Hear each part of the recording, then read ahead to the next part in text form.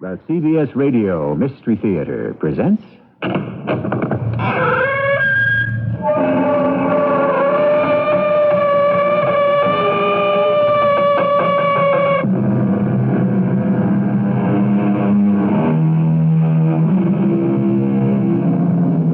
in. Welcome. I'm E.G. Marshall. Oliver Prouty was a strange man. Everybody in town felt it, but nobody could have told you why precisely, or what was strange about him. He looked ordinary enough, dressed pretty much the way everybody else did, though possibly a trifle more neatly, had impeccable manners, but was never standoffish or at all conceited. Never seemed to think he was better than anybody else. No, he was just somehow different and strange. Dr. Mabley?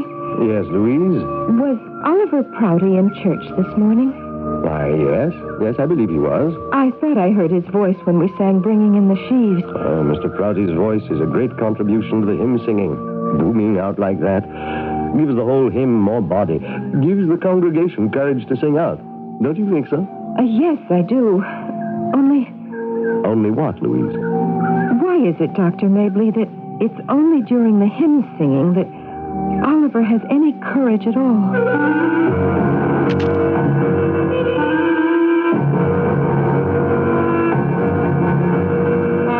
Our mystery drama, Invited Guests, was written especially for the Mystery Theater by Elspeth Eric and stars Russell Horton and Terry Keane. I'll be back shortly with Act One. Do you have a sight problem that prevents you from reading? Hi, this is Max Morath with news about Choice Magazine Listening, a free service. 6 times yearly, Choice Magazine Listening brings you, on 8 RPM phonograph records, 8 hours of selections from leading magazines. For information, write Listening Box 10, Port Washington, New York, 11050. Remember, it's free. Write Listening Box 10, Port Washington, New York, 11050. A public service message on behalf of the nonprofit Lucerna Fund. The Grammy Award for the best record of 1959. The 1964 Grammy Award for the best record. The Grammy Awards 1965. The best record of 1966. 1975 Grammy Awards 1978 Best record of 1980 is The 1981. The 24th record year of the Grammy Awards. Looks like another winner on CBS TV. Wednesday at 9, 8 Central and Mountain on CBS TV. The 24th Annual Grammy Awards. Reach the northwest side of Chicago with a local want ad in the 16 great Leader and Post newspapers. Whether you want to buy or sell, rent or hire, just call the Leader or Post and ask for an ad taker. Your ad in the Leader will reach thousands of people in outstanding communities like Cragen, Jefferson Park, Mayfair, Portage Park, and Belmont Central. Just a few of the many neighborhoods that the Leader newspapers cover. The Post serves Elmwood Park, Franklin Park, River Grove, and other outstanding northwest suburbs. Readers have learned that it pays to follow the Leader and read the Post. These readers respond to your want ads, so try one if you want to sell, buy, rent, or hire. So easy to do with the Leader and Post. Your ad will be taken over the phone and you'll be billed after the ad runs. Call the Leader and Post and ask for an ad taker. The number is 889-5200. 889-5200.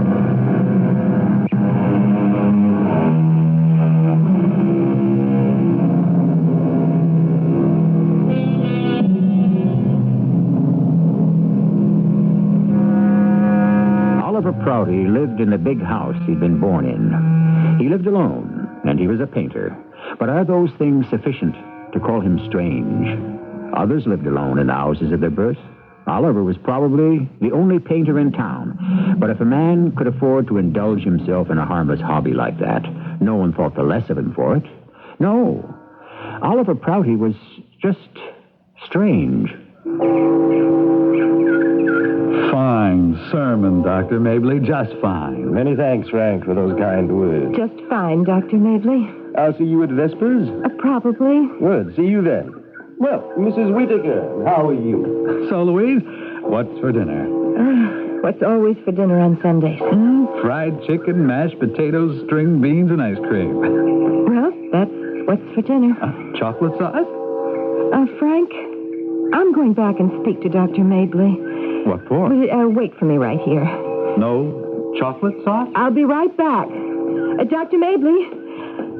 Dr. Mabley. Yes, Louise?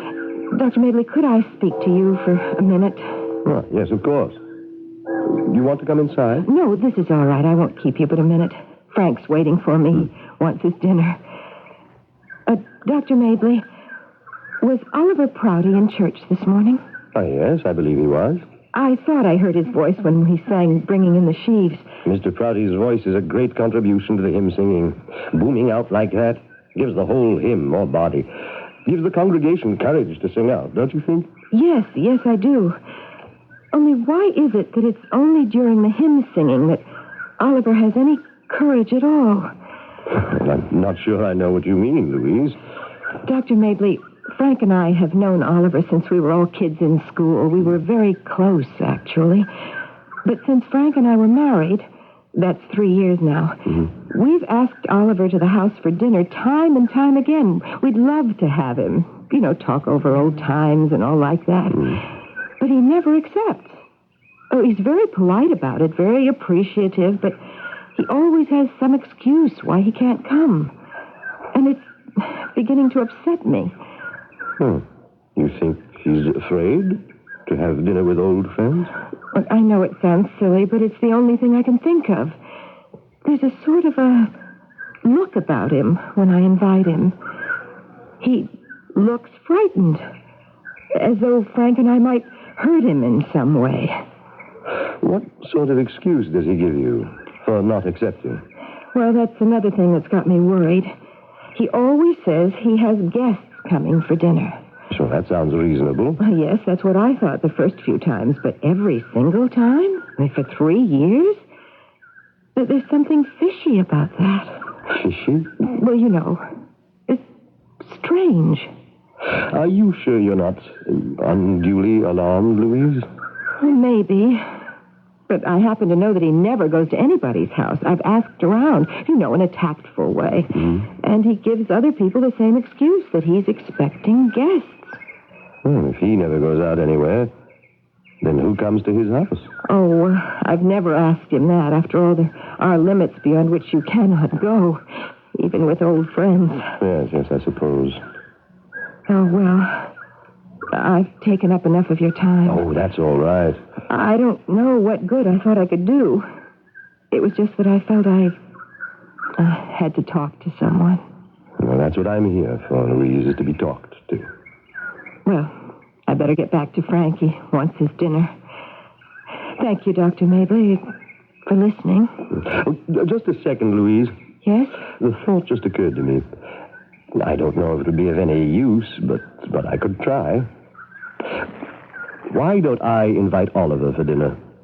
Oh, Dr. Mabley, would you do that? Well, my housekeeper's a pretty fair cook. Oh, that would be wonderful. I'll wait till next Sunday after the service, and then I'll ask him. Sort of on impulse, as it were. I say, how about coming back to the rectory and having Sunday dinner with me? And he doesn't have to know that you and I talked about it. Fried chicken and ice cream, I'll say. How did that sound to you?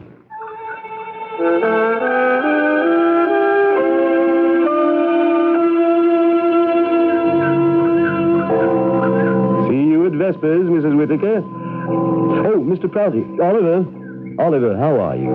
Fine, Dr. Mabley. I thought I heard your baritone voice carrying the melody for We Three Kings. I enjoy the singing very much. Look, everybody's gone home, Oliver. Why don't you and I sit down on the steps and have a little talk?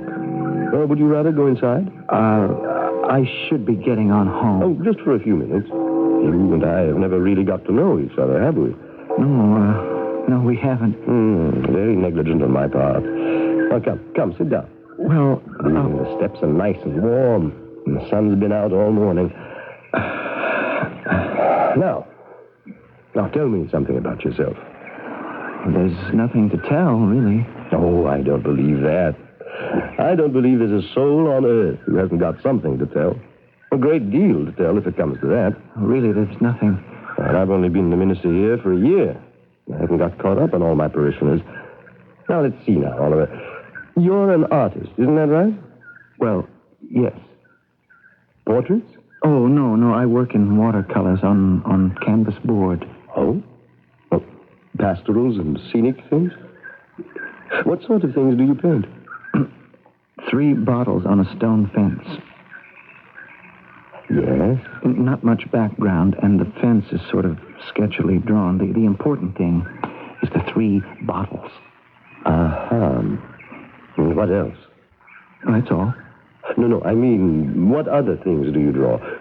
People, animals, trees, houses? Just 3 bottles on a stone fence. Just that. Mm-hmm. I'm trying to get it right. I see. 3 years now, I haven't got it right yet. Maybe you should go on to something else. Oh, no, I couldn't do that. Well, you could always come back to the 3 bottles. I have to get them right before I can turn to anything else.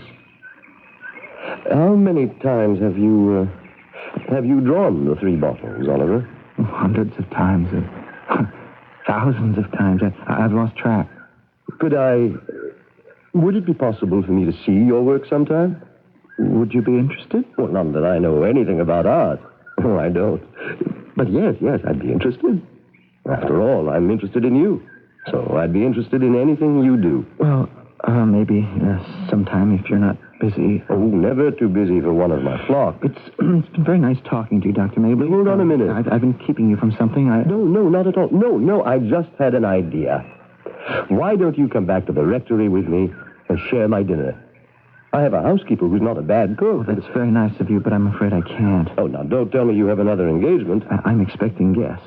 For dinner? For dinner, yes. How many are coming? A lot of people? Big party? No, just two people. Are you doing the cooking yourself? Oh, yes, I always do. I like to cook. It's a hobby of mine. I see. What are you cooking today? I'm trying out a new recipe. Squab stuffed with a pecan dressing. Now, that does sound good. Mm-hmm. A watercress salad and cucumbers poulette. No wonder you'd rather eat at home than with me. Oh, I didn't mean that. Well, with me, you'd get fried chicken and mashed potatoes. I'm sure it would be delicious, but I have these guests coming to the house, so you see, I can't. Well, some other time, perhaps? Yes, perhaps some other time. Oliver, just a minute more. I'm going to ask you a very impertinent question. You don't have to answer it if you don't want to. What's the question? You won't be offended. It's a bit personal. What's the question? Who are the 2 guests you've invited for dinner? You said 2 people, I believe. Yes, 2. People from around here? They used to be. Oh, they moved away. Yes, they moved away. Well, then probably they're not anyone I would know. No, you wouldn't know them.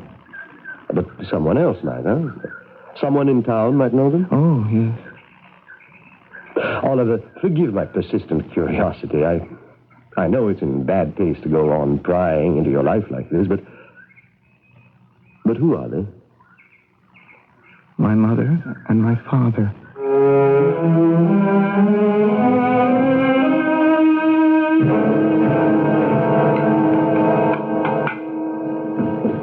Dinner almost ready, Louise? I'm just setting the table. You forgot the spoons for the ice cream. Oh, dear me, so I did. I'll get them. Hey, you nervous about something, Louise? No, not really. Here's your spoons. Just set them down, Frank. You are too nervous. I can tell. No, I'm not. I'm just wondering about Dr. Mabley. What about Dr. Mabley? He looked okay to me. Dr. Mabley and Oliver Prouty. Oh, what about them? Dr. Mabley was going to invite Oliver for dinner today, after the service. That's a laugh. Well, you never know. He might accept. When he won't come to our house? And we've known him since first grade, and Dr. Mabley's only known him for a year and not very well at that. But he's the minister. That might make a difference. Oh. You want me to get the phone? No, I will. Here, finish setting the table. Hello? Louise, this is Dr. Mabley. Oh, yes, Dr. Mabley. I just wanted you to know that I did ask Oliver Prouty to dine with me. Yes? Did he accept? No, he didn't. He said he was expecting guests for dinner. Oh, dear. But then I sort of took the bull by the horns, and I asked him, who are the guests you're expecting? So that little matter is all cleared up. Who are they? Anyone we know? Well, I don't know them, but you might. His mother and father. His Mother and father? But it couldn't be his mother and father. They've been dead for years.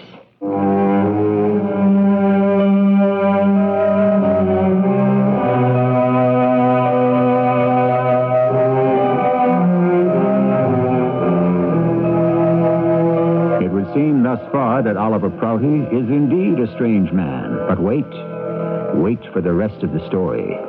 You may discover that Oliver Prouty is no more strange than you are, or I am. There have been times when I have thought myself a little strange, and I think if you are honest, you'll say the same of yourself. I'll be back shortly with Act Two. Hi, Pat Summerall to remind you that the start of the new year is the perfect time to inspect the electrical switches, outlets, and cords in your home. And if they need replacing, then I suggest you visit the electrical department of your nearby True Value hardware store.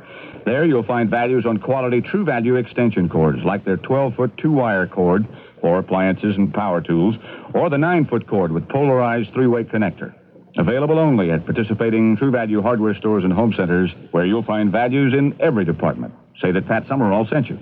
Half of the hungry people of the world are children under 5. Children too young to feed themselves. And 1 out of 10 won't live to see a first birthday unless you help. Please, send your tax-deductible contribution to the Interfaith Hunger Appeal, P.O. Box 1000, New York 10150. You are the hope of the hungry. Please give. A public service of the Interfaith Hunger Appeal and the Advertising Council. Hi, this is Bob Newhart.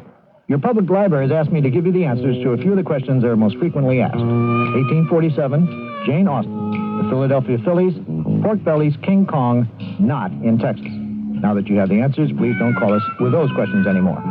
But if you have other questions... If you have any questions at all, you can call. Give them a jingle. I'm the library. A public service message of the American Library Association. I'm Beverly Sills. You know, just living has taught me to appreciate the value of every baby's life and its potential talent. There have been many writers, painters, and musicians who have shown us all what the struggle over handicaps is like. I've seen similar triumphs through the March of Dimes. As National Chairman for the Mother's March on Birth Defects, I ask you to volunteer for the Mother's March this year. The March of Dimes saves babies. You can help. Please.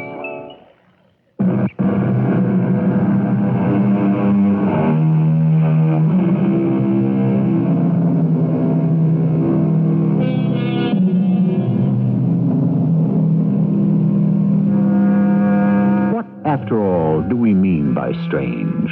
Odd? Eccentric? Unusual? Even grotesque? I think perhaps we only mean unfamiliar.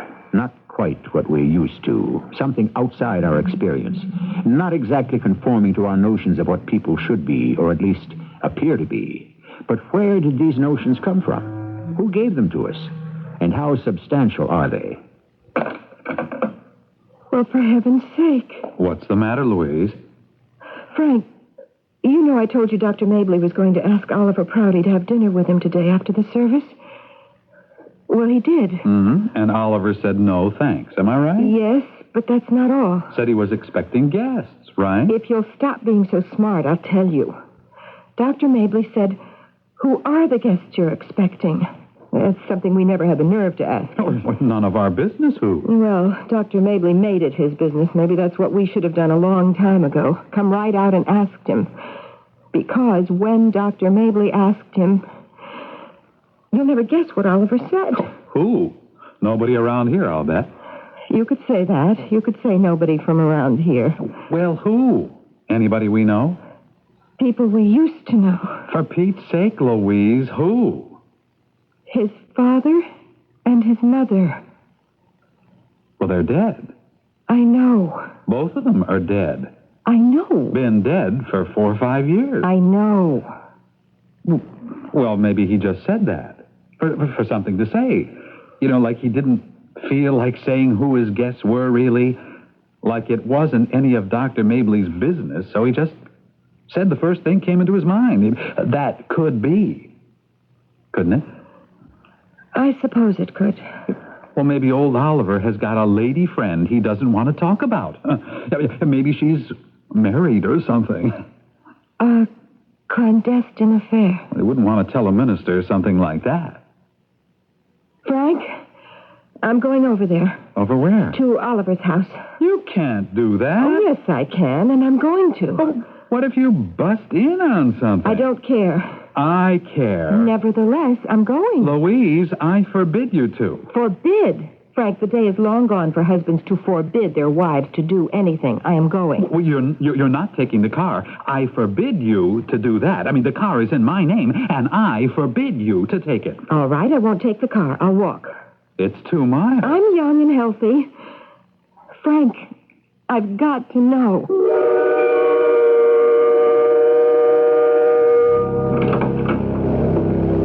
Come in, Mother. Thank you, Oliver. Father didn't come with you? Your father is parking the car. I see. Let me take your wrap, Mother. Thank you, son. I'll hang it up. The place looks very nice and neat. Who cleans it for you? I clean it myself. My. You don't say. Come into the living room and have a glass of sherry. That sounds good. It's a new kind. Spanish. Better put the bottle away before your father gets here. Is he, still... Periodic. It's periodic. Here you are, Mother. Thank you very much. There's, cheese and some water biscuits. You're very thoughtful, Oliver. I try to be.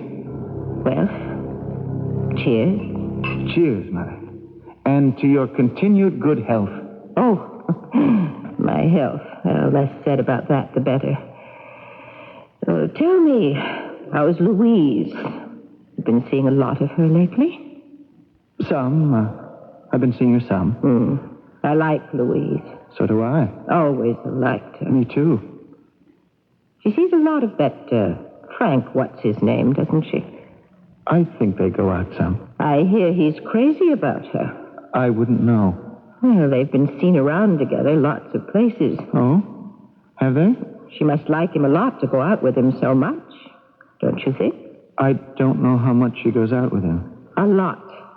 She goes out with him a lot. Mother, would you like to see my latest watercolor? Yes, if you want to show it to me. I thought you might like to see what I've been up to. Certainly, if you want me to. Well, what do you think of it? I already saw that one. No, this is a new one. It's the same fence, same 3 bottles. No. Can't you see? I see 3 bottles on a fence. Anybody can see that. No. It's more.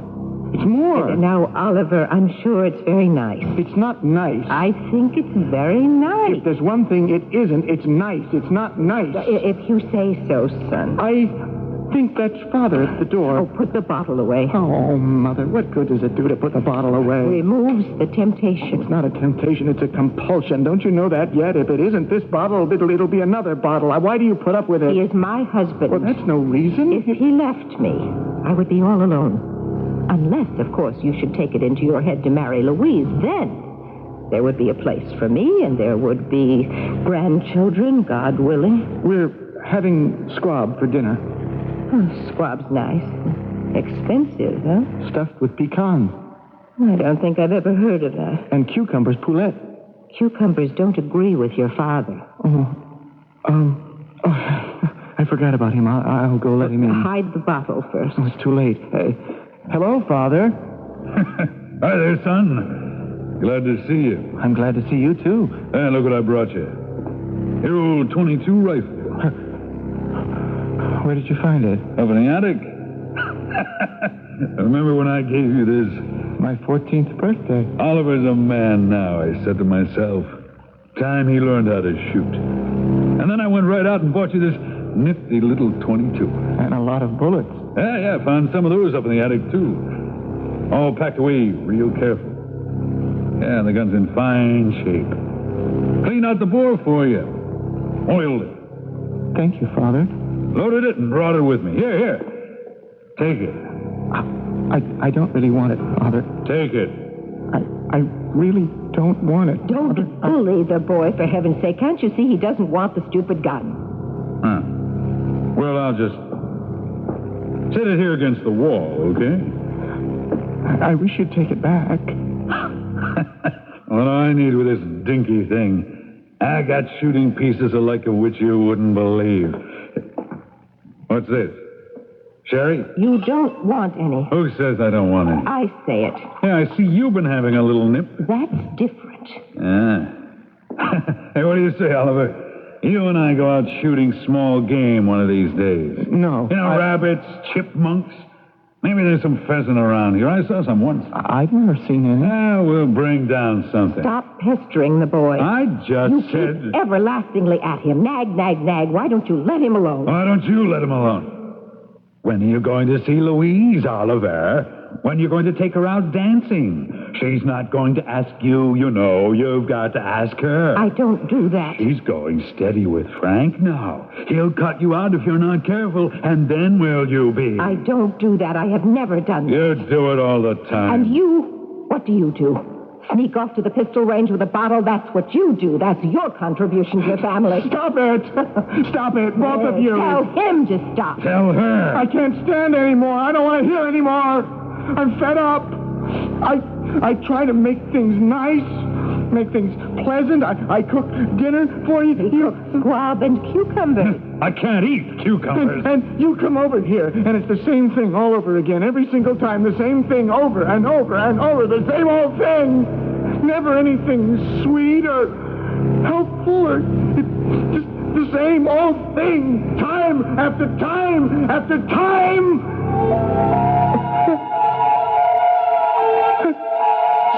Same old thing. The same old thing. Time after time after time.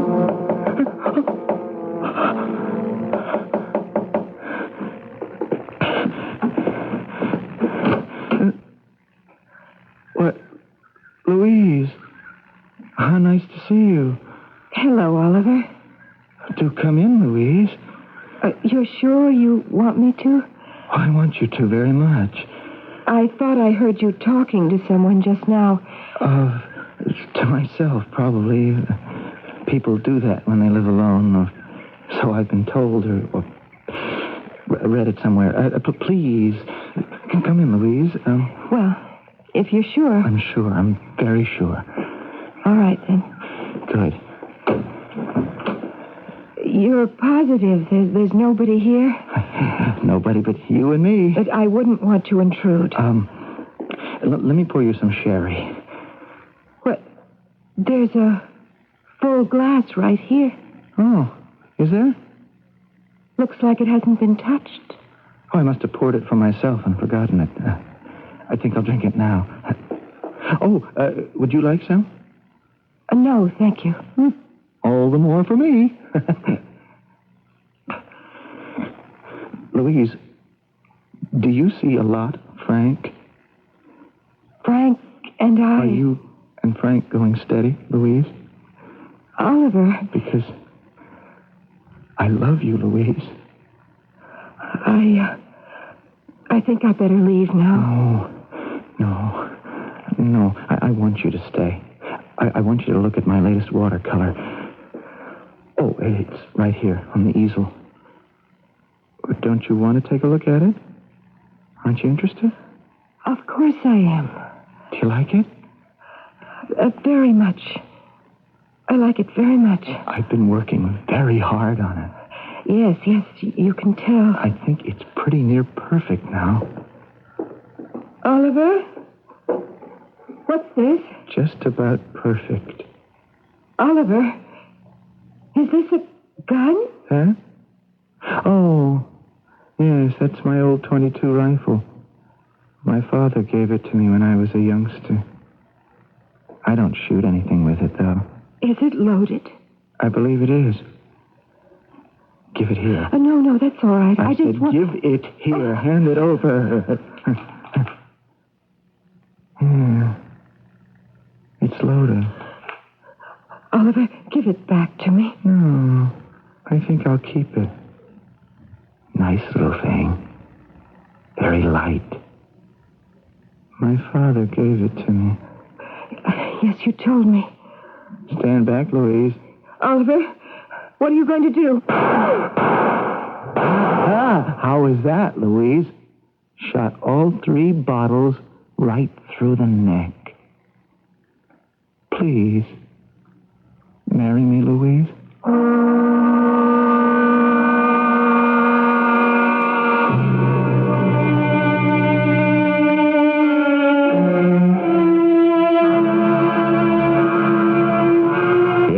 It has to be acknowledged, Oliver Prouty is strange.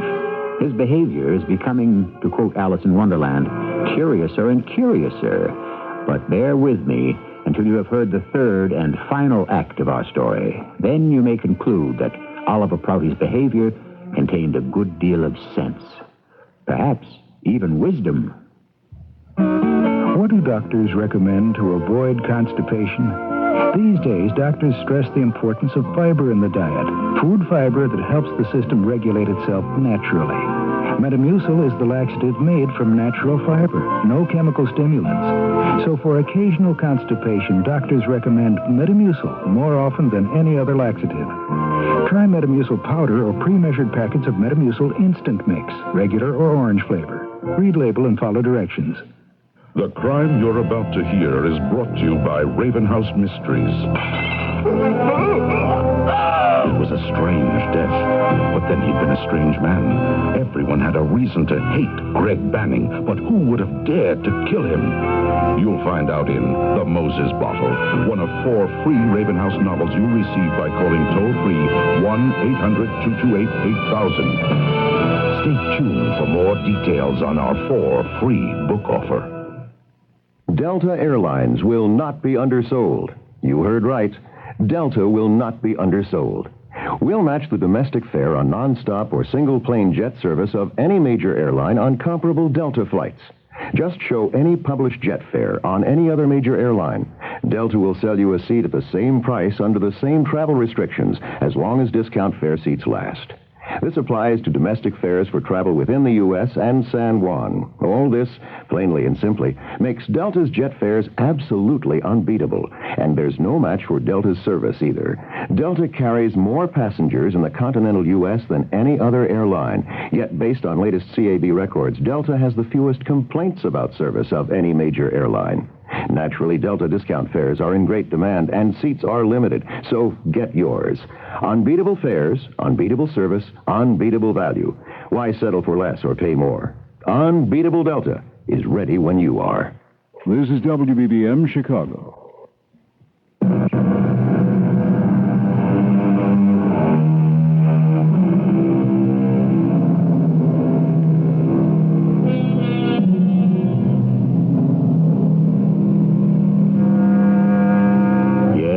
You are saying, I can almost hear you. Oliver Prouty is a strange man. Is he perhaps mad? But wait. Before you make a judgment, remember the observation of Polonius when Hamlet was behaving in a most peculiar manner. Though this be madness, yet there is method in it. In our third act, we shall try to show you the purpose behind Oliver Prouty's strangeness. Oliver, you're not dead, are you? Oh, I can feel your pulse. That means your heart's beating, so you can't be dead. Oh, Oliver, what's happened to you? Oliver, listen. Oh, I hope you can hear me. I phoned for Dr. Mabley. He's coming over right away. He'll know what to do. I'd have called a regular doctor, only I didn't know how to explain what happened, what I'd say. I don't even know what to say to Dr. Mabley. Oh, now, there he is now. Dr. Mabley's here, Oliver. Everything's going to be all right. Oh, Dr. Mabley, come in, come in. Where is he, Louise? In there. In the living room. On the floor. You said on the phone you thought he'd just fainted. I hope and pray. I don't think he's dead. I think his heart's beating. No, he's not dead. Oh, thank the Lord. Tell me what happened, Louise. I gather you were here when he fainted. You didn't arrive to find him like this. Oh, no, I was here. I'd been here for, 5-10 minutes. Yes, well, what happened? I hardly know how to tell you. Start at the beginning and simply tell me. All right. After I talked to you, after I told you that Oliver's Father and Mother have been dead for years. You're sure about that? Dr. Mabley, we went to their funerals, both Frank and I. It was before we were married, but we went to comfort Oliver the best way we could. Not that he seemed to need it either time. Whatever do you mean by that? But he just stood by the grave both times, staring off into space with a sort of frozen look on his face. As though the funeral had nothing much to do with him. As though he was just there out of, I don't know, politeness or something. Tell me what happened today. Well, after I talked to you, I told Frank I was coming over here because I was worried about Oliver.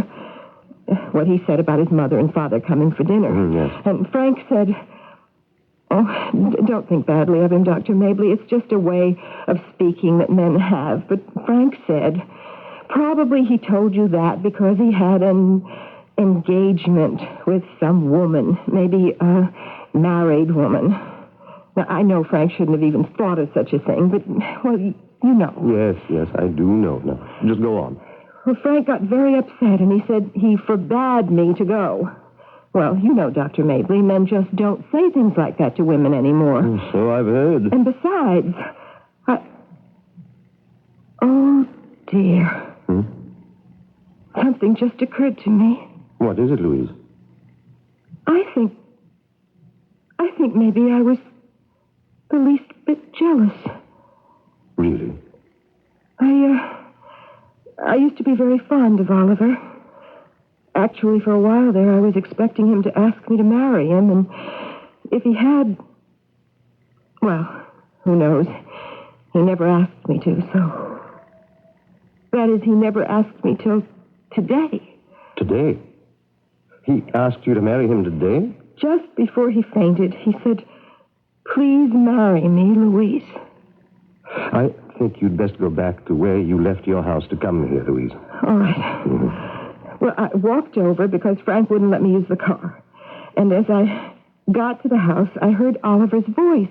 It was quite loud, very angry.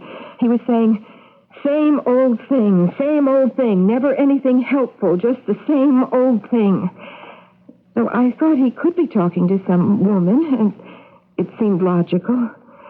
So I knocked on the door a couple of times, and he opened it, and sweet as pie, he said, "Why, Louise, how nice to see you. Do come in, Louise." I didn't want to intrude if he was having an argument with some woman, but he insisted, so I came inside. There was no woman. There was nobody. How very strange. Oh, wait till you hear the rest of it. You won't believe it.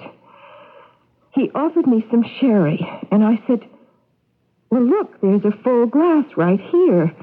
And he said something like how he must have poured it and forgotten it, and he'd drink it now. He tossed off the sherry in one gulp. And then he started talking about Frank. Asked me if Frank and I were going steady.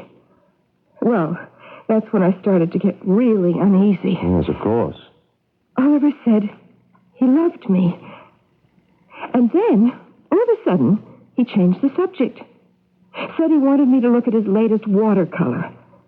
Well, I did, and I said I liked it, and he said he thought he had it just about perfect. And then I saw the gun. The gun? What gun, Louise? The .22 rifle. It's over there. I picked it up after Oliver fainted. That was right after he shot the picture and asked me to marry him. Shot the picture? Well, look at it. It's over there on the easel. He shot the picture? He was very proud of himself. Shot all 3 bottles right through the neck, he said. He was right. He did. And then he said, "Please marry me, Louise." And he fainted. Good Lord. What do you make of it, Dr. Mabley? I don't know. Oh, Louise, I think he's starting to come around. Yes, he is. Louise, I think it would be best if you went home. I need to talk to all of them privately. If you say so. Please. Let us know if he's all right. I will. Don't worry. I don't know how Frank is going to take all this. Mr. Prouty. Oliver. What? It's Dr. Mabley, Oliver. Where'd you come from? Someone called and asked me to come over. Who? A good friend. Why? What happened? You fainted. I never faint. Well, you did this time. Why should I faint? I think I'd like to have you tell me why. Well, I have no idea why. It's ridiculous. I never faint. Well, maybe it's not as ridiculous as it seems at first.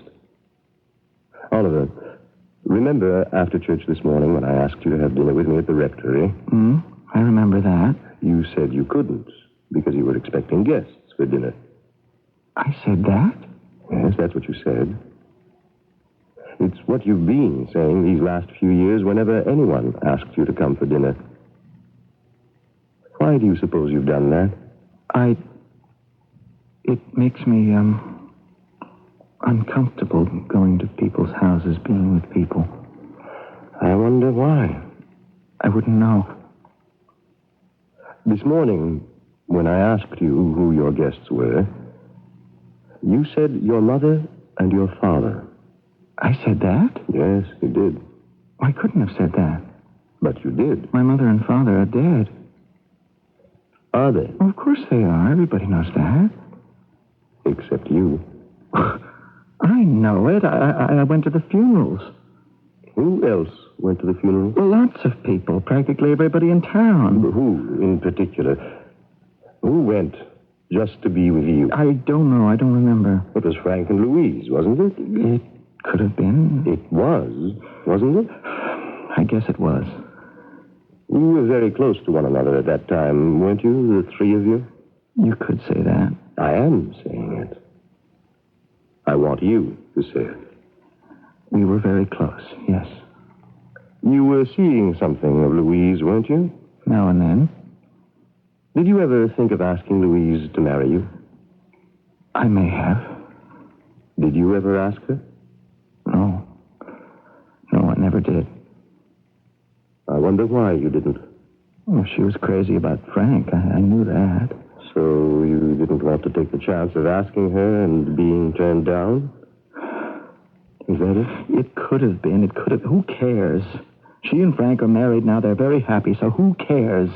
I care. Oh, you weren't even in town when my parents died and Louise married Frank, so you don't know anything about it. I don't know everything about it. And it's got nothing to do with why I'm lying here, why I fainted. Oliver, when you came home after the service this morning, did you stuff 3 squabs or only 1?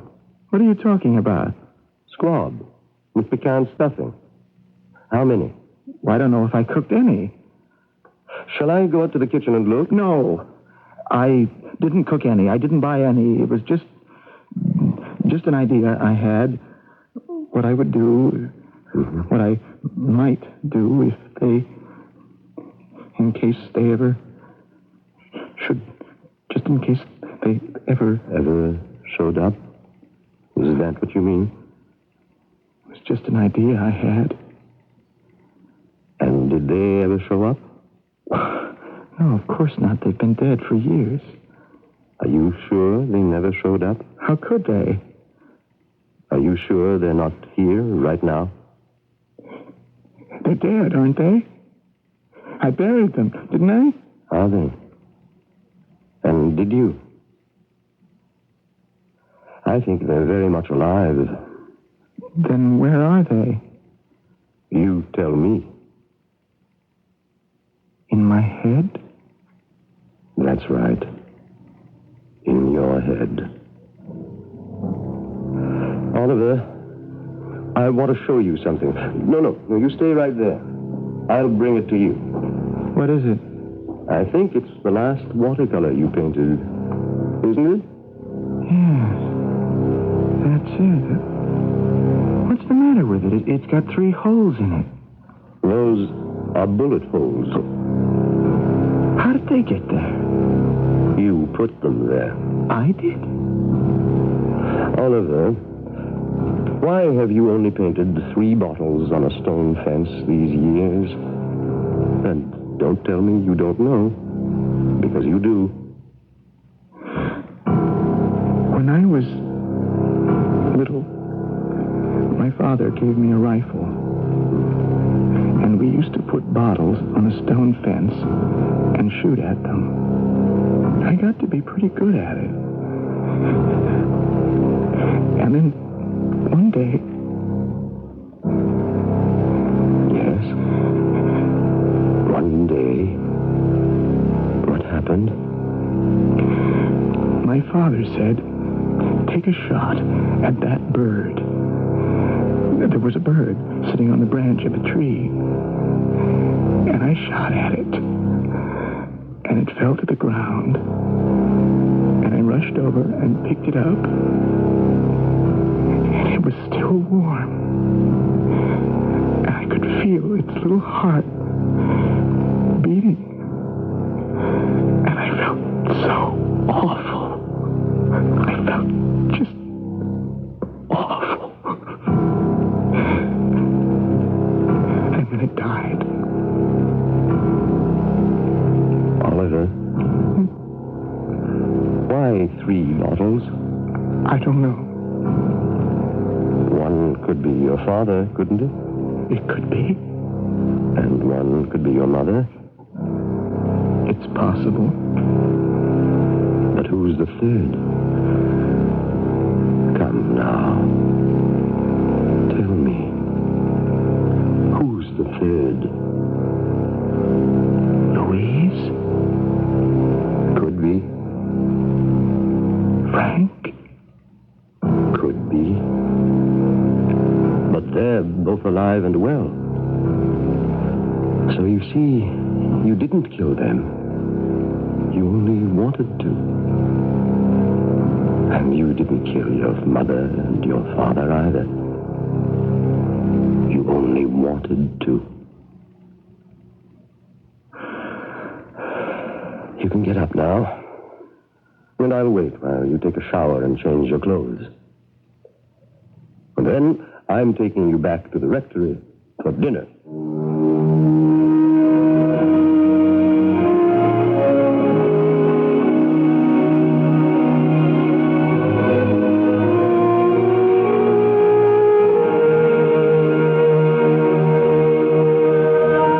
Are you shocked? Do you consider Oliver Prouty not only strange, but mad? Also wicked, depraved, and beyond redemption? Have a little compassion. Until you yourself have suffered some of what he has suffered, be sparing in the adjectives you use to describe him. After all, he did nothing. He only thought and felt. And as yet, we have no punishment for that. I shall be back shortly. This is Gene King for your Better Business Bureau. If you receive merchandise in the mail that you didn't order, then you can keep it and consider it as a free gift. Under the law, you don't have to pay for it, and it's illegal for the company to bill you. Only clearly marked free samples and merchandise mailed by charitable groups asking for a contribution can be mailed to you in the first place without your prior consent. And even in these cases, you can consider the merchandise as a gift. A tip from your Better Business Bureau. Yours here, baby. I remember to correct my grip. I even remember to duck. What? That's 21 sips, my game. Could I have forgotten my body? Don't forget your body.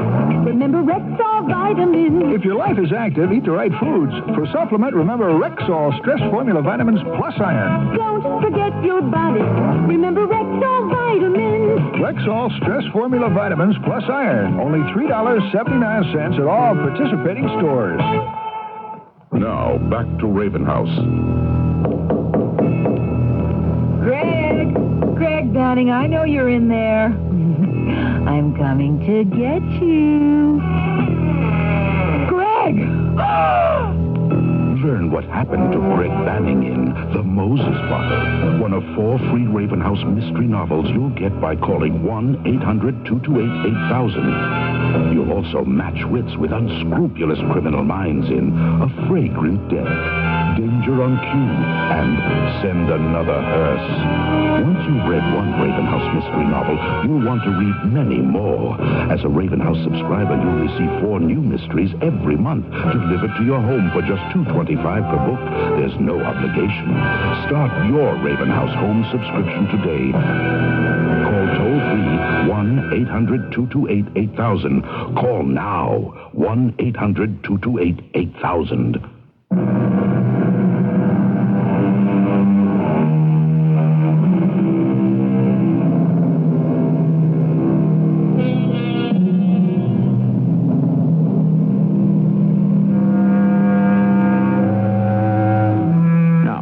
What about you?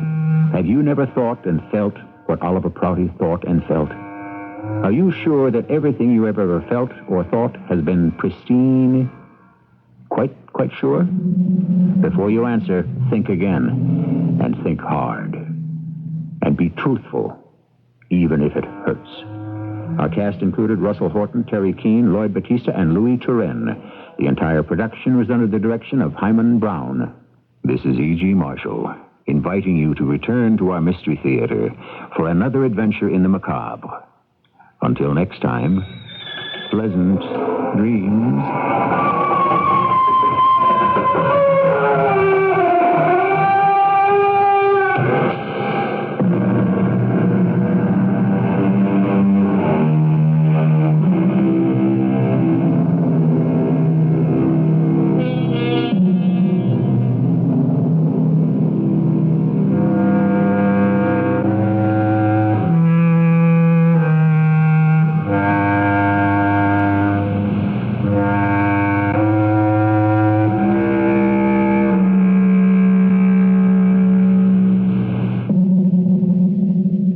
National company that offers a unique gold, silver, and platinum program. Bullion Reserve of North America can offer you the lowest possible prices in the nation for gold, silver, and platinum. They also can provide you with totally private transactions and with a 100% repurchase. Bullion Reserve is backed by one of the world's largest and most respected refiners, and the Bullion Reserve will store your bullion at no additional charge in one of the nation's safest and most secure vaults. Or you can take immediate delivery. That's immediate delivery. Not tomorrow, not 30, 60, or 90 days. That's immediate delivery of amounts as small as 1 gram of gold and 1 ounce of silver to as much as 1 ton or more. If you're serious about buying gold, silver, or Krugerrands or maple leafs at today's prices, you owe it to yourself to call Bullion Reserve for a free brochure on their unique member accounts program. Call toll-free 1-800-421-3391. The Bullion Reserve of North America. That's 1-800-421-3391. CBS News, President Reagan has won approval of a scaled-down version of his new federalism from the nation's governors. This is Rob Armstrong reporting on the CBS radio network. The governors did not give the president a blanket endorsement of his plan to turn over scores of federal programs to state control. Nonetheless, the president at a White House dinner said he was pleased. Neil Strasser has more. The governors earlier in the day had all but rejected President Reagan's proposals to transfer welfare and food stamp programs to the states. But after the striped bass and rack of lamb at the White House, the toasts emphasized their support for the principle of federalism. President Reagan promised they wouldn't regret it. To you I give this pledge. The federal government will not turn its back on people, communities, or states in need of help. The reforms that we propose won't work miracles, but they will bring progress. The chairman of the National Governors Association, Richard Snelling of Vermont, also emphasized the positive. Mr. President, no matter what you hear about the governors of the United States rejecting your overture to make federalism a high priority item on your agenda, the governors of the United States did not do that. The president joked that if he could transfer enough programs to the states, he could go back to his ranch more often. Neil Strasser, CBS News, the White House. Some top Republicans tell the president his 1983 budget is in trouble in Congress. That and other stories when CBS News continues. Dad, can I use the car tomorrow? How do I get to work? I'll drive you. Uh-huh. We could leave early, stop for breakfast at McDonald's. I don't say. Fresh scrambled eggs. Hey, sounds good. Sizzling sausage. Keep talking. Golden hash brown. What a great idea. You deserve a break today. I can use the car then. No, but you sure talked me into breakfast. At McDonald's. You're joking about the car, right? No. Dad? See Mary. See Mary walk. See Mary walk the streets. See Mary run into trouble. Mary is very muggable. Mary is a cop, a decoy, and the only thing between her and the worst the streets have to offer is Detective Dan Waters, if he can get there on time. See Karen Valentine as Muggable Mary, a CBS TV special movie presentation. See Muggable Mary, Thursday at 9, 8 Central and Mountain on CBS TV. The president invited top Republicans in Congress to the White House and heard that his 1983 federal budget is in trouble. After the White House meeting, Senate Budget Committee Chairman Pete Domenici of New Mexico said taxes must be increased and defense spending must be cut. Sources tell CBS News that the president has told Senate Majority Leader Howard Baker to meet with all the committee chairmen and to come up with one single alternative budget to the one he proposed. Baker is to bring that one proposal to the White House in a few days. Meanwhile, congressional Democrats are gearing up for a budget fight.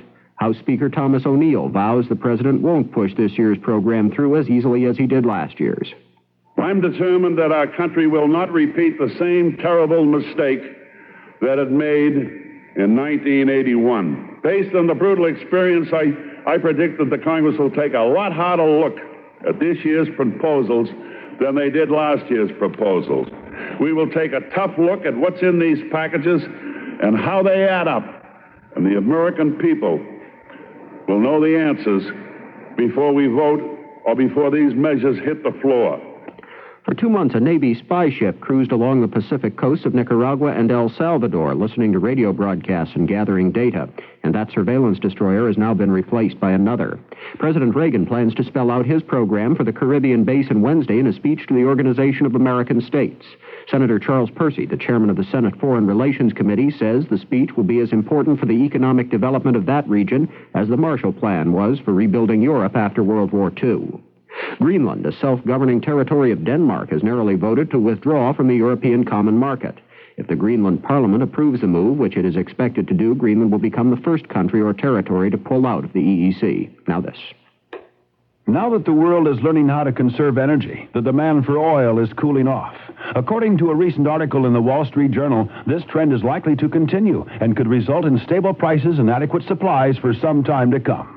So have a pencil ready for an important offer from the Journal that can help keep you informed of news like this happening anywhere in business that could affect your future and your company's future. Other Wall Street Journal articles revealed the pitfalls of assuming a seller's home mortgage, why electric utility stocks may catch on with investors seeking shelter from taxes, and how the past reveals what we can look for in an economic recovery. The Wall Street Journal. It's all the business news you need when you need it. Right now, you can get 26 weeks of the Journal, one for every business day of the week, for about $1.80 per week. That's just $47 for 26 weeks, about $1.80 per week.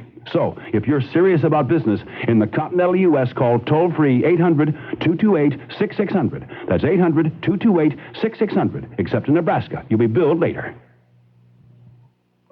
As Fat Tuesday gives way to Ash Wednesday, the annual Mardi Gras celebration in New Orleans will soon be history.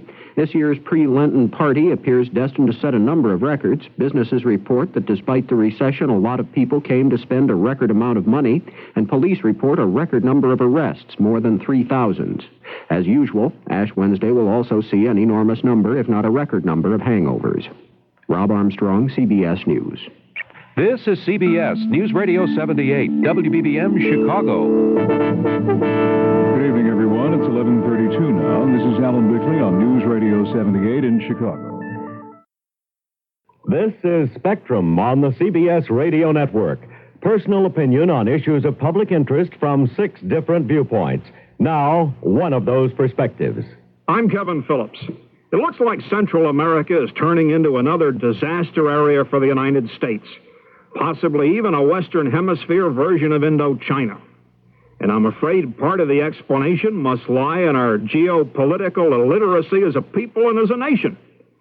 Let me use myself as an example. I have 2 college degrees, but if you handed me a map of Central America and said, fill in the names of the countries on the map, I don't think I could. I know the names, but not the precise locations. In all honesty, I also don't know the names of the presidents or leaders of the various Central American nations, and I'm not 100% sure which have friendly governments and which don't. Now, having made this admission, let me suggest that if you gave a similar test to the members of Congress, virtually all would flunk it. If you gave the test to the press corps and to the top executives of the country's leading newspapers and television networks, most would flunk it. In fact, I can't think of anybody I know who'd pass. Frankly, up until a week or so ago, whenever I saw an article about Nicaragua or El Salvador in the newspaper, my eyes glazed over and I turned to something else. 20 years ago, in 1961 and 1962, before the heavy fighting started, I had the same attitude toward Laos, Vietnam, and Cambodia. Here, too, I'm sure that most of the group we call educated Americans did the same thing. Partly because of that illiteracy, Southeast Asia did turn out to be a disaster area. Our Washington planners didn't know what they were doing. Few congressmen had any solid understanding of what was going on or what was at stake. All too many turned from being hawks in 1965 to being chickens in 1970 simply by holding their fingers up to the wind of public opinion. As for the media, all too much of the newspaper and television coverage of the war was shallow and sensationalized. And inasmuch as the American public had no real underlying comprehension of Indo-Chinese life, politics, or warfare, the public's ultimate reaction reflected what they saw on their television screens. What worries me about Central America is that our political leaders, media opinion molders, and everyday voters have the same kind of geopolitical illiteracy and lack of expertise. That is the parallel between Central America and Vietnam, which frightens me the most. This is Kevin Phillips for Spectrum. 6 personal points of view on Spectrum. Opinions not necessarily those of this station or the CBS radio network. CBS News Radio 78, WBBM Chicago.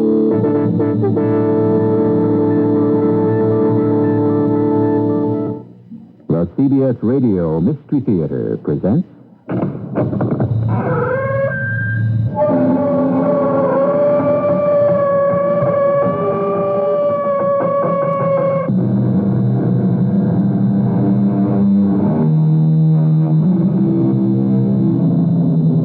Come in. Welcome. I'm E.G. Marshall. Back in the Middle Ages, when religious debates were continually raging, there would be heated discussions on topics like how many angels could dance on the head of a pin. Today, the area encompassed by the head of a pin can be, in some respects, as vast as the universe itself. It all depends on what one chooses to place there, for we now have a new science, and it is known as miniaturization. Already, it controls almost every aspect of our lives. Why did you call me? I wanted to warn you. He intends to go to the police. But I would have found that out for myself. Why did you call me? I just told you. But that's a lie. It's true. I wanted to do you a favor. Why should you want to do me a favor? You thought I would stop him. Oh, no, my poor, timid friend. If you want him stopped, you will have to do it yourself. With your own hands.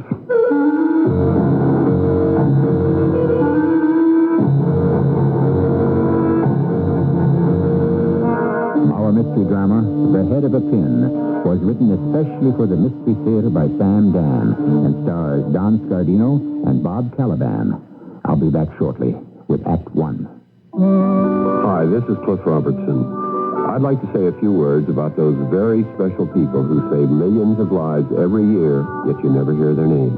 These quiet heroes are volunteer blood donors who supply the more than 30,000 pints of blood used every day.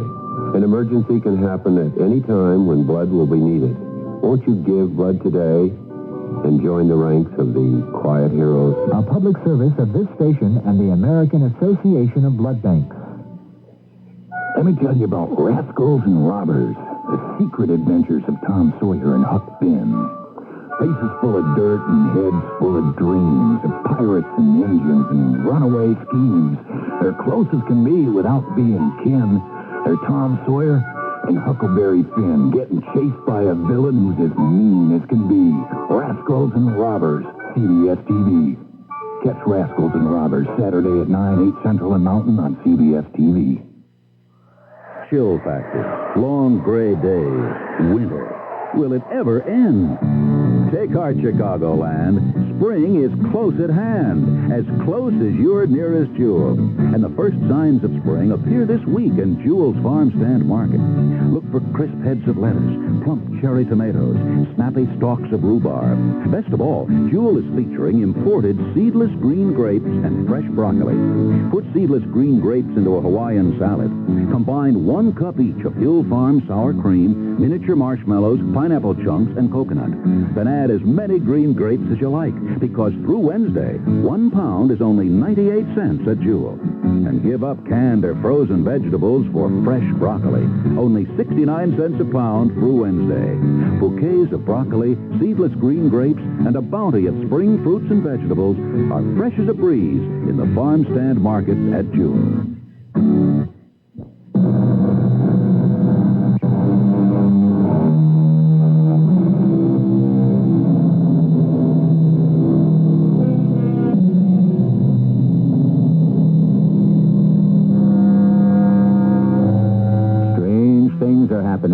And with frightening frequency. More and more, it seems, machines don't work, parts don't fit, schedules are not kept.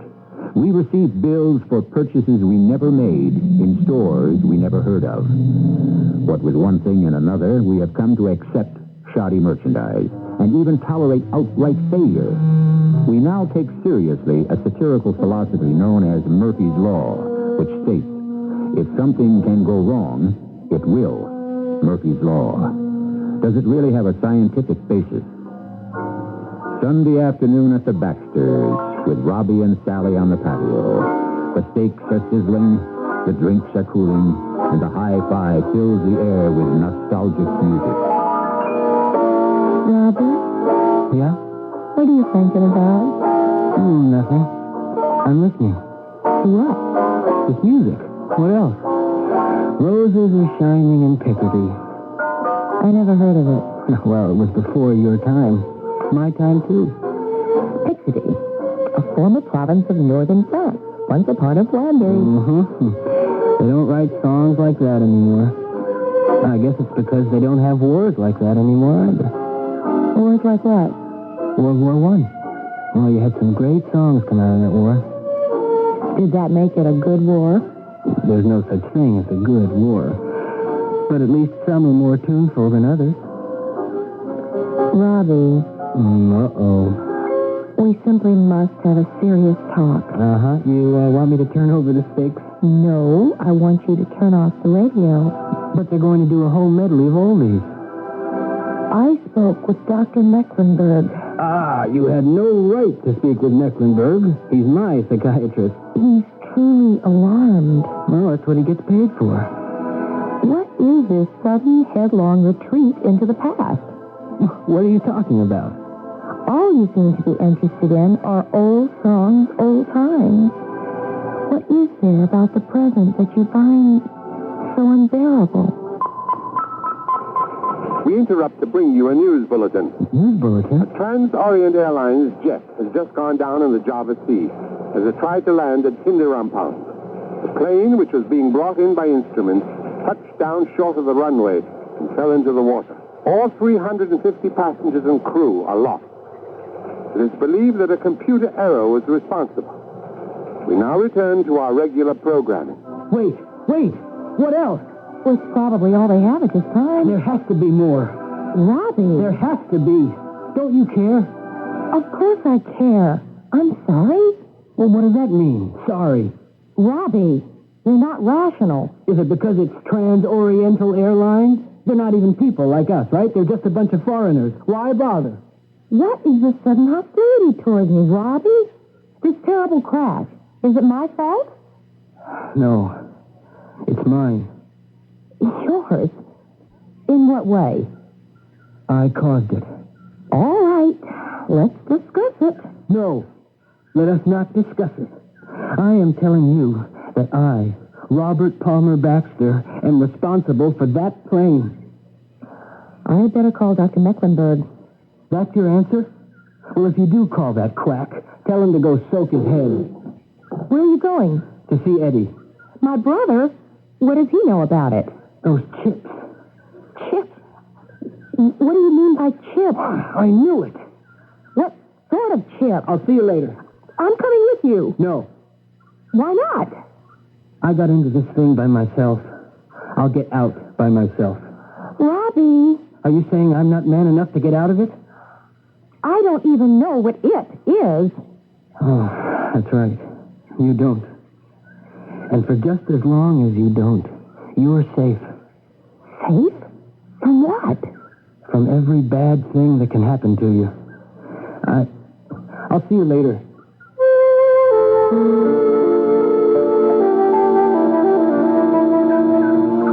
Eddie? Hey, Eddie, come out. Hey, Robbie, baby. Get into a pair of trunks and dive in. Oh, the water's great. Eddie, I have to talk to you. Hey, Sally, with you? Look, I'll have Enid bring out some drinks. Eddie. And let's the four of us go out to dinner, huh? I found a terrific place. Eddie, this is serious. Oh, all right. All right. Oh, well, hand me that towel, will you? Eddie, a plane went down. I just heard it on the radio. What are you talking about? Don't pretend you don't know. Those things. Those damn things. Robbie? A plane. Where? The Orient, somewhere. Those planes. All planes. They use computers to set the courses in the... whatever it is. Robbie, it's 1,000,000 to 1 shot that it could have been our... Could you say for sure that it wasn't some of the things that we manufacture? Look, let's have a drink, huh? You take everything so seriously. That's because you don't take anything seriously enough. I'm going to the FBI. The FBI? Or the CIA. Well, you can't. Why not? They're government organizations. I'm a citizen. I have information. You mean it? You actually mean it? Yes. Look, we'll be arrested. Maybe. We'll go to jail. Possibly. Even if we don't. There'll be publicity, a trial. Yeah, probably. We'll have to talk about other people. Definitely. Even if the government lets us off, we could still be in trouble. I know. How can you stand there like that? Monroe! And them! Those people, they have friends who... I know that, too. No, you don't. They're the ones you read about. The mob, the syndicate, the whatever. They wrap people up in concrete and drop them in rivers. The government will protect us. For how long? Eddie, I just can't live with this thing. You've got to. The day you told me, the day you explained what they wanted us to do, I knew it could go sour. And things like this could happen. I knew it. Then why did you go along? The money? The money. You've got to live with it. I can't. I'm going to the government. When? Now. You can't. Why not? Because it's Sunday. The FBI isn't some supermarket. I'm sure it's open on Sunday. No. The supermarkets are open on Sunday. It's the FBI that's closed. Well, I'm sure they have an emergency number. Please, Robbie, don't do it. I have to. Well, wait till tomorrow. Why? Well, maybe things will look better. No, they'll look worse. Just wait. Promise me you'll wait. Right now you're filled with anger and guilt and remorse and the whole thing, but sleep on it. See what you have to lose. It'll look different. Give yourself a chance, huh? How did we ever get into this, Eddie? Two guys like us who sell art books? Why, Eddie? Why? Because we needed money. It was wrong. It has to be made right.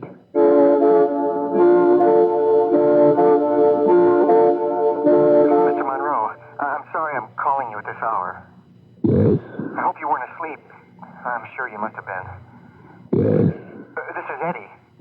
Eddie Kincaid. Eddie Kincaid. And? My partner. My brother-in-law, Robbie Baxter. We're Kincaid and Baxter, the fine arts publishers. Continue. We did you that little, service? Yes? Well, I think you ought to see Robbie. Robbie Baxter at the office. First thing in the morning. Very well.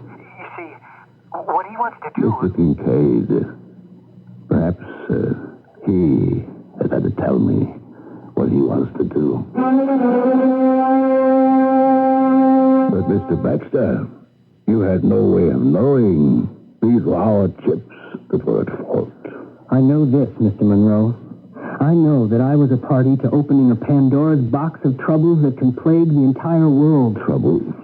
Any computerized operation, from counting chewing gum slices per package to what happened to that plane yesterday. What's done is done. It has to be undone. Rivers, Mr. Baxter, do not run uphill. We can go round and round with this. I just can't live with it. All of us must live as best we can. My mind's made up. Is there any way I can hope to change it? No. You realize you will have to name names. Mine among them. You got me into this. I held a gun to your head. I merely made a suggestion. It was your own greed that got you into it. I will have to, of course, discuss the situation with several of my principals. They may have views of their own on the matter. At any rate, I've taken up enough of your time. Good day. Goodbye, Mr. Monroe. Poor Mr. Baxter. Too ambitious to be honest, and too timid to be crooked. Yes, indeed, Mr. Kincaid. This is a most delightful eatery indeed. I know you and Robbie talked with each other this morning. Not with each other. We talked at each other. I'm afraid we could not arrive at a meeting of the minds. Oh? What happens now? What do you think happens now? I don't know. What is it you want to happen, Mr. Kincaid? I thought perhaps you could reason with them. No. You tried to reason with them. Reason failed. So, you called me. Why did you call me? You didn't have to call me. You could have let him go to the police.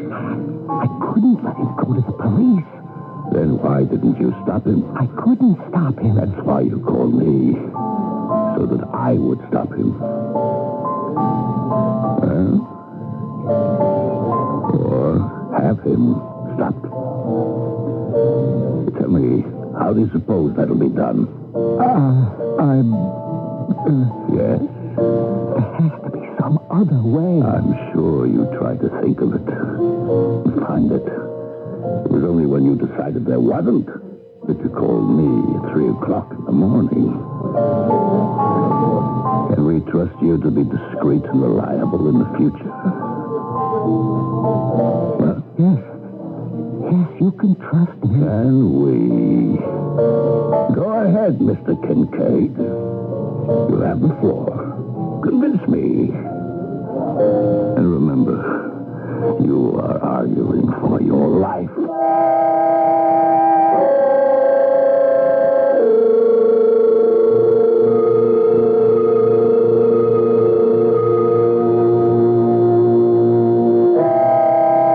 And what an argument that will be. Unlike most arguments that merely express differences of opinion, this argument will be the ultimate argument. The loser here will not have to give up money or status, but the ultimate possession, which is life itself. I shall return shortly with Act Two. One of the most dangerous home intrusions is the one that threatens from within, fire. Hi, Pat Summerall to suggest a Pitway First Alert smoke alarm from True Value Hardware Stores. The standard model detects visible and invisible smoke. And with a $5 rebate from Pitway, your final cost is just $10.98. For extra protection, get the First Alert double system with dual sensors to detect fast and slow-burning fires. Subtract Pitway's $10 rebate, your final cost is $24.98 at participating True Value Hardware Stores. This is Gene King for your Better Business Bureau. If you receive merchandise in the mail that you didn't order, then you can keep it and consider it as a free gift. Under the law, you don't have to pay for it, and it's illegal for the company to bid you. Only clearly marked free samples and merchandise mailed by charitable groups asking for a contribution can be mailed to you in the first place without your prior consent. And even in these cases, you can consider the merchandise as a gift. A tip from your Better Business Bureau.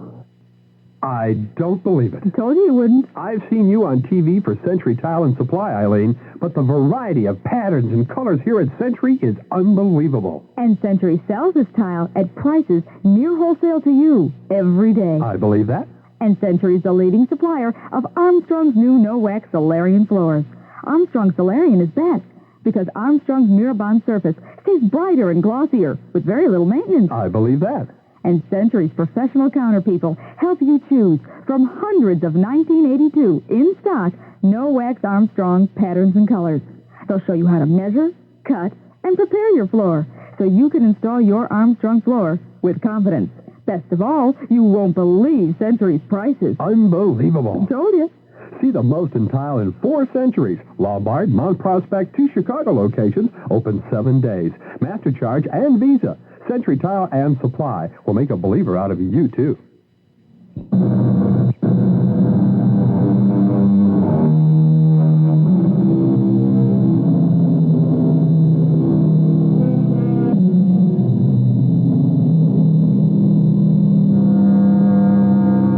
Most of us have never been challenged to justify our existence. Under our enlightened form of government, at least, life is a right guaranteed to us all and cannot be arbitrarily taken away. We may have to justify other things, our jobs, our conduct, but these are not the substance of our story. So few of us have ever looked into the eyes of one who has just said, in effect, "Give me a good reason why I should not kill you." Mr. Monroe, to begin with, I warned you about Robbie's intentions, didn't I? That could be a transient emotion on your part. Transient? No. It's deep. It all goes back a long way. Indeed. The truth? I hate Robbie Baxter. Do you? I've hated him all my life. Have you? 3 of us were children together. Me, Robbie, and my sister Sally. They called us the Three Musketeers. Everybody did. Oh, how romantic. But after a while, we weren't 3 anymore. Because there were 2 of us. And one of us, while we added up to 3, it wasn't the same. She always sided with him. It was always, let's listen to Robbie. Robbie knows best. Do what Robbie says. She was in love with Robbie. And that's why I always hated Robbie. But, you remained close friends. You went into business together. Because I couldn't stand on my own. I was too used to letting Robbie make my decisions. Who wanted to go into the publishing business anyhow? And art books. It was all Robbie's idea. Don't you see how this is working out for me? I want to be free of him. I want him stopped. That's why I called you. I admit it. In other words, you were asking certain friends of mine to pull several of your own chestnuts out of the fire, too. This adds a dimension. But since the man is so hateful to you, why don't you stop him yourself? I don't have the resources. Resources? A revolver is a common enough resource. Do you have one? No. We can supply it. Why do I need a revolver? Mr. Kincaid, if you personally stop Mr. Baxter, that will completely convince all my associates that you are fully committed, absolutely discreet, and thoroughly reliable. No. Please listen. Aren't there people who do this sort of thing? Yes. You can buy anything you need today. The price would be $10,000. I could raise it. Somehow. But what would that prove? Would that convince my associates of your basic commitment? Please, Mr. Monroe, I just can't do it myself. It's a high on your friend. We can make a great deal of money together in the future. How long would it take you to raise 10,000? A few weeks. Oh, this is a task that must be performed as soon as possible. By tonight, or no later than tomorrow. We'll advance you the money. You are a friend. Without interest. A generous friend. There is a condition. Name it. to assure my associates of your fidelity. Afterwards, the revolver, wiped clean, will be brought to you. To me? Why? So that you may place your fingerprints on it. But it will be kept in a safe place. No one will ever have to know about it. So long as we are assured of your loyalty. But I'm putting my life in your hands. Where do you think it's been for the last year? Oh, come, Mr. Kincaid. It must be your killing, done by proxy, true. But your very own killing.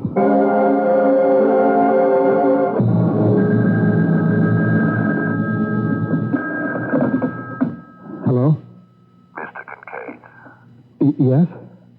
This evening, you will not accept a lift home from Robbie Baxter as usual. Oh. Checking Mr. Baxter's route. He drives south on Boulevard. Stops at Grossmeyer's Bakery. He usually does. Thank you. That will be all. Wait!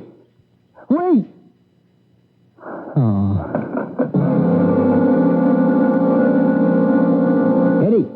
Eddie? Huh? Yeah? What is it?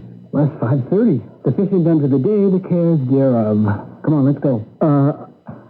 I can't go with you tonight. I have something to finish up. Like what? We agreed. Comes 5:30, we pack it in. Otherwise, you become a slave to this place. I know. I just want to... You realize it's the first time in years we're not going home together? What's the matter, Robbie? Listen... maybe you shouldn't... I know you're upset. Don't go home. Why not?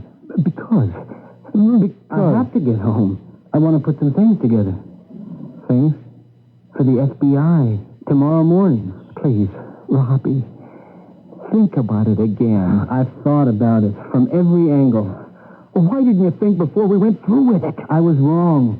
Look, we were in a hole, Eddie. We needed the money or we'd lose the business. So? We saved the business. Yes, but we lost ourselves, our souls. That's you. That's always been you. You're holier than thou. But when the crunch came, you cracked. I more than cracked. I fell apart. I have to put myself together again. Are you coming with me, Eddie? Go ahead. But don't say I didn't try to warn you. Don't say I didn't try to help you. Save you.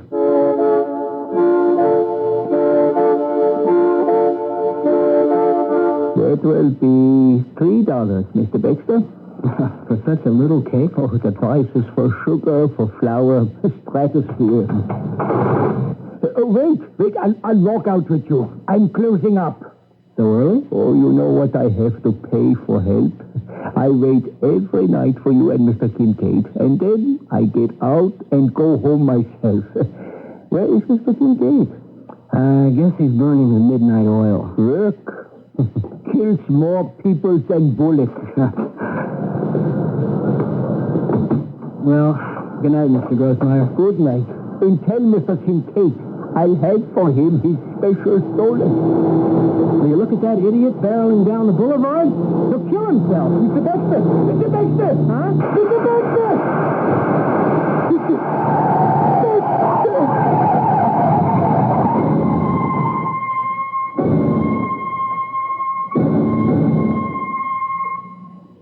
The police were here, Sally. Yes? I told them you couldn't talk to anyone. That's right, I couldn't. But I can now. Well, there's nothing to talk about, really. There isn't. Well, you have crazy people today. Maniacs who go around shooting. Grossmeyer, the baker, was standing there. Luckily, he wasn't hit. Lucky you weren't hit. I wasn't there. But you always rode home with Robbie. And pub for Kate. Except this time. Except this one time. Why didn't I go with him? What kept me at the office? What odd and crazy quirk of fate. Whatever it was, I'm thankful. I could have lost both of you. Oh, you always have me. Sally, are you all right?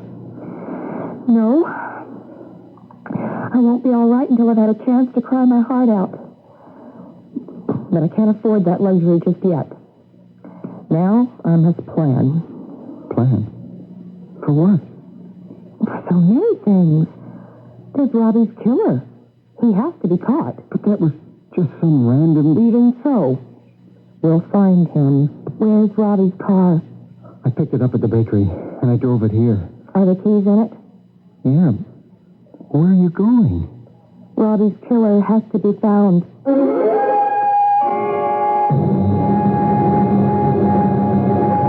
What can I do, Mrs. Baxter? See that I get justice, Lieutenant Robinson. Justice? We're dealing with a psycho or some thrill-crazed kids. And what are you doing? I suppose you could say we're rounding up the usual suspects. Suppose you need some unusual suspects. What if his murder was deliberately planned? The usual questions. By whom? I don't know. Did he have any enemies? I don't think so. But who stood to gain by his death?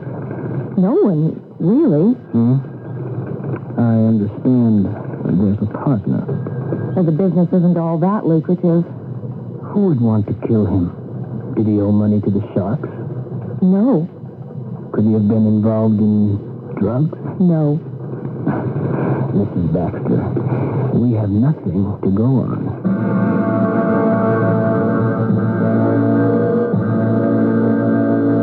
Why'd you want to see me, Sally? Sit down. At the table.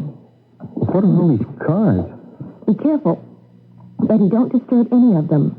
But what's written on all the cards, Sally?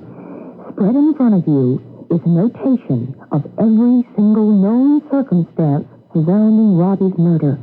Like what? Like everything he said or did or reacted to just before he was killed. But what can all that tell us?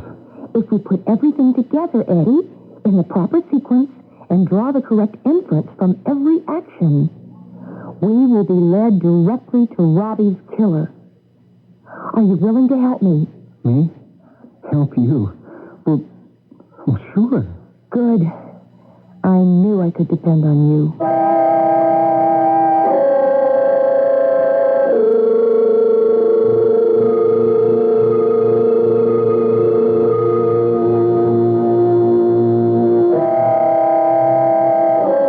Depend on him to do what? One might with justice claim he had done quite enough already. However, he might be good, or shall we say bad, for more. She seems to be a resolute and determined woman, this Sally Baxter. And those are the kind you always have to look out for, especially in Act 3. What do doctors recommend to avoid constipation? These days, doctors stress the importance of fiber in the diet. Food fiber that helps the system regulate itself naturally. Metamucil is the laxative made from natural fiber, no chemical stimulant. So for occasional constipation, doctors recommend Metamucil more often than any other laxative. Try Metamucil powder or pre-measured packets of Metamucil Instant Mix, regular or orange flavor. Read label and follow directions. The crime you're about to hear is brought to you by Raven House Mysteries.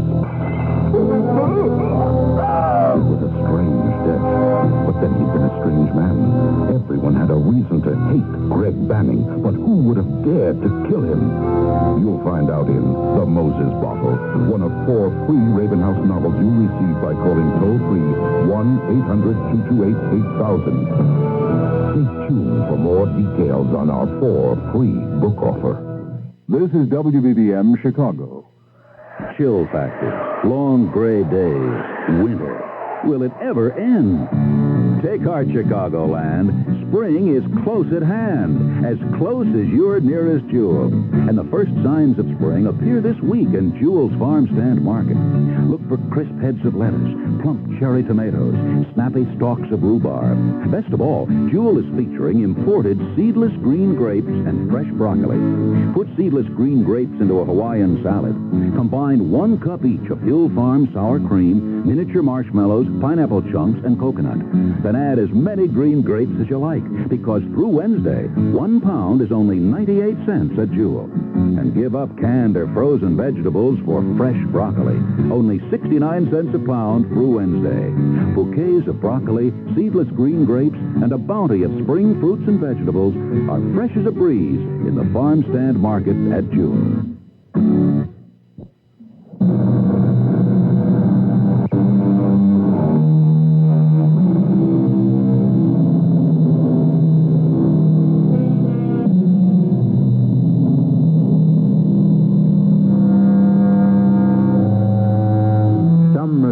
Never know a moment's peace or an hour's rest. On the other hand, others enjoy deep, dreamless nights and days filled with calm relaxation. It may be a matter of attitude or perhaps even metabolism, who can say? But one never really knows to which type one belongs till after one commits the deed. Then, unfortunately, it may be too late. Eddie, I want you to study these cards. All right. For example, what are chips? Chips? What kind of chips? I don't know. Robbie became unhinged when he heard the news of that plane crash near Java. He said he caused it. How? How could he cause a plane crash halfway around the world? That's when he said those chips. I don't have the faintest idea, Sally. Oh, pick up the next card. Read it. I got into this thing by myself. What thing was that? I don't know. You don't know. All right. Pick up the next card. Read it. As long as you don't know, you're safe. Safe from every bad thing that can happen to you. What bad things, Eddie? What? I have to keep saying, I don't know. He did go to your house. What did you talk about? Nothing. You had to talk about something. What did Robbie and I ever talk about? He was always too smart for me. I was just your kid brother who tagged along. All right.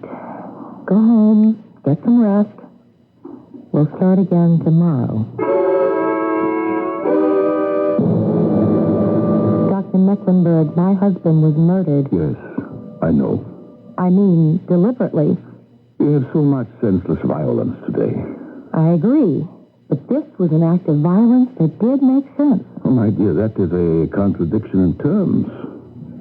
To the killer. But who would want to kill Robbie? Kind, decent Robbie. Kind and decent people are never murdered. Robbie was in trouble. How do you know? You told me. I? You said you were disturbed by the fact that Robbie seemed to be drifting into the past. He was becoming obsessed with the songs and the things of yesterday. But would that mean he was in trouble? It could. He was seeking refuge. From what?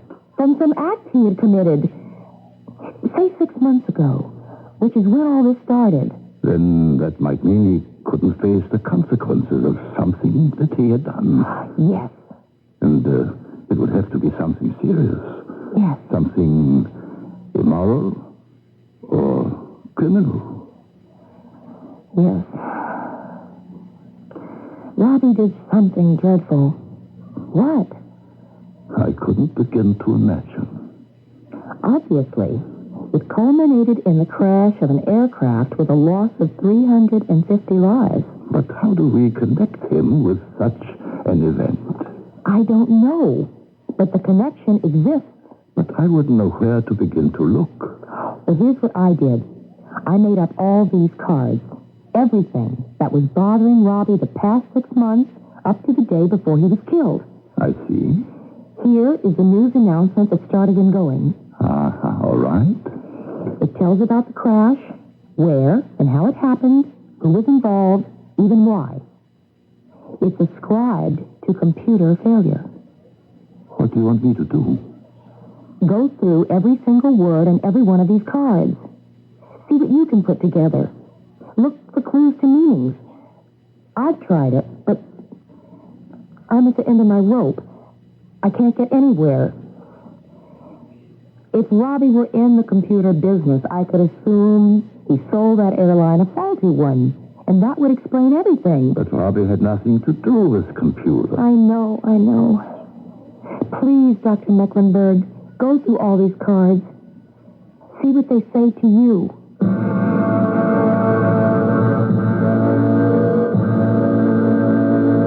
Miss Davis, the figures you left on my desk are the latest inventory figures? Thank you. Hey, what are you doing here? Well, it's Robbie's desk. He's not using it anymore. Look, I can take care of things in the office. I know, Eddie, dear. Don't say I know Eddie, dear, to me, as if I was still a kid. Eddie, this is our inventory, isn't it? Oh, sure. I took it myself. How did you take it? What do you mean, how? Well, did you go into the warehouse and count every piece? Hey, that would be a career. But it's the only way to do it. You mean it's the old-fashioned way that Robbie used to do? Now, look, I just do random checks. It all averages out. And the whole thing takes 5 minutes instead of 2 days. But you can't arrive at any... All right, we'll let it go for now. Eddie, about 6 months ago, what happened to Robbie? What do you mean? A change came over Robbie. I didn't notice. I found this voucher. It goes back about 7 months. This is a very large order. Oh, that one? Oh, sure was, I want to tell you. It put us on our feet. $100,000. And a net profit of $30,000. Oh, did that come in handy? 1,000 copies of the history of Renaissance art at $100 each. Oh, I thought we'd never move those dogs. It shows you that there's a lid for every pot. Far East Importers. Who are they? Well, they signed the check. They see a terrific market for Western art out that way now. 1,000 copies. Oh, that was just the first order. There was another 1,000 2 months later. And the end is nowhere in sight. Who developed this client? I did. And maybe you'll be willing to give me some credit for things around here after all.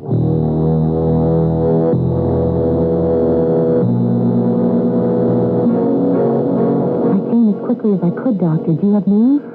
I've been trying to connect things from those cards. I have found 2 words that go together. Yes? Computer and chips. Computer and chips. The news announcer said the accident was due to computer failure. So, we had that word. Robbie was muttering about chips before he rushed off. What about chips? Well, chips can be the silicone chips on which many computer circuits are printed. Some of them, which control the most complex of operations, can be the size of your fingernail or even the head of a pin, if not smaller. Chips, yes.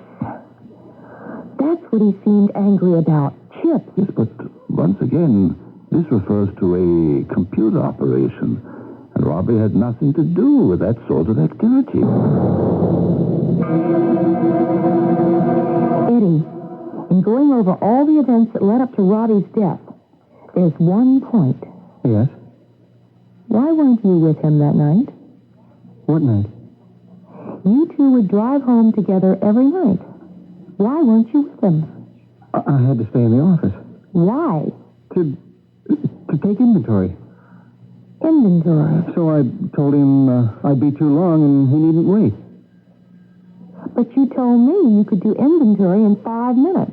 Well, that was an exaggeration. Who are Far East Importers? Far East Importers? Well, they're the ones who bought the books from us. But I can't find them in the directory. They're not listed anywhere. They're located in the East Indies. And within the last 6 months, we sold them 2,000 copies of the history of Renaissance art at $100 each. That's right. But those 2,000 copies haven't been moved out of the warehouse yet. They haven't? We have the receipts for their delivery, but the books are still here. I'm sure there must be a mistake. We have a large group of canceled checks here made out to cash. Well, sure. Every now and then we have to... It adds up to thousands of dollars. Why were so many checks made out to cash? Once again, that was Robbie's department. Why didn't you go home with Robbie that night? I told you. Did you know something was going to happen to him? Sally, You're my own sister. You didn't answer the question. There isn't any answer. Yes, there is. You and Robbie. You came into a large sum of money illegally. Do you know what you're saying? Yes. You covered it up with a phony sale of books. Then you had to get rid of some of the money, and you wrote checks to cash. You were washing this money for somebody, weren't you? No. Why was Robbie so upset by the word chip? I don't know. You do. Today's computer circuits are printed on tiny silicone chips. Sometimes in the manufacture, a minute error is made. The chip works, but not quite the way it was designed to. These faulty chips are supposed to be destroyed. What's all this to me? These chips are so expensive that unscrupulous people will sell them anyhow. But it's illegal. And these people are criminals. And they have to have their money laundered. And you and Robbie were persuaded to do it. It isn't true. Poor Robbie. The business was going down the drain. He was tempted, but his conscience was killing him. He knew what damage a faulty computer circuit could do. And so he decided to go to the police. He told you about it. And you told someone else. Is that why Robbie was killed? I don't know what you're talking about. You're lying, Eddie. I'm your sister. I can always tell when you're lying. Answer the phone. Let it ring. It could be important. First, tell me, why didn't you go home with Robbie that night? Hello. Mr. Kincaid, it is imperative that you come to my office. But... immediately. Oh. I have to go somewhere. I'll be right back.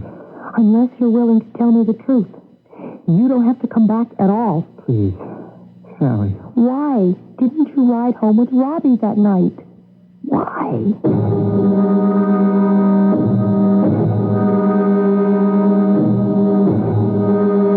Well, Mr. Kincaid, please sit. We have to complete our little deal. I have here the gun which killed Mr. Baxter. It requires your fingerprints. I won't do it. But we made a bargain. I don't care. But it's only right. You did kill him. You used someone else's hand. That's all. What's just is just. Besides, if you don't give us your fingerprints, my associates will take it very hard. But the situation has changed. In what way? My sister. She knows. What does she know? Everything. How does she know? She figured it out. A brilliant woman. Unfortunate. What do you mean, unfortunate? Nothing. Are you saying my sister could get into trouble? Mr. Kincaid, this does not concern you. If it concerns my sister, it concerns me. You are a minor cog in this machine. You shall go which way you're driven. You are in no position to make deals or strike bargains. You are required now to place your fingerprints on this revolver. Please pick it up.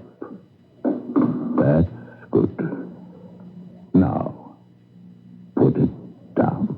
First, tell me, can anything happen to my sister? No, of course not. That's a lie. You laughed like that when you spoke about Robbie.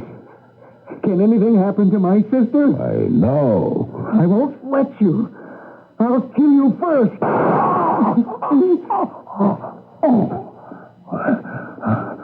Mr. Kincaid, I misjudged you. I misjudged you.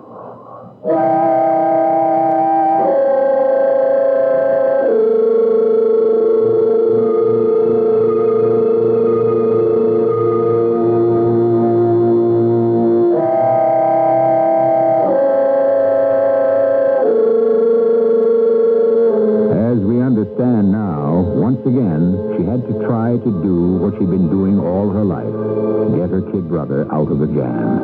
And once again, each was more serious than the one before. But he'll get out of this one, too, after a few years, and she'll forgive him. There are women like that. I'll be back shortly. This is Max Moran. Do you have a sight problem that prevents you from reading? I've got good news for you about Choice Magazine Listening, a free service. Every other month, Choice Magazine Listening will send you, free, on phonograph records, 8 hours of selections from leading magazines featuring writers like William Styron, Joyce Carol Oates, John McPhee, Kurt Vonnegut, Art Buchwald, many others. So, if you are blind or unable to read regular print, or if you know someone with this problem, write to Listening, Box 10, Port Washington, New York, 11050. We'll also tell you how to get the special record player provided free by the Library of Congress as part of its Talking Book program. So, write Listening, Box 10, Port Washington, New York, 11050, or telephone 516-883-8280. That's 516-883-8280. A public service message on behalf of the nonprofit Lucerna Fund. Now, back to Raven House. Greg, darling, I know you're in there. I'm coming to get you. Greg! Learn what happened to Greg Banning in The Moses Bottle, one of 4 free Raven House mystery novels you'll get by calling 1-800-228-8000. You'll also match wits with unscrupulous criminal minds in A Fragrant Death, Danger on Cue, and Send Another Hearse. Once you've read one Raven House mystery novel, you'll want to read many more. As a Raven House subscriber, you'll receive 4 new mysteries every month, delivered to your home for just $2.25 per book. There's no obligation. Start your Raven House home subscription today. Call toll-free 1-800-228-8000. Call now. 1-800-228-8000.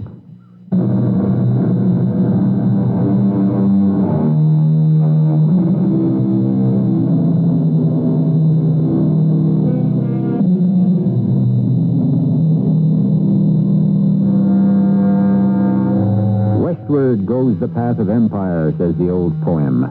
Westward, across plains and rivers and deserts and mountains. But now, no more. Now the path of empire, of commerce, of industry, even of war, runs in a minute diagram across a tiny silicone chip. The age of the semiconductor is upon us. And we don't even know what it is, most of us. All we can do is hope that it works. It does. Most of the time.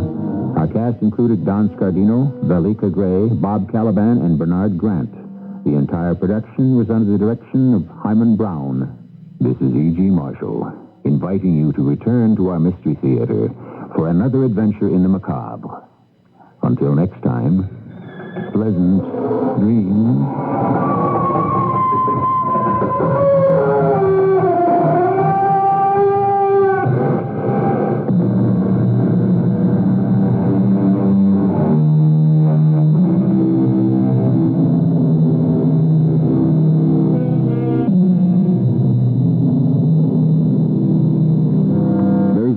Company that offers a unique gold, silver, and platinum program. Bullion Reserve of North America can offer you the lowest possible prices in the nation for gold, silver, and platinum. They also can provide you with totally private transactions and with a 100% repurchase. Bullion Reserve is backed by one of the world's largest and most respected refiners. And the Bullion Reserve will store your bullion at no additional charge in one of the nation's safest and most secure vaults. Or you can take immediate delivery. That's immediate delivery. Not tomorrow, not 30, 60, or 90 days. That's immediate delivery of amounts as small as 1 gram of gold and 1 ounce of silver to as much as 1 ton or more. If you're serious about buying gold, silver, or Krugerrands or maple leafs at today's prices, you owe it to yourself to call Bullion Reserve for a free brochure on their unique member accounts program.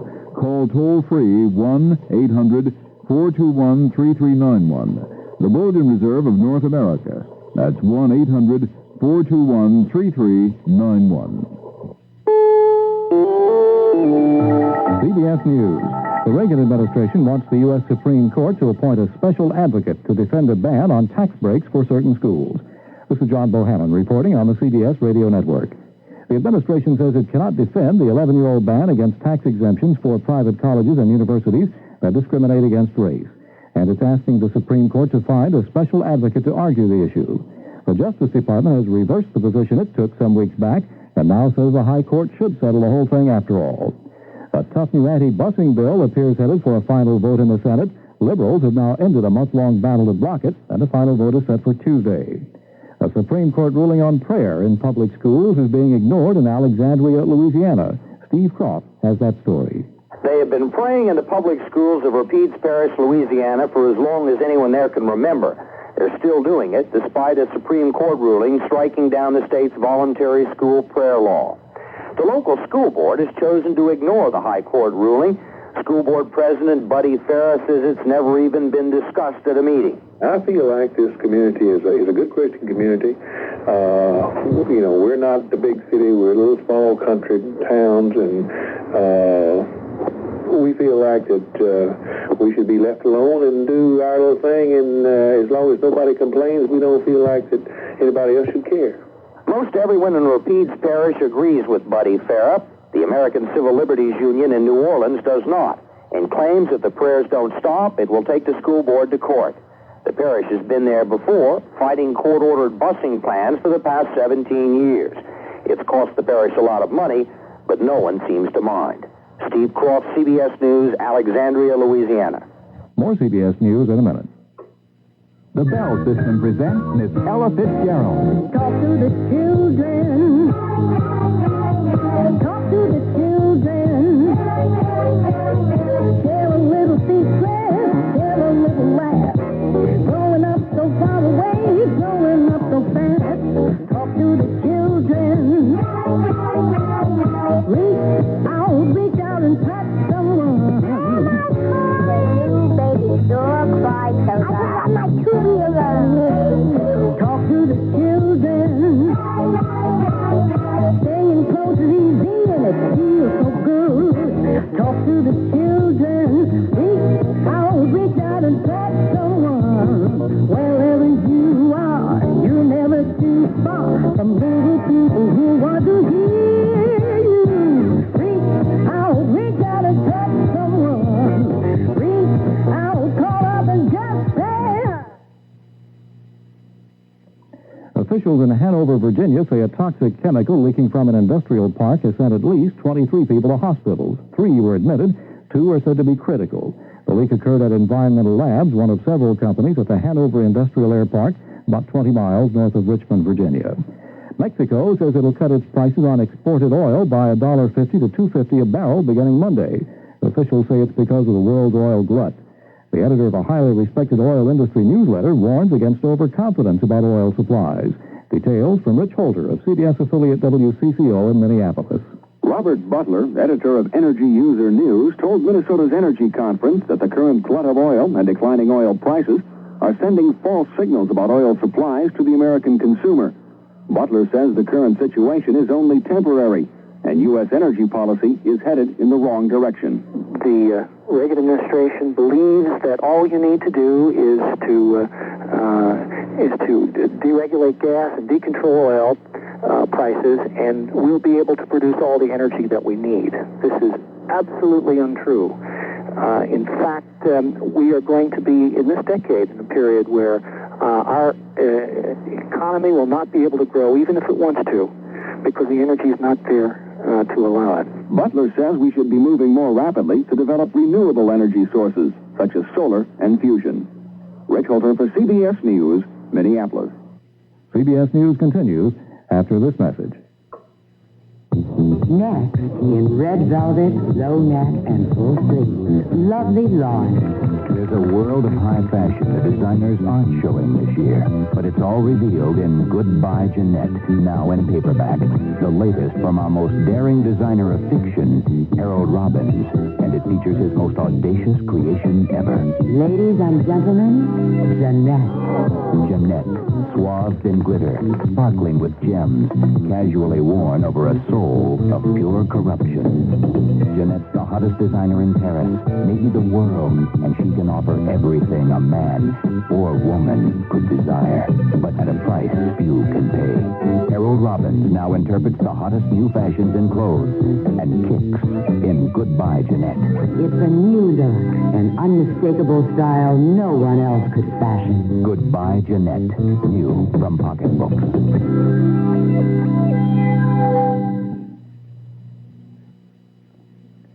The Space Shuttle Columbia moved another step closer Thursday to its third trip into space. NASA technicians held a simulated countdown at Cape Canaveral, Florida. The real countdown will begin March 18th, and the launch date is scheduled for March 22nd, 7 days in space. If all goes well with this mission, NASA says the shuttle program's fourth test flight will be moved up from July 2nd to June 27th. John Bohannon, CBS News. This is CBS News Radio 78, WBBM Chicago.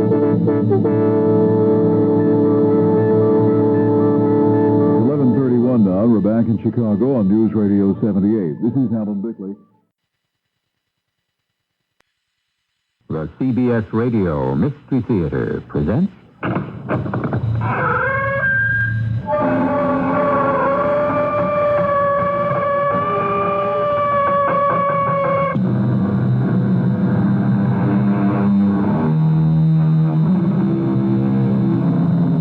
Come in.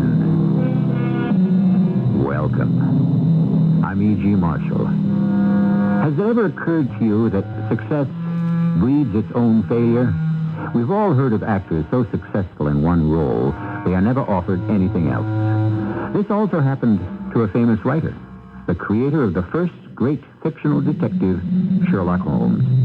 Our story today is not written by Conan Doyle, but is about him and those unmanageable days when he refused to compose one more Holmes adventure, and a mysterious mirror that so mesmerized him that he had to.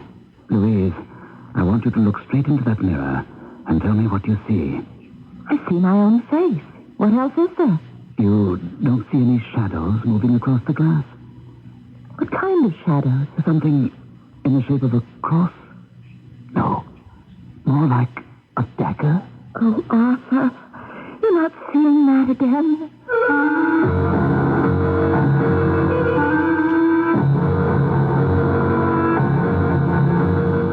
Our mystery drama, The Silver Mirror, was written especially for the Mystery Theater by James Agate Jr. and stars Gordon Gould.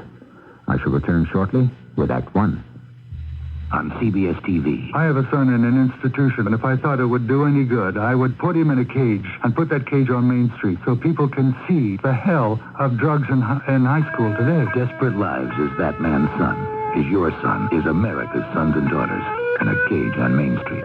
Look, see what the kids are doing in school today. See Desperate Lives, starring Doug McKeon of On Golden Pond on CBS TV. Desperate Lives, the CBS TV Wednesday night movie at 9, 8 Central and Mountain. Chaining up your garden tools, bikes, and other outdoor items might help keep them close to home, but it won't keep them out of sight or out of the weather. So True Value Hardware Stores suggest you store them safely inside a sturdy Arrow storage building. Hi, Pat Summerall to tell you these rugged galvanized steel buildings assemble easily with ordinary hand tools and help protect your valuables for years against theft and weather damage. See the selection of sizes and styles at participating True Value Hardware Stores and home centers. Chill factor, long gray days, winter. Will it ever end? Take heart, Chicagoland. Spring is close at hand, as close as your nearest Jewel. And the first signs of spring appear this week in Jewel's Farm Stand Market. Look for crisp heads of lettuce, plump cherry tomatoes, snappy stalks of rhubarb. Best of all, Jewel is featuring imported seedless green grapes and fresh broccoli. Put seedless green grapes into a Hawaiian salad. Combine 1 cup each of Hill Farm sour cream, miniature marshmallows, pineapple chunks, and coconut. Then add as many green grapes as you like, because through Wednesday, 1 pound is only 98 cents at Jewel. And give up canned or frozen vegetables for fresh broccoli. Only 69 cents a pound through Wednesday. Bouquets of broccoli, seedless green grapes, and a bounty of spring fruits and vegetables are fresh as a breeze in the Farm Stand Market at Jewel.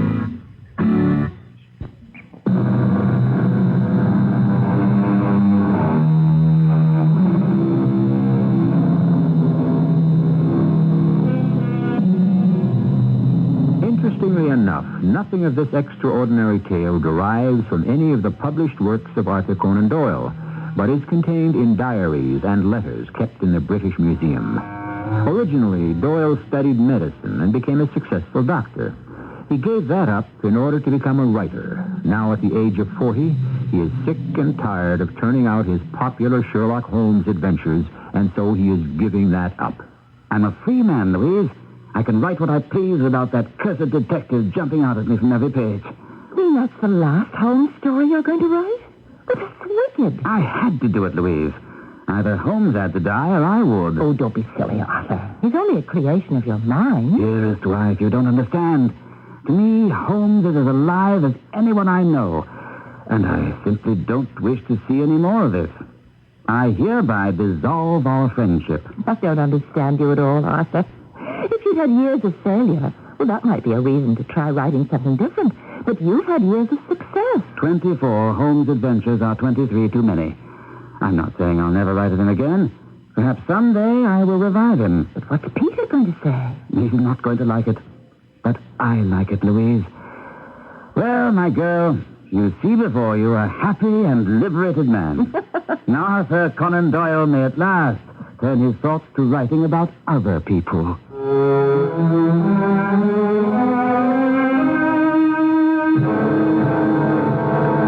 That's what Arthur said a month ago, Peter. But I don't think it's turned out the way he wanted. Why do you say that, Louise? He's miserable. He's depressed. He says he can't find any subject to write about, and he stalks about this house like a caged animal. Where is he now? Up in his study. I'll go see him. Oh, no, I don't think he wants to see you, Peter. Besides, he goes to bed early, he sleeps badly, wakes up early. Did he know I was coming over this evening? Yes, and he said he couldn't see you. He wasn't feeling well, all the... Not see me? I've been his publisher for I don't know how many years. Why wouldn't he want to see me? Peter, Arthur's ashamed. I mean, that's what I think is the bottom of all this. I don't understand you. Well, when he wrote that last Sherlock Holmes story, in which he had Holmes plunge over the cliff to his death, Arthur said that was it. He simply he couldn't write any more of those. Yes, we talked about it. I told him it was writer's block. In Galsworthy had it, Tolstoy, Zola. He'll get over it. Yes, but for this long? You're sure he won't see me, Louise? We're old friends. Well, let's see what kind of a night he has. And if he wakes up in a good mood, I'll give you a call and you come over, all right? Just keep your fingers crossed for tomorrow morning.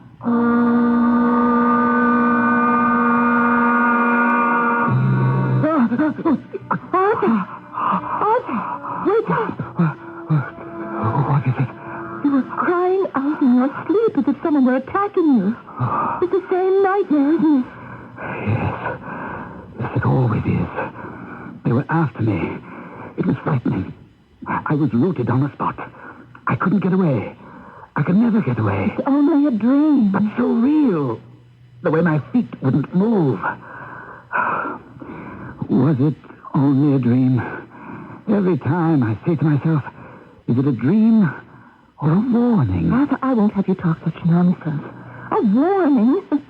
You're just going through a bad time. That's all it is. It was suspended in the air, following me. Just like last night. And 2 nights before that. What does it mean? Why is it? The dagger? Yes. You're overwrought.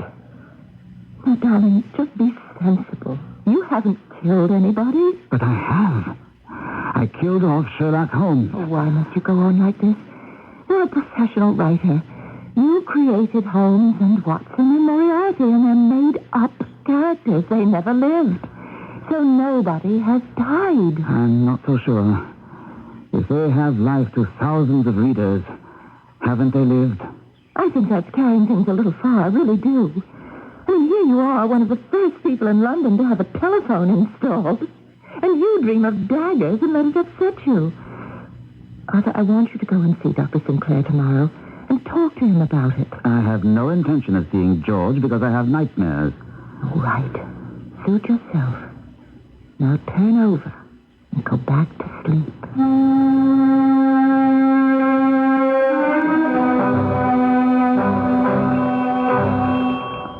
Who do you suppose suppose that is at this hour of the morning. I hate being interrupted when I'm having breakfast. Oh, just go on eating, darling. I'll just go see who's at the front door.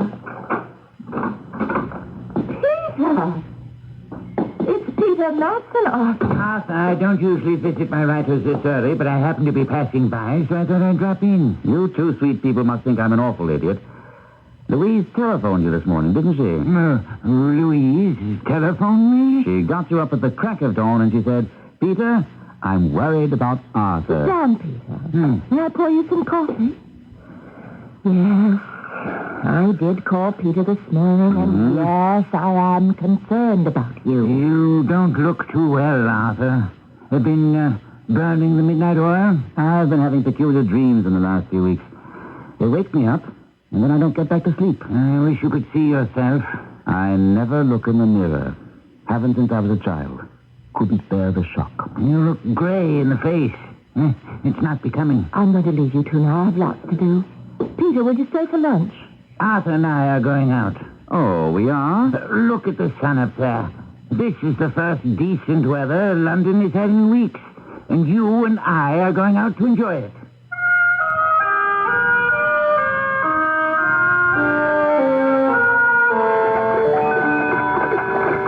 How far does this tram take us, Peter? We go to the end of the line. Are we heading for the thieves' market? I haven't been there in years. Neither have I. I always enjoy watching people buy back what's been stolen from them. Been having a rough time since you stopped Holmes' adventure stories? It's no secret. And I don't know if it's my subconscious making me feel guilty or what. But, Peter, I'm determined not to get back into that rut. I was getting awfully stale. Not to your readers. No, I'm not exaggerating, but we're getting mail by the sackful, demanding more of your Holmes and Watson stories. Stop. All out. Thieves market. All out. Well,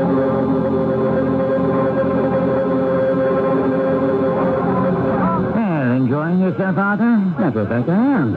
I can go up and down these booths and stalls out here in the open all day. Are you looking for anything in particular, Peter? No, not really. I'm always buying something in an outdoor fair, flea market. I get it home, it doesn't look so good, and I shove it into a closet. Isn't that a handsome mirror over there? And what a strange frame. Let's take a look. Seems quite old. The frame could stand repair. Considerable cleaning. What's extraordinary is how clear the glass is. See here, on the back, a metal ring. That's what it could have hung from. I wonder if the frame is really silver or just some white metal. Hard to tell, it's so grubby and black. My guess is it's a few hundred years old. As you say, it probably hung somewhere in some old castle. The carving on the front of the frame intrigues me. I wish I knew about those things. I say, are you the owner of this stall? I am, sir. This mirror, what are you asking for it? 20 pounds. Oh, it's in very poor shape, you know that. I'll give you 15. 18 and it's shop. 17. So. There you are. 15, 16, 17. You needn't wrap it. We'll take it as it is. Thank you, sir. I can see you know how to buy here. I always haggle, even if I don't want the piece. It's my nature. Arthur, accept this old mirror as a gift. For me. Peter, what a nice idea. I want you to put it on your writing table and look into it. When you see your face getting as gray as it was this morning, you can do one of two things. Get out for a quick walk into the fresh air, or write yourself another Sherlock Holmes adventure. Either way, I think you'll look and feel better.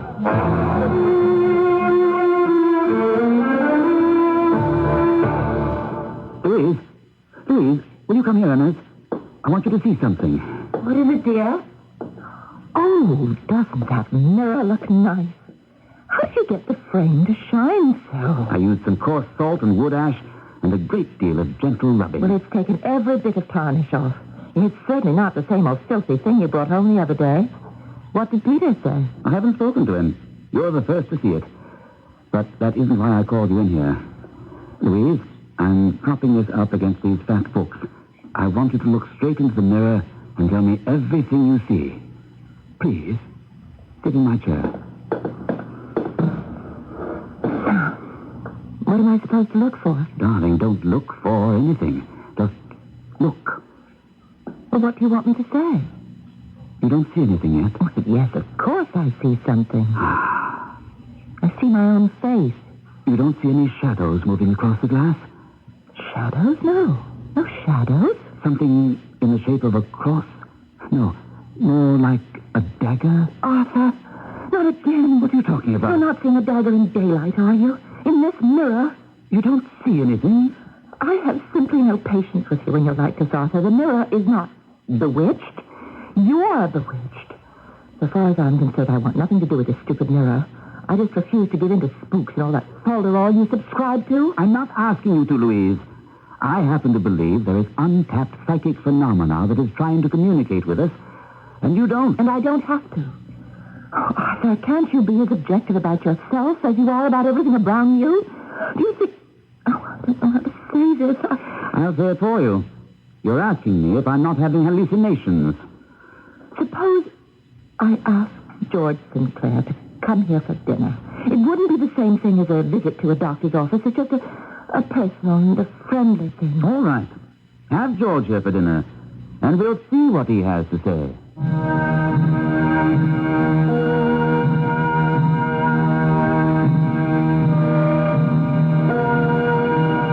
Sir Arthur Conan Doyle once said, "Never shut your mind to the unusual or the unaccountable." How often have I said that when you have eliminated the impossible, whatever remains, however improbable, must be the truth. How close he is to the mark, I hope we shall learn when I return shortly with Act Two.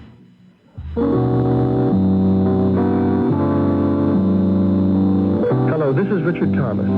The March of Dimes saves babies. Babies born too small, too soon, with tiny, frail bodies that could fit into the palm of your hand. 10 years ago, they might have died.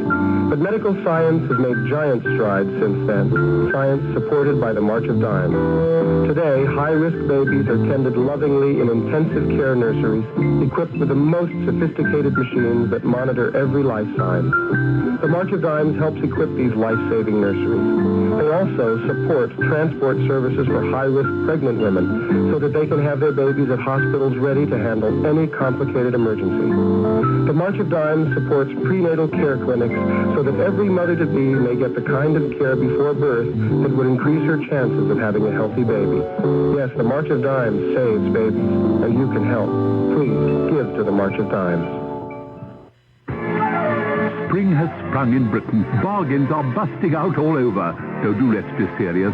Do come and see us on British Airways, of course.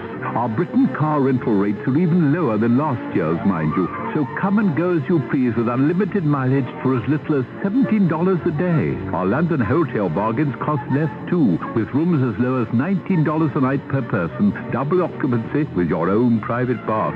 If it's a package tour you want, our new Dollar Saver Holidays in London will save you a packet.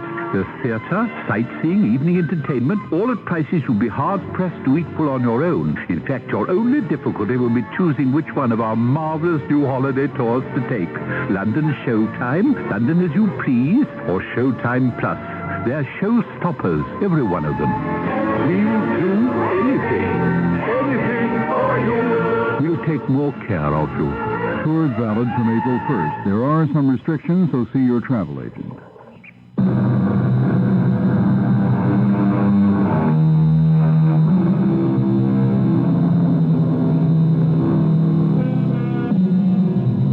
It all happened when a great novelist decided to kill off fiction's most popular detective, Sherlock Holmes.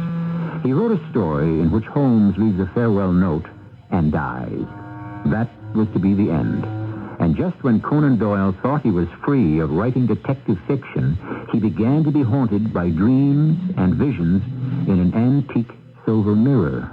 Is it always the same dagger, Arthur? Or do you visualize a different dagger? Louise, I told you George would make light of it. Oh, no. I'm doing no such thing. As your doctor, I'm trying to find out whether this dagger is imprinted on your retina or upon your imagination.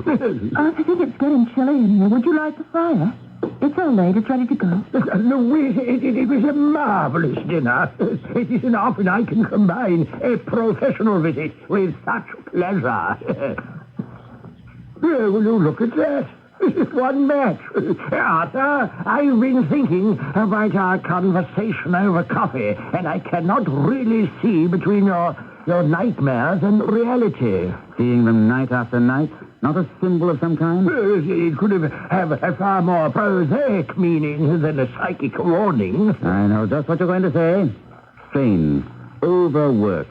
It's one of the weapons I used to use in my stories. My thinking exactly. When I was a physician, I would tell my patients the same thing. Overwork. You need to rest. It will pass, etc. Arthur, because you practice medicine doesn't mean you don't suffer the same ailments from the same causes. Anyway, the dreams are a problem of the past. It's the visions I get at present I'd like explained. Take a glass, Arthur, and come up to my study. Will you excuse us here?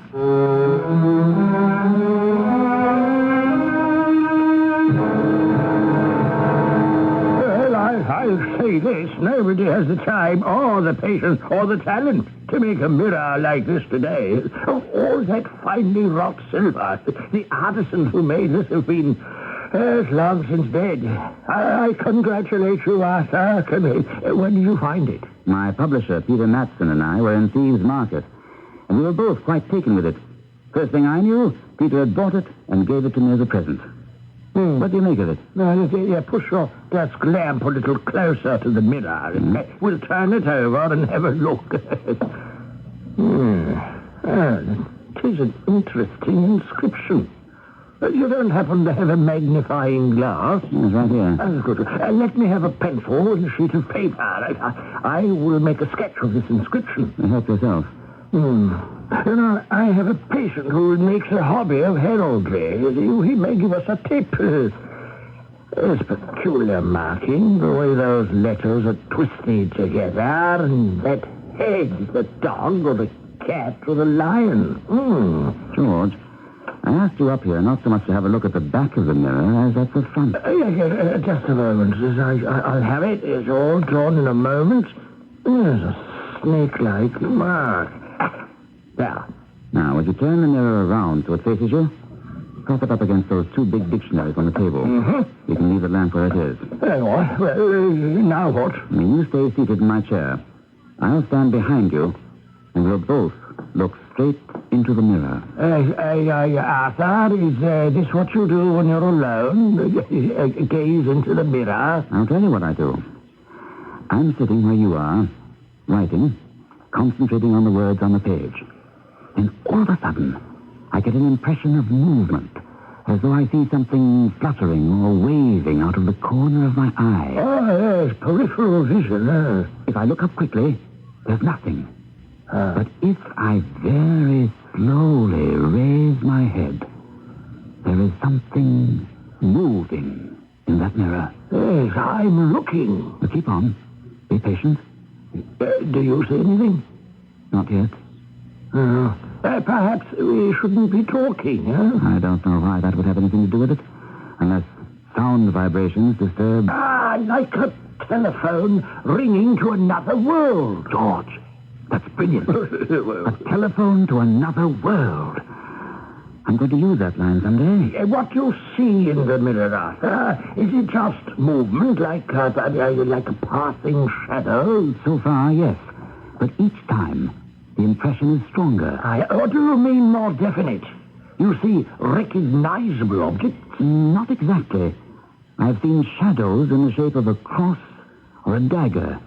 But this morning, I was alone in here, and I was sure there were two separate, distinctly separate things. Can you describe them better than that? I can't describe them at all. That's why I call them things. They could be curtains or people. But I do get the impression there is a life going on inside that mirror. Frankly, I don't think we're going to see anything this evening. It's very strange. This is the first time the mirror has failed me.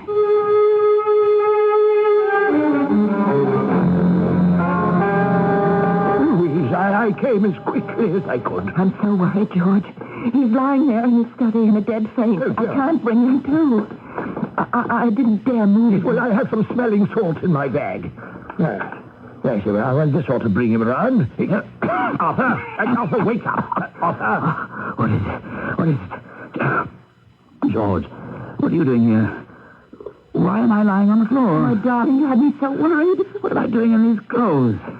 Didn't I go to bed last night? Look, George, help me up. Yes. And now you're going no farther than this chair by your work table. Now, sit still. Sit still. I want to listen to your heart. Arthur, last night after George left, I was so tired I went straight up to bed. And it wasn't until this morning when I came down and found you here on the floor. Oh, George, is he all right? Is he going to be all right? I spent the night here, on the floor. Don't talk. Now, take a deep breath. That's right. Now, let it out slowly. Louise, Arthur's perfectly all right. I could use some coffee. Coffee? Yes, so could I. Coffee? Are you sure? Of course I'm sure. Well, I'll have some made and bring it to you. Well, what is it you want to tell me, Arthur? How do you know I want to tell you something? You'll never drink coffee in the morning, and it takes far longer to make coffee than tea. You wanted Louise out of the room. You're getting as discerning as my friend Sherlock Holmes. Last night, about an hour after you left, I was writing at this table. I looked up, and I saw actual human figures in the silver mirror. Yes, well, were they familiar to you? Recognizable as in a dream? Not at all. I'd say they were from a previous era. 16th, 17th century, by the way they were dressed. You say they. How many? The young man and the young woman. He had a little beard and a mustache. Italian-looking. He was playing a guitar. He put it down, and he stood in front of this young woman. She was beautifully dressed, certainly nobility, but the most distinctive thing about her was her red hair. She wore it tumbled down to her shoulders, as if she had just taken the pins out and was getting ready for bed. Did they say something? Did you hear them speak? Not a word. They just looked at one another, and that was all. What was all? Oh, I remember. That's when I must have fainted. Arthur, evidently these visions, or whatever you see in the mirror, only appear to you at night. I'm going to have the pharmacist make up a prescription for you. Now, before you go to bed, take 2 of the tablets. You'll have a good night's sleep. You think I'm hallucinating, don't you? Before I had the mirror, I had bad nightmares.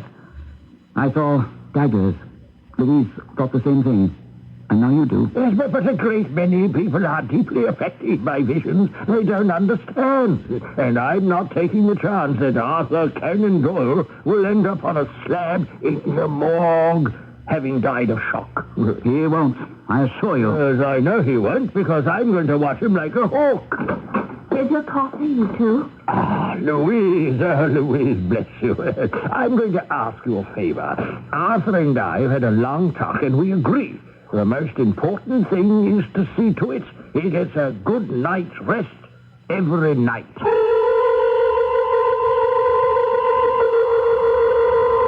Arthur, where are you going? I'm going up to my study to write. I always do after dinner. Well, I shall come up for you at 11, and then it's bedtime for you. Louise, I can't work to the clock. Suppose I'm in the middle of something I'm writing. I can't turn it off like a water tap and then turn it on again tomorrow. I am coming at 11 o'clock into your study, and if you're not finished, I will sit there and wait for you. Arthur, I am going to make sure you take the sleeping tablets George prescribed. I'll take them. I never said I wouldn't. All right, Arthur. Just so long as that's understood. Oh, no. Lord in heaven, it's not possible. What are you doing? Can't you see? Look behind you. Arthur? What's going on in there? I'm not seeing this. I'm not. Arthur, what's the matter? What? Arthur, do you hear me? Is that you, Louise? But I heard you crying out. Is something wrong? Nothing's wrong. Everything's fine. Now, leave me alone. It's not 11 o'clock yet. Are you sure you're all right? Let me just come in for a minute. Why, Why have you locked yourself in? Louise, you're behaving like a spoiled child. I need to be alone while I'm writing. You know that. Now go away. At 11 o'clock, I'll unlock the door. Mirror, silver mirror, show me your secret one more time. Mary, my queen, protect me. The king wants me dead. I have done nothing to harm him. Nurse me. My dear master of music, no one will harm you. My queen, they think that your love of music has turned into a love of myself. I am still Mary of Scots. My word is law. I hear them. They have knives. On my knees, senor, I beg you. Hey, Horatio, what are you doing in my wife's chamber? David came to sing me the songs of Italy. Only to sing to you. No whisper. No secret words. Yes, he whispered to me, Darnley, that you plan to murder him. That there are men in the passageway. Is that true, husband? I know nothing about it. Then sheathe your dagger. They were going to kill the poor little Italian. What have I seen? What murder is it? Or was it? There's nothing in the mirror now but my own face. If I call upon the mirror again... I can't watch a murder. Louise, come in here. I've got to unlock the door. Louise, where are you? I'm here. It's all right, dear. I have just seen the impossible. A man about to be murdered. A woman trying to protect him. She is a queen. A queen. And then murderers coming at this little man with daggers in their hands. I swear to you, Louise, I am perfectly sane. And I have seen that happen in that mirror.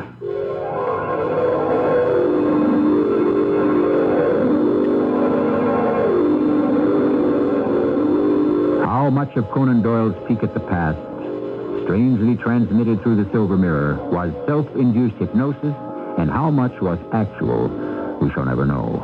For we only have the entries in his diaries and mention in accounts of his personal adventures. What we do know is that Doyle was so troubled by these recurring visions that he took the one step few men dare to take when their own sanity is at stake. I shall return shortly with Act 3. Hi, I'm Molly Gibbs. Would you like to save a child's life? Then send a contribution to CARE. Through CARE, you can feed a starving child overseas and furnish an impoverished family with tools and equipment to set up a farm and grow their own food. You can help build homes, water systems, and schools. Someone said money can't buy happiness. Prove they're wrong. Send a contribution to CARE. Please send your check or money order to CARE, Box 576, New York 10156, or local CARE office. This is Gene King for your Better Business Bureau. If you receive merchandise in the mail that you didn't order, then you can keep it and consider it as a free gift. Under the law, you don't have to pay for it, and it's illegal for the company to bid you. Only clearly marked free samples and merchandise mailed by charitable groups asking for a contribution can be mailed to you in the first place without your prior consent. And even in these cases, you can consider the merchandise as a gift. A tip from your Better Business Bureau. This is WBBM Chicago. Come play the $20 million McDonald's Quality Game, our biggest game ever. Over 50 million prizes available, and it's going on right now at McDonald's. Oh, boy, we're going to win big at this new game, Earl. Let's see what we got. Orange juice, egg McMuffin sandwich. No, I mean what game stamp. See, it fits on the game card right here next to this egg. McDonald's is big on fresh, grade A eggs, you know. Just think, Earl. 2 more stamps in this section, and we win ourselves 100,000. Eggs? No, dollars. Oh. Or we could win instantly. Coca-Cola, or McDonald's French fries, or cash up to $500,000 instantly. Sure, lots of good food here at McDonald's. Lots of prizes, too. Look, I won a Big Mac sandwich. Wish I'd win me one of those. There's all kinds of winners. At McDonald's. No purchase necessary. Void where prohibited. 16 years or older to play. See complete details at participating McDonald's. Game ends May 23rd or while supplies last.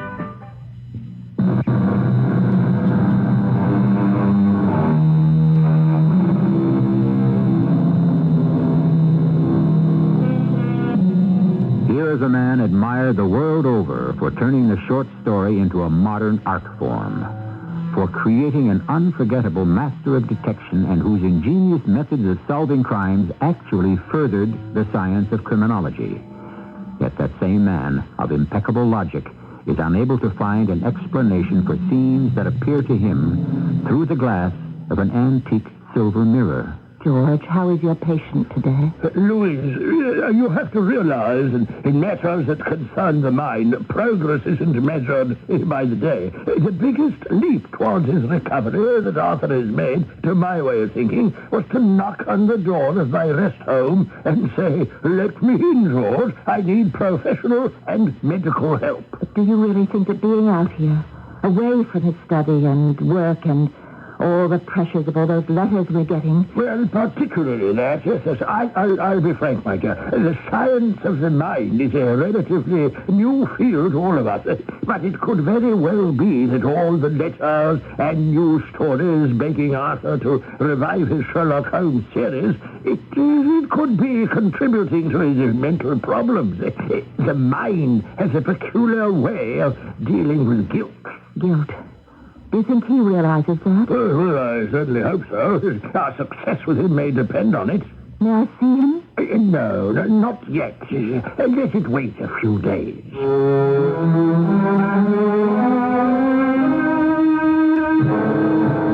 Guilty? Is that what you think is at the root of all this? Well, I haven't decided, Arthur. How can I? What we're both trying to find out is why you see things that you do in the silver mirror. I'll tell you why, George. I have a simple explanation. Nothing to do with feeling guilty because I killed off Sherlock Holmes. I see what is in the mirror because it's really there. Possibly, but why does no one else see anything? And why that mirror? Oh, which reminds me, I got an answer from that friend of mine, the heraldic buff. I've looked into it, but I think it would mean a lot more to you, so here it is. Thanks, I'll read it. Yes, well, I'll be back out here in the morning and we'll talk a bit more, all right? One question before you go. When can I see Louise? Oh, shall we say the day after tomorrow? And any other visitors? Peter Matson, my publisher, has left messages here several times. You can see him at any time. I'm only postponing Louise because he's so emotionally involved. But Matson says by all means. You know, this place isn't a jail. You came here voluntarily to try to put your mental house in order, and if friends will help, well, then by all means, see them.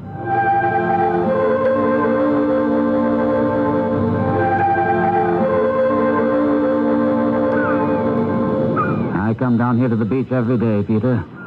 I walk and I think. And Dr. Sinclair, is he helping? Oh, George, he's as puzzled as I am. He's got a theory that I see things in that mirror you gave me because I feel guilty about not writing any more Holmes stories. Are you talking about the mirror that we found at Thieves' Market? Mm-hmm. You see something in there? Pictures. Actual pictures. Things, scenes I've never seen before. Like a stereopticon? No. The people move. More like the kinetoscope that American Edison invented. I actually saw an attempted murder. But I don't know who the people are. One's Italian. His name is David.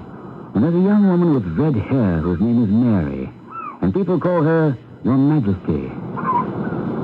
Why do you look at me like that, Peter? Arthur, I believe you. I do. These scenes you see take place a long time ago, is that it? That reminds me. A friend of George's had some idea about how old the mirror was. I've got the letter in my room. I haven't looked at it yet. Look, do you think there's the slightest possibility your own mind could be playing tricks because of this old Sherlock Holmes business? Oh, who knows? What I do know is I've spent 3 months trying to outline 2 novels, ending up throwing 2 reams of paper into the wastebasket. I have an idea. Why don't you try your hand at just one simple short story? Nothing wrong, no novelette, no novel. Bring Holmes back or don't bring him back. Write one short story. If it works, maybe you'll want to do another. I can't write here. So leave. Walk out. Write at home as you used to. I can't write at home. Louise, the worried wife. Well, then come to my place. I won't tell anyone where you are. You can have a room all to yourself. Fireplace, a bath, no one to disturb you. Just to walk out of here? What's the alternative? You walk on this beach and you brood and you talk to the seagulls. Inactivity is not for you, Arthur. You've got to work. Think about it. I don't have to. I think you've solved my problem. Work. Now, tell me, what's all this about the silver mirror? Peter, I want you to see it in action for yourself. I'll get myself over to your house. You go over to my house. The back door is usually open.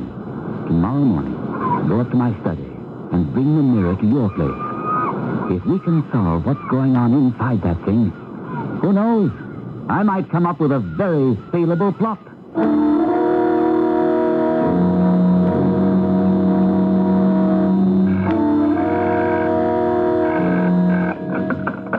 Hello? Is this the Conan Doyle residence? Yes, hello? Louise? Yes? This is George, Dr. George Sinclair. George, is that really you? Louise, Arthur isn't here. Arthur, No, he's not at the rest home. Is he at home with you? no. Arthur's not here.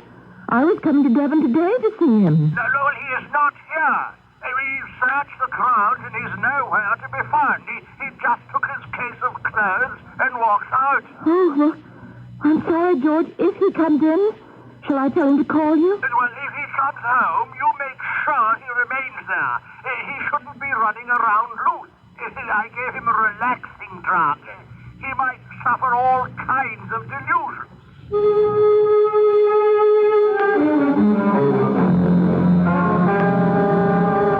Arthur? Peter, is that you? I've got it. I've got the mirror. Oh, careful with it. I don't want it broken. Oh, you shined it up. This was some bargain. Now, what's the history of this fancy piece of glass?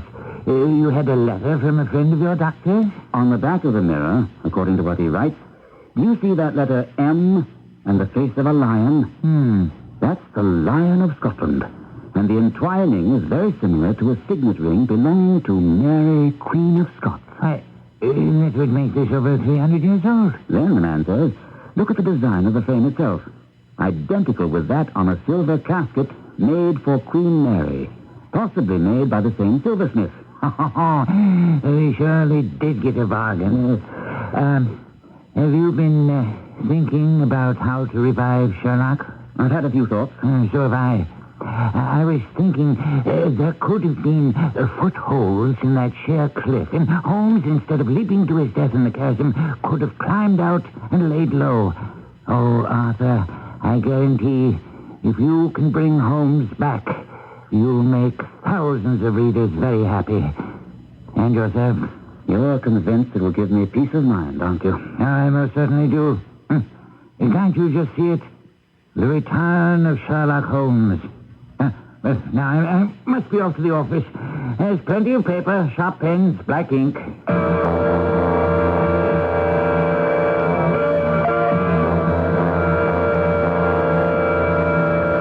I moved my head to look at the cabinet behind me, and when I turned, there was Sherlock Holmes, smiling at me across my study table. I rose to my feet in utter amazement, and then fainted for the first time and last time in my life. Who is that? Your husband, Madam Darnley. What are you doing with that dagger? It is. I recognize her now from her portraits. It's Mary, Queen of Scots, and Darnley, the king. So this is how the murder of the little Italian musician actually happened. My queen, that musician secretary of yours, David Riccio, have him come forth from your treatment chamber. He's not there. He has been there over long. He is here at our royal wish. Husband, have you taken leave of your senses? Riccio has offended against the queen's honor. Who are those outside behind you? Charitable friends. They have only your best interest at heart. Charitable friends. You mean jealous enemies because David pleases me. Come up over there. Come out from behind the Queen's Help me! Help me! Save me! Save me!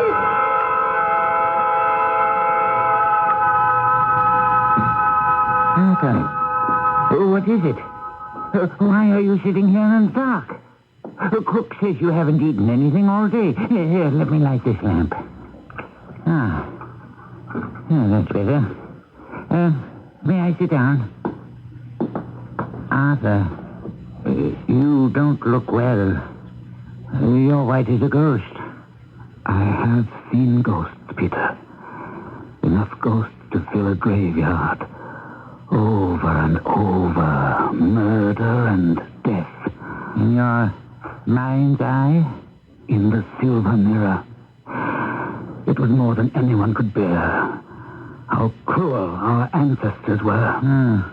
Is that why you turned the mirror face down?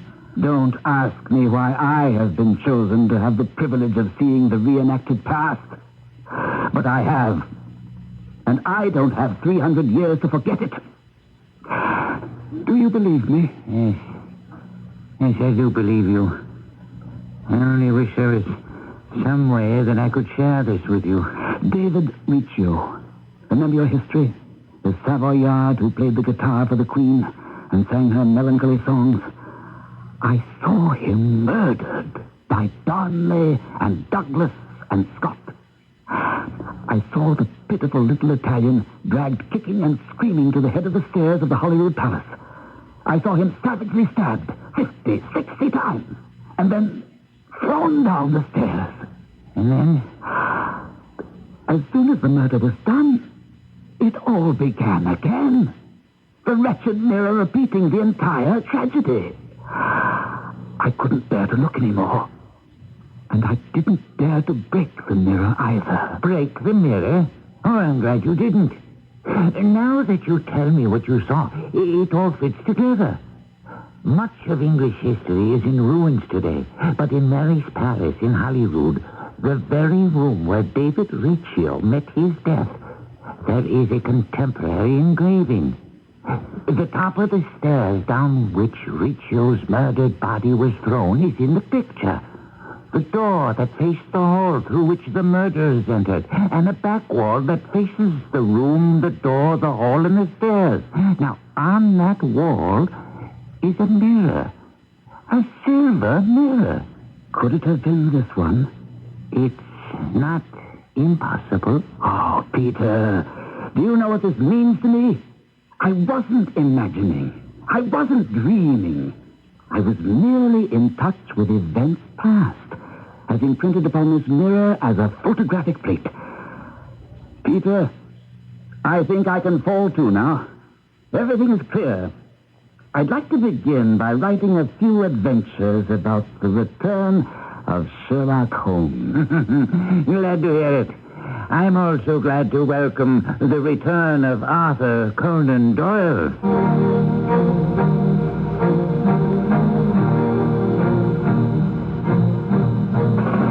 Conan Doyle did revive his immortal character and wrote another 13 Sherlock Holmes stories, including the famous Hound of the Baskervilles, which story contains that unforgettable exchange demonstrating Holmes' unique powers and deduction. Watson, is there a point to which you wish to draw my attention? Holmes, the curious incident of the dog in the night. Watson, the dog did nothing in the nighttime. Holmes, that was the curious incident. I shall return shortly. Hi, I'm Lyman Saunders. This is Heartbeat. Are you depressed? Is it hard to get out of bed in the morning? Do you look forward to, well, nothing? Perhaps some chain of events, something you couldn't control, has affected your life. Maybe you've lost your job or experienced the death of a family member or a friend. Whatever the cause, you're depressed. You're not able to shake the feeling of gloom that hangs over your head. Well, I've got news for you, and it's good news. There's a way to handle your depression. And here's one idea. Decide that you have the ability to decide what your life is going to be like and how you're going to feel about life. To get more suggestions on how to handle depression, just put the word depression on a postcard or in a letter and send it to me at this address. Heartbeat, Hartford, Connecticut, 06142. Ask for the Depression Plan. It's free. The address, Heartbeat, Hartford, Connecticut, 06142. This is Heartbeat. Listen to what happened to Brenda, another reader, or is it victim, of Raven House paperback mysteries. I was at the carnival with my boyfriend Greg when I saw the murderer. He was on the carousel going round and round on a pink horse. I said, Greg, that's him! He killed Martha! The killer heard me and took off into the House of Mirrors. I left Greg standing there and chased after him. Oh, it was frightening! Everywhere I looked, there he was! Tall, short, fat, thin. Raven House mysteries. Which one will claim you as its victim? I had to apologize. Imagine, I had him confused with a character in my Raven House mystery. Raven House publishes new mysteries every month. If you're clever enough, you'll find Raven House mysteries wherever paperbacks are sold.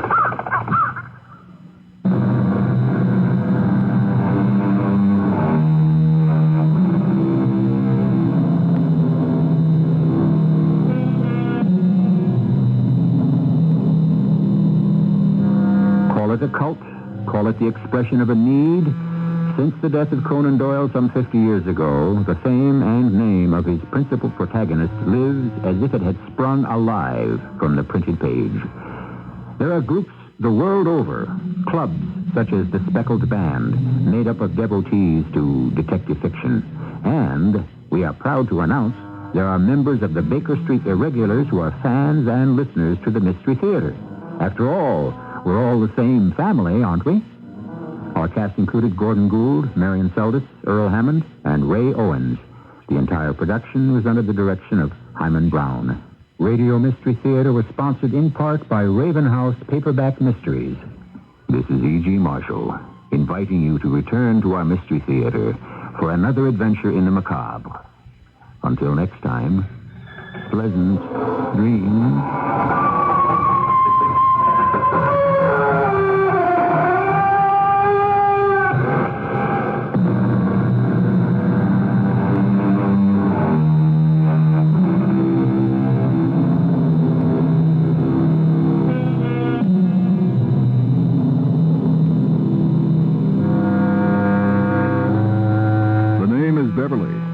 Beverly isn't a girl. It's a factory-approved auto tune-up shop established more than 20 years ago.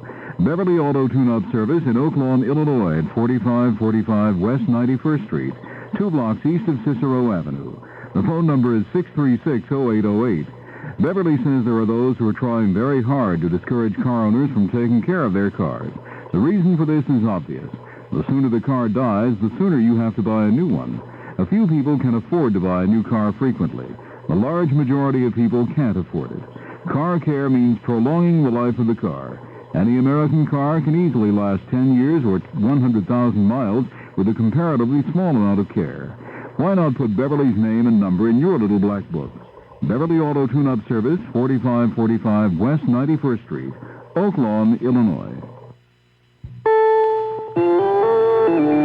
CBS News, a top Reagan administration official, says he thinks the current recession may last longer than indicated by the administration's own economic forecasts.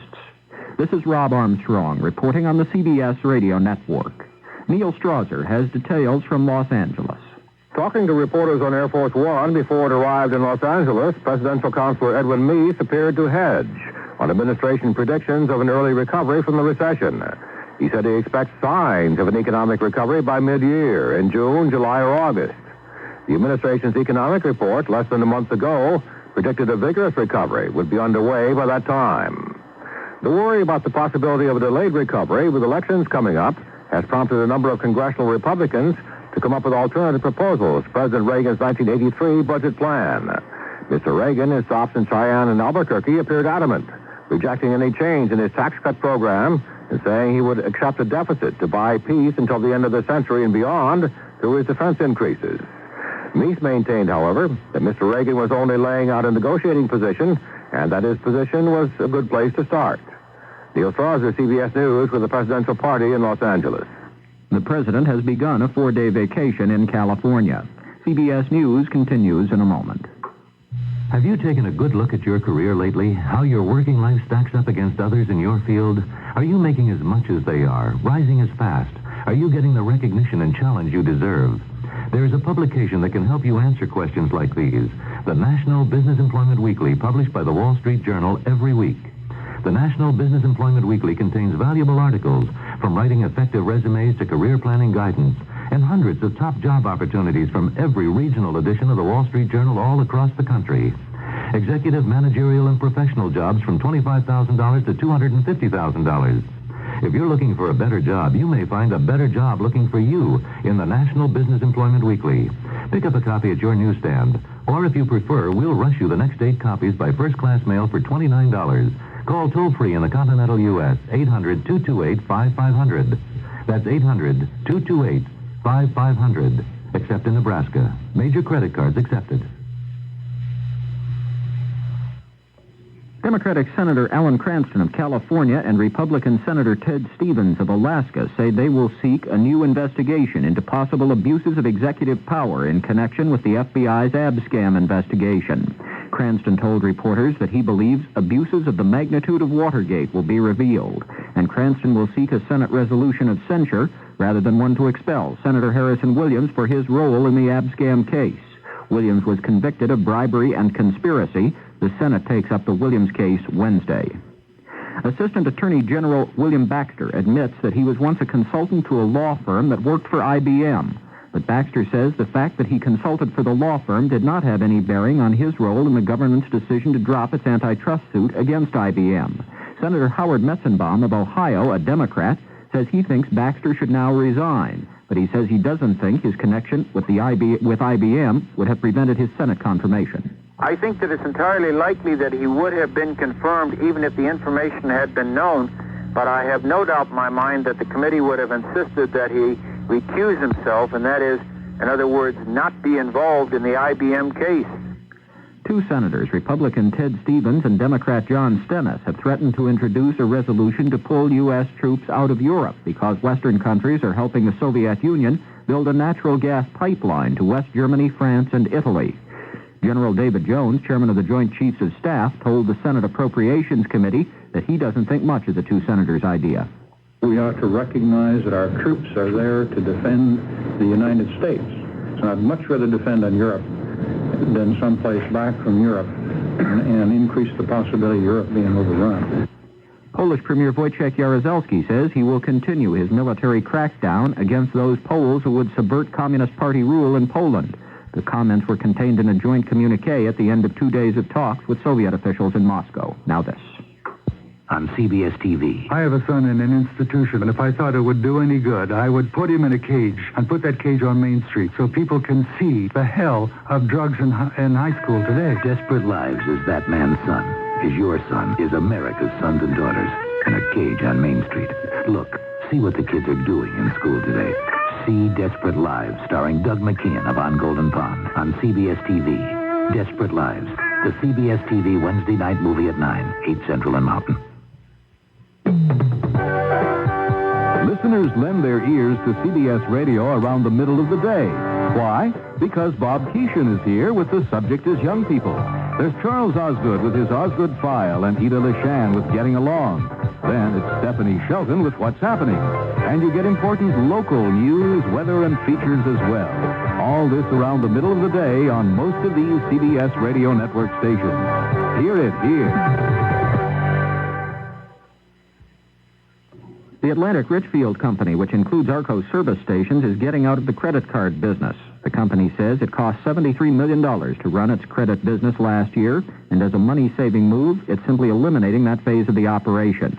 So starting April 15th, if you pull up to an Arco pump, it's cash on the barrelhead. One California gas station owner says he fears a lot of people will simply take their business to stations that take plastic. Rob Armstrong, CBS News. This is CBS News Radio 78, WBBM Chicago. Good evening, everyone. It's 11:31 now. This is Alan Bickley on News Radio 78 in Chicago. The CBS Radio Mystery Theater presents...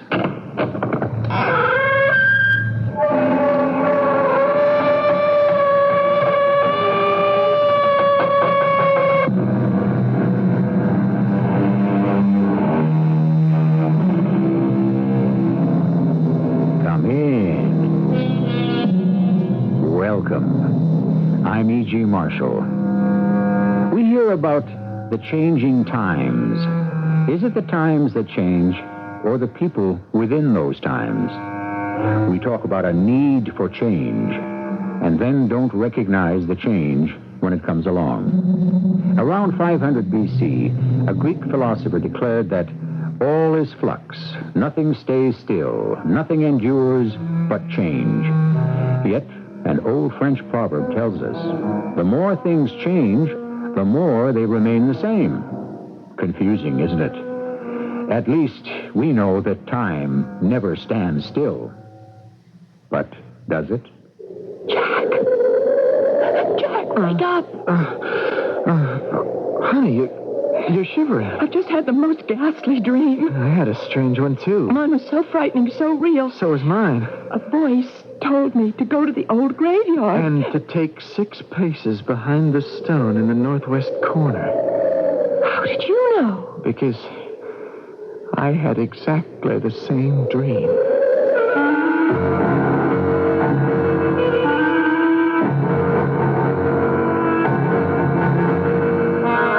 Our mystery drama, Too Early, Too Late, was written especially for the Mystery Theater by Elizabeth Pennell and stars Russell Horton and Marion Seldes. I'll be back shortly with Act One. Friday on CBS television, it's Linda Carter, Street Life. Linda Carter, Dazzling. Linda Carter, Electrifying. With George Benson, Tony Orlando, and special surprises. Don't miss Linda Carter, Street Life, a brand new CBS special, Friday at 10, 9 Central and Mountain on CBS television. If you're going to save your garden from bugs, save yourself from extra work with an efficient garden sprayer from True Value Hardware Stores. Hi, Pat Summerall to say that the Hudson Bugweiser sprayer has a 3-gallon tank to go further on each fill-up. It comes with a long hose, extension, and adjustable nozzle for $26.49. For smaller jobs, get the Servest 1.5-gallon sprayer with rotatable controlled valve and adjustable nozzle. Just $18.49 at participating True Value Hardware Stores and home centers, where you'll find values in every department. Hello, may I help you, please? Well, I'd like the left-hand corner of a grade A farm fresh egg, please. Well, it's true. McDonald's uses only grade A eggs. You know, what I really need is a square of all-American beef. Oh, wait, I take that back. A piece of Idaho potato. Oh, sounds to me like you're playing McDonald's $20 million quality in the bag game. Well, have a look at all I could win. Well, that's right. People win every day in McDonald's $20 million quality in the bag game. Collect the right quality ingredient game pieces, and you could win up to $500,000 in cash or great McDonald's food. You can even win instantly. Hey, I won a Big Mac sandwich. It was in the bag. Play McDonald's $20 million quality in the bag game. There's no purchase necessary, void where prohibited. 16 years or older to play. Details at participating McDonald's. Game ends May 23rd or while supplies last. McDonald's quality in the bag game.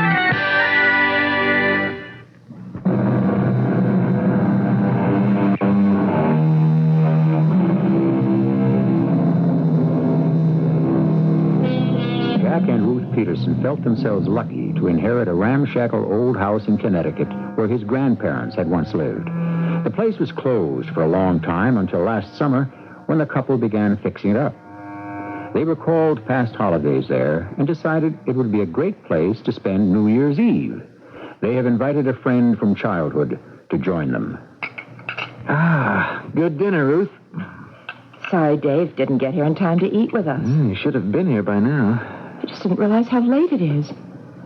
I hope nothing's happened to him. That's the nuisance of not having a phone. First thing next spring, we are going I'm beginning to think we shouldn't have come here in the wintertime. Oh, nonsense. I'd rather be here than anywhere else in the world. Hey, anybody home? It's Dave. I'll get the door.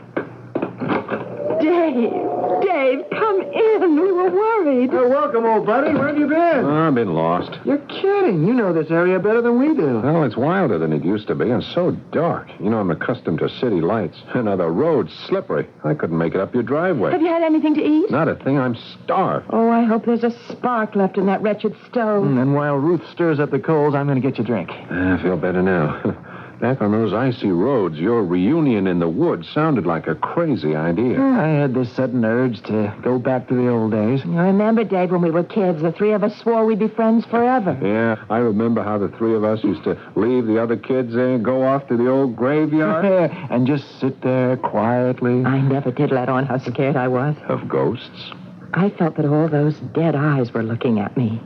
The old folks disapprovingly, and the children begging me to help them. Honey, I thought you liked the old graveyard. Oh, I did, in a creepy sort of way, but those ancestors of ours seemed almost too real. Hey, do you suppose the inscriptions on those stones are still readable today? Of course, we checked up this past summer. Oh, I don't know. That place is terribly overgrown now.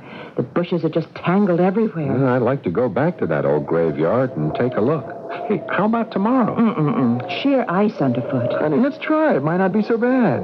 You two can go. Just count me up. Uh-oh. The storm's back. I should have fixed that broken shutter. This house is like a sieve when the wind blows. It just sends chills into every corner. Is it okay if I throw another log on the fire?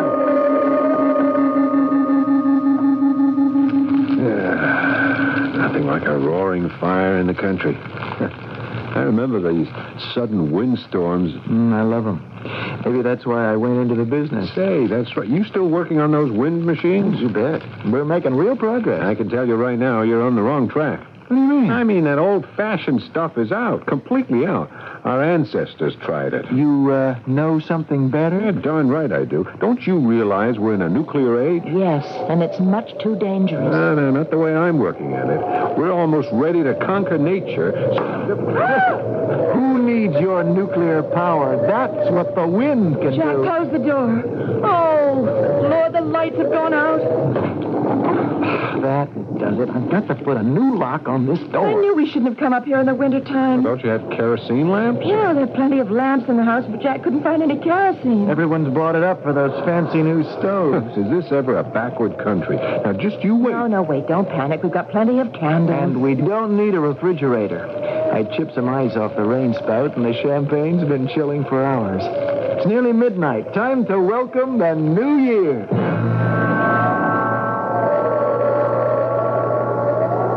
Here's to us, and to a wind that blows everyone good. Well, let's conquer that wind. Here's to nuclear energy. Oh, wait a minute, you guys. While we're drinking champagne, millions of people are starving. I drink to a better chance for survival for everyone. Yeah, that's what we all want. A happier new year.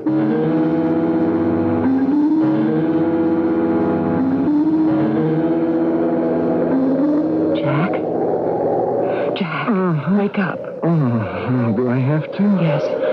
Hold me tight.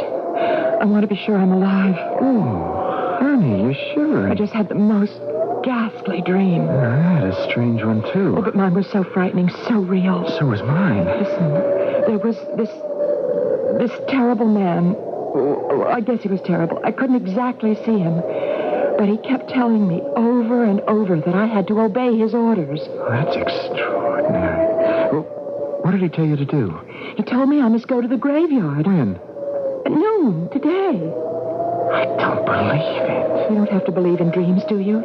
Now listen, there's more. The voice told you to go exactly 6 paces behind the furthest gravestone in the northwest corner. How did you know? Because I had exactly the same dream. But that's impossible. Is it? What was the next step? To dig a hole? To the depth of 2 feet? Yes, that's what he said, and then we'd uncover something that might change the whole course of the next decade. It's weird. You and I agree on a lot of things, but we were never any good at ESP. Wait till Dave hears about this.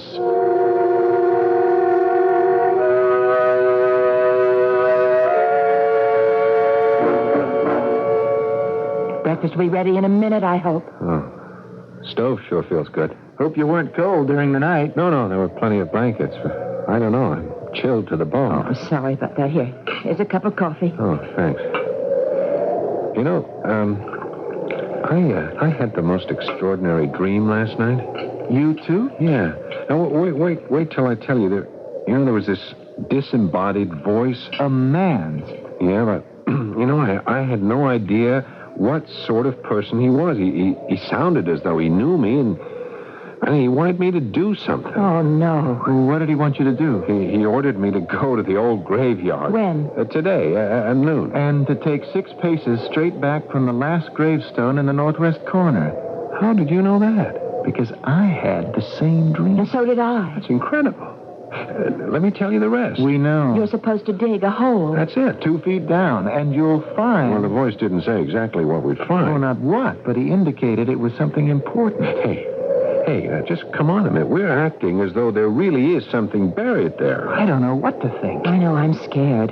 How could 3 people have the same dream if there wasn't something to it? It's simple. Last night we all had the old graveyard on our minds. But we were talking about a time years ago when we were just kids. Those were vivid memories. And wait a minute.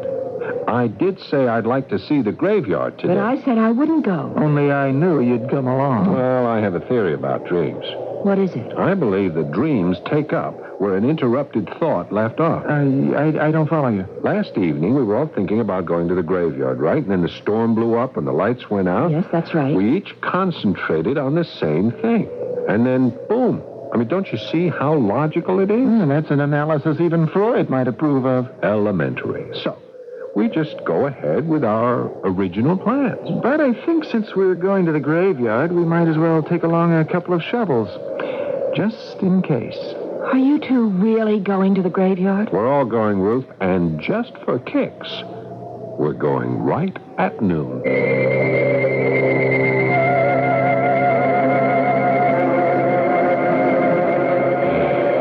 Look. I'd forgotten how beautiful it is. We've never been here in the wintertime. It looks like an ice palace. Hey, this one's my great-great-great-grandfather. He lived to a ripe old age. Why did they carve such an awful skull thing with wings? Oh, that's the traditional angel of death. The person who lies under here was drowned in Lake Ontario. How'd you know that? It says so. Hey, listen.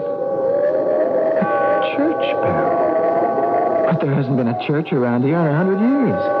Yes, there's a church over the hill. Oh, it's 2 miles away. Well, it's a clear day. The atmosphere and wind are just right for sound to carry. And the dream said noontime, so if it's striking... Do you suppose... I'm getting out of here. No, just a minute, Ruth. I'll tell you one thing. We couldn't possibly dig a hole in the ground. Why not? Because the ground is frozen absolutely solid. Look, I'll show you. Well, I'll try over here. Yeah, you see, Ruth? Look, it's hard as marble. Well, I'm glad of that. Because anyway, we could get arrested for digging up a grave. Only we're supposed to dig beyond the last tombstone. That's out of the cemetery. Ground will be just as hard over there. At least we can see if there's some sort of marker. Yeah, why not? Here's the last stone. Okay, let's measure off 6 paces. How long is a pace? That's a big step, like this. 1, 2, 3, 4, 5, 6. Okay, I'll show you why we can't possibly dig a hole. You try over there, Jack, and don't break the shovel. Okay, here goes. Good Lord. The ground is soft as butter. It can't be. Just one step back and look. It's hard as a rock. Come over here and dig.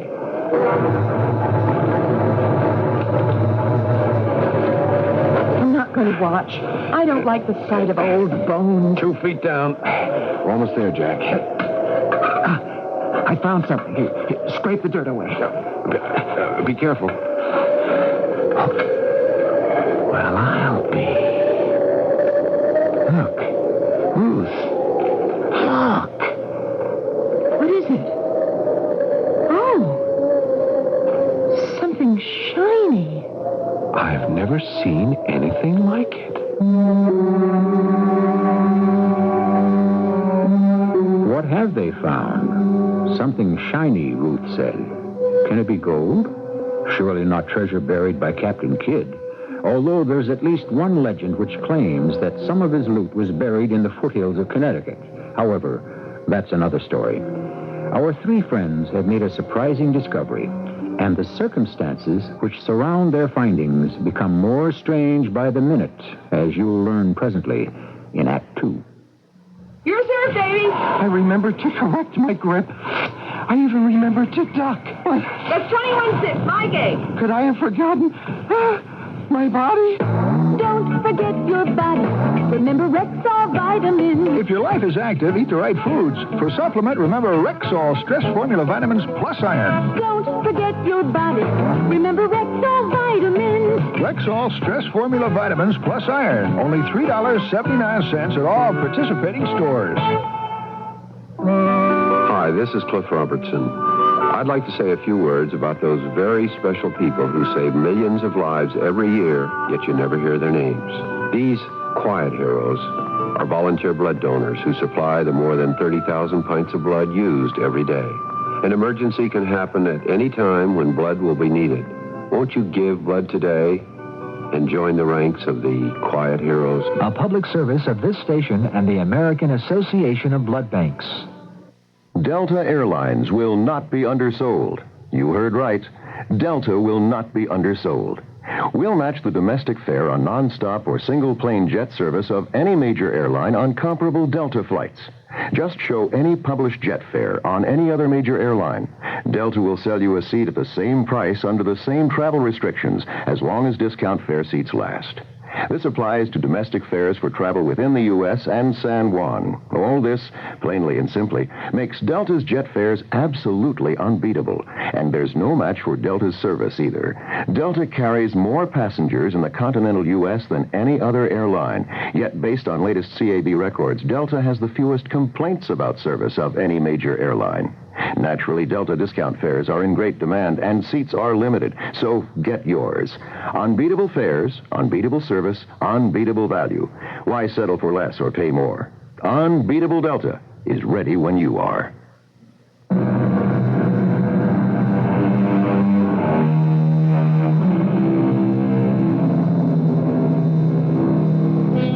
What is the fabric of dreams?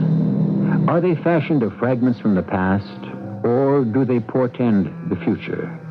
Something remarkable has just taken place. 3 people have had the same dream. Moreover, this dream has led them to an old graveyard on the first day of a new year in the 1980s. They have just dug a hole in the ground, roughly coffin-shaped. And what they uncovered has left them stunned. How can this be? Jack, don't touch it. I think it's some kind of a bomb. It can't be a bomb. It's encased in glass. No, it's not glass. I struck it hard with a spade. Plastic? No, I don't think so. Plastic doesn't gleam like that. It's made of a substance I've never seen before. But what is it? I'd say it's a time capsule. Lord, storm coming. One minute we'll be drenched. There's not a cloud in the sky. Wind. Hang on to me, Jack. I can't stand up. Get down on the ground, everybody. No need to behave like that. Get up. That voice. It's his. Whose voice? The man in our dream. Don't let your imagination run away with you. I knew you'd come. Greetings. Isn't it his voice? Where's it coming from? Over there, by that last tombstone. That's where one of my ancestors is buried. He died in 1790. You're so right. He can't be a voice from the dead. Right again. Someone is playing tricks. They planted a tape recorder. Wrong about that. Tape recorders went out of use years ago. But you came from there, from the grave of... You must be my great... Nonsense. Do I look like a man from the 18th century? No, you're dressed just like us. Of course. Then you must be a descendant of one of the people buried here. That would make you a distant cousin. Sorry to disappoint you. I'm no blood relative, but I do know all these people. I know them very well. Let's stop this nonsense. You're a joker. You were crouching behind that stone. And it's time to tell us what this charade is all about. I don't play charades. This has to be some sort of game. Surely you haven't forgotten your dream. Who are you? That, dear lady, is of little importance. What does matter is who you are and what you're going to do about it. Would you stop talking in riddles and tell us what you're driving at? In due course. Right now, we must all get down to business. So far, you have obeyed instructions and uncovered what we sent you to find. Tell us what that thing in the ground is. You were right in calling it a time capsule. I suppose, in a way, that's what it is. No ancestor of mine ever buried an object that looks like that. I don't think anyone thought about time capsules back in the 1780s. Exactly. So, if it's just been buried, who wants to open it? We know everything that's going on today. Who said anything about today? This capsule contains the future. Oh, then I'm going to break into it. Not so fast. Here's the spade. Let's dig it up. No need for that. Put the spade down. Okay, and then help us get this thing out of the ground. It's very simple. Stand back. The capsule will come out right over there. Do you see what I have in my hand? Well, sure, it's a flashlight. What an antiquated idea. This is a beamer. A what? I focus the beam like this, and... The capsule's coming out of the ground. We'll track it over here where there's space for us all to gather around. Hey, it's bigger than I thought. Must be nearly 4 feet long. The last one we buried was much bigger. We've come a long way in the past century. Well, for Pete's sake, open it. Why don't you do it? It's very easy. Just lift off the shell. Here, Dave, I'll help you. You see how light it is? It's like something out of science fiction. There is no fiction about these scientific instruments. Unbelievable. Computers? Scanners? What strange-looking bottles. Why, that's a miniature space module. They've put too much in here. I told them there would be only 3. By 3, do you mean Ruth and Dave and me? Are you talking about us? Of course. Why do you think you've been summoned here? We haven't the slightest idea. You'd better find out. How stupid can you be? But no one has explained... I know. And the young lady is shivering. Well, it's the 1st of January. It's cold. We'll fix that. We'll start a fire. Oh, come on. This frozen wood will never burn. Who needs wood? This nuclear pellet will do. Nuclear pellet? You want to blast us all out of this world? Oh, what a lot you have to learn. One small pellet from this bottle, and this is just the spot. There. Let's get away, Jack. There'll be an explosion. It sure is. If this crazy man is really playing around with a neutron. Calm yourselves, my friends. How do we know we can trust you? You have no alternative. We're all here together for a purpose. Look, Mr. Whoever you are, you'd better get to that purpose right now. We've had enough of these magic tricks. Warm yourselves by the fire while I get your material from the capsule. Then I'll give the proper instructions to each of you, one at a time.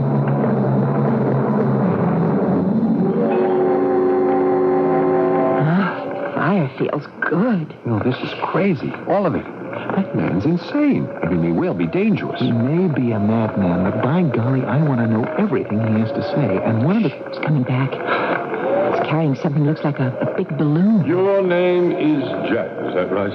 That's right. And you're the man who's working on energy sources through wind power? Well, I don't know how you know that, but it's true. Hang on to this inflated bag. It's filled with wind power. The bag's so light it can't be filled with anything but wind. Oh, no, you're quite wrong. It contains instruments which weigh at least 100 pounds. Well, how can that be? Pay attention. First, tell me who lies under this stone. That's the grave of my ancestor, Samuel Peterson. Did you know he was one of the first to build a windmill in this part of the country? Oh, that's very interesting. It could have been, but it wasn't. Why? Didn't it work? He tried, but all he ever got was a trickle of water. We offered to help him, but he was too busy to listen. Well, that was 2 centuries ago. If I could just show you what we're doing today... You can show me nothing. Open that bag. Well, these things couldn't have come from that lightweight bag. When will you learn how easy it is to carry heavy objects when they're floated in hydrogen? No, that can't be. The slightest friction and everything would go up in flames. I'd forgotten you've not yet figured how to make hydrogen decombustible. But no matter. I'll give Jack 1 minute to look over the contents of the bag. And there's everything here that I've been working on. Much more. There's a computer. Of course, I have one of those. Not like this one. All these other things. How wonderful. A rotor, the new vertical blades, an electronic driving shaft. All in miniature. I've never seen such perfect scale models. Those are not scale models. Of course they are. Your cumbersome equipment is out of date. That small piece of machinery in your hand can power turbines to light a city or to move a 747. I don't believe you will when you learn how. But it's time to open the next bag. I'll get it. He's mad, you know. That stuff is a bunch of junk. But how can I tell without testing it? Your name is Ruth. Yes, I know nothing about machinery. You are concerned that some people don't have enough to eat, right? You have no idea how many people are dying of starvation. Open the bag. It's filled with bottles and seed packets and chemical retorts. Enough there to feed the world many times over. You're joking. Those seeds can be treated to germinate within minutes rather than weeks. Oh, how wonderful if that were to be true. And then what are these pills? Each one contains more nutrients than a full-course meal. Then why haven't we heard about them? I try to keep up with all the literature. That's why I'm here, to help you. With a bag full of seed and pills? How do I know these things aren't poison? Is there no trust left in the world? You're a woman with a brain. Use it. The formula is there. Find out for yourself. He's gone for the 3rd bag. This one has to be for you. And your name is David. You consider yourself an expert on nuclear power. On certain aspects of it, yeah. Well, that's the whole point, those aspects. Open the bag. Another bag of tricks. You know, I'm not interested in the scale model of a reactor. Our problem is getting rid of hazardous wastes. We're on the right track. You're darn right we are. We are reprocessing uranium and plutonium, leaving no more than 10% radiation. That's too much. I suppose you know how to get rid of it. Read the instructions and you'll find the way to end all thermal pollution. That'll be the day. It will, if you want it to be. Oh, the fire's going out. It's getting so dark. I think there's going to be a snowstorm. Only a passing cloud, but I must be on my way. I'll inflate the bag so you can carry your precious materials home. You mean we can keep these things? Only if you make proper use of them. Well, come with us, then. There are a lot of questions I want to ask. Oh, no.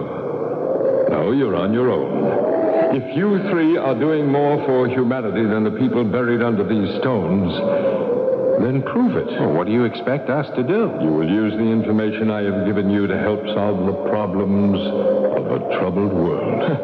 That's a big order. We don't expect it to happen overnight, so you will have 1 month in which to make progress. Who's calling the shots? That's out of your hands and mine. But I'll meet you here 1 month from today at noon on February 1st to find out how you're doing. Good luck.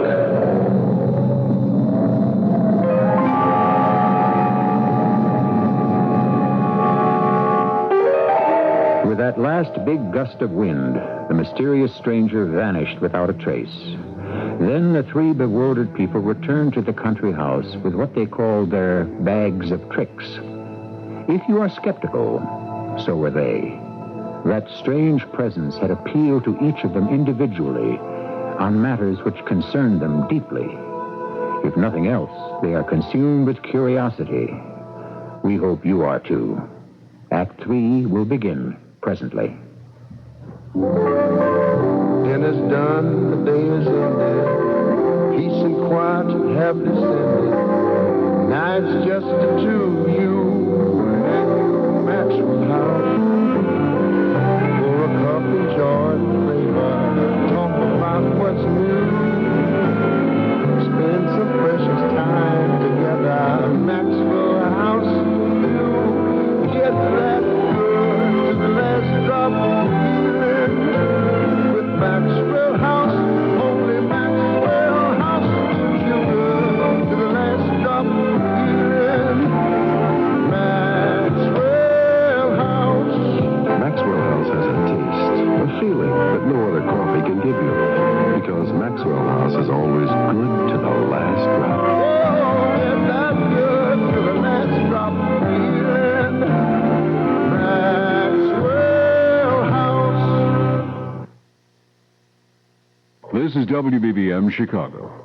And now, another real-life drama featuring the family of that crazy Swede from Borg, Pontiac. Mom. What is it, Wanda? It's about Daddy. What now? You know what the kids at school say? They say, hey, Wanda, that crazy Swede's gone mad again. I know, dear. It's because your father can't help giving tremendous deals on Pontiacs and GMC trucks. Why can't we be like other families? Because your father is the crazy Swede, dear. Oh, here he is now. Oopsie-doody, there's my darling family. Ah, Wanda, my little Swedish meatball. Oh, please, Daddy. What a fine morning. Think I'll give some pretty crazy deals on Pontiacs today. How nice, dear. Daddy, why can't you give up being the crazy Swede from Borg, Pontiac? Not Borg. Borg. Please, Daddy. But, sweetie, think of my image. I am, and I'm mortified. Can't we be a normal, all-American family? I'll take you to the Cubs game in a GMC truck. Daddy. We can have a beanie bake on the flatbed. That's not what... We'll all go to the drive-in and eat popcorn in a Pontiac. Daddy. A Borg Pontiac. I missed my point, Daddy. That crazy Swede's gone mad again with great deals on Pontiacs, GMC trucks, Datsuns, and Peugeots at Borg, at Belmont and Ogden in Downers Grove.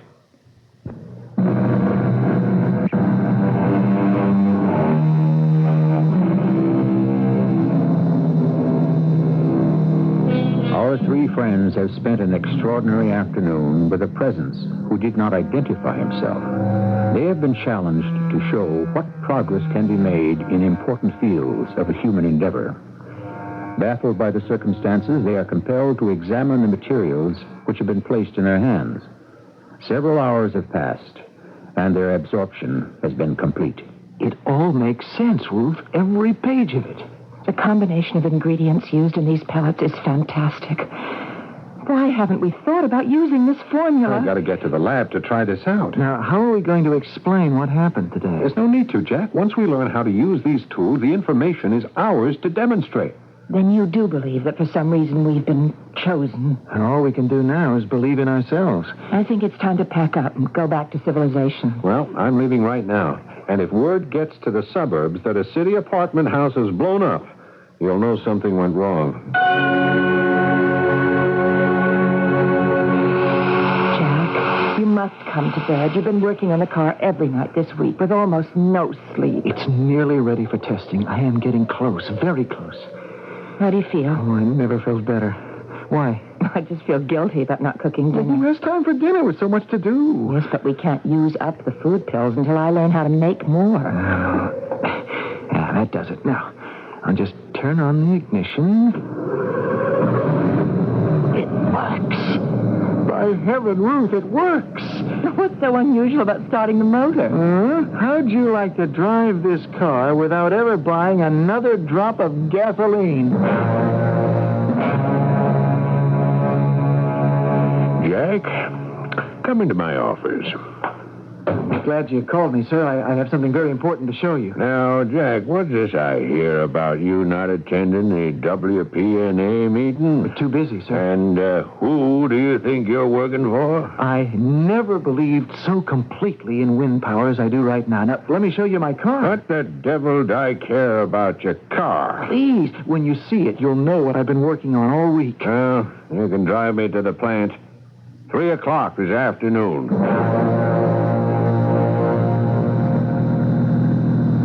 Nice-sounding motor, isn't it? Yeah, sounds okay to me. Mm-hmm. Take a look at the gas gauge. Why, you young fool, it's empty. What kind of game are you playing? Just proving a point. Yeah, drive into that gas station. This car does not use gas. Oh, I suppose it's running on thin air. Exactly.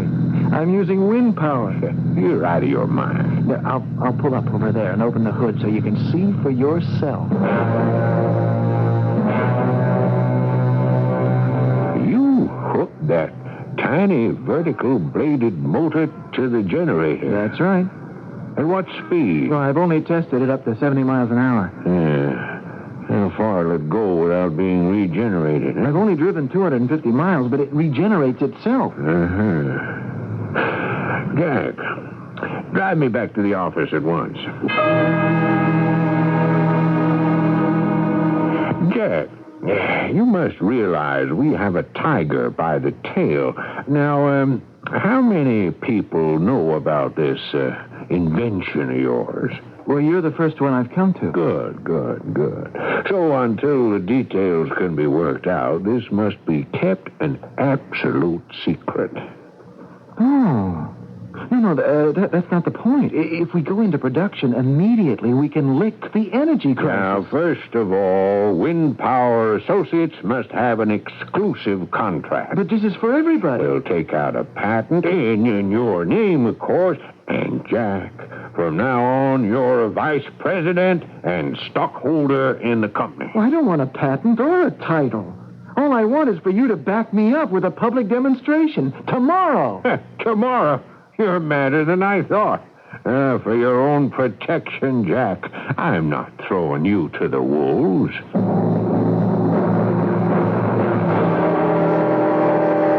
Well, Peterson, what's going on in here? Looks like a jungle. These seeds.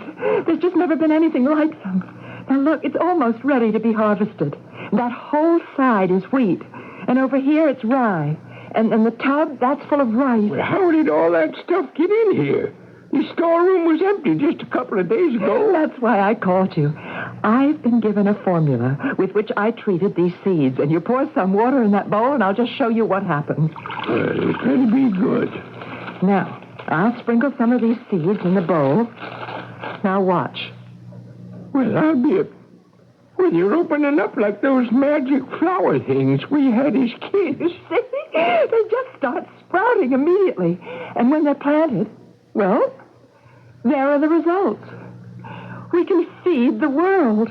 Ruth, come into the conference room and make a report. Mr. Bascom, you say you've come up with something that limits radiation? Well, yes, sir. I'd like to show it to you. I'm a very busy man. Can't you sketch in the details? No, sir. It's all set up in the testing room. I thought you'd been given instructions that no more nuclear devices were... Sir, this experiment is different. It's like nothing you've ever seen. Is everything sealed? Yes, sir. Sealed tight. Put on your face mask. The light will be bright. Here goes.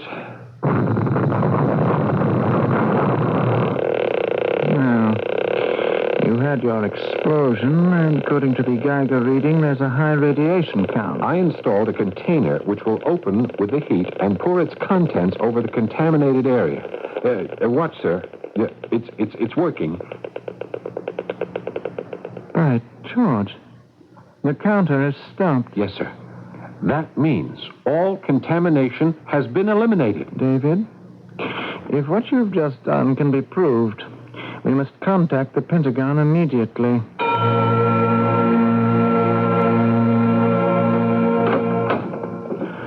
Ruth, are you home? Yes, not for long. You're going to drive me to the airport. Oh, honey, I'm bushed. Nothing but disappointment all day, all week. What's this about an airport? Well, you know how well my work's been going.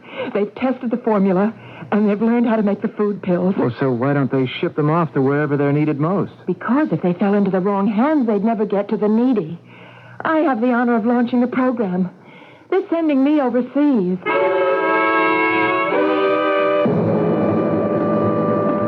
Oh, the Pentagon. I'll never learn my way around this place. Just a minute, sir. Yes, Sign here. Look, ma'am, I've been here 5 times in the last couple of days. Sign here. I've signed in duplicate and triplicate. I've even been fingerprinted.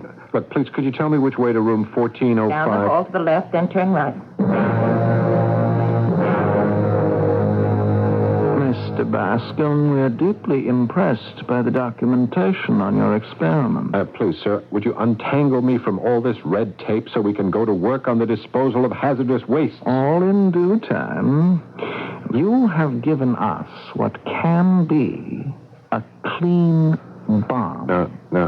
Wait a minute. I want nothing to do with bombs. But if we had a missile which was truly clean, imagine the possibilities. My information must not be used for making weapons. I'm concerned with saving lives, not destruction. Look, I want those documents back.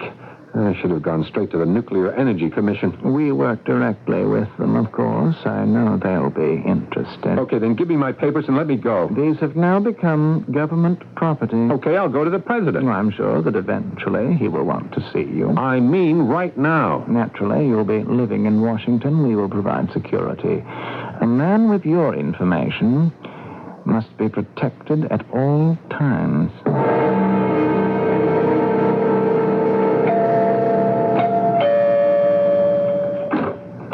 Oh, Dave, am I ever glad to see you. That goes for me, too, Jack. How you doing? Miserably.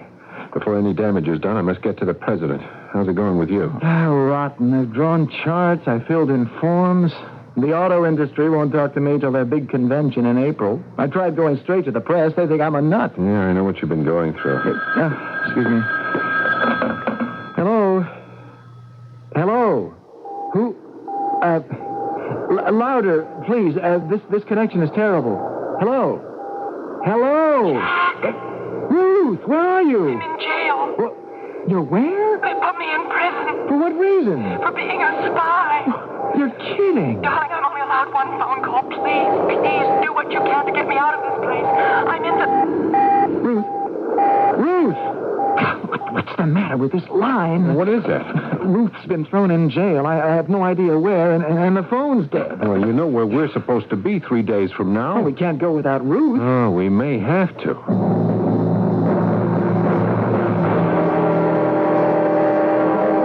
This house is colder than ever. Yeah. Mind if I throw some wood on the fire? Go ahead. I guess we'll be up all night. I can't imagine getting any sleep. You do think he'll be there, though, don't you? He'll have to be. I get more worried about Ruth by the minute. Well, he's the one who's responsible. He'll have to bring her back. Oh! Ruth, darling! You all right, Ruth? I'm okay. I wouldn't go through that again for anything. How'd you get away? They released me yesterday without any explanation. I was put on a plane and sent home, and I rented a car at the airport, and here I am. Oh, thank the Lord. Of course, I had to be here. Tomorrow, we have a rendezvous. Sorry to get up so late. Good morning. I'm not sure that it is. Maybe I'm not awake yet, but I feel very strange. I hope you didn't have bad dreams like mine all night long. Your dreams couldn't have been as wild as mine. I need another cup of coffee. Well, fresh air ought to fix us up. Remember, we agreed to go to the old cemetery.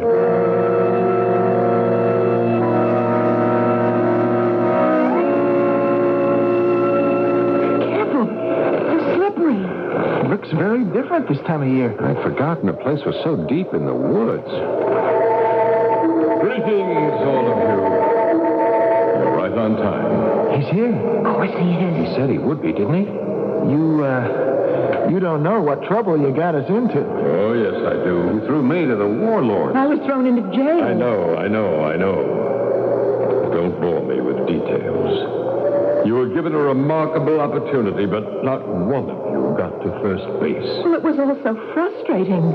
Life always is. And so are dreams.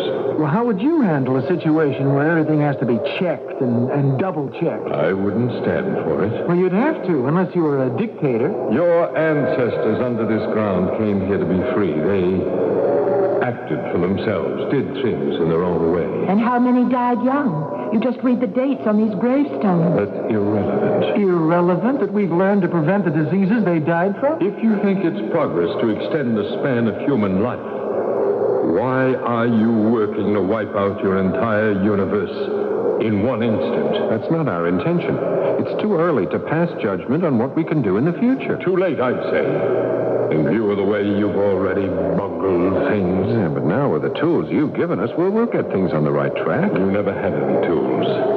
It was quite clear from the beginning that our experiment would be too much for you to handle. You brought us the capsule. I brought you a time capsule only.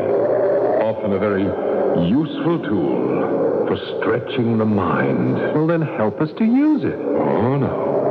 No, that's up to you. Too early, too late. Anything's possible in the time machine. And right now, it's time to go back. He's gone. Yeah, I've had enough of this old graveyard. Let's get out of here. Race you down the hill. Not me. I feel very tired all of a sudden. I have a headache. I'll see you at the car.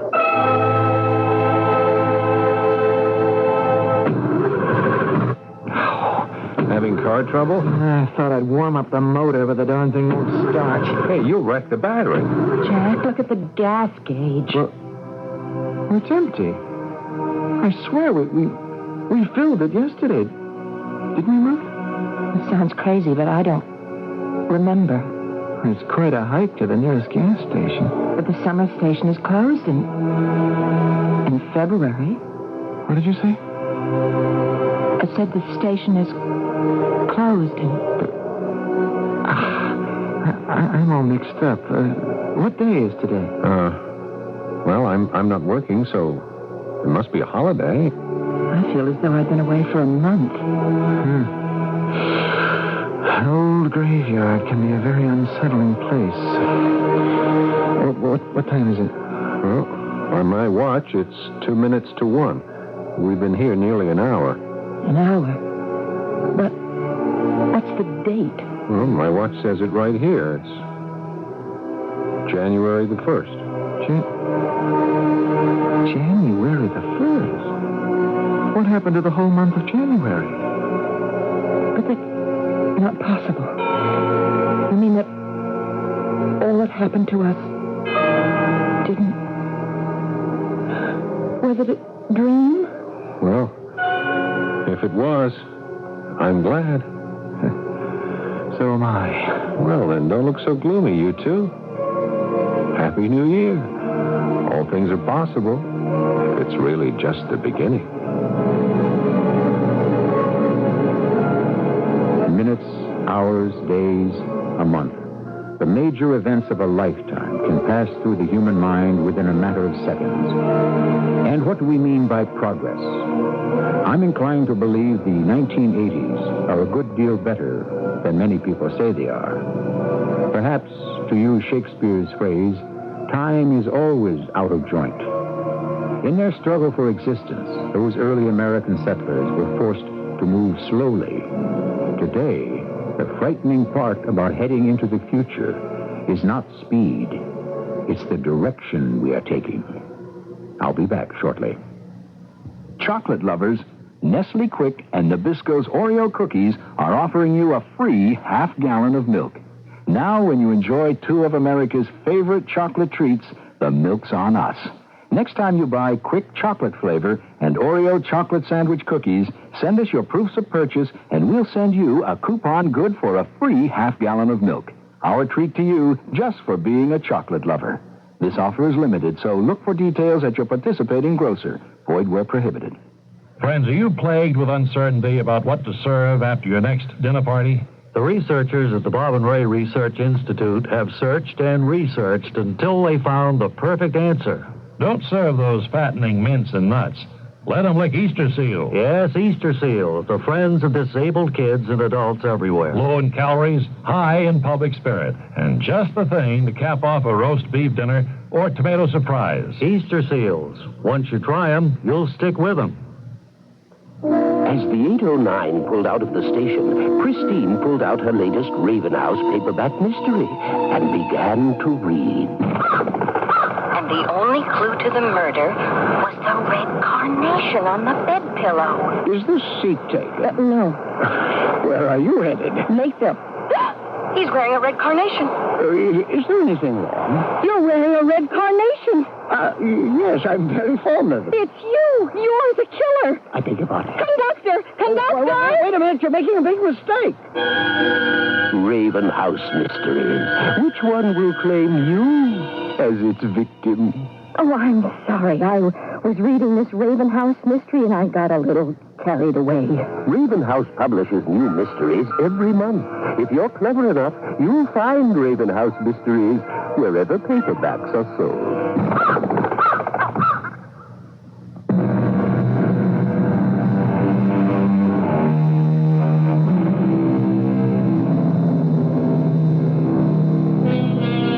It's not unusual to come across a ghost in an old graveyard, but a ghost of the future? Our ghost, if that's what it was, offered some tantalizing possibilities. At least he indicated there are better things ahead. Author George Orwell painted a far gloomier picture, but we're so close to 1984 that some of Orwell's predictions can't possibly come true. Or can they? We are forced to revert to that well-worn cliche, only time will tell. Our cast included Russell Horton, Marion Seldes, Paul Hecht, and Arnold Moss. The entire production was under the direction of Hyman Brown. Radio Mystery Theater was sponsored in part by Raven House Paperback Mysteries. This is E.G. Marshall inviting you to return to our Mystery Theater for another adventure in the macabre. Until next time, pleasant dreams.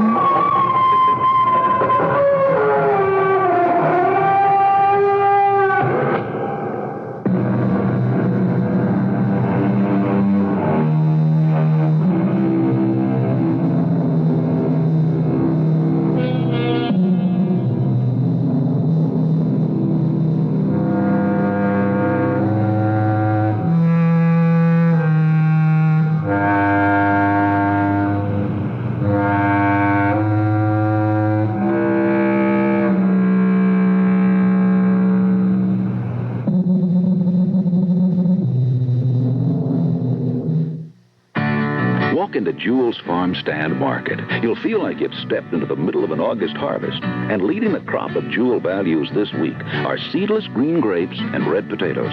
You can't get more basic than red potatoes. They cook up tender in casseroles and stews.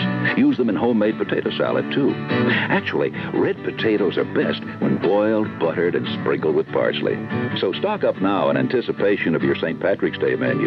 Because sure in Bacora through next Wednesday, a 10-pound bag costs just 98 cents. And here's another farm stand feature, seedless green grapes. Pluck them right off the vine for plain and simple snacks. Or enjoy them in style with a glass of wine and chunks of cheese. Just be sure you buy them by the bunch at Jewel, where seedless green grapes are 98 cents a pound through Wednesday. Now that's inviting, and so is the farm stand market. Stroll through today. We guarantee you'll find the best spring harvest at Jewel. You'll come back for the price. CBS News. Secretary of State Haig pointed to the capture of a Nicaraguan soldier in El Salvador as proof that Nicaragua is directing the conflict. But his proof has reportedly pulled a disappearing act. I'm Judy Muller, reporting on the CBS radio network. Haig told a congressional subcommittee that a Nicaraguan soldier had been captured and was being questioned by military officials in El Salvador. But General Jose Guillermo Garcia, the Salvadorian defense minister, has told CBS News the Nicaraguan has been snatched away by someone at the Mexican embassy in San Salvador. The Mexican embassy denies having the prisoner. Haig cited other evidence as well that Nicaragua and Cuba are involved in the insurgency in El Salvador. Bob Simon reports.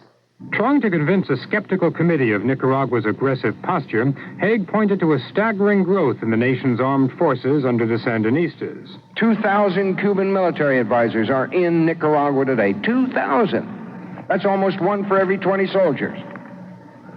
Well, 4,000 to 5,000 Cuban technicians and teachers. 70 Soviet military advisors. State Department officials have maintained for weeks now that they've got the goods. They have evidence to prove Nicaraguan and Cuban involvement in Salvador. They say the intelligence community, more interested in protecting sources than in presenting a case, has been reluctant to see this evidence declassified. There will be a meeting in Washington to decide exactly what can be released and how. Bob Simon, CBS News, the State Department. A bipartisan group of 104 members of the House of Representatives has sent a letter to President Reagan urging him to accept the Mexican peace proposal for Central America. The proposal includes a mediated solution to the conflict in El Salvador. More news in a minute. Have you taken a good look at your career lately? How your working life stacks up against others in your field? Are you making as much as they are? Rising as fast? Are you getting the recognition and challenge you deserve? There is a publication that can help you answer questions like these. The National Business Employment Weekly, published by the Wall Street Journal every week. The National Business Employment Weekly contains valuable articles, from writing effective resumes to career planning guidance, and hundreds of top job opportunities from every regional edition of the Wall Street Journal all across the country. Executive, managerial, and professional jobs from $25,000 to $250,000. If you're looking for a better job, you may find a better job looking for you in the National Business Employment Weekly. Pick up a copy at your newsstand, or if you prefer, we'll rush you the next 8 copies by first-class mail for $29. Call toll-free in the continental U.S., 800-228-5500. That's 800-228-5500, except in Nebraska. Major credit cards accepted. Modest sales gains were reported for the month of February by major retail chains. Sears Roebuck & Company is the country's largest retailer, and the chain reported its sales for the 4-week period climbed 2.5% from the same period last year. Ernie Arms, spokesman for Sears, says the gains indicate better times ahead. We clearly expect a turnaround, and with the tax cut coming in mid-year, with obviously slowing of inflation in energy and food costs, this is bound to strengthen sales increases for general merchandise for the industry in the second half of this year. Kmart reported a 12% gain. F.W. Woolworth says its sales rose 0.6%. The board of directors for the Tennessee Valley Authority has voted to stop construction of 3 nuclear reactors, 2 of them in Tennessee, 1 in Mississippi. The decision will put about 5,000 people out of work. It effectively cancels about half of the TVA's nuclear reactor system. And the Nuclear Regulatory Commission has voted to replace the firm studying the problems at the Diablo Canyon nuclear reactor in California with a company that has fewer financial ties to the reactor's owner. The NRC reported that the owner, Pacific Gas and Electric, and the company, Robert Cloud Associates, are continuing to uncover mistakes made by the facility. But the NRC staff also said the Cloud firm is too small and may not be sufficiently independent because almost half of its business last year came from the facility. CBS News continues after this. Weekdays on CBS television. Start your laughs with that normal bug. It's normal? Not a chance. This will be a blessing in sheep's clothing. On One Day at a Time. Then stick around for some lip-smacking comedy. Hey, Alice, your voice is as great as your meatballs. On Alice and To The Price is Right with the priceless Bob Barker. Don't miss One Day at a Time. Alice and The Price is Right. Weekdays on CBS television. The big play is in the NCAA. Saturday, March 6th, it's the Big East Conference Championship, and CBS Radio Sports will be there to cover every exciting minute. Bill O'Donnell courtside to call all the play-by-play action with Ed Ingles to bring you expert analysis of the game. It's live college basketball beginning at 2:50 p.m. Eastern Time, Saturday, March 6th. The NCAA Big East Conference Championship on most of these CBS Radio Network stations. Hear it here. Senator Harrison Williams pleaded his case for over 4 hours Thursday on the Senate floor, appealing to his colleagues not to expel him for conduct that led to his conviction on bribery and conspiracy charges in a federal court. The New Jersey Democrat said he'd been falsely convicted. At least one senator, Alan Cranston of California, has said he will ask the Senate to censure Williams rather than expel him. Judy Muller, CBS News. This is CBS News Radio 78, WBBM Chicago. Good evening, everyone. It's 11:32 now. This is Alan Bickley on News Radio 78 in Chicago. The CBS Radio Mystery Theater presents...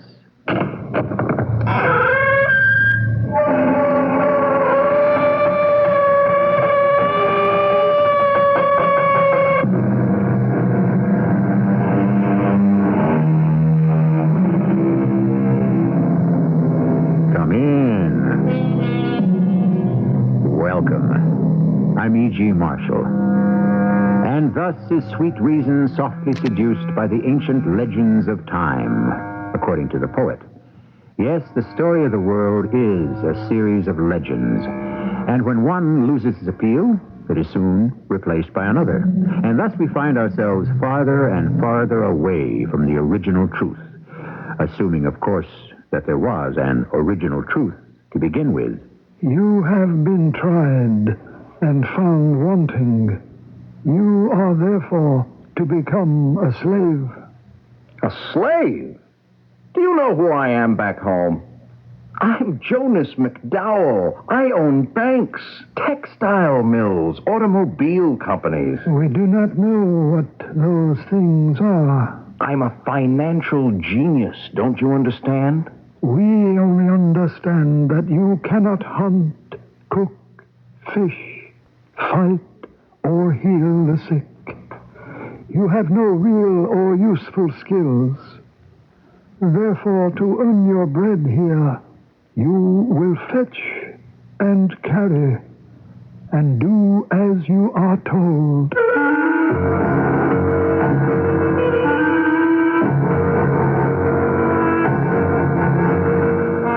Our mystery drama, The Acquisition, was written especially for the Mystery Theater by Sam Dan and stars Tony Roberts.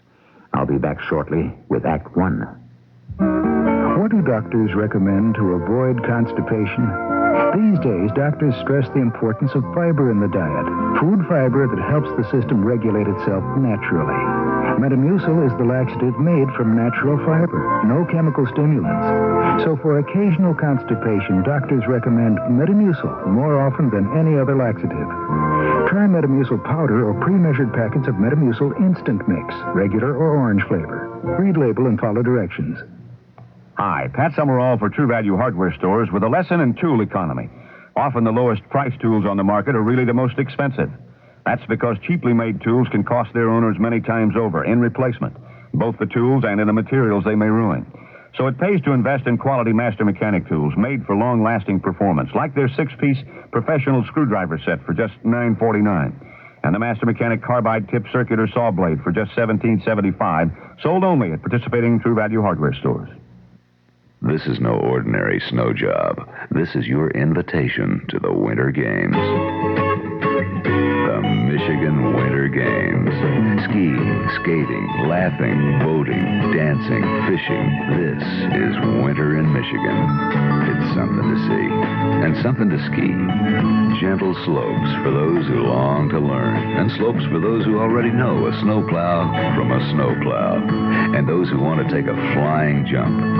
Michigan's got it all, and through it all, you're surrounded by Michigan smiles that help to break the ice.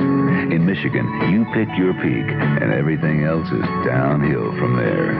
Come to Michigan, where winter comes to life.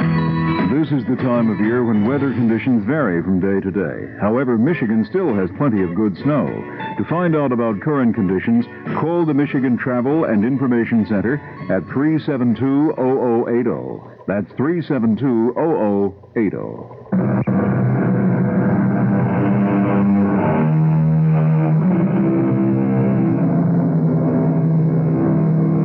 There are those who say that too much of the world's wealth is in the hands of too few of the people. They advocate, therefore, a redistribution. There are others who claim that this would only be an exercise in futility because, after a while, the very many would find themselves with very little, and the very few would once again wind up with very much. Whether or not this is true, I don't know. I do know this, however. It is 4 p.m. An expensive-looking automobile is at the side of the turnpike. A man is standing there, looking at it, with a most helpless look on his face. Now, a rather modest-looking car slows down and pulls over. Hi, something wrong? Well, my car seems to be out of order. What's the matter? Well, if I knew what was the matter, I could fix it myself. Of course. May I help you? Yes, you could give me a lift to the nearest garage or service station. Well, what seems to be the problem with the car? Quite simply, it won't go. Are you out of gas? My dear lady, if you're willing to give me a lift, I'll reward you most handsomely. May I get into your car? I'm very pressed for time. Before you do that, why don't I get out and have a look under the hood? Well, what would you know about automobiles? What you meant to say was, what would a woman know about automobiles? Why don't we just lift this up? Oh, I must say, this is the most beautiful car I've ever seen. Well, it should be. It's an Isotta Rivera. I just bought it last week. It must have cost a fortune. That would depend upon how you would define fortune. Well, I know this is a rather personal question, but may I ask the price? The price? Yes, the price I paid is a matter of record. $78 million. For this car? For this one, plus $7,000, plus the company that makes them. It's a bit high, perhaps, but the name is worth it. Wait a minute. I know who you are. I've seen your picture. You're Jonas McDowell, the boy wonder of Wall Street. Guilty as charged. Oh, you're not such a boy either. You look to be at least 40. Do you suppose that we could be on our way, Miss... How did you know I was a miss? I just assumed. Did you? You seem to have a certain tartness. Which would alienate men? No. Does it alienate you? You don't have to answer that. Oh, here's the problem. A loose wire to the coil. Speedily mended. See? See what? The coil. What's the coil? What's the coil? You are going to manufacture these automobiles, and you don't know what the coil is? I don't have to know what the coil is, or where it is, or what it does. Do you know what the distributor is? My dear Miss, Plunkett. Estelle Plunkett. I do not know what the distributor is, nor the generator, nor any one of the seemingly infinite number of parts and components that make up this vehicle. You also own companies that make electrical appliances. Are you equally ignorant concerning their function? More so. At least I can drive a car, but I wouldn't know how to operate a washing machine. And you own construction companies that build bridges and dams and oil refineries. Would you know how to do any of that work yourself? Absolutely not. Well, then, if I may ask, what do you know how to do? I know how to make money. And with this money, I hire engineers and technicians, and craftsmen, clerks, and scientists. You can buy anything you need in this world. And anyone. And anyone. If you get behind the wheel of this magnificent automobile, which you know nothing at all about... But I know everything about it. I know the balance sheet. I know the profitability. I know... Yes, I'm sure you do. Well, all you need to do now is turn the ignition key and drive away. Well, thank you very much, but you must let me... Please, put your money away. What are you laughing at? Well, your face... You're quite disturbed. You're quite put out. You have just met someone who has actually done you a service for nothing. It upsets your entire philosophy of life. But I can assure you, sir, there are many people like me in this world. I know. And most of you wind up in the poorhouse. Good day, Miss Plunkett. Well, Doctor? I find nothing organically wrong. Oh, why do I have trouble falling asleep? Are you upset about anything, Mr. McDowell? No, certainly not. Well, your blood pressure, pulse, respiration, temperature, these are no. All the other tests, negative. In other words, you don't know what's wrong with me. I'm afraid not. Fellows like me, we get blackjacked by social pressures to donate millions to medical research, and I walk into this gleaming edifice created by my dollars, and none of you great men of medicine can tell me what ails me. Mr. McDowell, what do you do when you're not working? I am always working. Do you have any hobbies? Hobbies? Golf, tennis, fishing? I don't need any hobbies. I enjoy my work. I don't need a release from it. I don't need an escape from it. But something is missing. I can't imagine what it is. A woman. I can have a woman anytime I want one, Doctor. I'm not talking about that kind of woman. Any kind of woman. I'm talking about a wife. I don't need a wife. You're the one who can't sleep at night. You're the one who feels listless, restless. Now, what would I do with a wife? You'd lead a normal life. And that's your opinion? Yes, your considered professional opinion. I would say it is. I'll take it under advisement.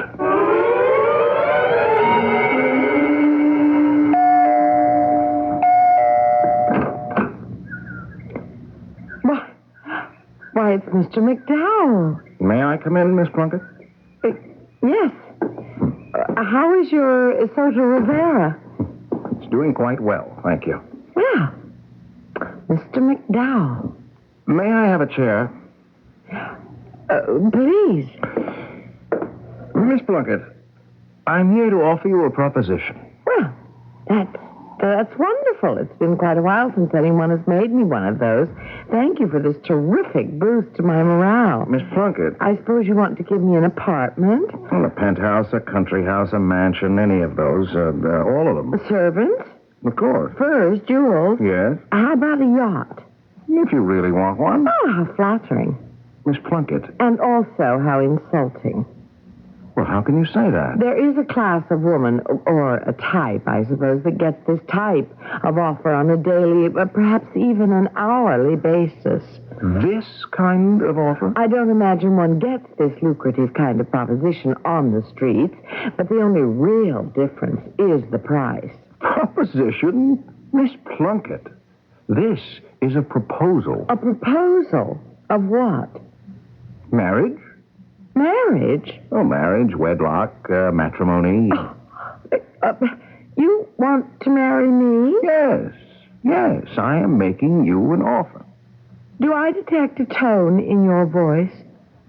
What sort of tone? Is this how you talk to the stockholders of a corporation that you wish to take over? I am making you an offer. Miss Plunkett, I would like you to consider this offer. I don't like the word offer. It's used when you wish to buy something, not give something. Please, hear me out. Now, marriage is a merger, is it not? When I wish to acquire or merge with another corporation, I study it completely. I analyze its weaknesses, its strengths. And have I also been subject to such close scrutiny? Oh, yes. Ah, I feel absolutely undressed. Miss Plunkett, I have been advised that it is psychologically and physiologically desirable, even necessary, for me to marry. Just as it is psychologically and physiologically desirable to acquire other companies. Why me? You represent top value. Oh, is it possible that we are engaging in this kind of conversation? Miss Plunkett, I'm serious. Yes, you are, and that's what makes it so... So what? Well, so tragic. Or so comic. I really can't decide which. I'm at a loss to understand your reaction. As I've said, marriage is a merger. Do you agree? Well, yes, I would suppose so. It is, in a personal sense, the most important of all mergers. Can you deny that? No. Well, should it not be approached with the utmost caution and calculation and care? I don't know. At the age of 35, Miss Plunkett, you represent fantastic value. Really? And when did you fall in love with me, Mr. McDowell? Love? Was it when I tightened the wire to your coil? Miss Plunkett, love is a highly subjective emotion. It should not enter into this affair. But we're not discussing an affair. We're talking about marriage. Precisely.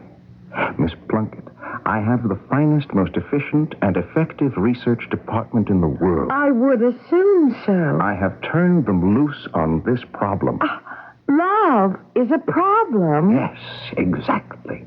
They have been unable to come up with any tangible evidence that love even exists as a certifiable function. Really? Love is a snare. It's a delusion. It creates false hopes. It incites unreasonable passions, not to mention impossible expectations. You speak, I assume, from experience. No. I've been immune to this, what shall we call it, fever. And this is how you propose marriage to me, Mr. McDowell?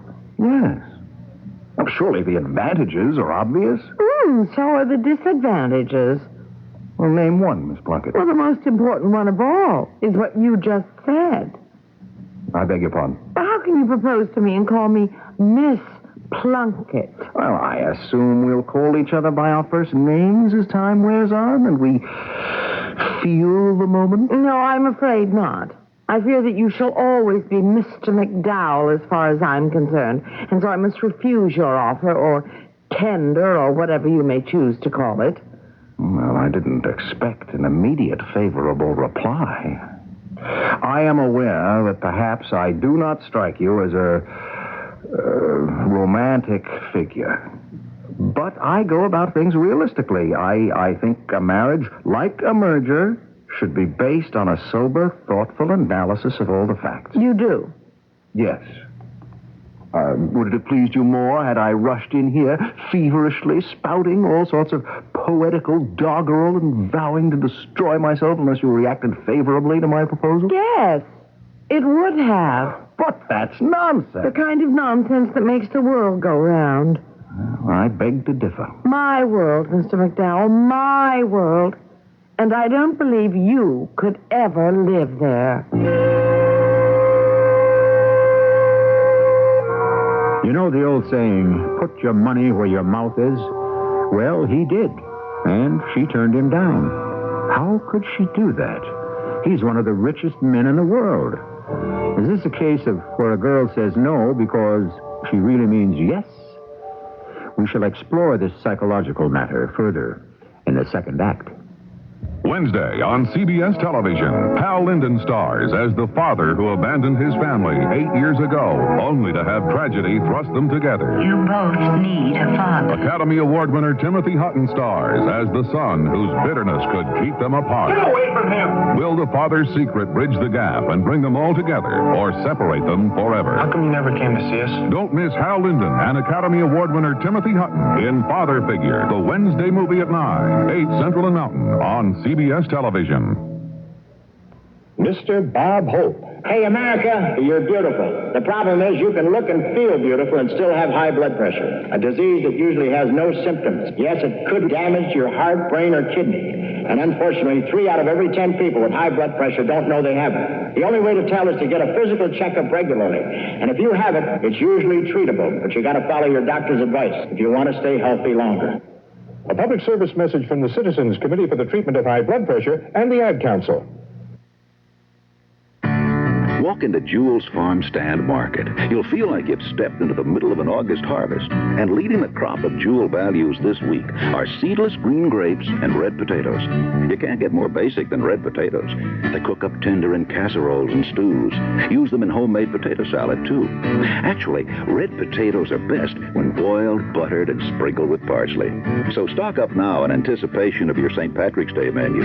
Because sure and Begura through next Wednesday, a 10-pound bag costs just 98 cents. And here's another farm stand feature, seedless green grapes.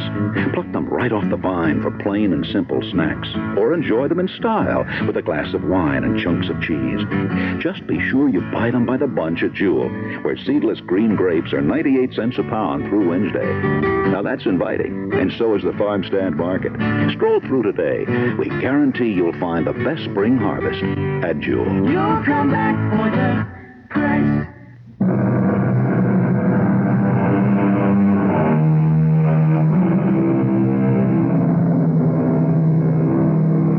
On the face of it, it looks like a marriage made in heaven, simply because there's so little chance of it happening here below. A fabulously wealthy man encounters quite by accident an average young lady and proposes to her. Perhaps it does happen occasionally, say with the same frequency that people win $1 million in the sweepstakes. May I ask you to reconsider my proposal, Miss Plunkett? Why? I believe you have no inherent objections to marriage. None at all. Well, may I ask, then, why you've never married? Well, I've never met a man who appealed to me enough. One who measures up to your romantic standards. Perhaps. You are 35 years old, is that true? You can expect to live until 80. The second half of your life is almost about to begin. But yes, if you put it that way. May I speak frankly? To what purpose?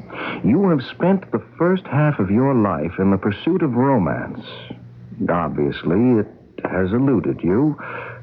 What have you to look forward to? Well, now, see here, Mr. McDowell. You can only have a life of decreasing expectations. You teach biological science at a high school. You earn $19,000 a year. I get another $1,500 for coaching girls lacrosse. Yes, you have another 30 years until mandatory retirement. You will receive increases, it's true, but will they keep up with inflation? Your pension? What will it be worth in real money when you're ready to call on it? Mr. McDowell, I must ask you to leave. From here, it shall all be downhill toward an old age of loneliness and poverty. You leave a woman with very little, don't you? It's the truth that leaves you with so very little. And is this how you assault the people who own the companies you intend to acquire? Well, I merely point out to these corporations the futility of their present course of action and offer them an opportunity for profitable operation. Is that all I am to you? A corporation? Get out of here. I beg your pardon? Leave before I call the police and have you thrown out. Well, there's no point in calling the police. Why? Have you acquired them, too? Miss Plunkett, I shall leave if you want me to. Please do that. As you say. Mr. McDowell. Yes, Miss Plunkett. Permit me to apologize. I was rude. I had no right to lose my temper, but I do feel that I was most severely provoked. Well, that's quite all right. You are, after all, a guest in my house. Well, I'm used to this kind of reaction. This is how everyone responds to me the first time. But after they've all had a chance to sleep on it, they come round. Do they? Yes. And so will you. Why, you get out of here.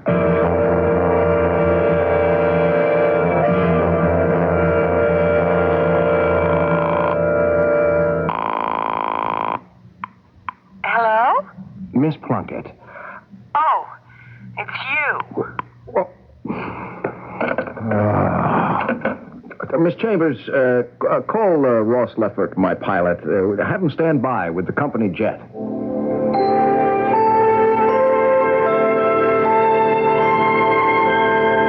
Morning, Mr. McDowell. Good morning, Ross. Miss Chambers didn't tell me where you want to go, so I didn't file a flight plan. Well, we don't have to go anywhere in particular. I just want to fly around for an hour or two. Okay. You're the boss.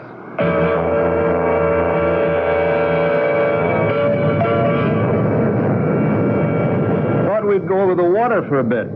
Okay? All right. You know, when the Pacific turns blue, nothing in the whole world is bluer. Ross, do you know why we're here? No, sir, I don't. How many times have you been married? 5? No, 4. First one didn't count. I understand that some of your wives were beautiful. All of them. Ugly dames give me indigestion. So you've had no trouble persuading some very desirable women to fall in love with you. No trouble to speak of. Well, this then is a highly developed skill. What is, Mr. McDowell? Getting women to marry you. Oh, yeah. I guess it is. You are, therefore, a specialist in the art. You're an authority. I'll buy that. Which is why I've called you in for a consultation. I'm having a problem.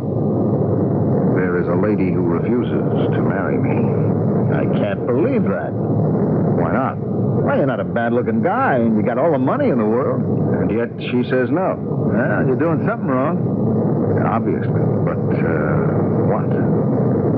What does she want? I suppose you could say she wants romance. Well, then give it to her. Yeah, but I'm not the romantic type, Ross. I can give her other things. I gather she doesn't want them. But she should. They make sense. Look, you're talking about love, Mr. McDowell, where nothing makes sense. But I'm not talking about love. I'm talking about a sensible arrangement which enables two people to live together as man and wife. No such animal. As an authority, what do you suggest? Change your attitude or change your girlfriend. See. Well, I shall take that under advisement. Thank you, Ross. We can turn back now.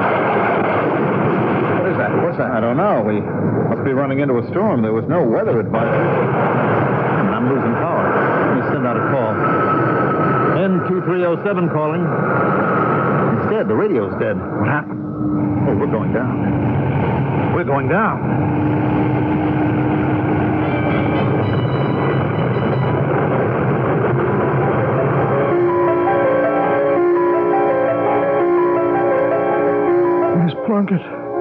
Miss Plunkett, surely a sober analysis of there can be no more favorable. One should consider the fundamentals. What is love, Miss Plunkett? He speaks. Always the same words. What language is that? It is not of this earth. I have written down the words and stretched them out and wound them around the ball.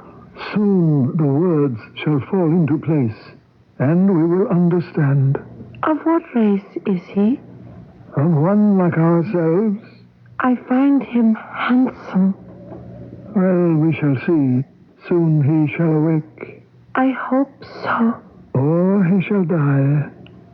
The matter is not in our hands. Miss Plunkett, how did we get here? Where are you? You're not Miss Plunkett. No, I am Zoa. Zoa? Oh, I beg your pardon. That is... What is the trouble? You're not wearing any clothes. Clothes? Oh, yes, clothes. It means covering for the skin. I'm not wearing any clothes either. Why would one require clothes? Because I suppose modesty. Modesty? I shall wrap that word about the ball and see what it means. What ball? The ball of wisdom. Wait. Where am I? You are with the people. What people? The people. Oh, there are no others. Yeah, but where is this? How did I get here? You fell from the sky. Who are you? I am Taro, chief of the people. She is my daughter, Zoa. What happened? The metal bird sickened and died and plunged into the sea. Ross, my pilot. Where is he? One cannot say. We saw you in the water, and the young men swam out and brought you here. But where is here? Here is the place. The only place. But who are you? You don't look like natives. That is, you could be the same people I see on the streets of Los Angeles. Los Angeles. Place those words on the ball, my daughter. No, you don't have to. It's a name of a city. It's a city east of here somewhere. There are no cities east of here. There are no other cities in this world.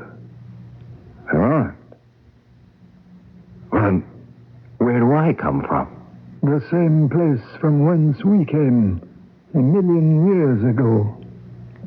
What are you talking about? Our ancestors, they lived in the sky, among the stars. One day they took a ship and flew here.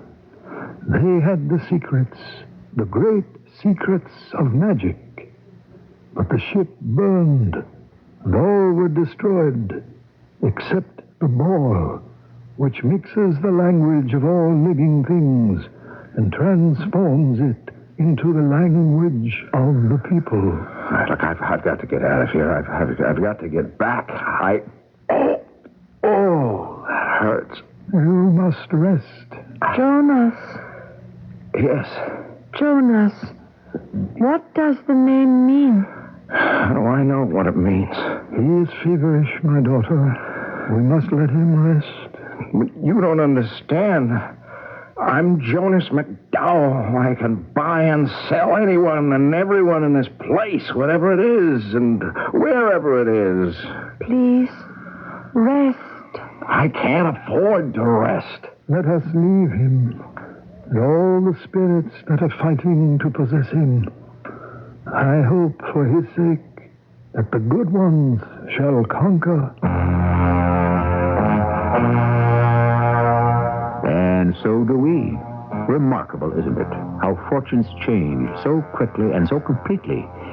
One of the richest, most powerful men in the world is suddenly flung into the midst of some primitive people who are not at all impressed by him. Well, you know what they say. Class will tell. Cream will rise to the top. The third act will give us the answers to that. You're there, baby. I remember to correct my grip. I even remember to duck. That's 21-6, my game. Could I have forgotten my body? Don't forget your body. Remember Rexall vitamins. If your life is active, eat the right foods. For supplement, remember Rexall Stress Formula Vitamins Plus Iron. Don't forget your body. Remember Rexall vitamins. Rexall Stress Formula Vitamins Plus Iron. Only $3.79 at all participating stores. Boy, Harry, I tell you, all everybody thinks about these days is what's in it for me. Yeah, Joe, you're right. Well, gotta run. I'm due at the Red Cross. Red Cross? What's in it for you? I teach first aid. Oh, picking up some extra change, huh? No, Red Cross volunteers don't get paid. This is the 100th year we've been helping people. 100 years? Yeah. Wow. Hey, Harry, you think maybe there's something in it for me? Could be, Joe. Could be. Red Cross, ready for a new century. What's cooking, McDonald's? A great game and a great new sandwich. Did you say a new sandwich? McDonald's new McRib sandwich with a big barbecue taste. McDonald's McRib sandwich is tender, boneless pork and a thick, rich barbecue sauce on a toasty home-style roll with pickles and onions. A great taste and a great game, too? McDonald's quality in the bag game with over 50 million prizes available. You can win up to $500,000 in cash or great McDonald's food. Why, you can even win instantly. Mighty tasty McRib sandwich and a mighty good game, McDonald's. Try our new McRib sandwich and play McDonald's quality in the bag game. No purchase necessary. Void where prohibited. 16 years or older to play. And May 23rd or while game supplies last. Details at participating McDonald's. This is WBBM Chicago.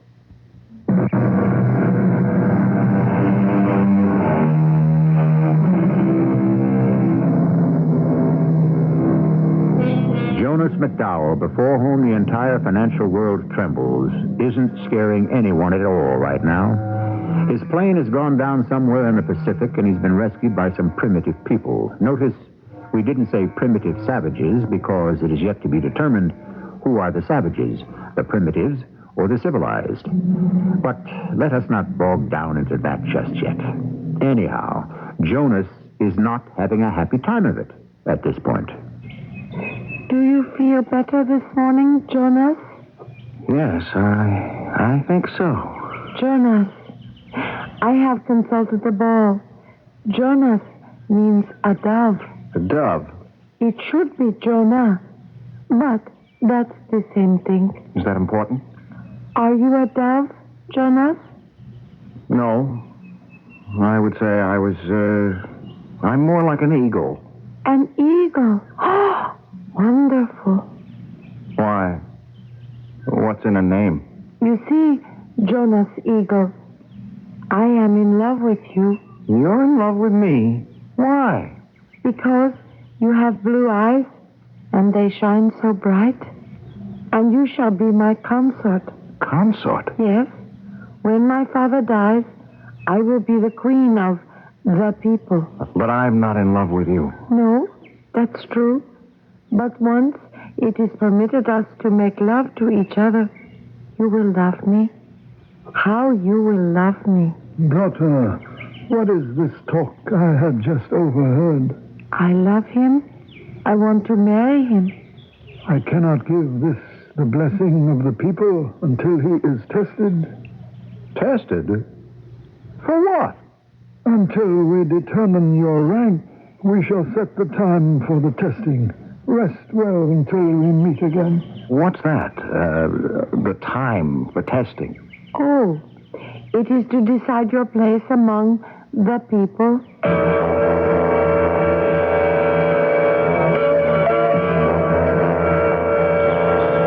People, we have here the stranger from the sky whose name is Dove. He aspires to the hand of the Princess Zoa. Hold on. I never said that I wanted to marry. You must never interrupt the chief of the people. Until he has been assigned his place among the people, there can be no hope of marriage with anyone. The testing will now begin. Boxing.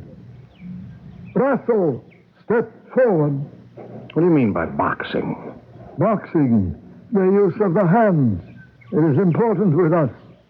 When I count to 3, you and Russell shall begin to box. But I don't know anything. 1. I don't know anything about 2. it. Boxing. 3. Quickly. Rise to your feet. It is now time to wrestle. But do it off. Step forward. On the count of 3, you and Jonas shall begin to wrestle. Look here. 1, 2, 3. Hey, wait a minute. Foot racing. Archery. Jonas, it is obvious you are not a warrior.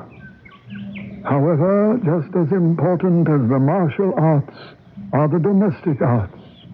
Pottery. Pottery. I'm an expert at pottery. I own a company that makes millions of jars and pots each year. Excellent. Here is clay and water and a wheel. Make one. No, I can't make one myself. I hire people to do that. You cannot make a pot? No, not with my own 2 hands. Very well, we must proceed to the weaving of cloth. Can you weave cloth? Look, I own some textile factories. Here is a loom. I can't do it myself. Can you fell trees?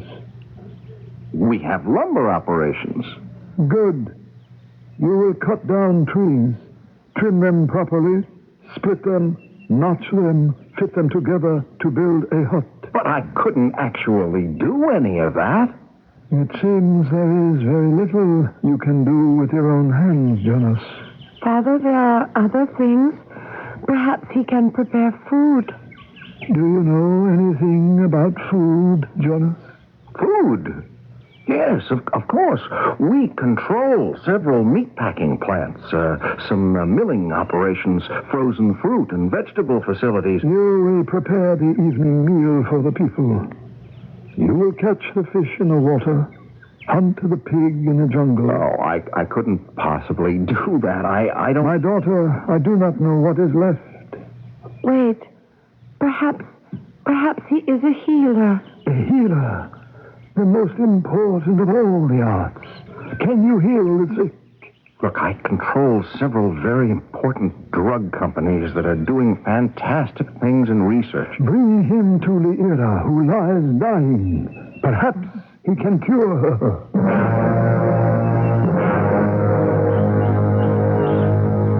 This is Liira. See how she lies there. Yes. Her head is hot. She perspires freely. I see. What is to be done for her? She obviously has a fever. Yes. But it could disappear just like that. Just give her some penicillin. Penicillin? Yes, or any of the sulfurs. What else do they use? The mycins. They keep coming out with new things to knock out fever. But how can you get rid of the fever? Me? Yes. You.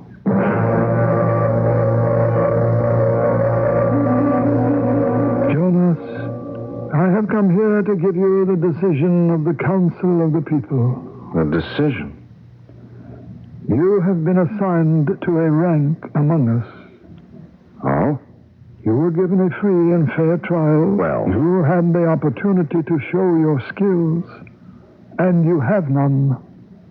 None at all. Therefore, you have no rank. You have no status. You are to be a slave. A slave? You will run errands and fetch and carry. Wait a minute. Jonas, you are fit for nothing else. You are not a soldier, a hunter, a fisherman, a farmer, a cook, a weaver, a potter, a doctor, a builder. You have absolutely no skills. But I do. Then tell me. I know how to make money. Money?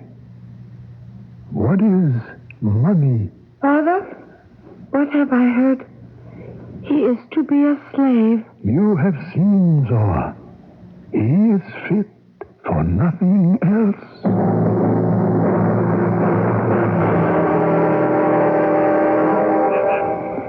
Jonas. What is it? What are you doing? Nothing. But that canoe. I was just thinking. I understand. Poor Jonas. But there is nowhere to go except in the metal bed. This canoe How far can one go? Only a few miles away is the rim of the world, and one falls into the pit of eternal darkness. But I must get back. I must go back to my people. We are your people now, Jonas. And I love you. You love me. I want to marry you. But you can't. Not if I'm a slave. I cannot marry you if I am to be a queen. But I can marry you if I am willing to become a slave. And I would become a slave for you. For me? Yes. Why? Because that is what love is. Love? That's what love is. That's what love is. Yes. I see it now. My research department, which costs me millions of dollars a year, couldn't explain it, and here you come up with the exact definition. Love. Yes, love. To follow without question the will of the loved one. Will you do something for me? Anything. Teach me how to navigate this canoe. But... Yes, my love.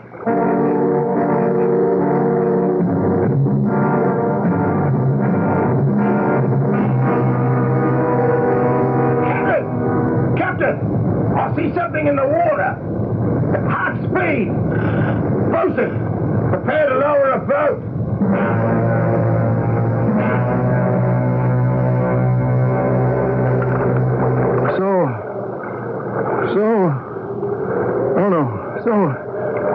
No, you're Estelle. I love you. Easy. I love you. Easy there, mate. Easy now. I know what love is. I know. You there. Do you know what love is? Sure, now, I know all about it. But it's wonderful, fantastic, marvelous. You must be that millionaire whose plane went down. Love. It's everything. Okay, matey. You'll be all right. Let's get you out of the sun.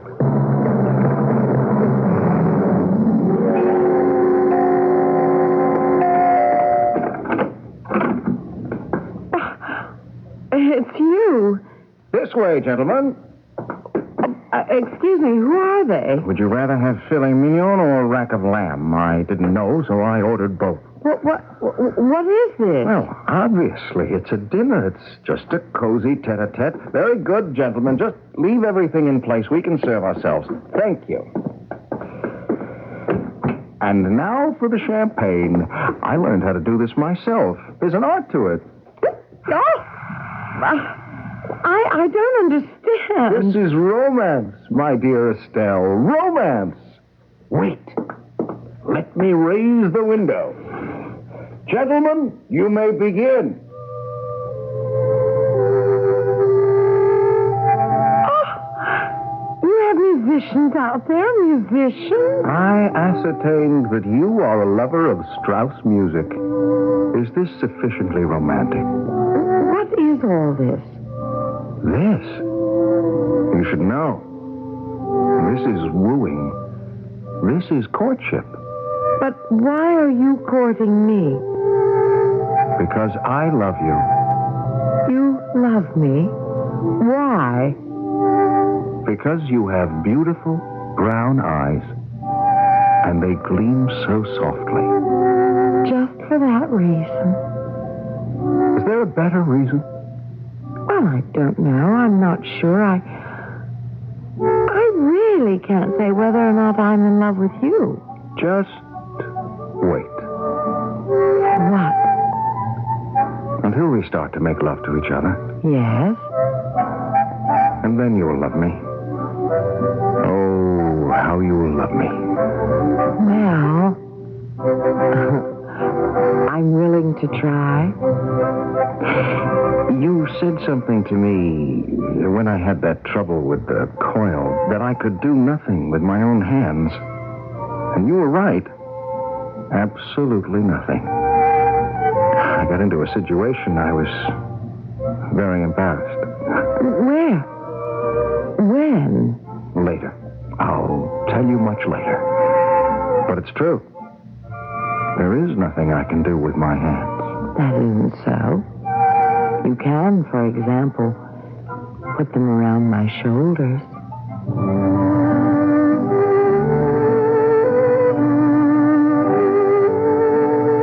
And he did.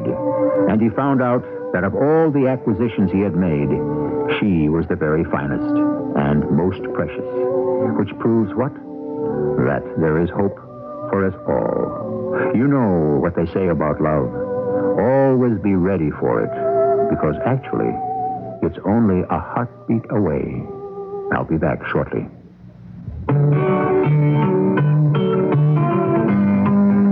At a restaurant in Louisville, Kentucky, blind people don't have to ask what's on the menu. They can read it themselves in Braille. The Braille menus are there because a group of local people thought it would be a good idea.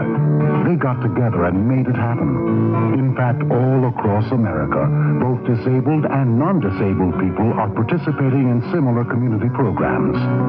In Vernon Parish, Louisiana, they're modifying disabled people's homes to make them more accessible. And in Champaign, Illinois, disabled children are able to share a playground because a group of volunteers got involved. This is the National Year of Disabled Persons.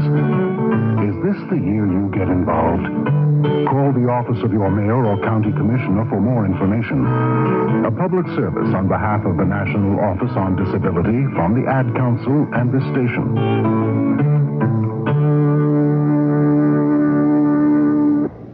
When Bill invited Susan to lunch, little did he know that she was a victim of Raven House paperback mysteries. Donald knew Albert was deathly allergic to bee stings. But I was still surprised to find out that he planted the killer wasp in Albert's car. I don't understand. Why were you so surprised? Well, I thought it was an accident. Oh. So I told the police. Wait a minute. You what? I told the police. You told the police? Why'd you do that? Well, I had to report the accident. Report an accident? In a book? Raven House publishes new mysteries every month. Which one will claim you as its victim. If you're clever enough, you'll find Raven House Mysteries wherever paperbacks are sold.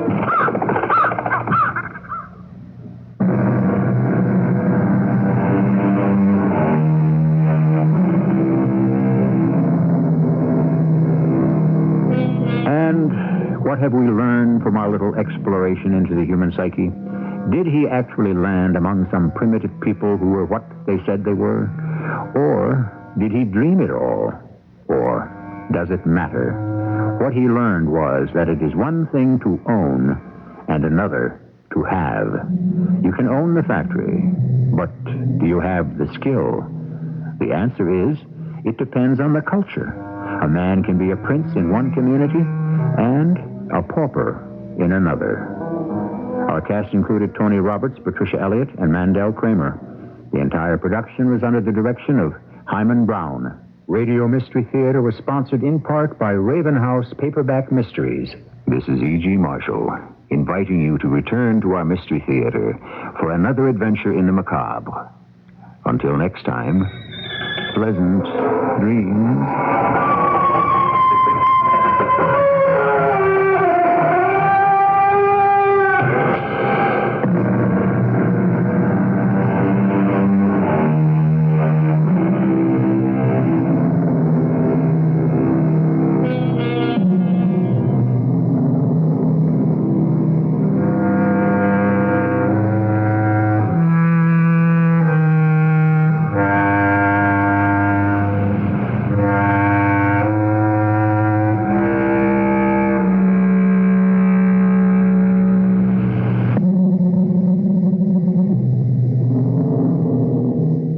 As the owner of a company using the services of ADP, what services do you use? I'm using the telephone payroll service through ADP. One of the more than 70,000 companies using that service. I didn't know there were that many. How many employees do you pay? Approximately 6. You feel it's worthwhile with that few employees? Without question. From my standpoint, I feel I can utilize my time in a more productive manner as far as expanding my business, and also from the fact that there isn't any way that I can afford to hire a person at the cost that I'm paying for the ADP payroll service. So you'd recommend ADP? To any size business, I think that regardless of the size, in our case being a small company, who will be bigger in a few years, we hope, that the efficiency and knowing that the records you're receiving are accurate is just well worthwhile. And particularly from the economic standpoint, I don't know how anyone can justify their time in doing their own payroll. On behalf of ADP, the computing company, I think you said that very well. Thank you. Call ADP at 312-867-6400 or see the white pages. CBS News, the Reagan administration offers what it says is proof. The Russians and Cubans are staging a military buildup in Nicaragua. This is Rob Armstrong reporting on the CBS radio network. For an hour, Admiral Bobby Inman, Deputy Director of the CIA, showed reporters pictures taken by U.S. military reconnaissance planes. The photos, says Inman, show clearly that Soviet-style military bases have been built in Nicaragua, and a huge military buildup is underway. After meeting at the White House with President Reagan and Secretary of State Haig, Genscher and Haig were all smiles and agreement. Their differences over sanctions against... That obviously was not Admiral Inman. This is Admiral Inman. I believe very strongly it's time to at least get some concern in this country about the purpose of this military buildup. And I would hope none of you are left with any doubt after what your eyes have followed, that this is vastly beyond any defensive need for Nicaragua, for the military capabilities of all the surrounding countries combined. Deputy CIA Director Admiral Bobby Inman saying that a huge military buildup is underway by the Cubans and Russians in Nicaragua. Republican Senator David Durenberger of Minnesota, a member of the Senate Intelligence Committee, says journalists' demands for hard evidence can be met only to a limited extent.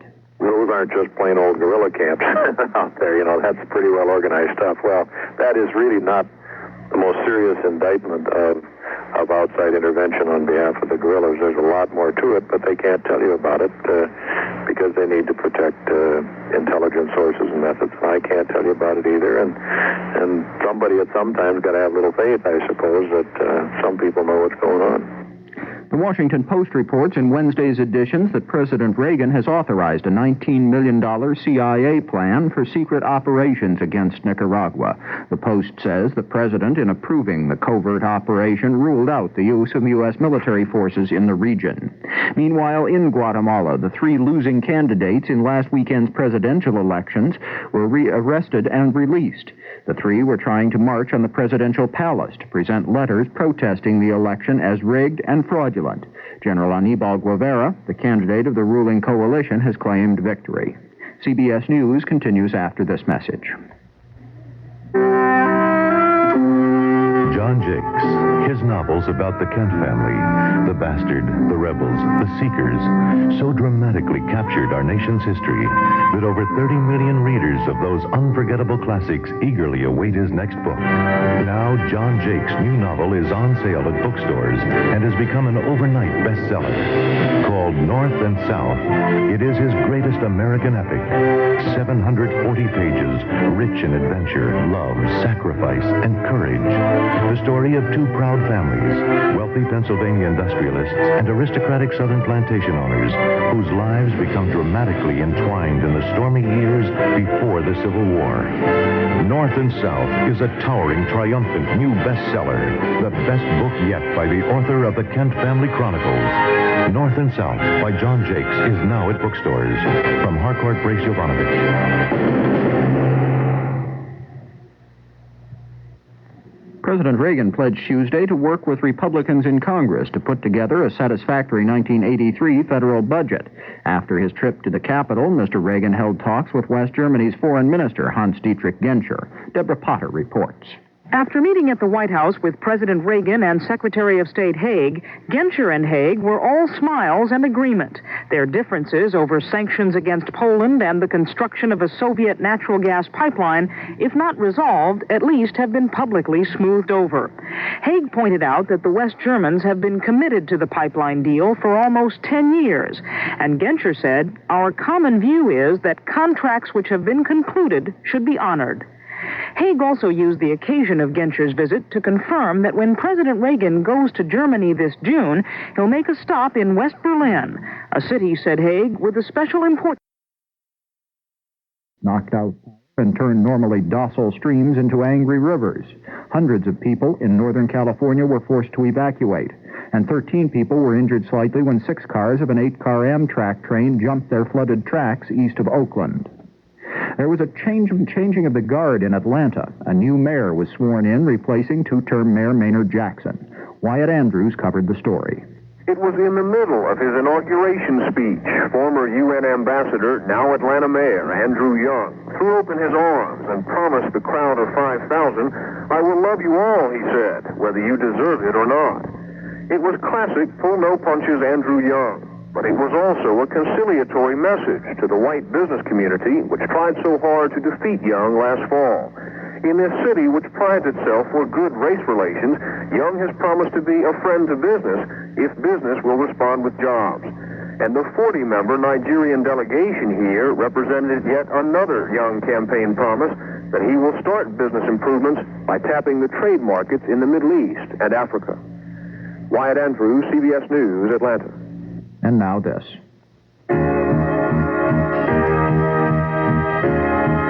Just in case the subway is an absolute zoo, just in case you're on the run from 9 to 5, just in case you arrange an evening rendezvous, you've got your Dial. Dial, the leading deodorant soap, has twice the active ingredient of the number 2 brand. Twice as much for confidence all day long. Just in case. You never know. Aren't you glad you used Dial? Come get a taste of McDonald's breakfast is hot cake slipping. So before you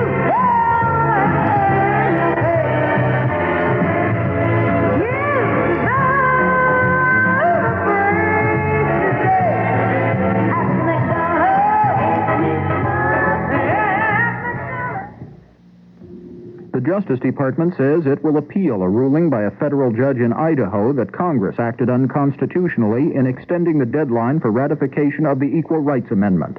District Judge Marion Callister held that once Congress set a reasonable deadline for ratification of the amendment, it could not change that deadline later.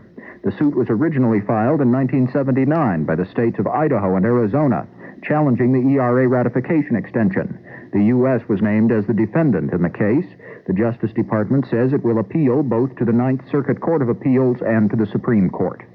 I'm Rob Armstrong, CBS News. This is CBS News Radio 78, WBBM, Chicago. Welcome back to WBBM News Radio 78. A very pleasant good evening, everybody. Len Walter with you up until 12 midnight. Radio Mystery Theater presents...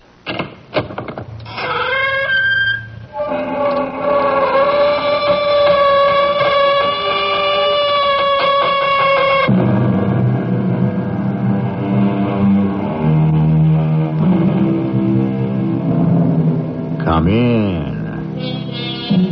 Welcome. I'm E.G. Marshall.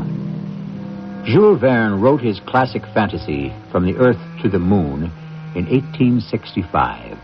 It was the era of the horse and buggy, and Verne's readers agreed space travel must be surely the ultimate trip. Today, however, we are told that the space shuttle will make orbital flight as commonplace as a bus ride or the commuter express. And yet, we still look to the stars for a glimpse of the unusual, the mysterious, the otherworldly. Luna from Argonne? Come on. Your act has gone on long enough. I'm placing you under arrest. I'm sorry, but I cannot allow that. Into the airlock, lady. I warn you, Captain, you are forced... Now, you just keep your hands at your sides. The mind lock does not require contact. My head, she's inside my...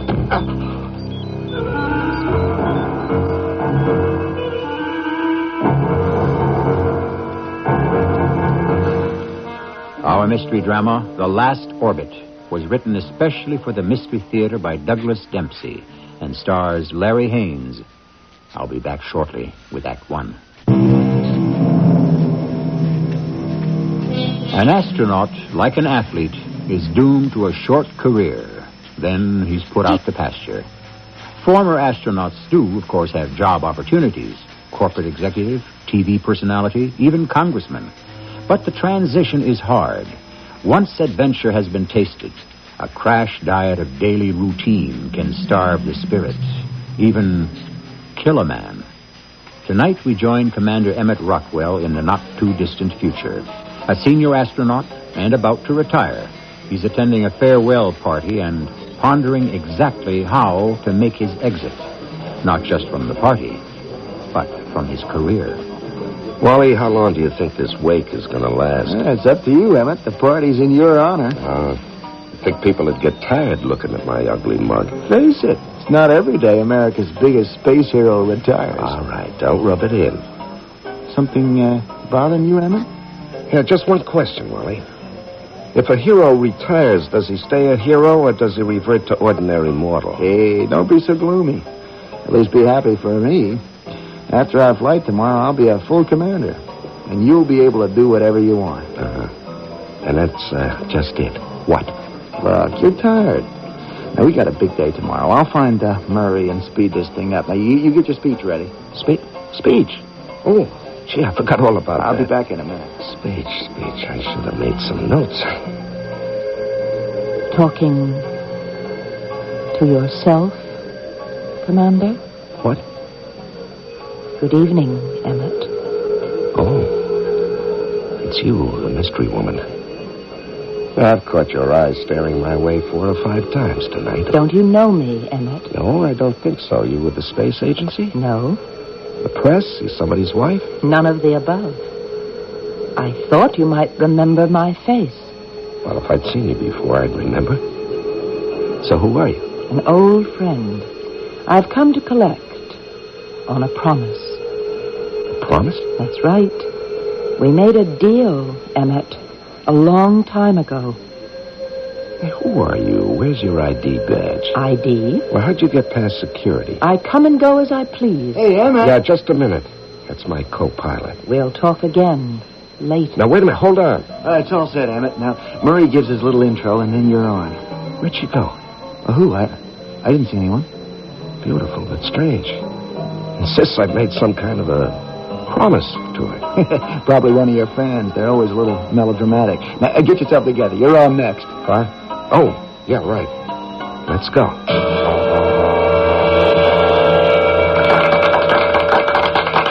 Ladies and gentlemen, the main event of the evening. At my right sits America's finest, most famous, and oldest astronaut. All right, go easy, Murray. After he pilots tomorrow's space shuttle mission, he'll be retiring from active duty. So, let's give him a big send-off. Commander Emmett Rockwell. Please. I am not the hero you make me out to be. My job is simple, really. I'm just a capsule jockey. Well, think about it. The tech crew builds them, the ground crew flies them. All I do is ride them.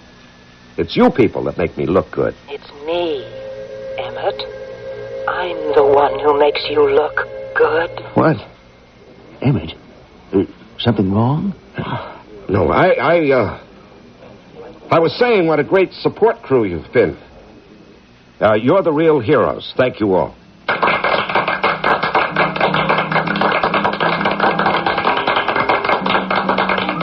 That was a perfect little speech, Emmett.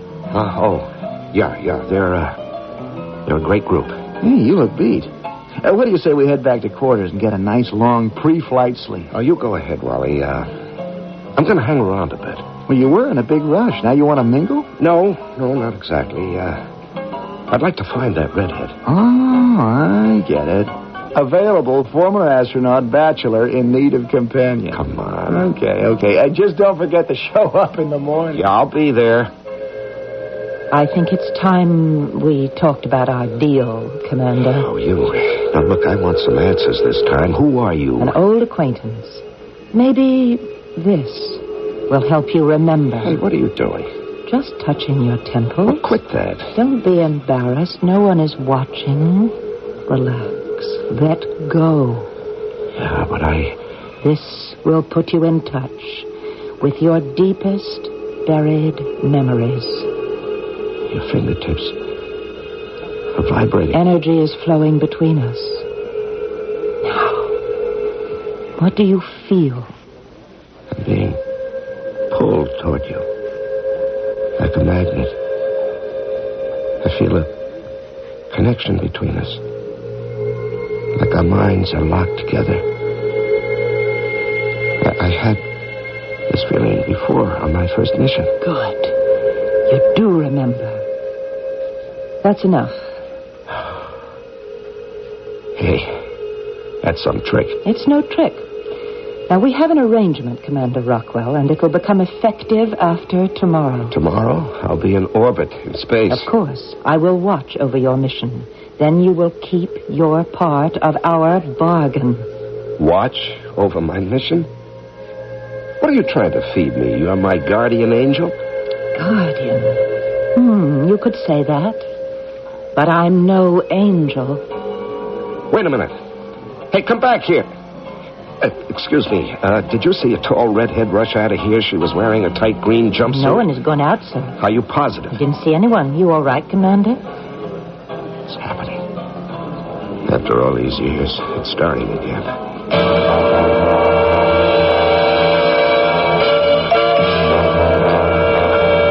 Morning, Emmett. Hey, Wally. How's breakfast? Well, I get so hungry right before liftoff, I'll eat anything, even this stuff. You all psyched up for the flight? Well, I didn't sleep much last night. Huh?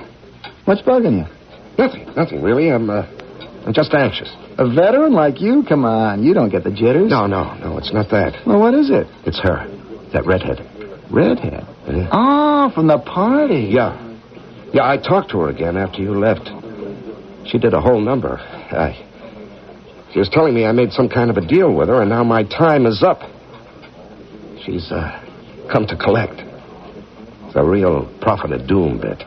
Emmett, you keep fretting over your retirement, you'll end up permanently retired. Stress can kill, you know. Cause a breakdown, hallucinations? That too, sure. Why? Look, no one saw that redhead except me. You think you imagined? Well, something like this did happen before. I had a kind of a vision. It's not in your record. Well, I never reported it. It happened 18 years ago during my first space flight. Oh, well, there you go. That makes sense. First flight jitters, last flight jitters. It's the same reaction. You think so, huh? Sure. Just fight it off. By the time we get to the launch pad, you'll be fine. Yeah, I hope you're right.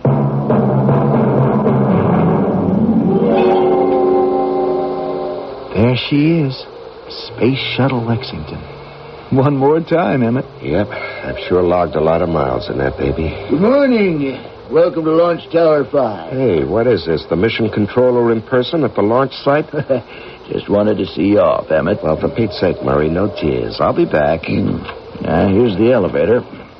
Let's go. Trust you've both been briefed on the mission. Who needs briefing? We've flown the same mission every month for 2 years.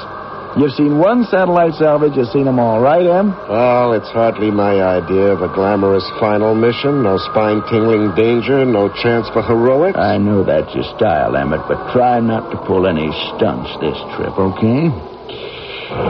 This is it. Level 20. Boy, the view from up here is always spectacular.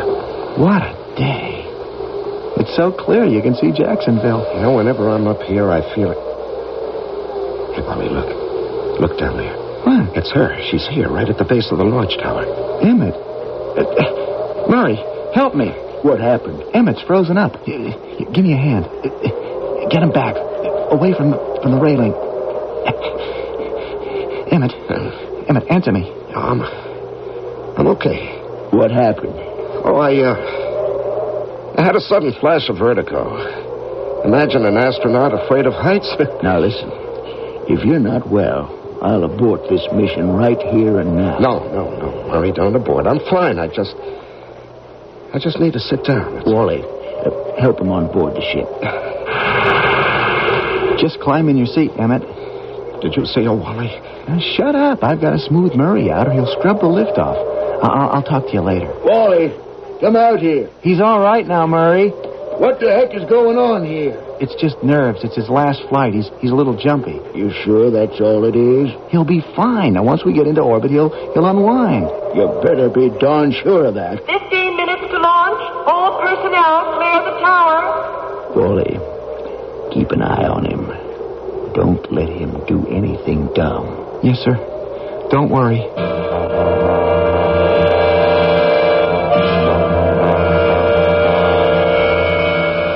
But you didn't see her at all, Wally? Now, Emmett, let's be logical. This is a high-security area. How could anyone even get in? I don't know. I only know that what I saw is real, Wally. I can feel her presence. Somewhere, sometime in my past, I've seen her before, and now she's come after me. For what purpose? I can't imagine.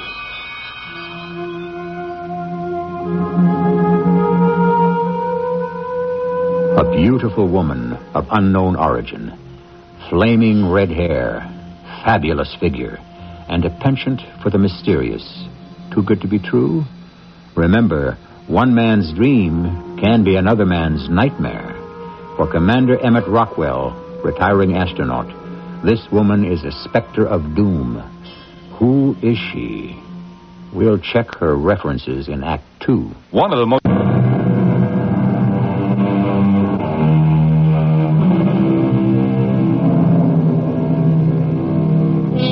Astronaut Emmett Rockwell insists he's being pursued by a beautiful woman. His co-pilot, Wally Bruder, thinks she's a phantom, a trick of the mind. We all have secret fears, our own inner demons. The question is, should we flee from such demons? Or should we confront our ultimate fears head on?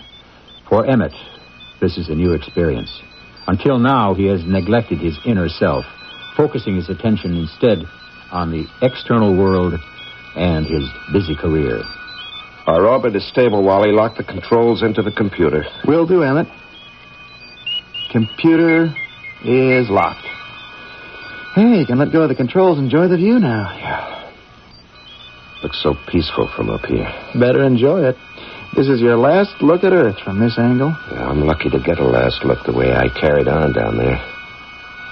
And, thanks, Wally, for covering for me. Don't mention it. I have to tell you, though, I don't buy your theory. What theory? That it was a common stress reaction, a case of nerves. Well, it's the only explanation that makes sense. Now, the fact remains, I saw that woman standing at the base of the launch tower in broad daylight. I was wide awake and completely calm. She was real. Emmett, let me explain. Now, something's bothering you, so your mind, your subconscious, gives the problem a name and a face. When you're asleep, it's called a dream or a nightmare. When you're awake, it's an hallucination. Wally, I can feel her presence. Now, how do you explain that? Oh, man, you are really spooked. Uh-oh. There's the radio. Murray's going to want a status report. Are you okay to talk? Yeah, sure. I'm okay to talk. Now, this is Shuttle 27 acknowledging transmission. Come in.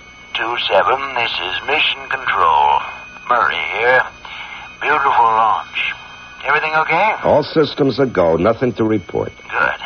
You should rendezvous with that satellite in about 5 hours. Check. One minor item. The gross weight figures on takeoff show you guys are a little heavy. We're overweight? Yeah, by about 130 pounds, to be precise. Well, that's a new one. Now, maybe the last crew left some equipment on board. You might check out the storage lockers. Will do. But I should tell you, Emmett, we have our own theory down here. Oh?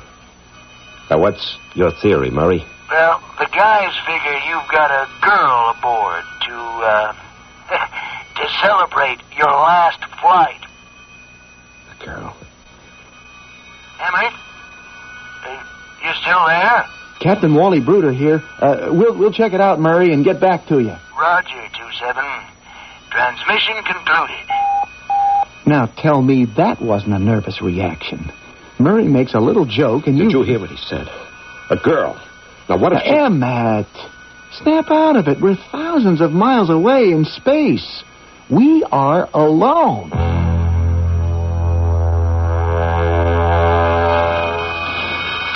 Nothing here. Or here. And that's it, Wally. I've gone through every storage compartment we've got. Nothing in the cargo bay either. Now, how could we miss 130 pounds of equipment? Maybe Murray miscalculated. All right, let's try the airlock. Oh, Emmett. The only place we haven't looked. But it's just a cubicle. It doesn't have any lockers, just a seat for... Oh, come off it. You don't think All right, give me a hand with the hatch. Boy, this is a waste of effort. It's a stowaway. Good day, gentlemen. Who are you? How did you get... I'm called Luna. I am a friend of Emmett's.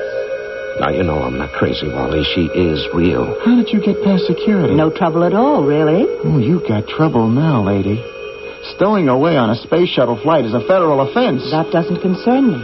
I am here for Commander Rockwell. But why? Why? What do you want with me? Think back, Emmett, to your first mission. Your very first space flight.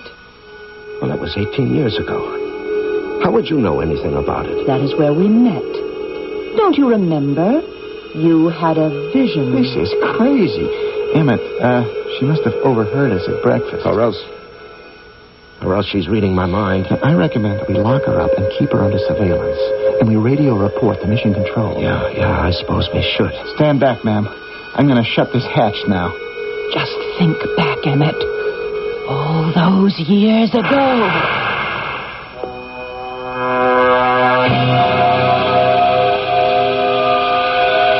She's a spy, Emmett. A saboteur.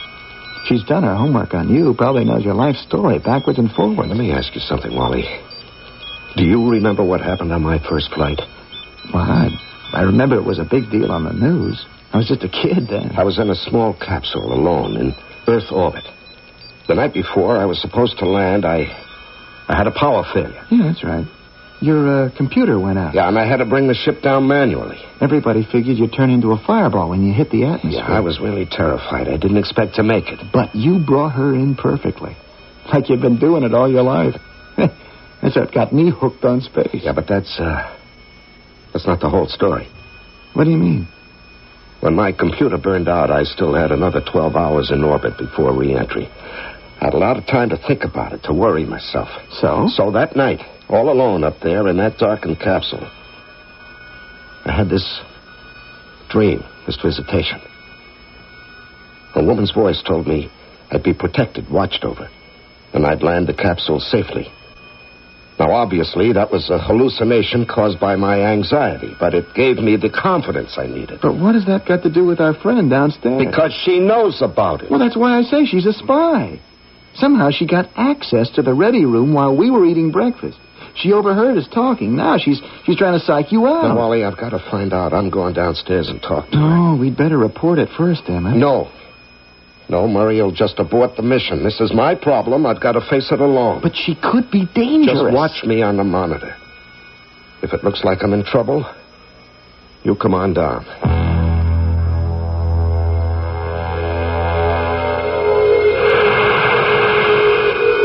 Okay, Luna, you can come out now. You've decided to trust me, Commander? Now, look, let's get something straight. I'm here because I want some answers. Of course. My partner, on the other hand, is aching to lock you up and throw away the key. But, Emmett, you know all the answers. Try to think back. Now, look, I've racked my brains. I just don't remember. You have buried the memory deep inside. We must pull it out. Perhaps I should use the mind lock. Oh, is that another one of your little tricks? The mind lock is quite powerful. It will allow our thoughts to mingle. If you cooperate, it will trigger your deepest memories. You mean I've got to trust you if I want to get to the bottom of this, huh? Yes, Emmett, you must trust me. Well, okay, if it'll explain who you are, let's do it. But I'm warning you, Luna. Don't you try anything. Wally is watching us on the monitor. Don't worry. Just close your eyes and try to relax while I stroke your forehead. Let the years roll back. It is 18 years ago. Your first mission. You are alone in your space capsule. Describe what you see. The capsule is very small.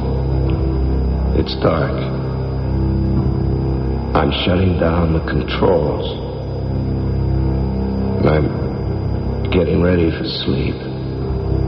But wait. What's happening? Something's wrong. My instrument panel just lit up like a Christmas tree. And I see a face on the view screen. Go on, Emmett. Describe it. It's a woman. It's you. You're saying that you're a friend. A traveler from far away. You want to talk. You want to help me. And do you believe me? No. I'm thinking this must be an hallucination brought on by stress. Do you need help, Emmett? Yes. Yes, I do need help. My ship is crippled. I have to bring it in manually. I'm afraid I won't be able to do it. I'm afraid I may die. And do I offer to help you? You offer to make a deal. Yes. You will unlock my mind. Your thoughts will become one with mine. You will guide me, give me strength, confidence. And what do I ask in return? You want me to make a promise. In exchange for giving me this heroic streak in my personality, I must agree to return with you to your home when I retire. It's a little like Faust. I will lead a charmed life, but I'll give you my soul. And what is your decision? I decide to accept your offer because... Because you believe in me? No, because I know it'll end the hallucination. I learned that in my training. That's enough. You may return to the present. You see, Emmett? You remember it all. I remembered a dream I had 18 years ago, so what does that prove? I was in your dream, and I'm here now. How do you explain it? The whole idea is preposterous. Now, you've planted some sort of hypnotic suggestion in my mind. Wally's right, you're some kind of saboteur, and this is psychological warfare. You know that's not true. The explanation is very simple. I am of a superior intelligence, not of this Earth. Not from Earth? I am Luna Exlala, from the planet Argon, of the star Sirius, 8.7 light years away. But that's fantastic. You're an extraterrestrial? Or you are extra Argonian. It's all on how you look at it. Oh, that's incredible. Now, that would explain your mental powers, your influence over me. All right, miss. Hands off the commander. Wally, did you hear what I heard the whole thing on the monitor. She's got you mesmerized, Emmett. You don't believe me, Captain? Luna from Argon, come on. Your act has gone on long enough. I'm placing you under arrest. I'm sorry, but I cannot allow that. Now, Wally, please. Everything's under control. I'm sorry, Emmett. I'm going to override your judgment on this one. Come on, lady. Into the airlock. All right, Wally. I'm still commander of this ship. Right now, you are in no shape to run this ship. I'm taking over your command according to emergency procedures. Okay. Let's go, lady. Through the hatch. I warn you, Captain. You will force me to employ the Argonian mind lock. You just keep your hands at your sides. The mind lock does not require contact. My head. She's inside my... What have you done to him? It's called psychokinetic thought seizure. All right, so you proved your point. You do have superior mental powers. Is this what you intend to do with them? Cripple my crew? No. I intend to collect on that promise of yours, Emmett. I'm taking you back with me to Argon. So, Luna plans to collect on an owed debt. The amount owed is considerable. It's Emmett's life, payable on the day he retires. But Emmett is not anxious to pay up, and so he's got to think fast. Can he bargain, negotiate, or otherwise escape from his commitment? We'll find out in Act 3. Hello.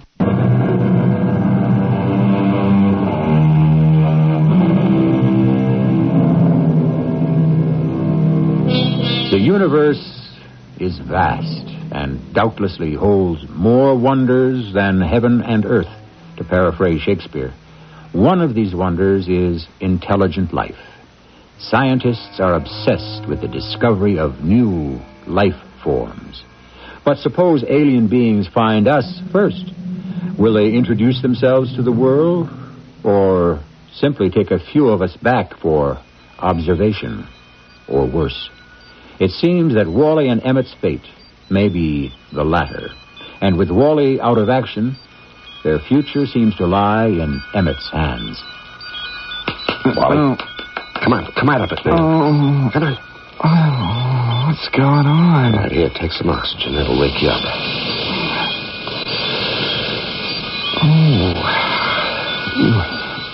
That's better.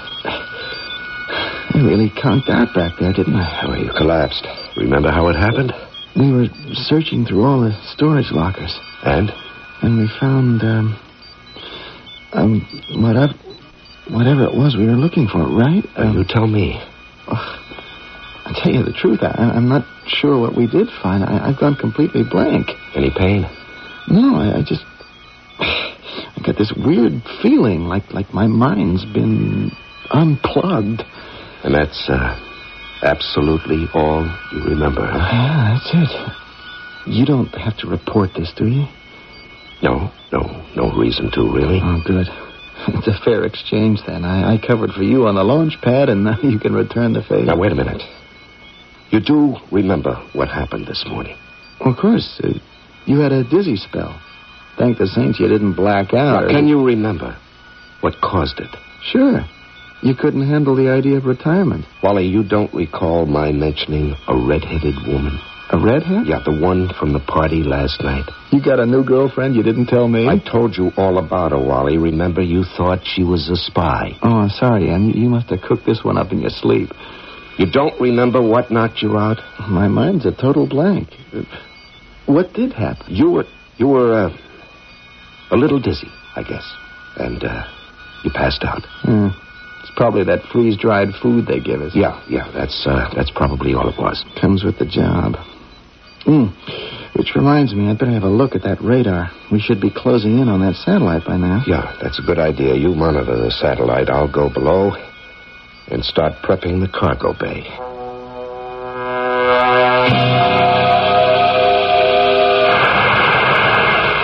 Okay, you can come out now, Luna. You are ready to talk to me, Emmett? Now, what did you do to Wally? Now, don't panic. I did Wally a favor. He has no need to remember me. This affair concerns us alone. Very, very neat. And just what is your plan? To spirit me away and have Wally forget I ever existed, too? Emmett, I got the satellite in view. I'm bringing the shuttle up alongside the beast, then I'll come down to give you a hand. Roger, Wally. Okay, now listen. When Wally comes down here, I'll get rid of him somehow. I'll get him outside the ship. And then you and I will settle this business once and for all.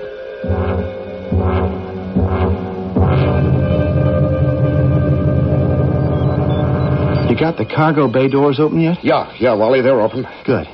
We're sitting right next to the satellite. You can haul her in any time. Yeah, we got a problem here, Wally. The mechanical arm isn't working. The manipulator? Are you sure? Well, maybe... No, I'm sure, Wally. It's definitely broken. Without the arm, we can't very well grab onto the satellite now, can we? Yeah, well, we'll have to do it by hand. By hand? Yeah, one of us will have to suit up and go outside. I will attach a cable to the satellite. And pull it on board with the winch. Right. We'll reel her in like a big game fish. Huh? Okay. Let's get you into a pressure suit. Now, why don't you suit up, Wally? I think I'll let you go out there. But this is your last chance for a spacewalk. No. I've had plenty. You go this time. You can use the practice. Okay. It's your decision. Okay. Now, let's see you run through the procedure. I'll float out of the airlock, then push off toward the satellite. Right. Make sure you anchor your lifeline first. Oh, sure.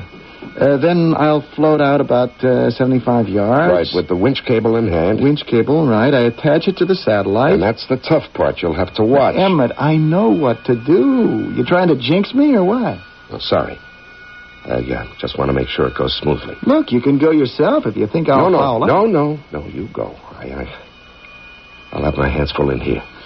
I've never seen you so cautious. Well, it's a risky job. You just watch yourself. Shuttle to remote 1, radio check. Read you loud and clear, Emmett. I'm about 50 feet out on my lifeline. I'll call you again in 10 minutes. Roger, out. So, we're alone. Shall we talk? I didn't hear you come up. I've been right beside you all along. I just made sure you couldn't see me. You obviously have enough skills to do whatever you want. Why not just overpower me? I can't force you to come to Argonne. That would be morally wrong. You must act of your own free will. Morally wrong? After what you've done? What do you mean? You've played around with my life as though I was a character in some play of yours. You exaggerate. Well, just think about it. You've tampered with my thought process. You've modified my personality. Your personality is intact? And you've completely warped my motivation. I've always wondered why people expect me to be heroic. I was never a man of action. I was always more of a thinker. That is true. It was true. Until you came along and got me to make this bargain with you. Now, your influence has made me into some sort of a macho swashbuckler. I never made you into anything. I don't have that kind of power. True, I've helped you, but only by encouraging your natural potential. You've always wanted to be daring and a hero, and so you have been. How do you know what it is I want? Your subconscious, Emmett. All your secret desires are locked in there. I've just helped you bring them out. And you think that's morally right? Where I come from, the highest morality is self-improvement. To leave yourself undeveloped, unformed, and ineffective, that is immoral. I might have done things differently. I might have married, had a family, a home. You can still do these things. On Argonne? Is that it? That's what I'd hoped. And just what is that like? Some crazy place with a green sky and 2 suns and odd little creatures running around? No, thanks. No, I'm not going to go to a strange planet and sit in some cage and be the man from Earth. No, I'll take my chances here, even if it means 40 years on the front porch of the retired astronaut's home. Well, you paint a bleak picture of your... Emmett, come in. I've got trouble. Wally, I forgot all about him. Yes, Wally, what's wrong? I've snagged my air hose. I think I've cut it. Are you losing air? I can't tell yet. I think I might be. Okay, kid, hang on. I'm suiting up right now. You see, Emmett, more heroic. Now, this is all your fault. I sent Wally out there so we could have a showdown, and now look. Is this your doing? My doing? Well, sure it is. You've caused an accident out there to get me outside the ship. That's it, isn't it? I wouldn't say I caused it. Let's say I allowed it to happen. Well, you use your powers to save him, Luna. Don't let him die out there. I'm sorry, I can't do that. It's up to you to rescue him. You will find that this rescue will work out for the best. I'm down to a quarter tank, Em. You better haul me in quick. No, there's no time for that. I'm bringing the air out to you. Now, you hang tough. I'm on my way.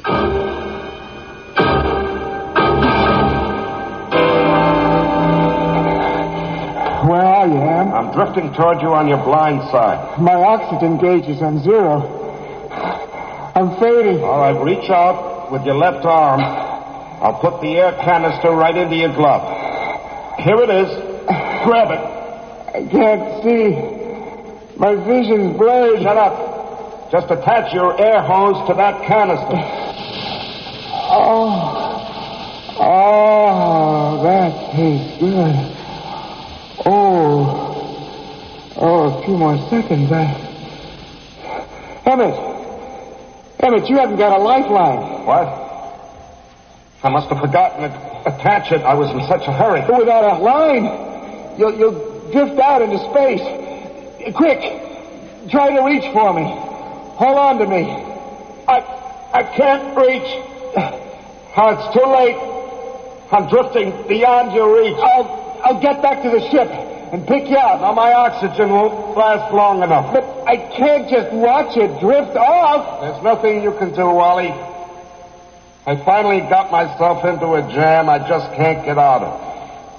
Emmett, you didn't actually plan this. Not exactly. I guess I let it happen, huh? All your fear of retirement. You just couldn't stand the idea of returning to Earth as an ordinary mortal. No, I guess not.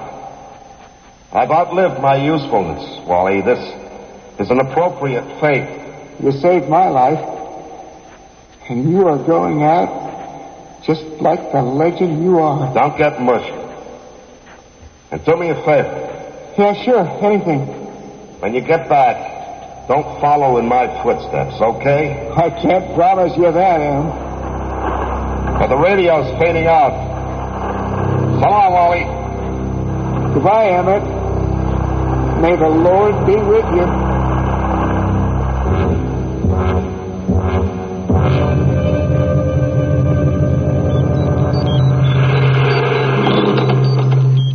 Welcome aboard, Emmett.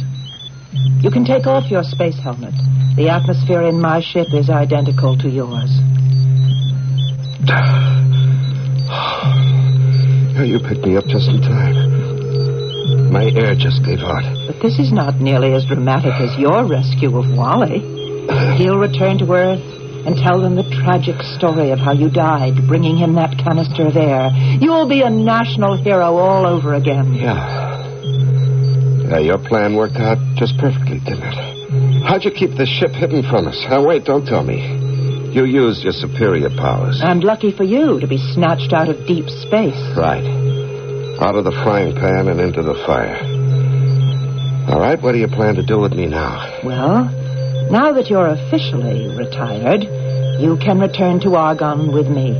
Well, I'm not exactly thrilled by that prospect. You'll be the first Earthling to leave the solar system and travel to another star. I should think you'd be excited about the adventure ahead. What adventure? Being examined and probed by a bunch of Argonian scientists? Oh, you have the wrong impression, Emmett. I'm not taking you back as a specimen. I'm taking you back as a man. I fail to see the difference. Well, let me explain. My world is a sad place. We have no real men there. We have the elders, very old men, but no reproductive, fertile males. Long ago, genetic engineers caused a terrible accident, and no natural children have been born on Argon for nearly a century. Only laboratory babies. That is why I journeyed to Earth, to bring back a man. You want a home, a family, a wife. You told me these things. Yeah, well, sure, but that was back home on Earth. But Argon will be your new home. I'll make a good wife. But that's impossible. Well, we're from two different worlds. We're very compatible. We are both humanoid species, and we're based on the same organic chemistry. Oh, believe me, I've researched it. That's why you were chosen. Chosen? Chosen? Just listen to yourself. It sounds like I'm an animal being groomed for breeding. You make me sound so cold. I am a very romantic person by Argonian standards. Yeah, well, not by my standards. But you must remember I've spent quite a lot of time allowing my mind to mingle with yours. And I've become very attached to your thought process. On your world, you would say I am in love with you. Well, that notion will take some time getting used to, I suppose. Yes, but you will get used to me.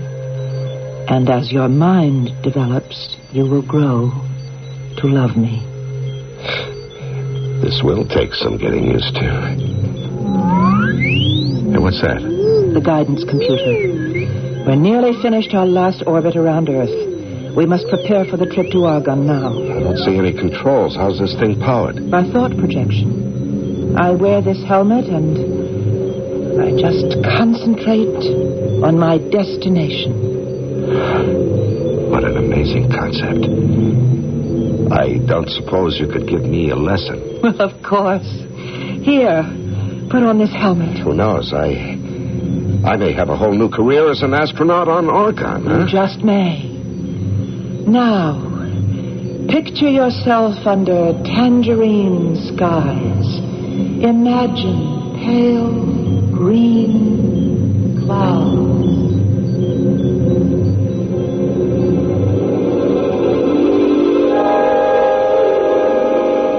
So, Emmett may not have to retire after all, and it looks like he'll be enjoying domestic bliss, far away from the magnifying glass of public life on Earth.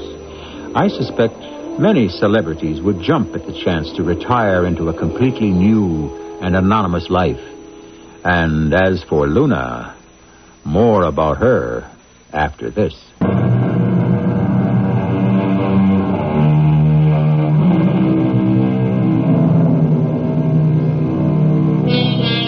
There are theorists who believe that when we finally encounter alien beings, they will not have journeyed from the stars, but rather crossed over from parallel dimensions or slipped through warps in time. Some even suggest these beings will be generated in our own minds. Our only hope must be that they will be as benign and wise as Luna, for there is no guarantee that these creatures are not already among us, their sights set upon you or me. And as for their purpose, we'll just have to wait and see. Our cast included Larry Haynes, Russell Horton, and Marion Seldes. The entire production was under the direction of Hyman Brown. This is E.G. Marshall, inviting you to return to our Mystery Theater for another adventure in the macabre. Until next time, pleasant dreams.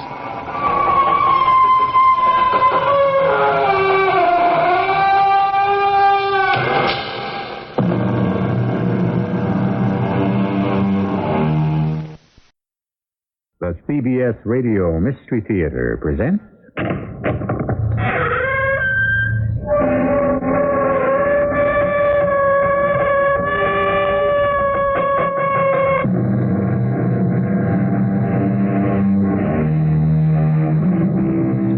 Come in. Welcome. I'm E.G. Marshall. It is with great pride that the Mystery Theater begins its 9th year as radio's first theater of the 80s with that giant of classic stories, Victor Hugo's powerful picture of good and evil, Les Miserables. One of the greatest tragedies to befall man is betrayal. Wrong made to appear right. Punishment cloaked under the name of justice. Today's Mystery Theater presentation is an account of one man's lifelong search for justice, which to the end of his days eludes him. Unhappily, justice delayed is justice denied. Jean Valjean, you were in prison for 19 years? 5 years, Bishop, for stealing a loaf of bread. And 14 more years added on every time I tried to escape. Each time you tried to run away? They added on another few years. Bishop, it's a sin against nature to take a man out of the sun and shut him up in a galley with no light. Years and years of black night. You must have suffered in darkness. I learned to hate in darkness.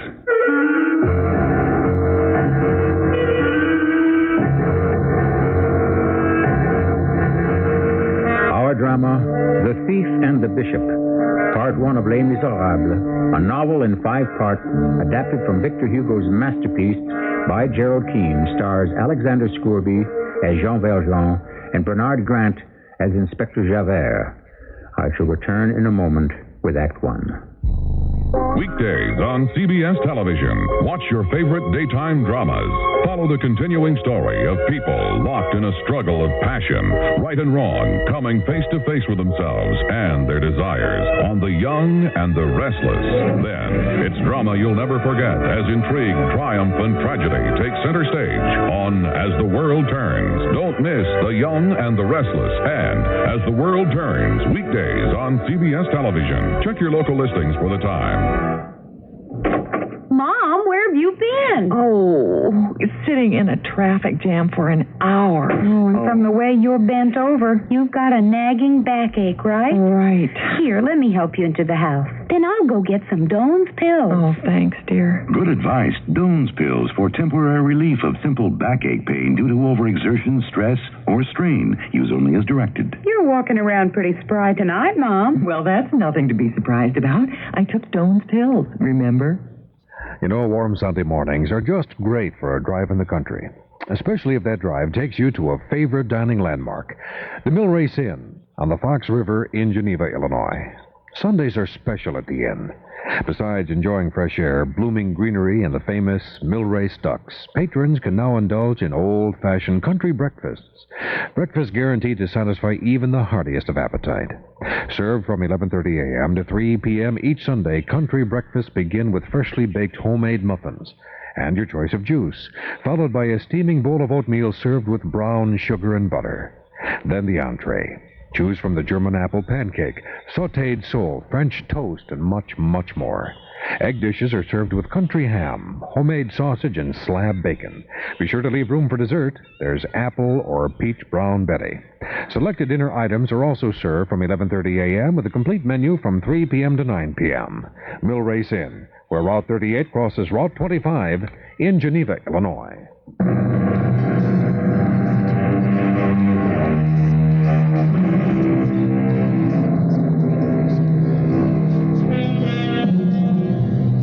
In those days, the early 1800s in France, you could get 5 years for stealing a loaf of bread.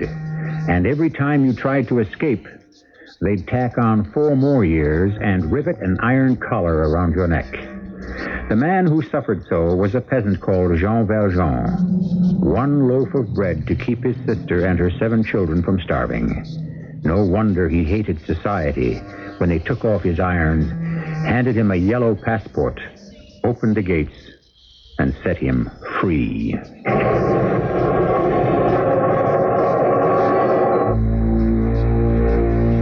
I knew Valjean. He thought he was above the law. He could never understand transgressions must be punished. Inspector Javert is my name, Prefecture of France. No criminal anywhere in the country can escape me. I have an uncanny 6th sense in the pit of my stomach. It's never failed me yet. An evil man, no matter how long he is in prison, never changes, cannot change. No more than a leopard can change his markings. I led Valjean to the main gate. He was counting the money he had earned in prison.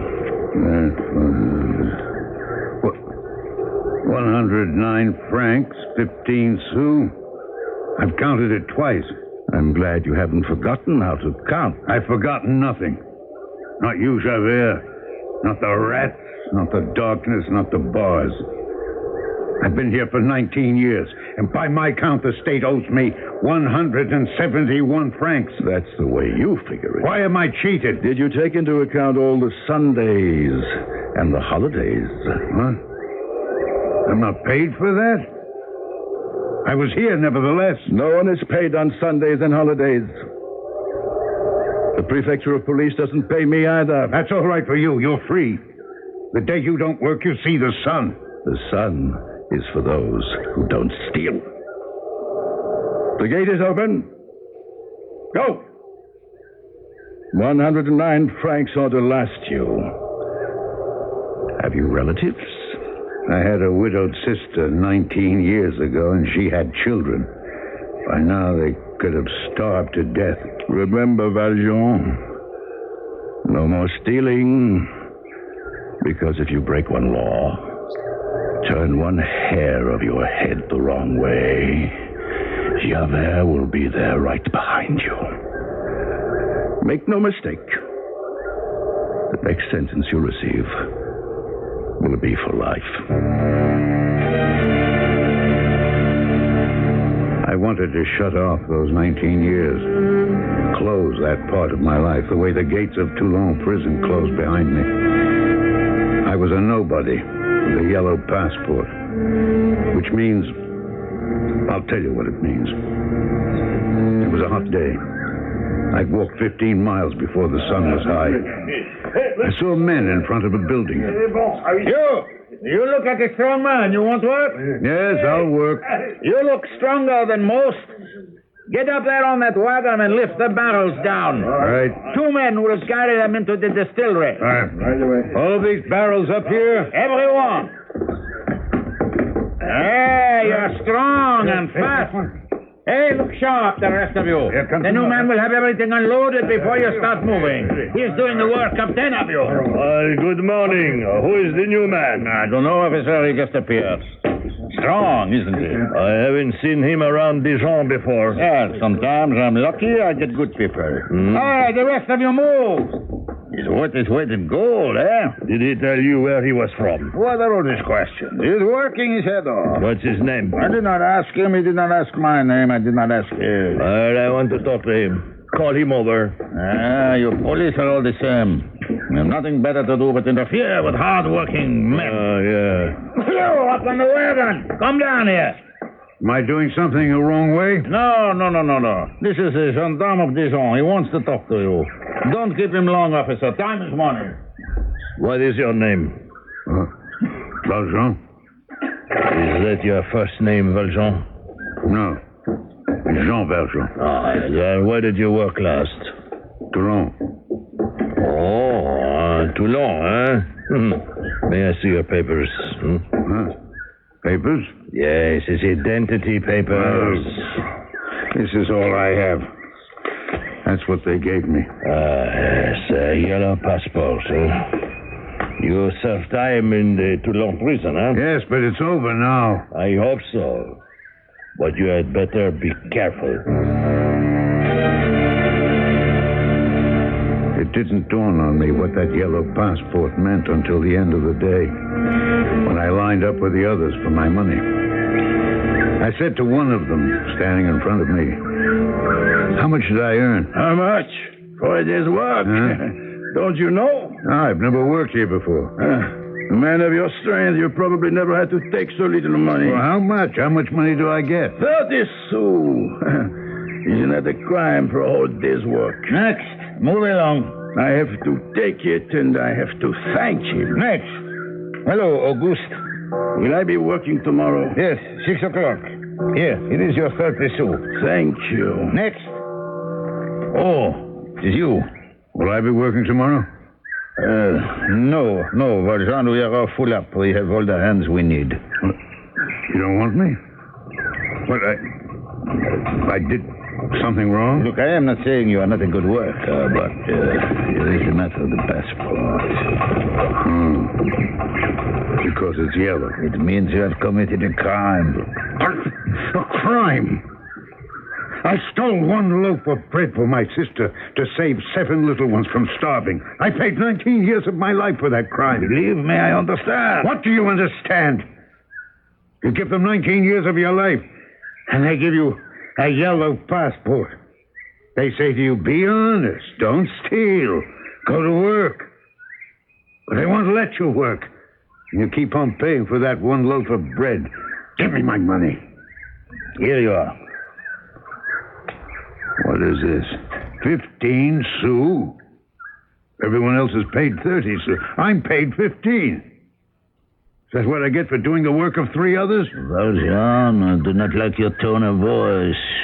Careful what you say, or you will find yourself behind bars. I was worth my weight in gold until you saw that yellow passport. It is you and those like you who break our backs and our spirit. But the time will come when God will punish you. And if you're not punished, then there is no God.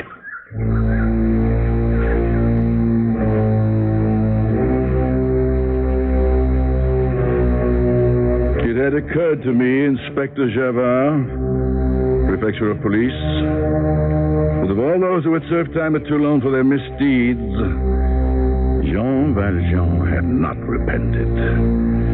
There was about him a surliness, a look that spoke of hatred for the very society that had tried to reform him. I thought I would follow him at a distance. Bearded, wearing ill-fitting rags, he walked along the same coast road Napoleon had walked from Cannes to Paris just 7 months before. A little while later, he entered the door of the 3 Dolphins. Yes? What do you want? Supper and a bed. Nothing easier if you have the money. I have money in my purse. Well, in that case, I am at your service. I'm just making the evening meal. Go inside, take your knapsack off, and rest yourself. Have you come a long way? I have. Go inside. I'll tell you when the food is ready. Don't forget, I haven't eaten all day. George, come here. You see that man who walked in the kitchen door? I want you to take this note to the mayor's office. Go at the front door, but don't look at the man as you go.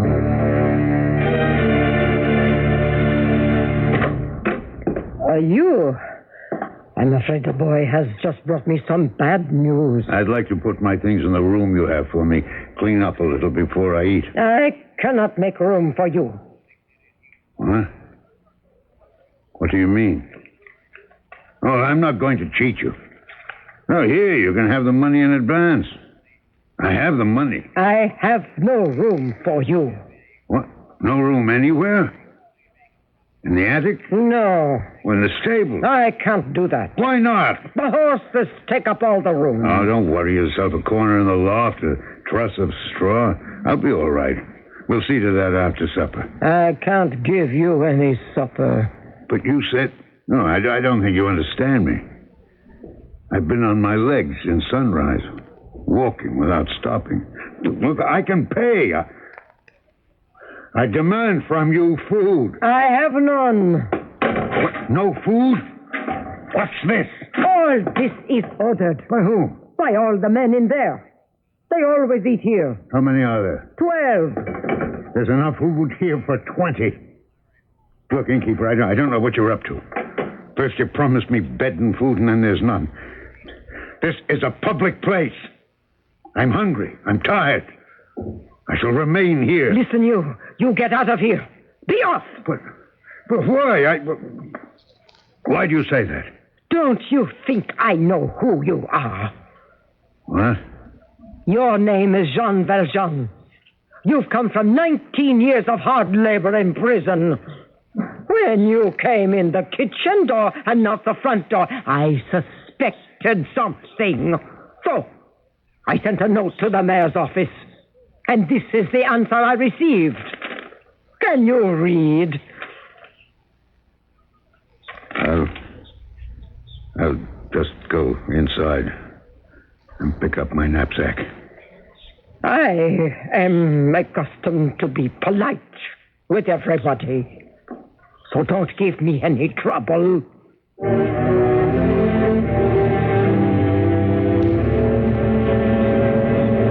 To be humiliated like that.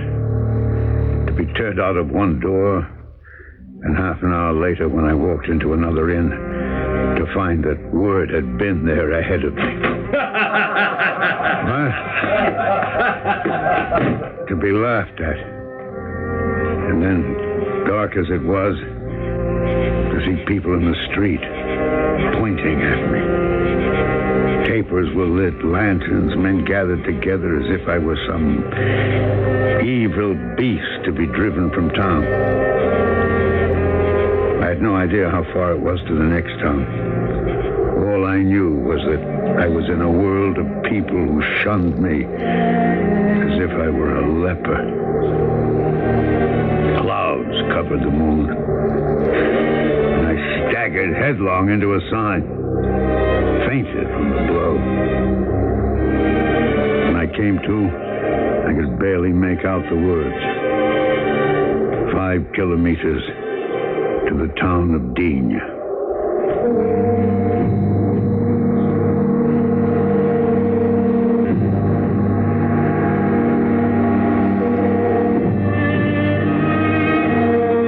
The genius of Victor Hugo, who created the characters we are meeting, is his ability to hold the mirror up to nature, to show virtue her own feature and scorn her own image.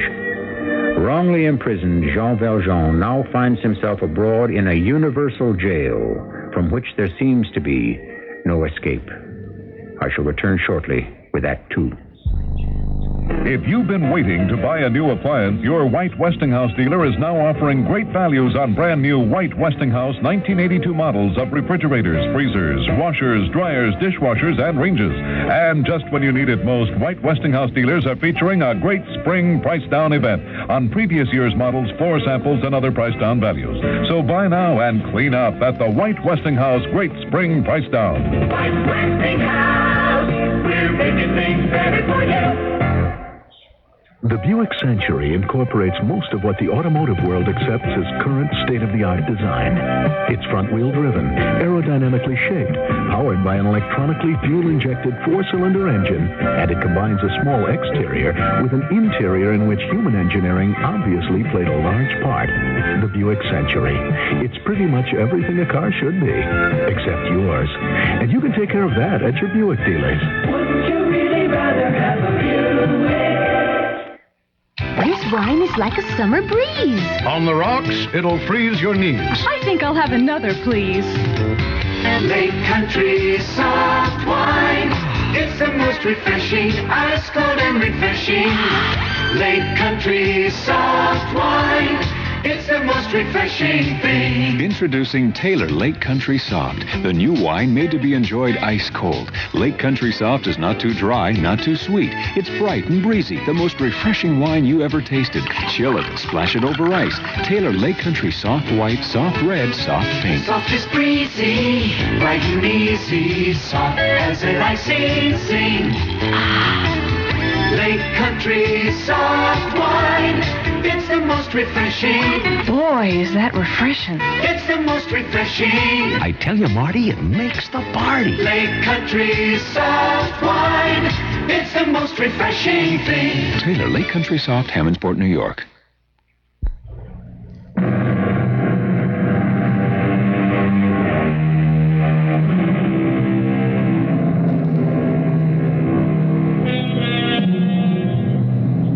Our curtain rises on the second act of The Thief and the Bishop. We have met the thief, one Jean Valjean, who traded 19 years of his life to bring bread to his sister and her 7 little ones. Though he was cast out and mocked in his wanderings, Valjean had no idea his movements were being watched by Inspector Javert, the roving prefect of police.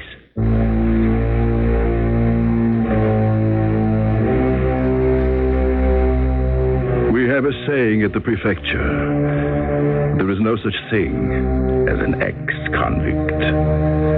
There are those who dispute that assertion, some ignorant, some well-meaning. Among them a certain bishop in the town of Digne, known to all as Monsignor Welcome. This bishop lives with his sister. And on one Saturday afternoon, he was writing out his Sunday sermon. If I speak in the tongues of men and of angels, but have not love, I am a noisy gong or a clanging cymbal. Your Grace? And if I have prophetic powers and understanding, all the mysteries and all knowledge... I regret to interrupt you at your Sunday sermon, Bishop. I regret it also, my dear sister. Kindly be quiet until I have completed this phrase from St. Paul. And if I have all faith, so as to remove mountains, but have not love, I am nothing. Now, what is it, my sister? I never try to interrupt you when you are preparing the Sunday lesson. You try. But you know Aristide Dupin, who is condemned to death for murder? Yes. Tomorrow is the day of the execution. May the Lord have mercy on his soul. The prison chaplain is ill. Oh? So they sent for the cure, and he said, it's no business of mine. It's not my place to comfort this man. The cure was right. Oh, how can you say that? That there should be no one at the man's side on his last moment on earth? Oh, I never thought I'd hear such a thing from you. The cure was right. It was not his place. It is mine.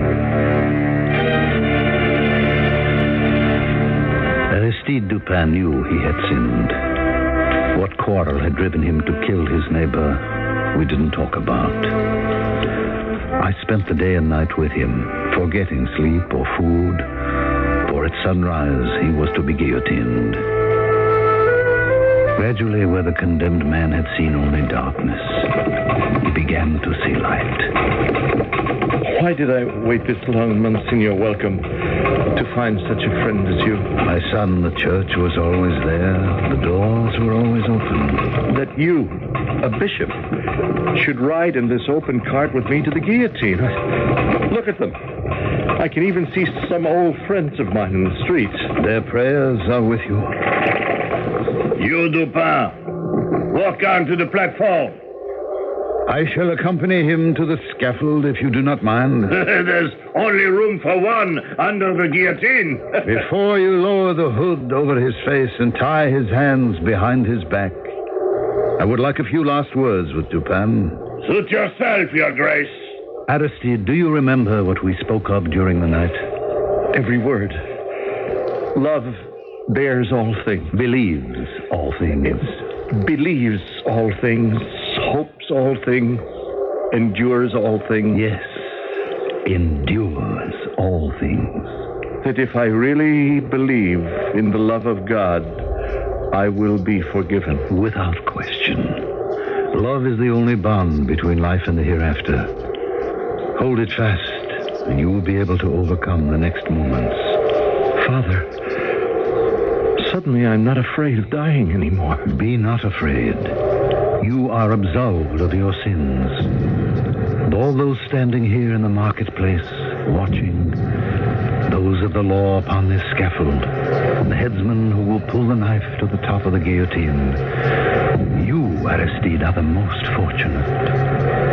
A very short time from now, you will know the infinite, which is denied to all of us. I am deeply sorry my friend died at my hands. It was an accident. I did not mean to kill him.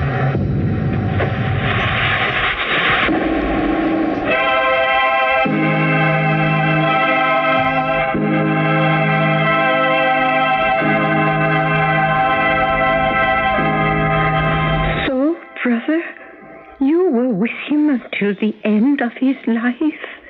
Until the beginning. But I cannot condone the method. I cannot condone the punishment of man by the guillotine. No, my sister, when one has seen a knife fall, one is never the same. The guillotine is not neutral, and it doesn't allow you to be neutral.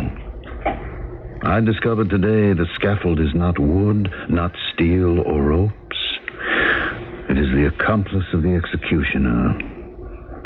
It is a species of monster manufactured by the judge and the carpenter.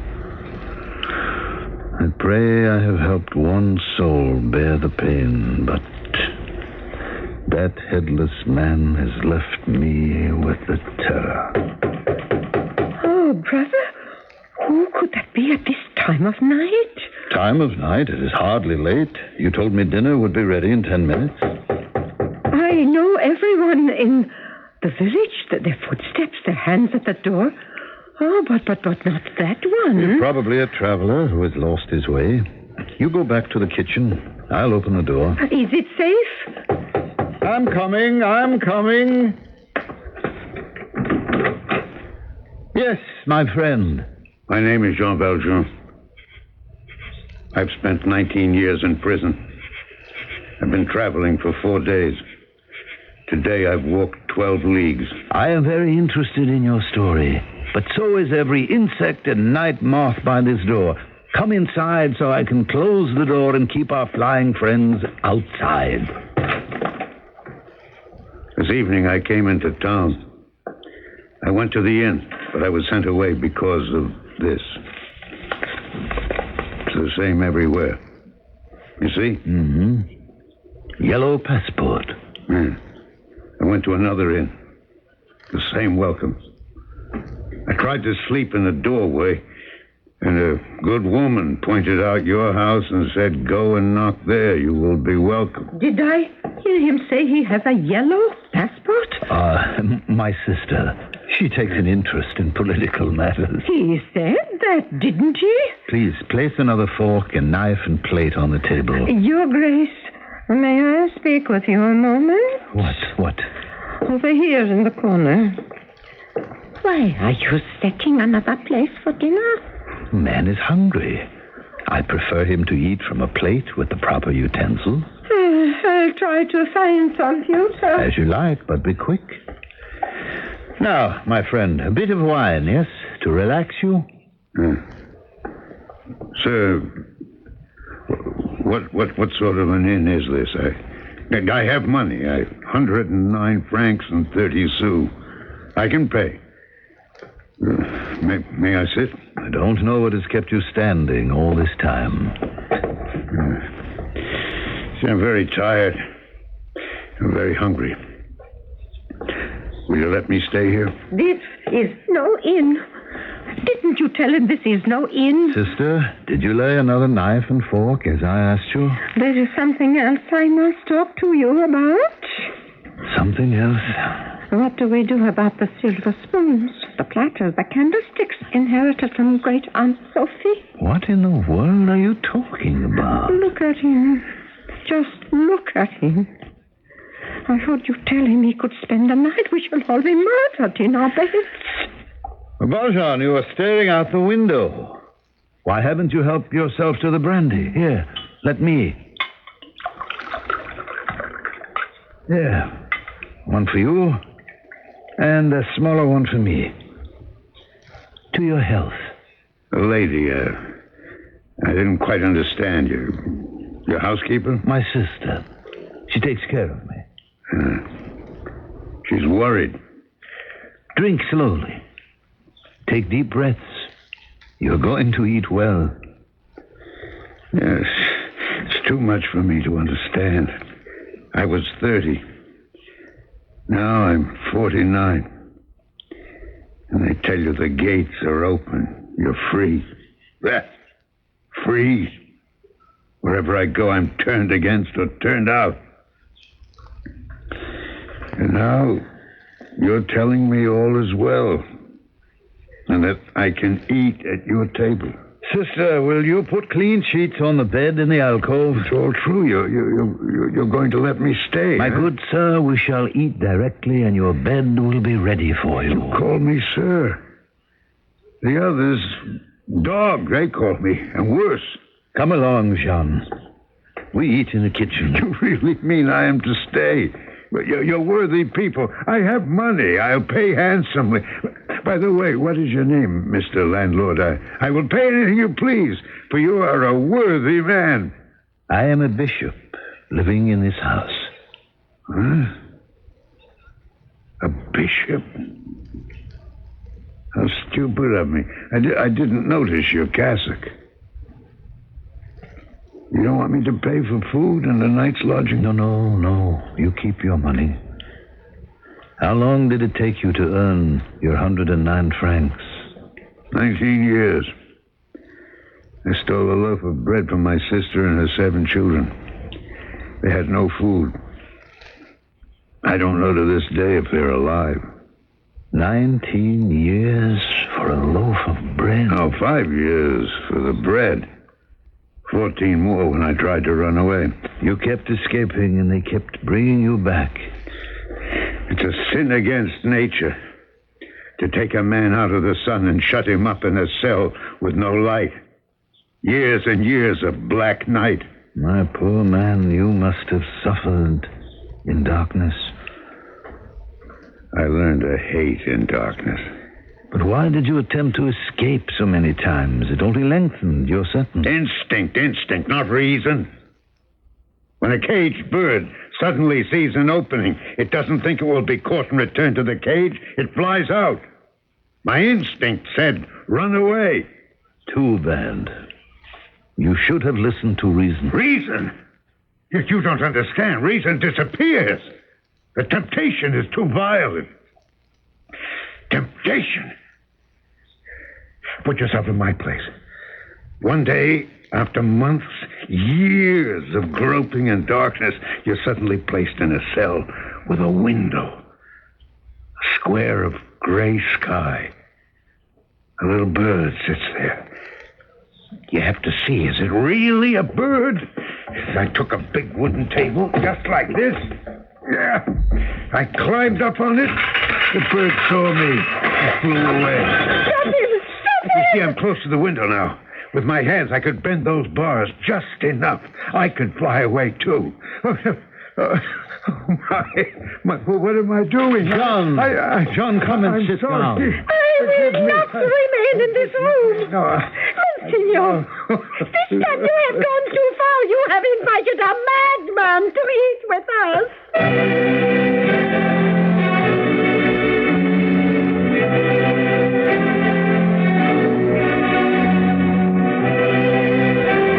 One should not judge Madame Magloire too harshly. Valjean, the outcast, now society's victim, has forgotten how to behave with normal people. For 6,000 nights he has slept on planks, existed in cages, in dungeons, his foot welded to a cannonball. The bishop is aware of these contradicting emotions in this suffering man. His attempt to restore sanity and order in Valjean's spiritual house is part of the extraordinary third act, which I shall bring you shortly. If you've been reading about wise money management in your favorite publications, you've undoubtedly heard about Dreyfus Liquid Assets, one of the world's largest money market funds, and about the big yields you can get on your money right now. Start with as little as $2,500. Make added investments as low as $100. With Dreyfus Liquid Assets, your money is yours whenever you need it. Phone for it, have it sent to your bank, or write a redemption check for cash or to pay your larger bills. You keep right on earning that high yield, compounded daily until your check clears. No penalties on interest, no sales charge, no charge for the checks. It's so simple, sensible, convenient. But find out for yourself. Call toll-free 800-228-5000 for free information and a prospectus, including management fee, charges, and expenses. Read the prospectus carefully before investing or sending money. Discover how Dreyfus Liquid Assets can help you get the lion's share of today's high money market rates.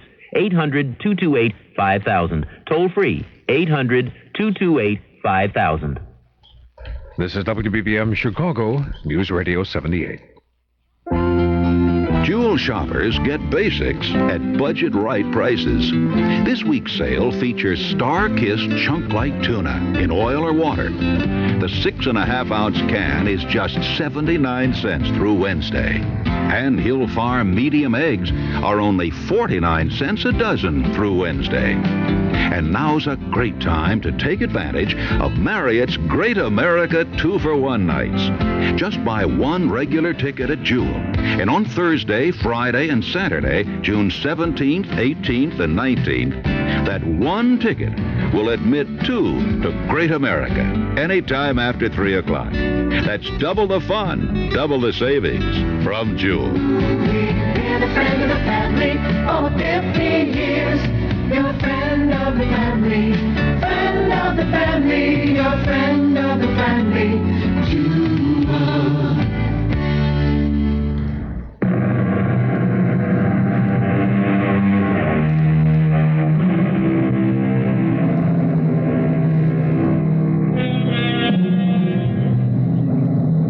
It was more fear than anger that made the bishop's sister storm out of the kitchen. It wasn't long, however, before Madame Magloire returned with broom and cloths, and woe betides to anyone who might be standing where she wished to clean and sweep. I'm sorry, Bishop. I'm sorry, Mademoiselle. He's broken all the pieces, every single one. That's what you get for feeding such a brute. No, I lost my head. Sister, it was a violent emotion born out of all his memories. Be charitable. Forgive him, sister. He is not to be blamed. Look, the man is weeping. We must help this man. I behaved like an animal. Can you forgive me? You lived in a zoo for a long time.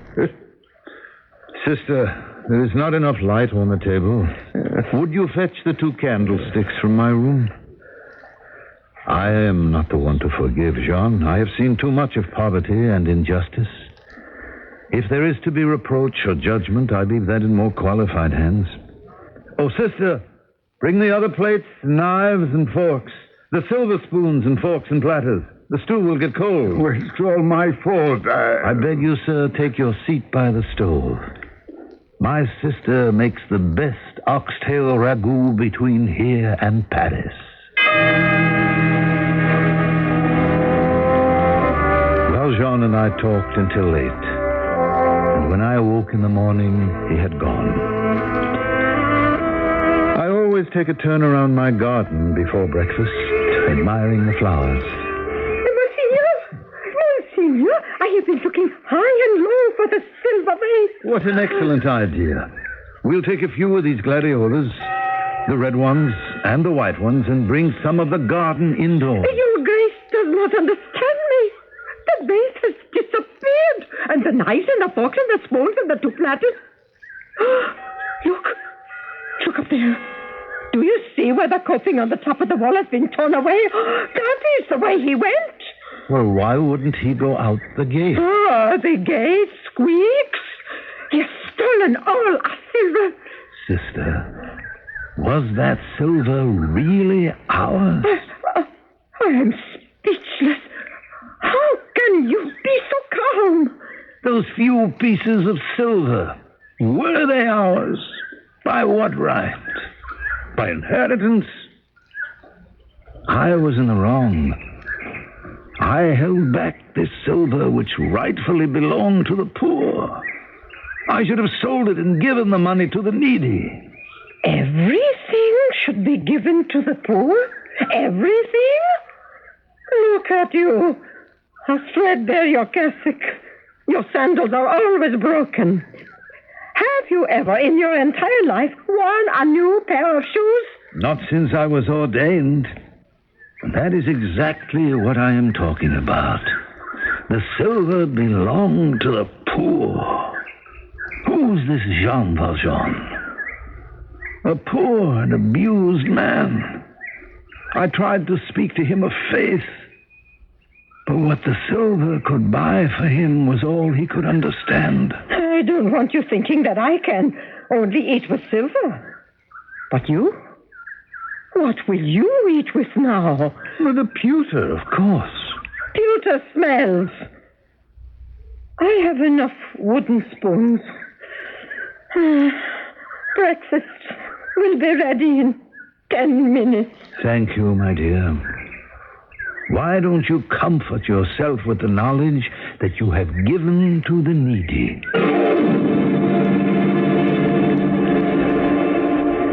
You see what comes of your open door, Monsignor. Welcome. The world laughs at such welcomes. No, not really. I have the opportunity to open my house. They do not. Well, I simply cannot accept it as calmly as you. It is an affront. My dear, I am just as guilty. If he has sinned, it was I who put the temptation in his grasp. I was the little bird in the cell window that showed him freedom. Besides, do we know that Jean Valjean has walked off with the silver? Why are you letting the man escape? I didn't like him from the moment I saw him. Would you pass me some more bread? Would you be surprised, my dear, if it were our friend who has returned? I'll go. Good morning, gentlemen. So they caught him. I'm not surprised. Monsignor, I would not have disturbed you, but before proceeding to the gendarmerie, I thought it best to come here first. Do you know this man? Do I know Jean Valjean? That is like asking me, do I know my right hand? Jean, what have you done that this policeman holds you by the collar? We found some silver knives and forks and spoons in the vase and silver platters in his knapsack, and I remembered they belong to you, Your Grace. Well, what about the candlesticks, Jean? I know we didn't find any candlesticks on him. Of course not. Here they are, still standing on the sideboard. Jean, I gave you the candlesticks as well. They are also silver. You could get at least 200 francs for them. Why didn't you take them along with the rest of the silver? Look at him staring at you as if you've lost your head. Bishop, are you feeling all right? Never better, sister. You mean to go through with this play acting? Sister, it is my turn to ask you what you are talking about. If you will excuse me, I have to go out and do some marketing. Good day to you. A woman's work is never done. My sister is an excellent housekeeper. Yes, then if I understand correctly, Monsignor, what this man told us is true?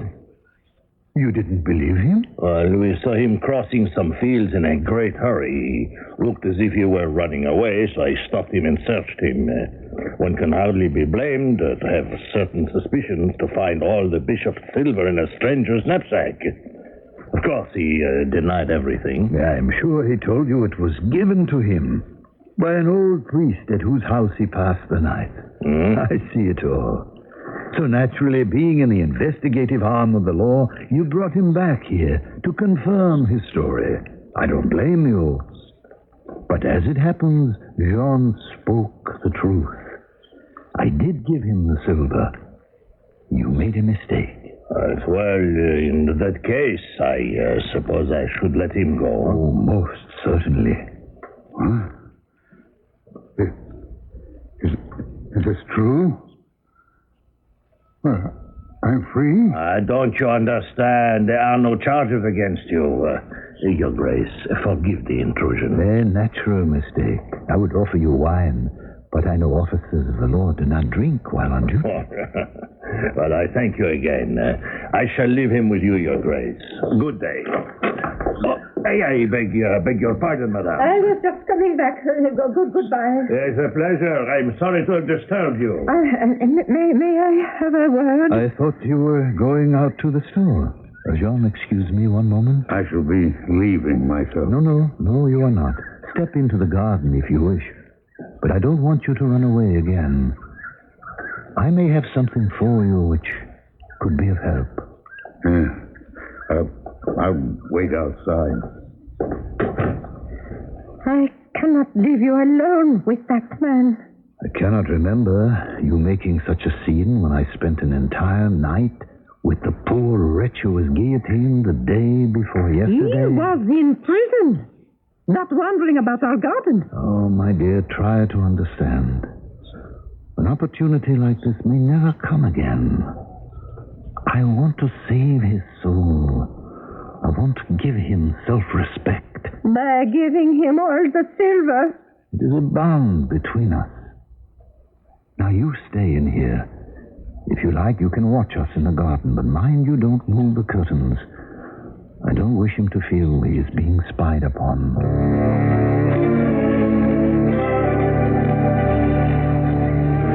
My sister is worried for my safety. You don't despise me after what I did? No. You don't despise a thief? I told you. An ex-convict from Toulon. You didn't have to warn me. You see, this is not my house, but the house of Christ. That door there, the front door, it doesn't ask whether a man who enters has a name, only if he has a sorrow. I understand what tortures you. The world has closed its doors to you. You are suffering. But I did not receive you in my house. No one is at home here but the man who has need. In fact, Jean, you are more at home here than I myself. And all that I have belongs to you. I have never heard such words. I knew right away who you were. It didn't matter what you told me. Is that true? You knew my name? Yes. You are my brother. I cannot take the silver. Not the candlestick. Nothing. You will take the soda, Jean Valjean. My brother, you no longer belong to evil, but to good. I have bought your soul. I withdraw it from bitterness and anguish and black thoughts, and I give it to God.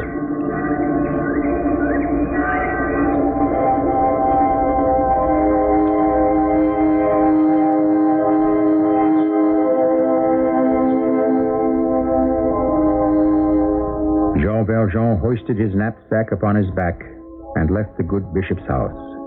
The sun rose and fell. Night passed, but Jean Valjean did not leave the town of Digne. Early the next morning, the lamplighter saw him on his knees in front of the church, weeping. As the barnyard signaled daylight, Jean Valjean arose and walked north. It would be many years before he returned to this town. I shall be back shortly. Okay, roll the TV spot. We open on the Great Pyramid in downtown Dayton. Dayton? We moved it there for this commercial, Mr. Fnordner. Looks so expensive. Suddenly, an elephant enters with a man on top. He's holding a can of Fnordner tuna. Why an elephant? The tuna with the jumbo taste. Fade to black. Why couldn't you use radio? Costs less, targets the right audience in itself. How could we show the Pyramid Dayton and the elephant on radio? You just did. Radio. Red hot because it works. For more facts on radio, call this station of the Radio Advertising Bureau. They brought you this message. Together we can change things. You'll see with the American Red Cross. Together you and me. We'll be there when you need us. We'll be there through storm and flood. We're teaching lots of kids to swim when they're on mostly blood. Together we can change things. You'll see with the American Red Cross. Together you and me.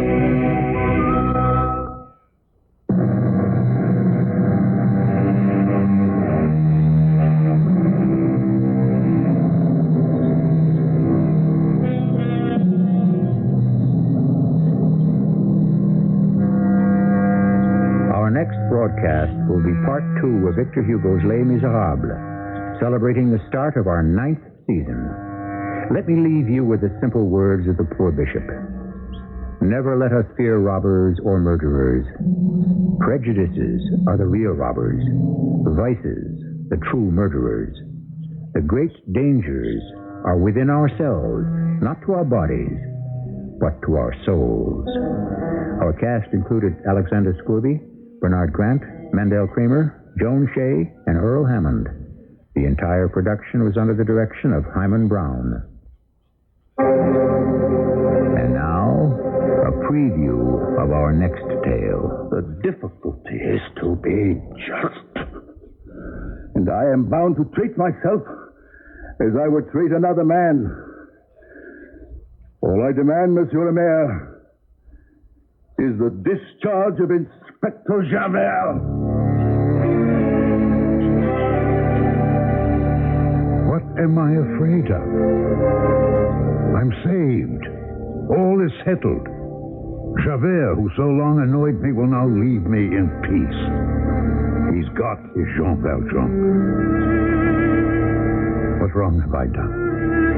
I've lived the way the bishop made me promise to live. I've lived as a just man. I've closed the door on my past. Why should I be punished again? Radio Mystery Theater was sponsored in part by White Westinghouse Appliance Company. This is E.G. Marshall, inviting you to return to our Mystery Theater for another adventure in the macabre. Until next time, pleasant dreams.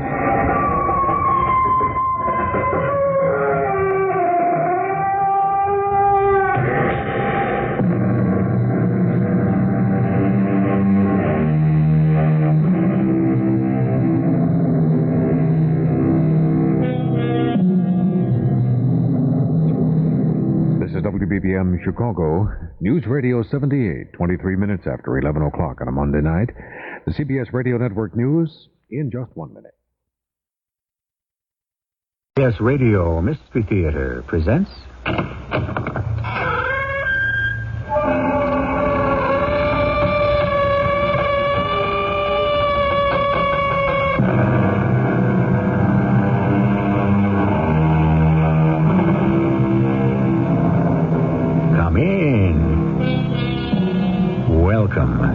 I'm E.G. Marshall. To celebrate its 9th season as radio's first theater of the 80s, Mystery Theater is presenting in 5 parts Victor Hugo's extraordinary novel, Les Miserables. Today, Part 2, tracing the life of Jean Valjean, a man unjustly imprisoned who tries to make a place for himself in the world and is rejected at every turn. One man, a bishop, extends friendship and faith. And with this inspiration as his guiding star, Valjean stifles his hatred and tries to become himself a good Samaritan. The odds against him are almost insurmountable. What's happened here? What's wrong? The woodcutter's horse went down in the mud. When Marcel tried to pull him out, the cart tipped and caught him beneath it. Marcel, can you manage to squeeze out of there? I can't move. I'm caught. My chest is crushed. Help me. There's no one strong enough to lift the cart out of the mud enough to pull him out. Let me try. No. Don't anyone try. It's too late. Let me die.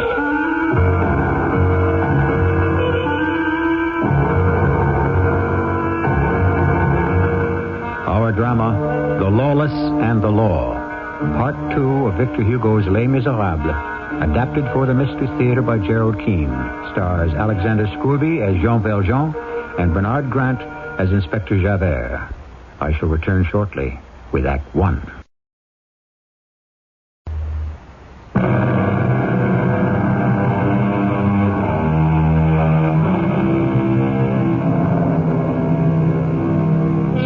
No one has ever quarreled with the playwright Shakespeare's idea that justice should be tempered with mercy. Jean Valjean, after serving 19 years in prison for stealing 1 loaf of bread, has made compassion his way of life. Once free, he determined wherever he could, he would right every wrong. Not so another character in Victor Hugo's story, Inspector Javert of the French police. To him, the word mercy meant nothing. Pierre? Yes, Inspector Javert. There is something troubling me. It will not go away. 12 years ago, I was made into a kind of roving prefect. There is something about the town of Moulins that bothers me greatly. No, not something, but someone. You have evidence? No, I don't. Only a certain feeling. Not here in my head, but here in my stomach. But then why don't you bring the man in for questioning? He happens to be the richest man in Moulins. Could be all the more reason. Stolen wealth. He also happens to be the mayor. Oh, you don't mean Mayor Madeleine? Impossible. Why, he put Moulins on the map. Created that whole glass bead factory. Employs hundreds of people. I know all that. All his charities, the library, the hospital with free beds for the poor. But this feeling in my stomach persists. 12 years ago, you say? That's when he was released from Toulon. And he looks the same? No, not at all. Then he had a beard. He was unkempt, unshaven. Could hardly put two words together. Inspector, is his voice the same? No, not even that. Now, you've heard the mayor. He speaks with gentleness and a supreme authority. But let us examine the problem. This Mayor Madeleine, where did he come from? Suddenly he appears in Moulins with an invention to make black beads, better and cheaper than even the Germans. He buys land, builds buildings, and Moulins becomes a thriving industrial city. Years ago, I trailed him, but I lost the trail. But if he served all his sentence, why continue to follow him? There are some unexplained pieces to the puzzle. Now, this man is discharged from Toulon with 109 francs, 15 sous. Where did he get the thousands to build factories? By stealing it. Why not? Oh, I don't see Mayor Madeleine as a common thief. No, nobody does, except myself. If he has hidden his past so successfully for so long, what makes you think he would betray himself now? I can wait another 12 years if I need to.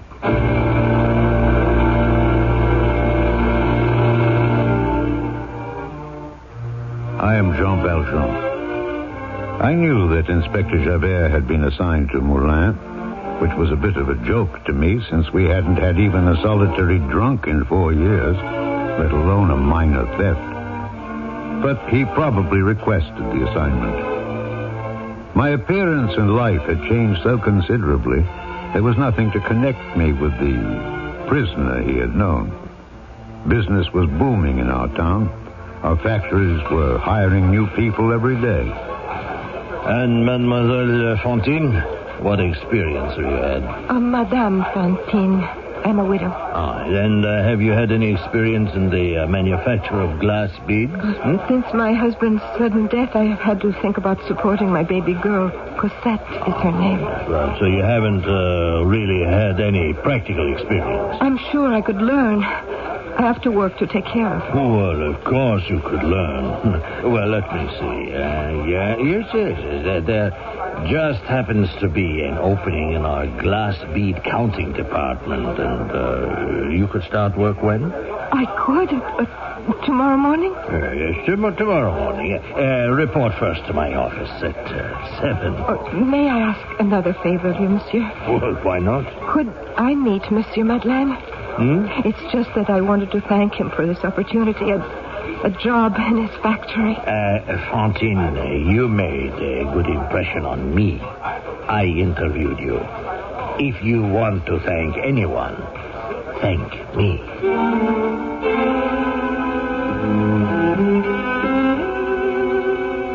As I said, I was aware that Inspector Javert, even after all these years, still pursued me. But for him to make any positive connection between the mayor of Moulins and Jean Valjean, the former convict, was next to impossible. Until one miserable rainy day, when I happened along a country road outside our town and came upon a crowd of men in an overturned car. Monsieur le Maire! What's happened here? What's wrong? It's Marcel Foucheron. The woodcutter. Huh? His horse went down in the mud. Marcel tried to pull him out, but the cart tipped. He's fallen on top of them both. Marcel, can you hear me? Is that you, Monsieur? Monsieur Madeleine? Yes. Your horse looks pretty bad. I think both his legs are broken. Poor beast. Can you manage to squeeze out from under there? I can't move. All that wood.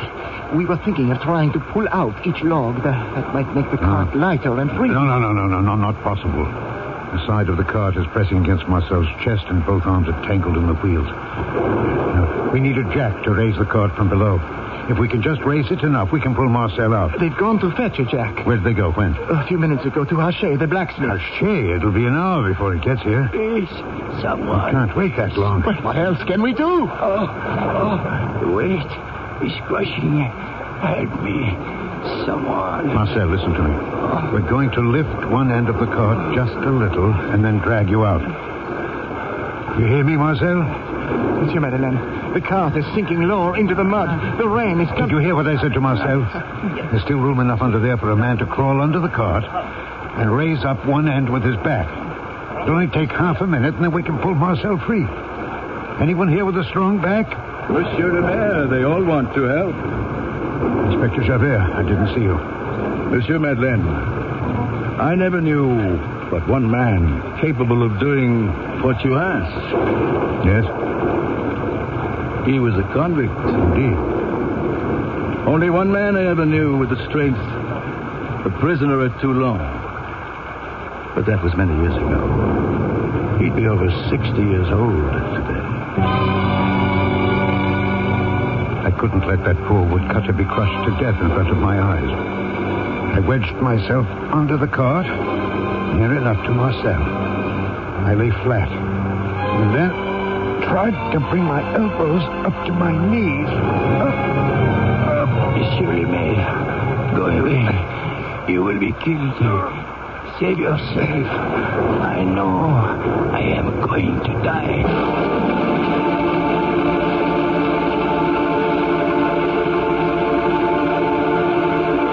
Marcel didn't die.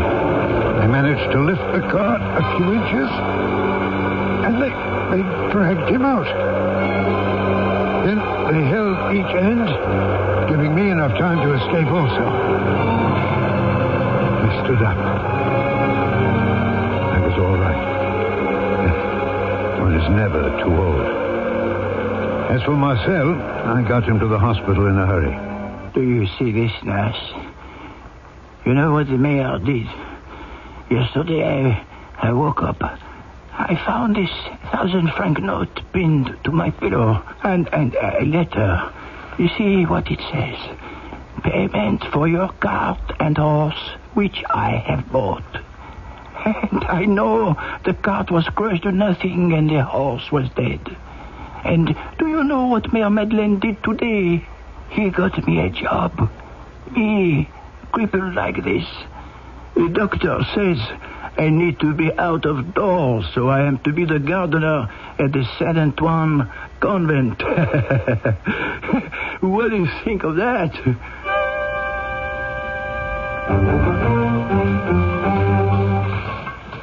Mademoiselle Fantine, I mean, Madame, I have been watching you. Oh, you have? Nothing I've done wrong, is there? Oh, no, I wouldn't say so, but you would like to make a few more francs now, wouldn't you? Oh, yes, I would. Well, I was thinking there might be an opening in the sorting section. You're in counting now, aren't you? Yes, I am. It would mean considerably more money. I have a very good eye for color. Yes, I've noticed that. Yes. You always manage to wear a nice-looking kerchief or a bit of a ribbon about your throat. What do I have to do to get the sorting job? Well, it would depend entirely on you, Fantine. First of all, you would have to learn to do the job. Well, I myself could show you the color differentiations. Now, I'd say the best time for me to show you would be in the evening after the factory is closed down. in the evening? Yes, we could have a little supper together first. It would be my pleasure.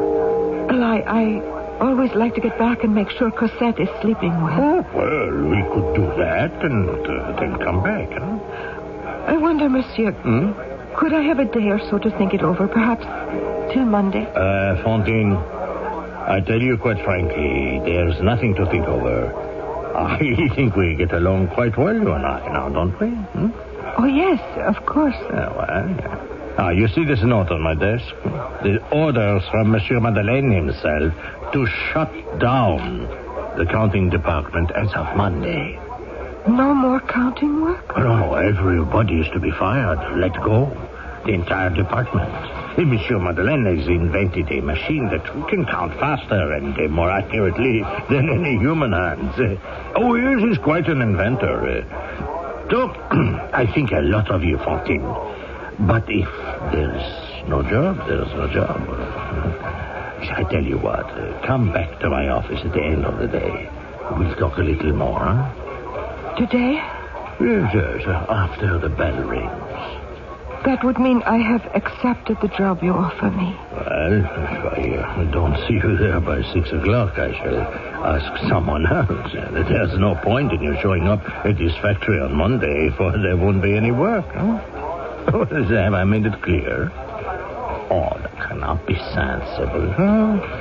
I will take good care of you. I like you. You have nothing to fear from me.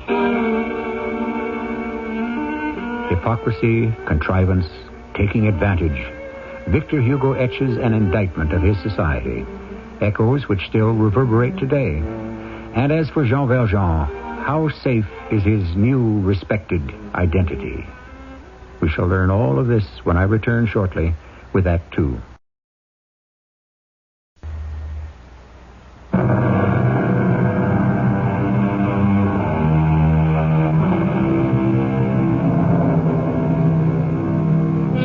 As Victor Hugo recounts the tale of the miserable and the poor, Fantine, a young widow with a sickly daughter to care for, has been fired from her job in the factory in the dead of winter.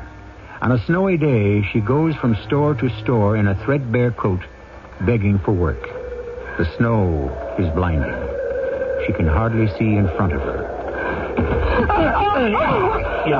Watch where you're going. You knocked me down. Why don't you look where you're going? Don't bother helping me up. I can get up alone.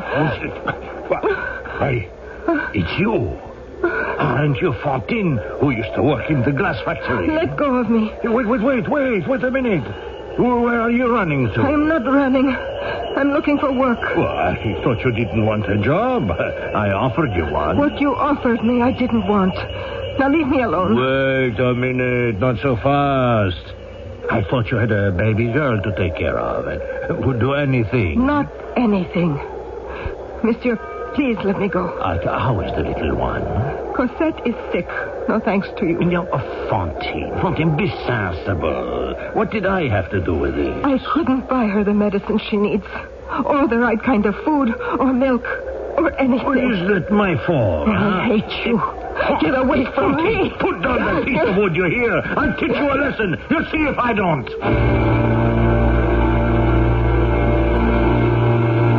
Inspector Javert, we've just brought in a young female on a complaint from the foreman of the Madeleine Glass Works, Monsieur Jourdain. What is the complaint? That she attacked him on the street with a piece of wood. Why are you bringing this simple assault to my attention? It's because she used to work in Monsieur Madeleine's glass factory. I knew of your interest in the gentleman. She says she was fired. I wondered why. Yes, there may be something we can trip him up with. Girl on the streets attacks foreman. Why does she do that? Have her in. No, wait. Go to the mayor's house. It's right next door. Tell him there's an urgent matter at the police station that requires his attention. By the time he gets here, I'll have that girl in such a state she'll swear to anything. Now send her in. Come in, you. The inspector wishes to talk to you. I shall return with the gentleman as soon as possible. Good. Young lady, you seem to have gotten yourself into a nice mess. It's all because of that awful Monsieur Madeleine. He fired a whole department. My job went with it. I haven't worked in months. Brute of a foreman attacked me. That is not what our gendarme reports. I tell you, he attacked me, that horrible man. Did he now? His sworn complaint to the gendarme was he was peacefully walking the street, and you took a stick and beat him about the head. Inspector, I swear by our Savior that is not true. You took no stick to him? To defend myself only. It was he who had me fired from the factory because I refused him. A moment ago, you told me it was Monsieur Madeleine who had you fired. That's what I was told. How well did you get along with Monsieur Madeleine? Who? The owner of the factory. Don't tell me you don't know him. It's true, I never met him. That is not the report that has come to our attention. We know there was some kind of a liaison between you and Monsieur Madeleine. I don't know what it could be. I am so cold and tired. And my little girl, she will be worried about me. Cosette, I left her with nothing to eat. Please let me go to her. Then why don't you tell me about Monsieur Madeleine? Let us be clear about this and you can go. I will even give you some milk to take to your Cosette. Now, you did know him when you were working at the factory. What do you want me to say? If you don't tell me what I wish to hear, then I'm afraid it's 6 months in prison for assaulting a citizen in plain view of witnesses and the sworn affidavit of a gendarme. 6 months? What's my child going to do? She's a baby. That's for you to decide. I have tried so hard to be honest and truthful. It doesn't pay. Yes, I knew Monsieur Madeleine. That's better. Now we're getting somewhere. And he had you fired from the factory when you were no longer of use to him. Yes. And in the street you mistook Foreman Jourdain for Monsieur Madeleine, and because you were wronged, you beat him about the head. Is that what you want me to say? Yes. And you will say it, no matter who asks you. I will say I knew him, yes. Otherwise, 6 months. And who knows what will happen to your child while you were in prison. Here is the mayor, Inspector Javert. I was just on my way here. We have had some unfortunate information from this young lady. Oh, my dear. Is this the girl who was thrown into the snow? I was just coming here when I learned she'd been taken by the police to your office. Madame, tell this gentleman, repeat to him what you have just told me. Throw a blanket around her shoulders. Can't you see she's suffering from exposure? Look at the poor child. Heavens, to find a citizen of Moulins in this condition. Madame, I asked a question. Your name is Fantine? Yes. You were employed in the Madeleine Glass Works? Yes.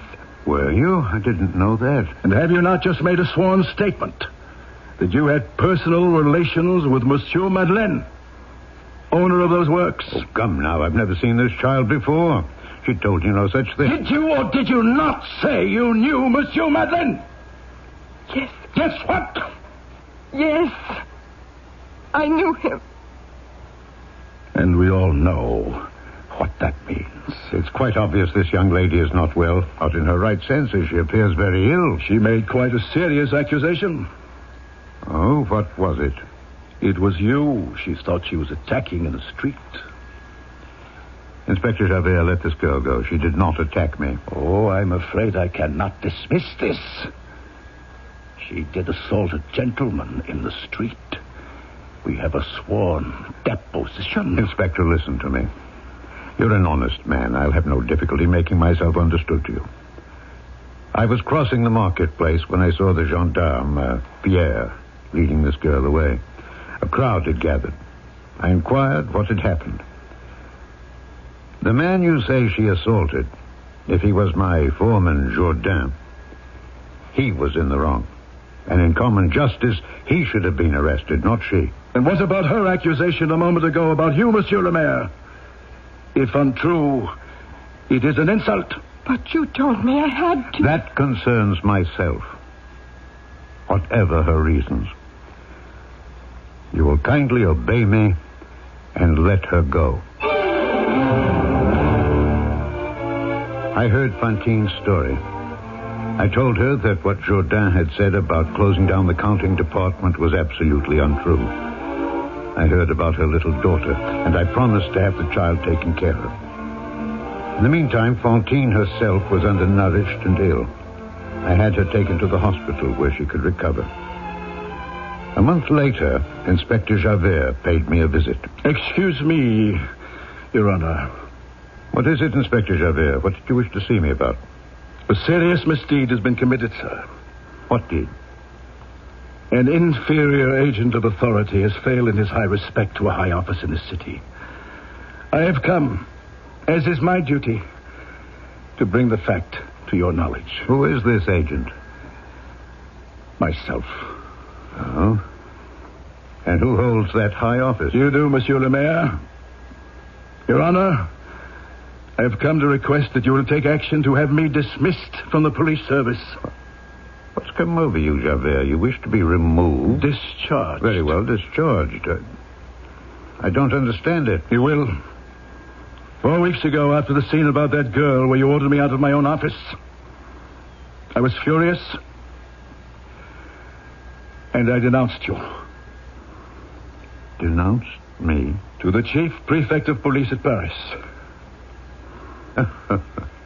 As a mayor who interfered with the police, eh? I denounced you as a prisoner. I thought you were so. I've had these notions for a long time. Your mysterious appearance in Moulin with enough money to build a factory. Your physical height, your extraordinary strength. You remember the incident with old Marcel. How you lifted the cart out of the mud. And a few other suspicions of my own. It was absurd. But I took you for a man with the name of Jean Valjean. What name did you say? Jean Valjean. A convict I first saw in Toulon 20 years ago. Now, he had already served many years for theft. You could not be the man. I'm glad you came to that decision. I had to. You see, the real Jean Valjean has been found. He has been found? They arrested a man who first refused to give his name and then said he had forgotten it. Well, what has that to do with this Valjean? Oh, this man is clever. He pretends to be an idiot, having lost his mind. He was arrested at Eau Cloche for stealing cider apples. He was taken to the departmental prison at Arras. There he was recognized by a fellow convict who said, "I know you. We were in the same galley together. You are Jean Valjean." The word of this had just reached the Paris prefect's office when I was denouncing you. They laughed at me, so I went down to Arras myself, and I saw the man. You saw the man who denied he was Valjean? The truth is the truth. I recognized him, too. That man was Jean Valjean. Are you sure? Oh, yes. Monsieur le Maire, forgive me. Forgive me. Now that I have seen the real Jean Valjean, I cannot understand how I could have believed anything else. Again, I ask your pardon. So what is going to happen now? If he is Jean Valjean, he is a former convict. It is no longer a matter for the police court, but for the assizes. He is to be tried at Arras, and I have been called as a witness. Is that all, Inspector? No. I must be discharged. Javert, you're a man of honor. You exaggerate your faults. I insist that you continue as Inspector of Police. I cannot allow it. I say it again. You attach too much importance to what you call denouncing me. It's the duty of men in your job to suspect. Without proof, in a moment of passion for revenge. Had any of my subordinates done what I have done, I would have declared him unworthy of his badge and discharged him. Monsieur le Maire, if I were not severe with myself now, my whole life, everything I have done would be an injustice. Oh, it's easy enough to be kind and good. The difficulty is to be just. And I am bound to treat myself as I would treat another man. All I demand, Monsieur le Maire, is the discharge of Inspector Javert. What am I afraid of? I'm saved. All is settled. Javert, who so long annoyed me, will now leave me in peace. He's got his Jean Valjean. What wrong have I done? I've lived the way the bishop made me promise to live. I've lived as a just man. I've closed the door on my past. Why should I be punished again? Remember me, Jean, the Bishop of Digne. Monseigneur, welcome. Remember. Are you here? Or are you in my mind? We made a pact, Jean. My candlesticks for your true being. I took your soul from Satan, begged you to shut the door against him. But you will open it again if you let that innocent man be punished in your name. What shall I do? Give up all the good I've done? Give up helping the poor, bringing work and contentment to a city of people? What use is it if I liberate that man they think is Jean Valjean and denounce myself? It is a question that can only be replied to by the Lord himself, and how much of his spirit remains in you. I pray he will help you find the answer. Listen to Victor Hugo's postscript to this very scene. Valjean takes the bishop's candlesticks and in a mad moment tosses them into the fire. He will destroy them, obliterate the bishop, everything. He will remain the mayor. But again, he hears the bishop calling his name. I shall return shortly with Act 3.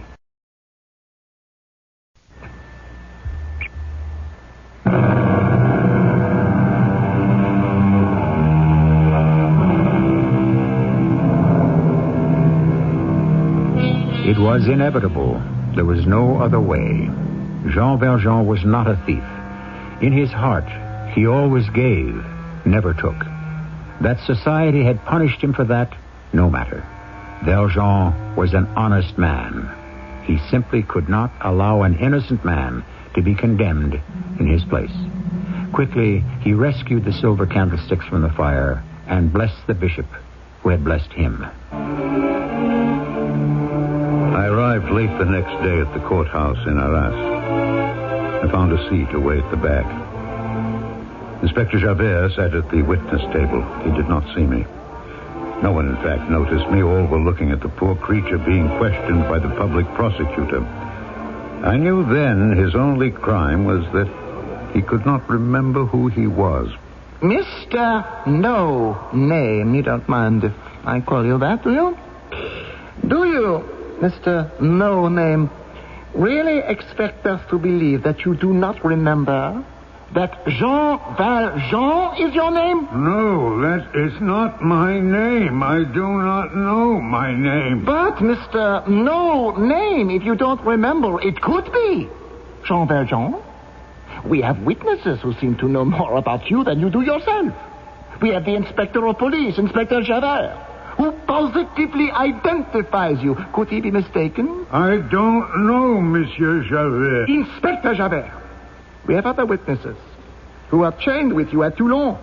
and we shall ask them to appear presently. No, I was never in Toulon. Prisoner, I ask you 2 questions. First, did you, yes or no, climb over the wall at Haute Cloche, break a branch, and steal apples? Second, yes or no, are you the liberated convict Jean Valjean? I have stolen nothing. I'm a man who doesn't eat every day. How do you manage to remain so big and strong? I do odd jobs. Can you remember who you worked for?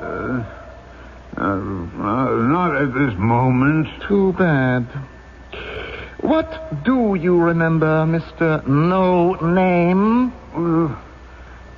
I was walking toward Haute Cloche after the flood. It made the whole country yellow. Nothing growing in the sand except a few blades of grass. I found a branch with apples lying on the ground. I picked it up. I never thought it would bring me into such trouble. I don't know why. I can't remember my name. I have not stolen. I only picked things up lying on the ground. May it please the President and the court, in the presence of these confused deniers on the part of the prisoner, we would like to call upon Police Inspector Javert as to the identity of this prisoner. I recognize him perfectly. This man has a name. It is Jean Valjean, an ex-convict of a very violent character. He is filled with a hate for society and is an enemy of society, and in my opinion, must be put away. No, I hate no one. It was with great reluctance that he was set free when he had completed his time at Toulon. I know this man by his size, his hands, and his face. Inspector Javert, I thank you. You, have nothing further to add? I repeat, I recognize him perfectly. 3 convicts were then produced. Brevet, Chenildieu, and Cochepaille. Brevet turned to the prisoner and said, I recognize him as Jean Valjean. He looks like a brute now, but I imagine age has brutalized him. Brevet, you may go and sit down. Prisoner, remain standing. I call now upon the convict Chenildieu. He also identified the poor man by saying, I should think I do recognize Valjean. We were fastened to the same chain for 5 years. Sit down. Witness convict Cochepaille to the stand, please. Cochepaille also pointed a finger at the prisoner, remembering some nickname they had given me. Convict Cochepaille, did you say this man, Jean Valjean, was named Jean the Jack because he was so strong? Yes, I did it. Brevet! Chenildieu! Cochepaille! Huh? Look this way. Look at me. It's Monsieur Madeleine. Monsieur le Maire. I didn't know you were here. Fellow prisoners, don't you recognize me? Gentlemen of the jury, acquit the prisoner. Monsieur le Président, have me arrested. That man is not guilty. I am Jean Valjean. I will not occupy the time of the court any longer. I shall go away. I'm not arrested, and I have several things to do. The public prosecutor knows who I am, he knows where I am going, and he will order me to be arrested when he thinks proper.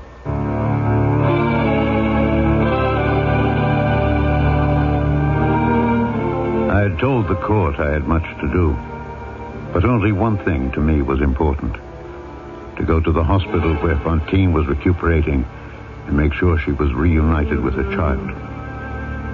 But when I got there, they told me someone had spirited Cosette away, and because her mother, Fantine, was so weak, no one dared tell her the truth. Oh, Monsieur Madeleine, why don't they bring me Cosette? She's in the nursery along with several other young ones. Don't you worry. You saw her? No, I've just returned from Arras. But as soon as I get the doctor's report about you, I'm going to the nursery to make Cosette's acquaintance. I still don't understand why I couldn't see her. Only a little weak, but if I saw her, it would give me such strength I could get out of this bed and dance. Fantine, you certainly are stubborn. The doctors say you must be patient to regain your strength. Believe me, I think it would be a great strain for you if that door behind me were to open and there stood Cosette. No! Fantine, what is it? In the door. There. Oh, Monsieur Madeleine, save me. Standing in the door was Javert. He had come for me. I knew that. But Fantine did not. All she could remember is that day not so long ago when Javert had threatened her with 6 months in prison. The day I had countermanded his order. Oh, save me from him.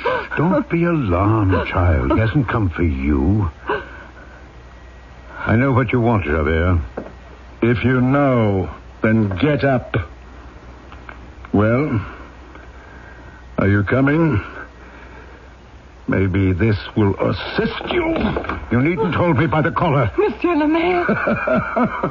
There is no Monsieur le Maire here. Javert. Call me Monsieur l'Inspecteur. Inspector Javert, I should like to say a word to you in private. Speak up. People talk aloud to me. I have a request to make of you. I told you to speak up to me. Be heard only by yourself. What do I care about that? I'm not listening. Grant me 3 days. 3 days to go and bring back with me this unhappy woman's child. I'll pay you whatever you ask. You can come with me if you like. You must be joking. You ask me to give you 3 days so that you can escape again. To go and find Cosette? Then she's not here? Where is she? Monsieur le Maire, you promised. You said she was in the nursery. Be quiet.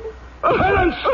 Somebody help me, Monsieur Madeleine. I tell you, there is no Monsieur Madeleine. And no Monsieur le Maire. But there is a thief, a brigand, a convict by the name of Jean Valjean, and I have got him. That's what there is. No. Cosette! God, you've killed this woman. Oh, my baby. Nurse!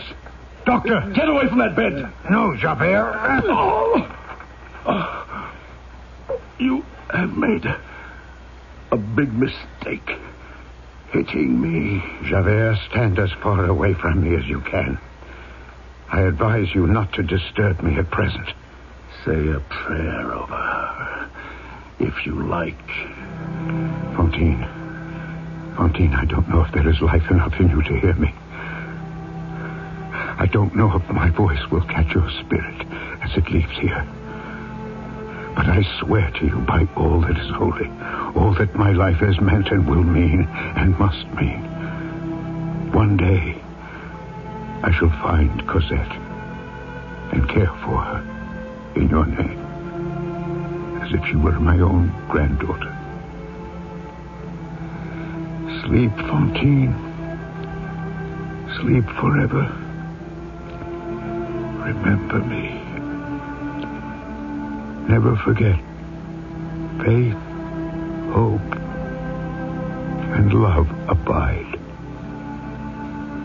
And the greatest of these is love.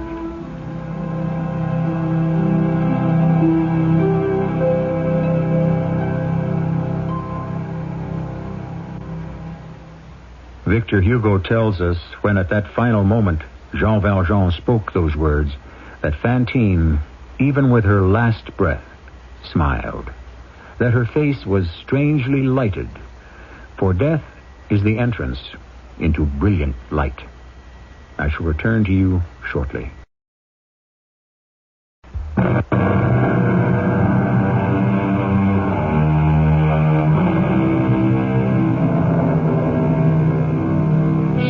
And so we conclude Part 2 of Victor Hugo's Les Miserables, a novel which to this day has remained one of the greatest expressions of man's struggle to maintain dignity, charity, and love.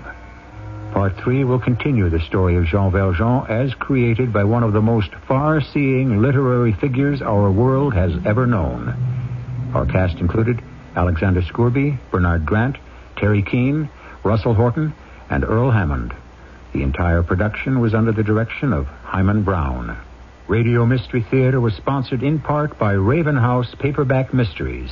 This is E.G. Marshall, inviting you to return to our Mystery Theater for another adventure in the macabre. Until next time, pleasant dreams.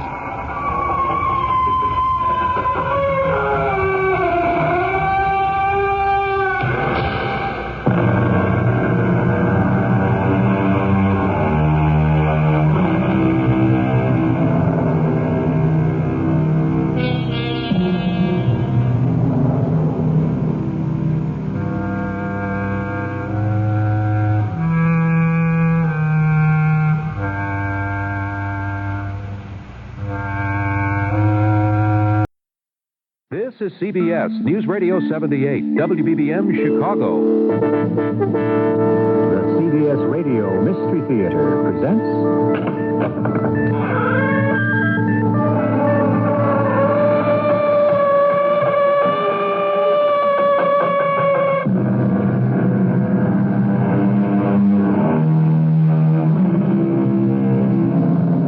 Come in. Welcome. I'm E.G. Marshall. To herald its 9th season on the air, the Mystery Theater is presenting that classic story of crime and retribution, Victor Hugo's Les Miserables. We have been tracing the story of Jean Valjean, who served a 19-year sentence for stealing a loaf of bread. After an aborted attempt to steal silverware from a kindly bishop, he has gone straight. So straight, in fact, that he was regarded by everyone in the town of Moulins as the paragon of kindness and generosity, factory owner and, eventually, mayor. But his life as an honest man was cut short by fate. And once again, Jean Valjean found himself in prison. Valjean, what did you do? I made it. I ran. They didn't catch me. Listen to that bell. They ring it like that when there's death or trouble. The nuns must have seen you. It doesn't matter. I have the ivory crucifix. Yes, they saw me. I knew it. That's why the alarm bell. Jean, you can't hide here. They'll find you, and that will mean prison again.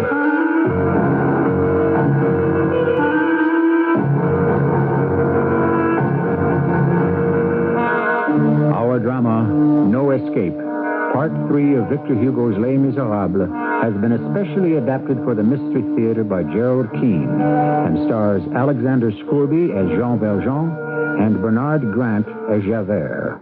I shall return shortly with Act 1.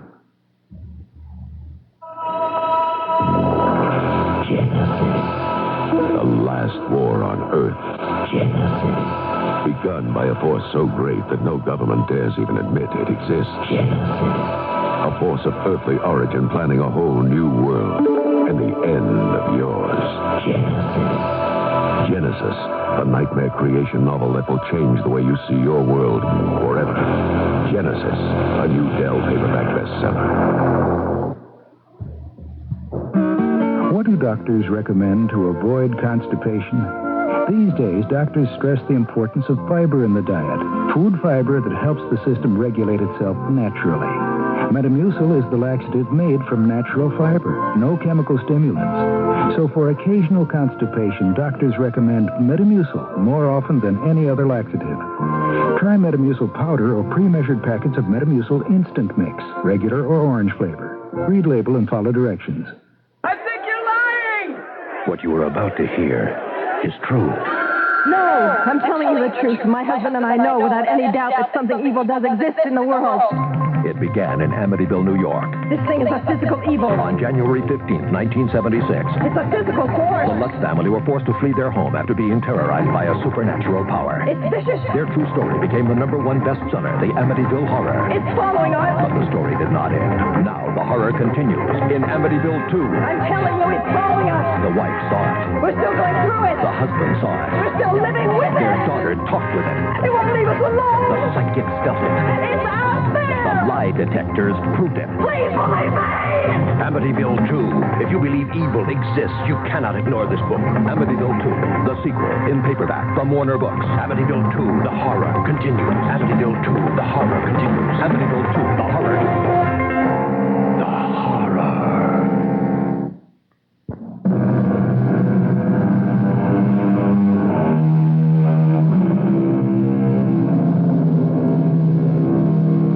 Our Mystery Theater curtain rises on episode 3 of the study of crime and social injustice, Victor Hugo's Les Miserables.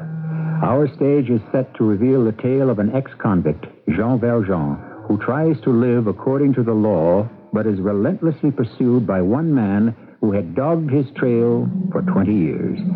This man is a police inspector by the name of Javert.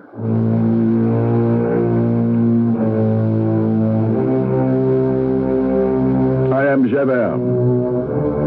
It was I who knew deep down, and all along, that the man masquerading as the mayor of Moulins was none other than the ex-prisoner, Jean Valjean. For a reason which I must confess I cannot fathom. In order to protect an idiot who looked like him, this Valjean admitted in an open court he was the real ex-convict. I arrested him. Now, it is 12 years after his incarceration, and again he has escaped from prison and disappeared. If I do nothing else in life, I shall find him. Marcel. Who is it who calls my name? Who are you standing in the dark in my cottage? I've been waiting for you, Marcel. Who are you? Do you remember the Mayor Madeleine? Mayor Madeleine? Yes. The one who confessed he was a criminal and was arrested? Is that all you remember about me, Marcel? Who was it who secured for you the post of gardener in this convent? It was you, the mayor. How did you get here? Monsieur Madeleine himself. I can't get over it. Not Madeleine. I'm Jean Valjean. Remember?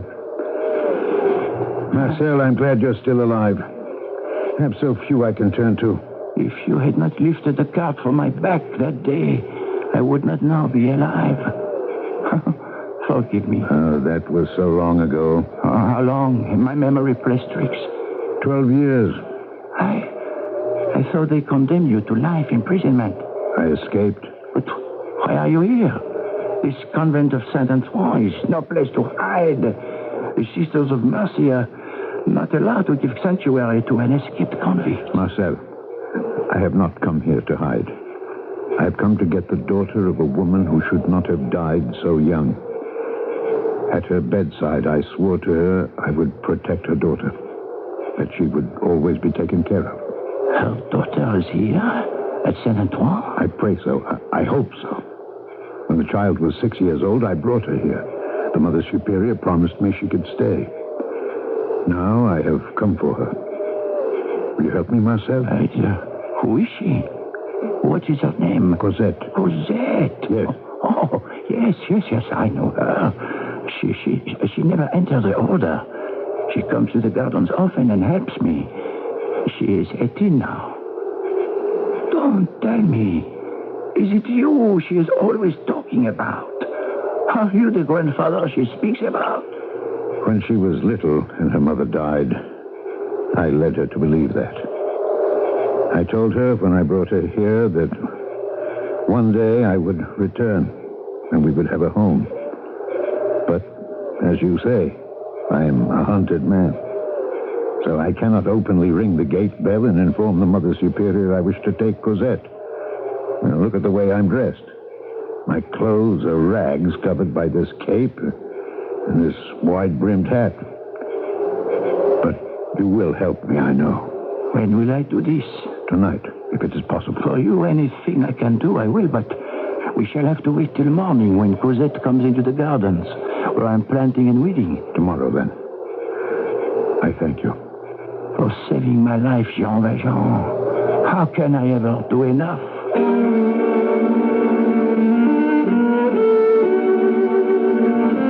Mademoiselle Cosette. Good morning, Marcel. Oh, what a beautiful day it is. Did I ever tell you, mademoiselle, that I knew your grandfather? No, you never said a word, did you? All these years, and you never said a word. I did not expect to see him ever again. You are joking about seeing my grandfather. Oh, no, it is not a joke. I have seen him. He came last night to take you away. I cannot believe it. Where is he? I am to arrange everything. He does not wish to disturb the Mother Superior, and so he asks that you leave the convent alone. Just by myself? Yes. When? Tonight. As soon as it is dark. After the evening prayers at 6. You are to walk to the bottom of the main road. The hedge of wild roses. There will be a hay wagon waiting for you. You are not to speak to the driver. You are to get in, and you will be taken to your destination. I, Javert, Chief of Inspectors, did not know that Jean Valjean had escaped from prison or that he had returned to Paris. In fact, he occupied very little place in my mind until one day in December, I was called into the commissioner's office at the Paris prefecture. Javert, remember Jean Valjean, the condemned prisoner you had so much trouble with? I do indeed, Commissioner. The man is dead. Really? Look at this report. Escaped. Fell in the Seine undrowned. I thought you'd be interested. That's why I sent for you. Well. This is a piece of good news. And here's another piece of news. Interesting how these related events come in bunches. A report that last night a girl of 18 was kidnapped from the convent of Saint-Antoine. A nun was kidnapped? No. A young girl who was boarding there. Had been there since she was a child of 6. I don't see any connection with the Valjean affair. The girl's name is Cosette. And the Sisters of Mercy reported that her deceased mother's name was Fantine. Fantine. An unusual name. Fantine. I thought it might ring a bell. Seems a stranger has been seen in the area the day before yesterday. A tall man with a cape and a wide-brimmed hat pulled over his head. This stranger, they think, walked in and made off with her. What do you think of that? I don't know what to think. Especially since it says here, Valjean is dead. I merely pass along the information. But I do remember a dozen years ago, after the Valjean confession that he was posing as Monsieur Madeleine, the mayor, when you went to arrest him, wasn't he at the bedside of a dying woman called Fantine? You have a good memory. What is the name of that convent? Saint Antoine. The patron saint, by the way, of the hard-pressed.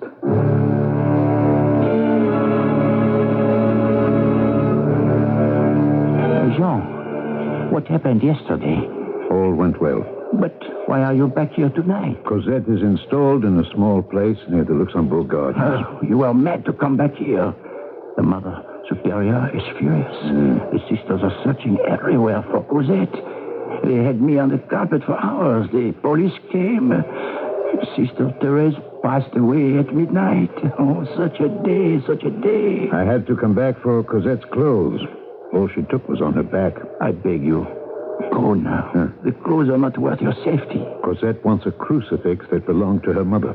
The ivory crucifix, yes, I know it. It is still in the room, over her bed. Can you get it for me? No, I can't ask that of you. You show me where her room was. Draw me a map. I'll find the ivory crucifix myself. Marcel, I want that map now.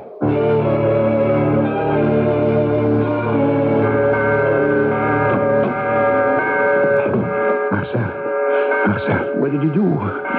Listen to that bell. It is rung that way when there is death or trouble. They must have seen you. It doesn't matter. I have the crucifix. Yes, they saw me. 2 sisters walked in the door as I was pulling it from the wall. They ran out shouting for the Mother Superior. I knew it. You cannot hide here. They'll find you. Marcel, are you up?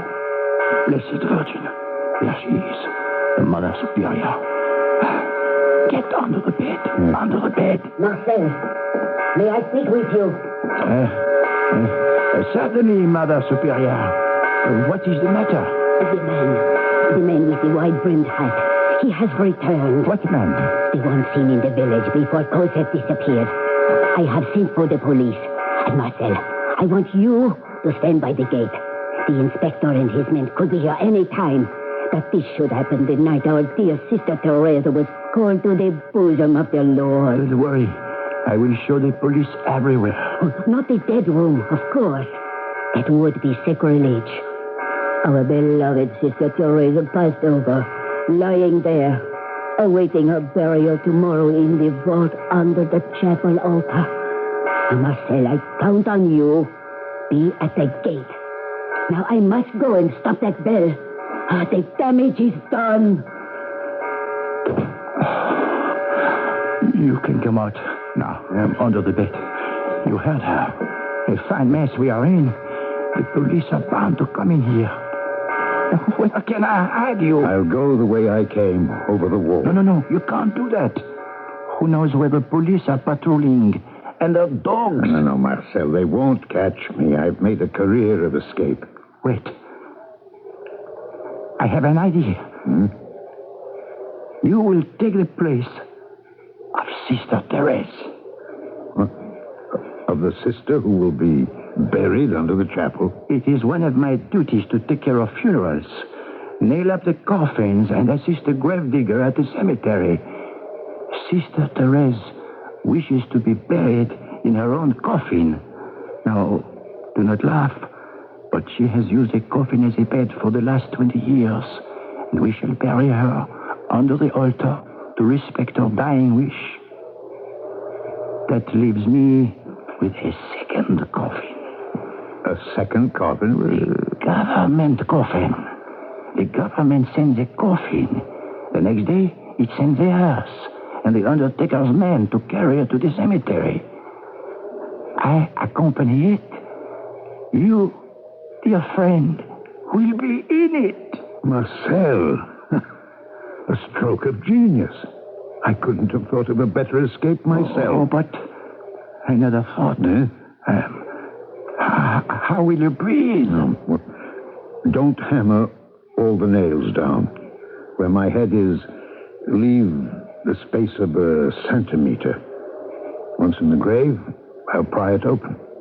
If anyone can do this, it is you. I do not know where you find the courage. I have an ivory crucifix in my hand, and a young girl who waits for her grandfather. That is the source of my strength. How cleverly Victor Hugo draws tight the strings that bind his characters. The terror and the sadness of a man banging his head against the stone wall of society. When our play is over, I'll tell you what happened in Hugo's own personal life that triggered this epic drama. I shall return shortly with Act Two. Many home repairs don't require a workshop full of tools. Just a few well-designed tools with a variety of uses, like the original vice grip locking pliers from True Value hardware stores. Hi, Pat Summerall to say a pair of 7-inch straight-jaw vice grips with famous instant lock and release action are just what you need to clamp wood, turn bolts, and more. And for many types of home electrical repairs, use the Weller all-purpose 25-watt soldering iron, available at participating True Value hardware stores and home centers. Starting Monday on CBS Television, Tattletales returns. Hi, I'm Bert Convey, and I'm excited because starting next Monday, Tattletales is back. Join me for an outrageous half hour of fun with our unpredictable celebrity couples. The audience wins the prizes, but everyone gets in on the laughs. Join Bert Convey as he returns in his Emmy-winning role as host of Tattletales, weekdays beginning Monday on CBS Television. You never know what Tattletales will tell. Check your local listings for times. There was an old woman who lived in a shoe. She had so many children, she didn't know what to do. The old woman who lived in a shoe, unfortunately, isn't unique. Thousands of parents in America are so confused or frustrated, they don't know what to do, so they take it out on their children. Every year, millions of American children suffer physical, emotional, or sexual abuse or neglect at the hands of their own parents. You can do something to help change that. You can help stop child abuse. This is Roy Rogers. And Dale Evans reminding you that child abuse can be prevented. Write Prevent Child Abuse, Box 2866, Chicago, Illinois, 60690. That's Prevent Child Abuse, Box 2866, Chicago. Remember, abused children are helpless unless you help. A public service message of this station, the Advertising Council, and the National Committee for Prevention of Child Abuse.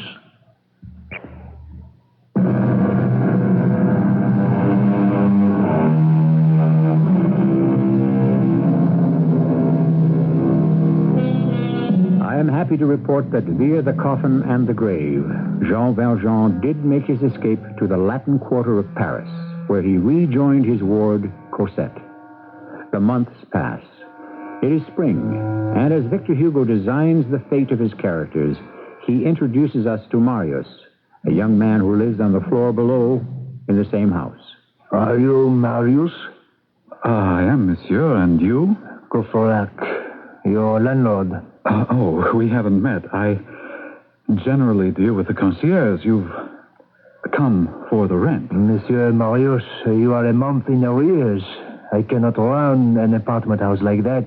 I also have bills to pay. Well, I happen to be very short now. I'm about to take my bar examinations. You have no relatives who could lend you something extra to tide you over? Oh, my parents are dead. I had a small inheritance. It's almost all gone. I'm afraid I'm quite alone in the world. Perhaps a friend who would extend a loan. Yes, one. A student lawyer like myself. He lives with his mother, but I would never borrow a sou from Paul. Then what are we going to do? Well, perhaps you could wait? How little money do you have? 15 francs. You're a nice young man, and I'm sure you will make your way in the world. I certainly won't press you for the rent, but you will need more than 15 francs to live on until you are a practicing lawyer. I realize that. Have you clothes you could sell? Just what you see in the armoire over there. Any jewelry? A gold watch. May I have a look? Oh, as you please.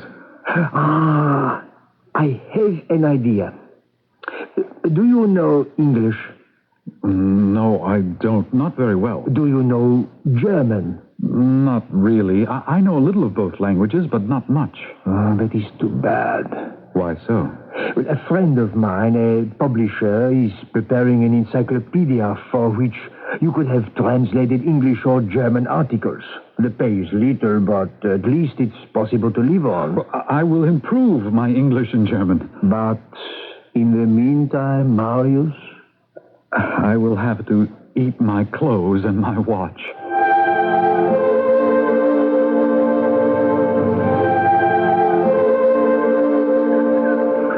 Marius, whatever is the matter with you? The Paris winter is over. It's April.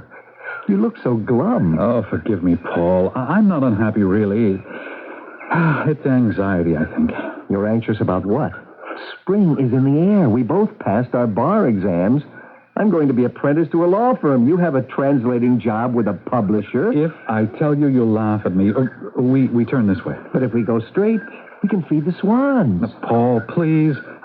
I wish to go this way. Ah, there is a secret reason we are taking this path. A woman? Marius, you have a rendezvous with a woman? Is that the problem? I have no rendezvous. That is the problem. Oh, she is beautiful? Oh, yes.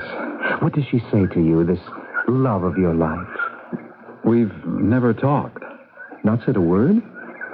You just look at one another? She doesn't look at me. Oh, how sad. How long have you been doing this? Since February. She walks in these gardens every day. The two of you alone and separately, walking in the Luxembourg and never speaking? Marius, this is tragic. No, she's not alone. She's with a white-haired, tall gentleman. Come, we must walk faster. Marius, what is your hurry? I must get to a certain park bench before she arrives. Oh, they're already here. They are?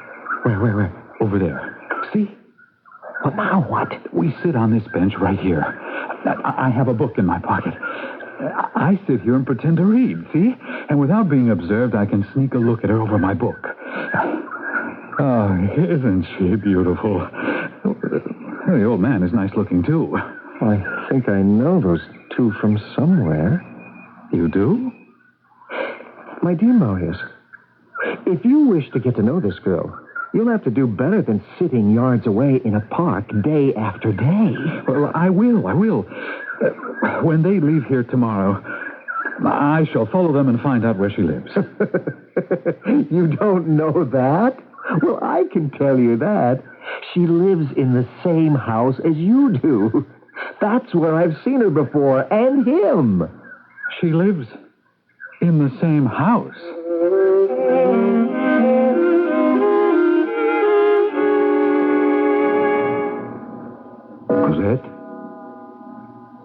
Cosette? Is that you wandering about the apartment this time of night? Oh, I am sorry, Grandfather. I did not mean to wake you. But I could not sleep. But I am glad you are awake. The strangest things have been happening. Something always seems to wake me at midnight. It started about, 2 weeks ago.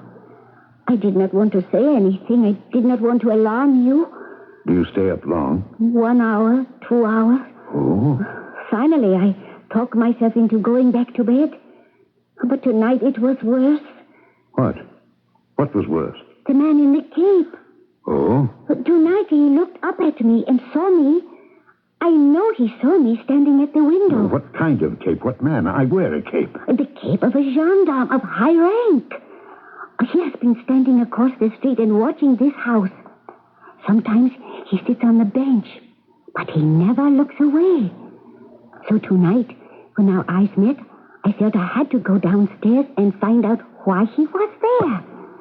While I was sleeping, you went outside in the middle of the night in your nightdress? I put on slippers and this coat over me, but I did not go outside. I went down, opened the door slowly, but the man in the cape had gone. I don't want you ever to do that again, Cosette. To go out in the dead of night, you could be murdered, anything. You frighten me so, Grandfather. I mean to. This is serious. But tomorrow night I shall watch from this window myself. And then we shall see. You don't sound a bit afraid. I'm not. I shall never again be afraid. Now, go to bed, my dear. And sleep well.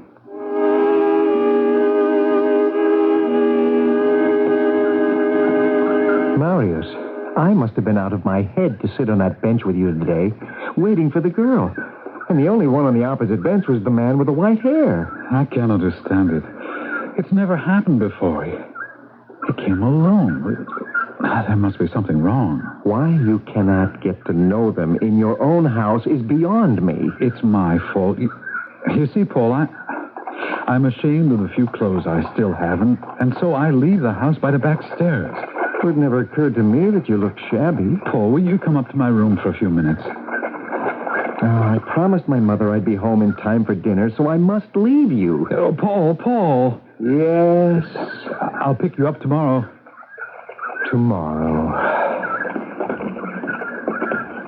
Monsieur, I beg your pardon. May I have a word with you before you step inside your house? Certainly. I always enjoy a word with a man in a cape when it represents the law. I am Javert, Inspector of Police. You are Marius, are you not? Yes, how did you know? It is my business. Do you know a man with white hair who lives in your house with a girl of 18, blue-eyed, slim, long blonde hair? Why do you ask me? At least a dozen people live here. Come now, Marius. One of my men who has been keeping watch here tells me that almost every day you go to the Luxembourg Gardens and have been sitting on a bench quite near the man and the girl. I go to the gardens to read. As for the inference, your operative is mistaken. I don't know the people you speak of. I have never met them. I have never talked with them. May I ask, what is the reason you wish such information? You may ask, but I cannot answer you.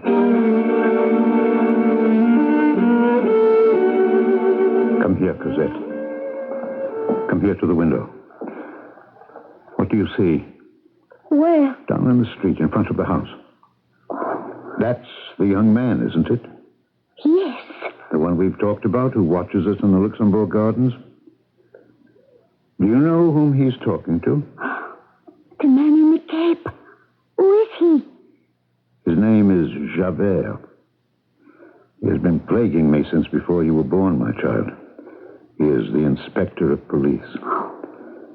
Now, will you believe me when I tell you the young man who has been watching us almost every day in the past months is not only smitten with you, there's more to it. It's me that he is watching. I don't know how long we have before the police intend to storm this house and take me with them. But I can tell you this, Cosette. We are not waiting up here to find out.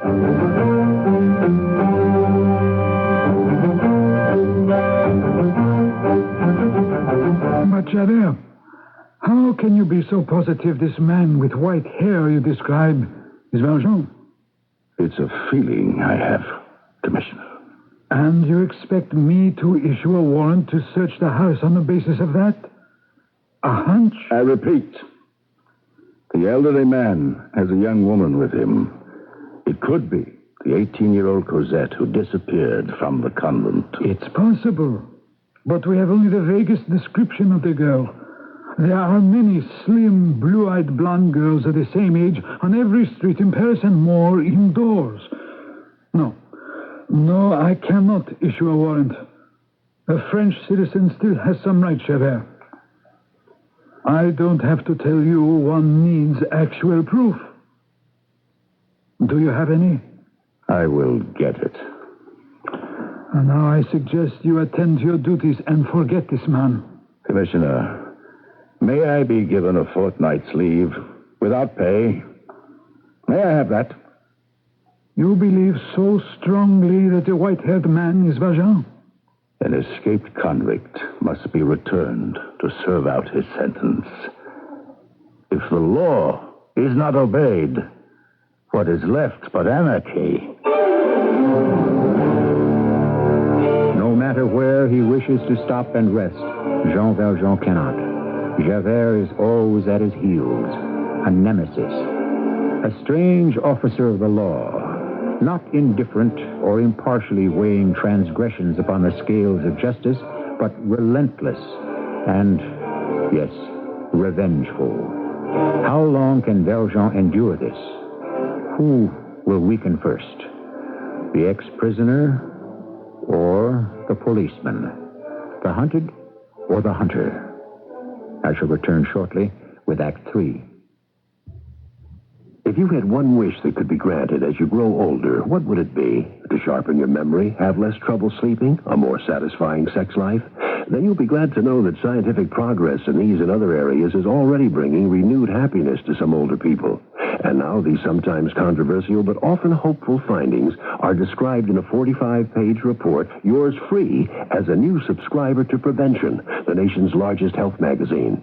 This free report, called 10 Ways to Grow Healthier as You Grow Older, tells about several methods to help you fall asleep faster, about the simple substance doctors believe may improve memory, about the mineral that may add life to your sex life, and more. For your free report, try 12 monthly issues of Prevention, only $10.97. If it's not for you, cancel. Pay nothing and keep the first issue. Keep the special report, too. Send no money now. Just phone toll-free 1-800-331-1000. For Prevention and your free report, call 1-800-331-1000. Hi, I'm Landon Saunders. This is Heartbeat. Are you depressed? Is it hard to get out of bed in the morning? Do you look forward to, well, nothing? Perhaps some chain of events, something you couldn't control, has affected your life. Maybe you've lost your job or experienced the death of a family member or a friend. Whatever the cause, you're depressed. You're not able to shake the feeling of gloom that hangs over your head. Well, I've got news for you, and it's good news. There's a way to handle your depression. And here's one idea. Decide that you have the ability to decide what your life is going to be like and how you're going to feel about life. To get more suggestions on how to handle depression, just put the word depression on a postcard or in a letter and send it to me at this address. Heartbeat, Hartford, Connecticut, 06142. Ask for the Depression Plan. It's free. The address, Heartbeat, Hartford, Connecticut, 06142. This is Heartbeat. WBBM.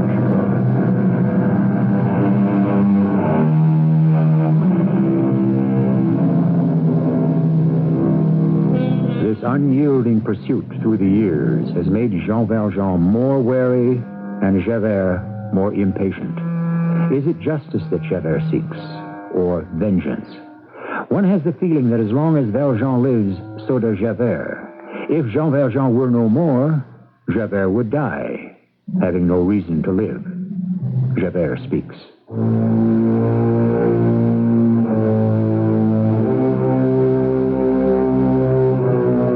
The trap must be cleverly sprung and carefully baited.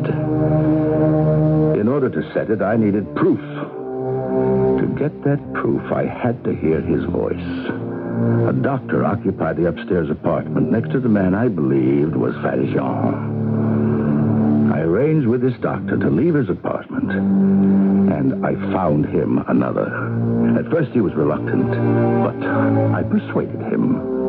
For the sake of law, sometimes arms have to be twisted. Shortly afterwards, I went to see the landlord. There's only one other family on the third floor.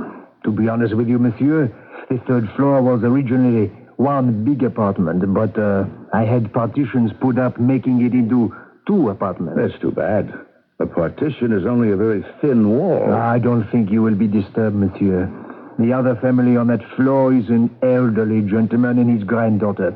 I hope you won't think this impertinent of me, monsieur, but may I ask your name and where you work? I am Inspector Javert of the Paris police.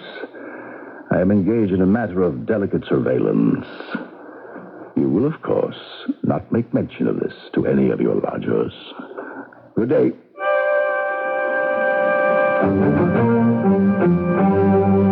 Shut the door, Cosette. Wasn't that a nice walk we had today, Grandfather? I love watching the boats on the Seine. Lock it.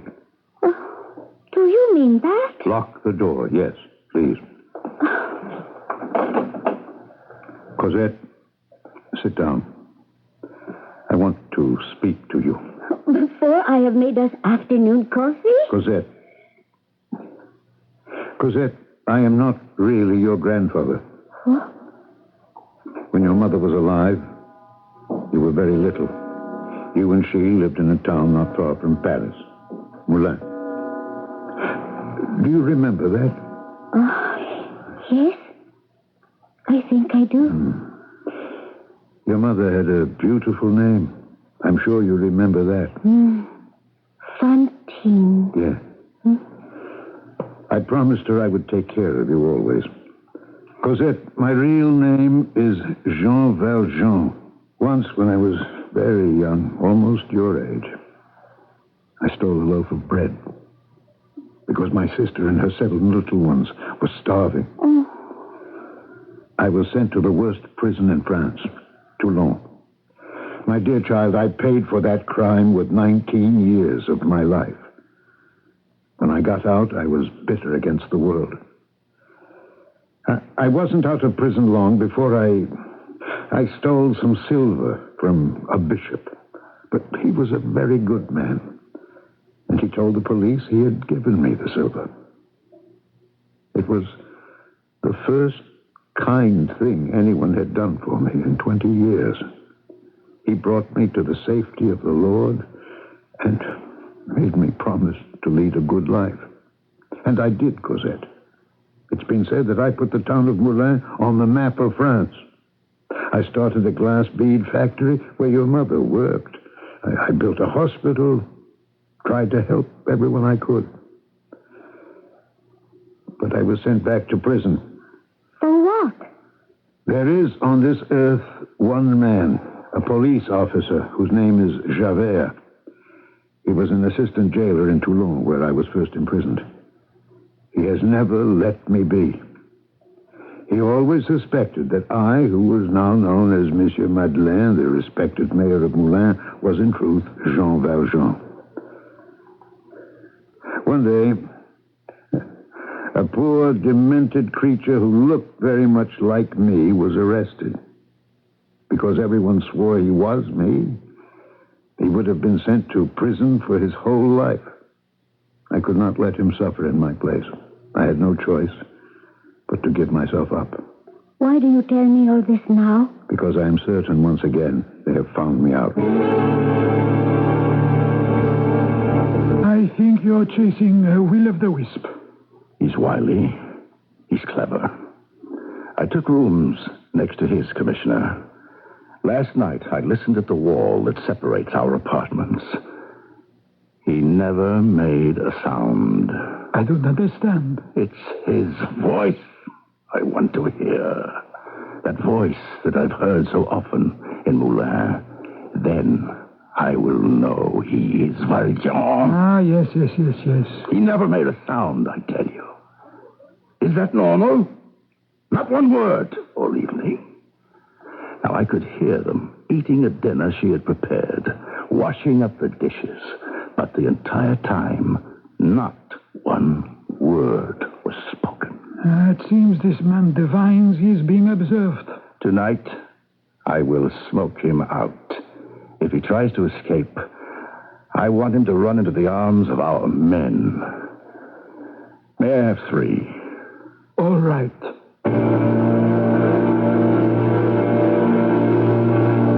Marius, it seems to me your entire life is being spent sitting, waiting on park benches. Here you are on the bench outside your own house. Do you know it's after 5 o'clock now? Look. 2 policemen and a third. They've stopped, looked in the doorway. Now they're moving on. What's the matter, Marius? You've gone quite white. Yesterday, after you left me, a police inspector named Javert stopped me and asked after them. Asked about the white-haired man and your girl? Yes. Wanted to know what I knew about them. I told him nothing. Oh, that is peculiar. How much longer are you going to sit out here? I don't know. Oh, you are stubborn. No, I am in love. All right. I'll wait with you 1 more half hour, and that's it.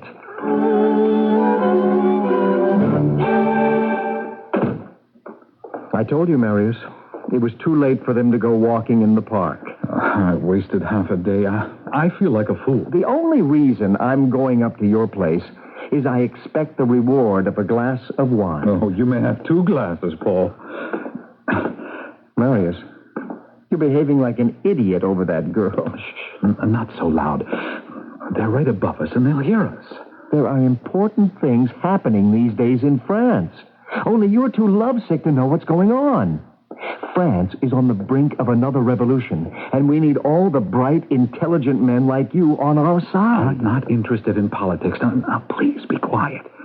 Their apartment is right up there at the head of the stairs, the third floor. Is that you, Marius?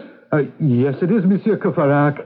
Who is that? The landlord. He's up there on the landing above us. I left the mop and the pail down where you are. Will you bring it up to me, please? You take the mop, Paul. I'll carry the pail. Go on. He's a nice man, and I owe him several months' rent. Thank you, Marius. Bring the pail in here. You two, sir, with the mop. Just lean it against the wall. This is, who lives in this apartment? No one at the moment. I'm doing a little cleaning, and hopefully I'll have it rented this week. Is this where the gentleman with the white hair and the young lady, is this theirs? It was. I was sorry to lose them. But the gentleman came to me at 6 this morning and said they had to leave immediately. They have left? For good? So far as I know. They took everything, as you can see. By 7, they were all paid up. Half hour later, a van came for their things, and off they went in a hansom cab. Oh, that can't be. It's impossible. You have no idea where they went. I didn't say that. They were catching the afternoon train to Cherbourg, and from there, the night boat to England.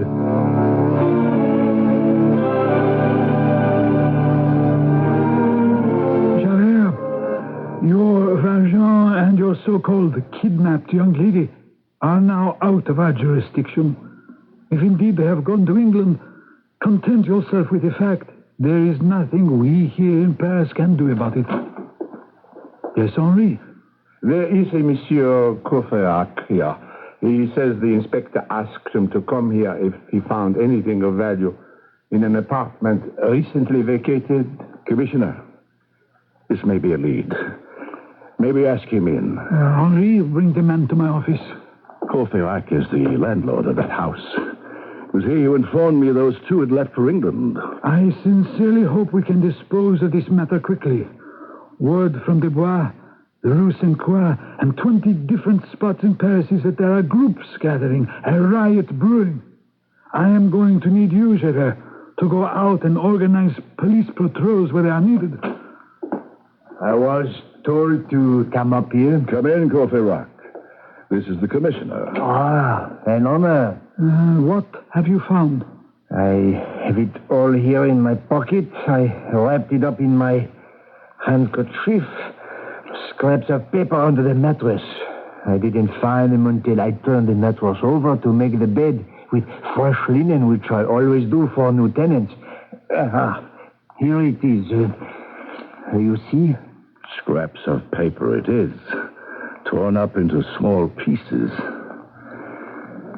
You did the right thing, Courfeyrac. I think this piece belongs in that corner. It's a yellow passport. By heaven, a yellow passport. Valjean must have torn it up and placed it under his mattress, planning to get rid of it. Javert, my apologies. Look, V-A-R-J-E-A. Well, the rest of it is here somewhere. Javert, my apologies. You were right. I'll be the first to acknowledge it. Unfortunately, if he has skipped to England, there is little we can do about apprehending him. I shall get him. If it's the last thing I ever do.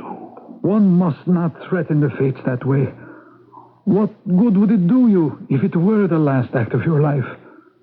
Now let's bend our efforts towards suppressing this riot before it turns into a full-scale revolution.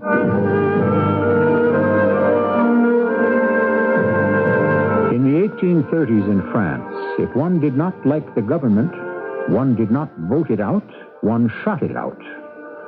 Writes Victor Hugo, about 6 in the evening, the streets were a battlefield.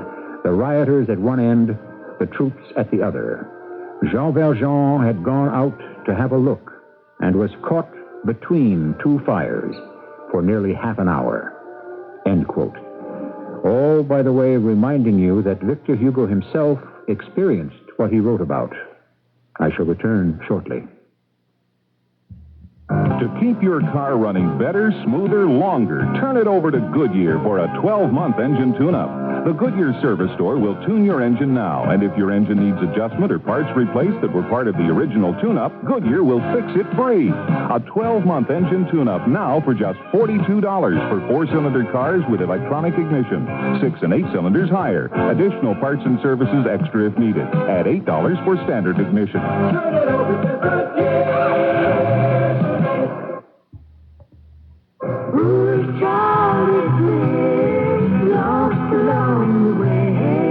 Dolly Parton wrote and recorded this beautiful song for UNICEF. You can help too. Your support can bring medical care, clean water, and proper nutrition to millions of children in desperate need all over the world. For information, call toll-free 800-228-1666 or contact your local UNICEF committee. As the 809 pulled out of the station, Christine pulled out her latest Ravenhouse paperback mystery and began to read. And the only clue to the murder was the red carnation on the bed pillow. Is this seat taken? No. Where are you headed? Lakeville. He's wearing a red carnation. Is there anything wrong? You're wearing a red carnation. Yes, I'm very fond of them. It's you. You're the killer. I beg your pardon. Conductor! Wait a minute, you're making a big mistake. Ravenhouse Mysteries. Which one will claim you as its victim? Oh, I'm sorry. I was reading this Ravenhouse mystery and I got a little carried away. Ravenhouse publishes new mysteries every month. If you're clever enough, you'll find Ravenhouse Mysteries wherever paperbacks are sold.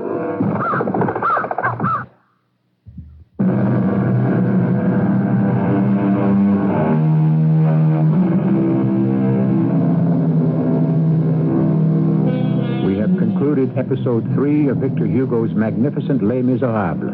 I promised you a behind-the-scenes look at the author himself and why he had no choice but to write this great novel. It grew out of tragedy, a personal tragedy. On September 4th, 1843, Victor Hugo picked up a newspaper in a cafe and learned that his recently married daughter, Leopoldine, had drowned in the Seine. That night, he began writing this book, always remembered for its extraordinary humanity. Join us again when our curtain rises on this unusual 5-part presentation to signal the start of Mystery Theater's 9th year on the air. Our cast included Alexander Scourby, Bernard Grant, Evie Juster, Bob Caliban, and Lloyd Batista. The entire production was under the direction of Hyman Brown.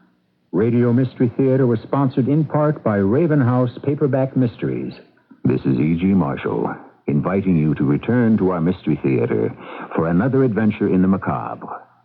Until next time, pleasant dreams.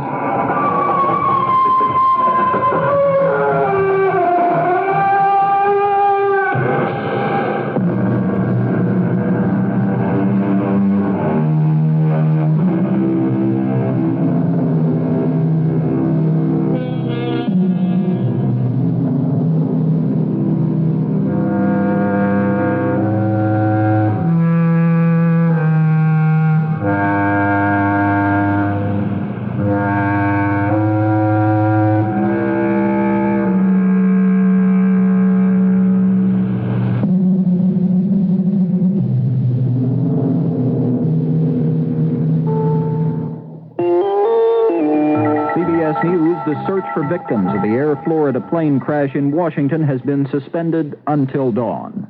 This is Rob Armstrong reporting on the CBS radio network. The 737 jet took off from Washington's National Airport. It could not gain altitude and brushed the 14th Street Bridge, a major artery from the District of Columbia to the suburbs of Virginia. It plunged into the ice-choked Potomac River. The bridge was crowded with commuters trying to make their way home in a snowstorm. Cars were crushed and ripped apart. Some toppled into the river with the plane. Lem Tucker in Washington has been covering the story from the beginning, and he has the latest. Air Florida revised the original number of people on the plane, saying finally 76 people were aboard Flight 90, bound from Washington to Florida. It is believed that only 5 survived. Others died or were injured on the bridge as the 737 airplane sheared off the tops of a number of cars. Rescue efforts have ended now for the night. At daylight, the grim, icy chore resumes as government officials search for the plane's cockpit and flight recorder. Investigators from the National Transportation Safety Board and the Federal Aviation Administration have set up headquarters in a hangar at National Airport. It is for them an all too familiar task trying to ascertain what went wrong. Tonight, Presidential Counselor Edwin Meese told CBS News, everything we know indicates that this had nothing to do with the traffic control system. A fired air traffic controller who worked at National, still has contacts there, said virtually the same thing. Ice on the plane or mechanical failure or pilot error are all suspected, but no one will know for sure for a long time. Lem Tucker, CBS News, Washington. CBS News continues after this message. If you want to get off to a head start every business day, start the new year off with a subscription to the Wall Street Journal. Have a pencil ready for an important offer from the Journal that can help keep you informed of everything happening anywhere in business that could affect your future and your company's future. If you'd been reading the Wall Street Journal every business day, you would have read about OPEC's faltering oil revenues and what it could mean for the world economy. Why local unions are taking pay cuts to save their jobs. What's bugging the gold bugs. The effects of stress on small business employers and employees. And what the upheaval in Poland has done for coal stocks. The Wall Street Journal. It's all the business news you need when you need it. Right now, you can get 26 weeks of the Journal, one for every business day of the week for about $1.80 per week. That's just $47 for 26 weeks, about $1.80 per week. So if you're serious about business, in the continental U.S., call toll-free 800-228-6600. That's 800-228-6600. Except in Nebraska, you'll be billed later. Winter storm watches are up for parts of Louisiana all the way to eastern Georgia as freezing rain, sleet, and snow blankets a wide area from the deep south to New England. Atlanta remains almost immobilized under 6 inches of snow. The Oklahoma State Senate has turned thumbs down on the Equal Rights Amendment. The story from Warren Ain of CBS radio affiliate KLTE in Oklahoma City. Wednesday's vote is a major setback for ratification in Oklahoma, but there is hope. The bill may be brought up for reconsideration by the state Senate any time within the next 3 legislative working days. And Connie Updike, the state coordinator for the ERA Countdown Committee, says her group will use the time constructively. The lobbying between now and Monday, you'll probably have never seen the likes of before. It is on the calendar for reconsideration, and we will be there on Monday. Political observers say the pro-ERA forces brought the bill up for an early defeat in order to pinpoint those senators voting no, so that now intense lobbying pressure can be applied. Still, the measure is not expected to pass if it comes up a second time. Warren Ain for CBS News, Oklahoma City. Ford and General Motors announced a decline in new car sales for the first 10 days of 1982 compared with the same period 1 year ago. Only Chrysler reported an increase in the daily sales rate. Secretary of State Alexander Haig says Egyptian officials have agreed to intensify negotiations with Israel on the question of self-rule for Palestinians. Now this. McDonald's breakfast here. Egg McMuffin. Oh, yeah. Hot cake slipping. So before you go and earn your pay, you deserve a bacon today at McDonald's. At McDonald's. Oh, yeah. At McDonald's. Starting Monday on CBS Television, Tattletales returns. Hi, I'm Bert Convy, and I'm excited because starting next Monday, Tattletales is back. Join me for an outrageous half hour of fun with our unpredictable celebrity couples. The audience wins the prizes, but everyone gets in on the laughs. Join Bert Convy as he returns in his Emmy-winning role as host of Tattletales, weekdays beginning Monday on CBS Television. You never know what Tattletales will tell. Check your local listings for times. The Air Florida crash was not the only sad story in Washington. A subway train crowded with commuters derailed underground near the Smithsonian Institution about a half hour after the air crash. 3 people were killed and at least 23 others were injured. Since it opened, the Washington subway has been hailed as a model system. This is the first accident involving fatalities. I'm Rob Armstrong, CBS News. This is CBS News Radio 78, WBBM Chicago. Good evening, everyone. This is Alan Bickley on News Radio 78 in Chicago at 11:29. The CBS Radio Mystery Theater presents...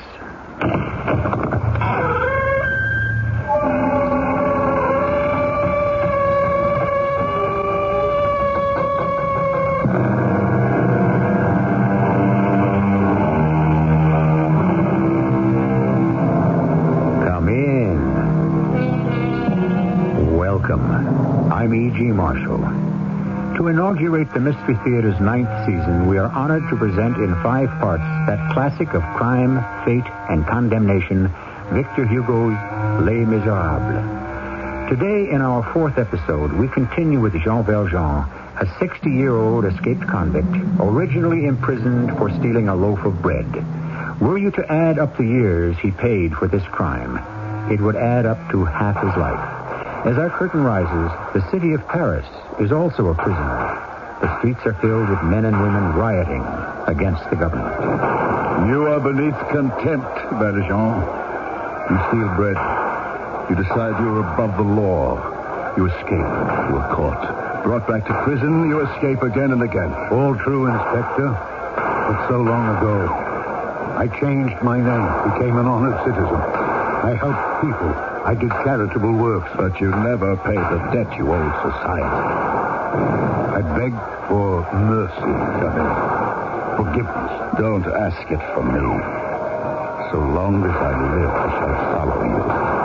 I shall not rest until you are back in prison for the rest of your life.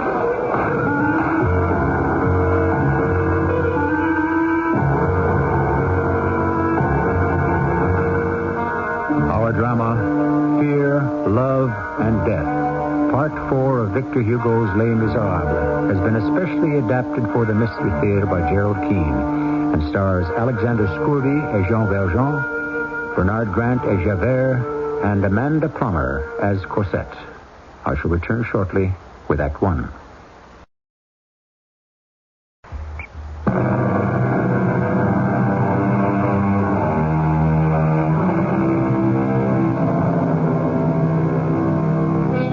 Curtain rises upon the streets of Paris at a time when Frenchmen are in revolt against the government. Barricades block the streets. Men are armed with paving stones, iron bars, stolen muskets, swords, but nobody can give you a clear account of why. Through the violence, the crowds, and the haphazard death, a man with white hair and a young girl are trying to escape the fanatical pursuit of one Inspector Javert, from whom we hear now.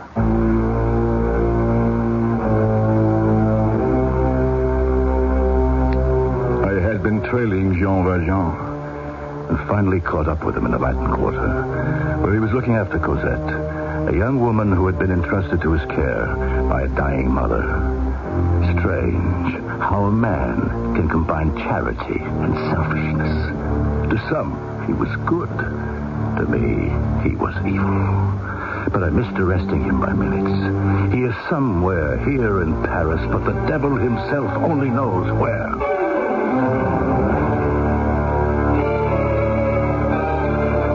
Cosette, I don't think we can get as far as the Saint-Lazare station. Oh, but we have to. I couldn't bear it if that man came and took you off to prison, Jean.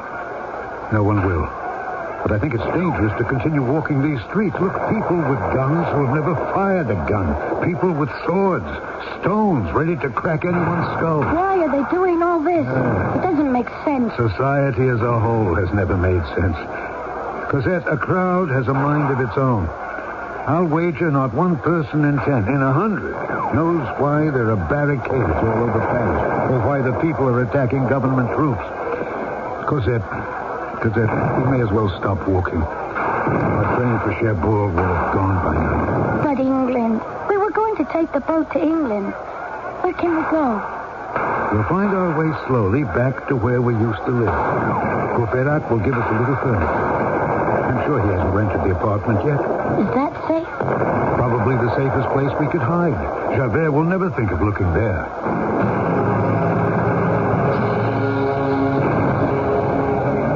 Cosette, down. Lie flat on the ground. Cover your head with your hands. Look. There's a deep doorway over there. You see it? There, where the man with the gun is standing. Yes, if we crawl along the street very close to the paving stones of that barricade, we won't get hit by a stray bullet. Come on. On all fours now. Let's move. I'm frightened to death. Cosette, do as I say, and you won't die of anything. This is not a safe place for you, monsieur, or for the girl. It's safer than out there. I think this doorway is deep enough to keep the three of us out of harm. Yes, well, my name is Le Camus. This is my house, and I'm prepared to kill anyone who comes in here. My name is Valjean. This is my granddaughter, Cosette. We're not here to enter your house, citizen. Better not. That's all I have to say. I'm not asking for anything.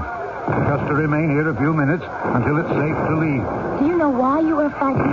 Yes, I am defending my home, mademoiselle. Now, you had better get your grandfather to take you to yours. That's up to him to decide. I'm not frightened. That's what she tells other people, isn't it? Because I'm not afraid. If you can be brave, I can. You think, monsieur, you're the only one with courage standing in this doorway. Do you know what all this shooting is about, do you? Yes, to upset the government. I hate to help me, somebody. Idiot! Look at him. He stood up on top of the barricade. Of course he was shot. Help! Please! God, move! Aren't you going to see anything? There is nothing to do. He'll die out there soon. No, he won't. Grandpa, what are you going to do? I'm not going to let him die in the street.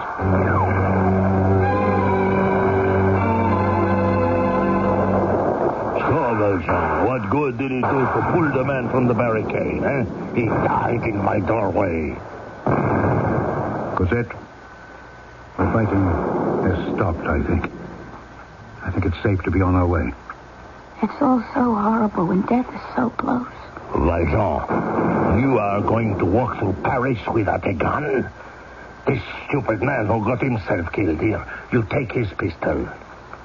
No, don't touch him. Oh, man. No, he's right, Cosette. The best we can do for this man now is light a candle at Notre Dame. His pistol will be of more use to us. Yes, I'll take it. Let's see if it's loaded. Yes, fine. He never fired it once, not one shot. Come on, Cosette. Thank you, sir, for the use of your doorway.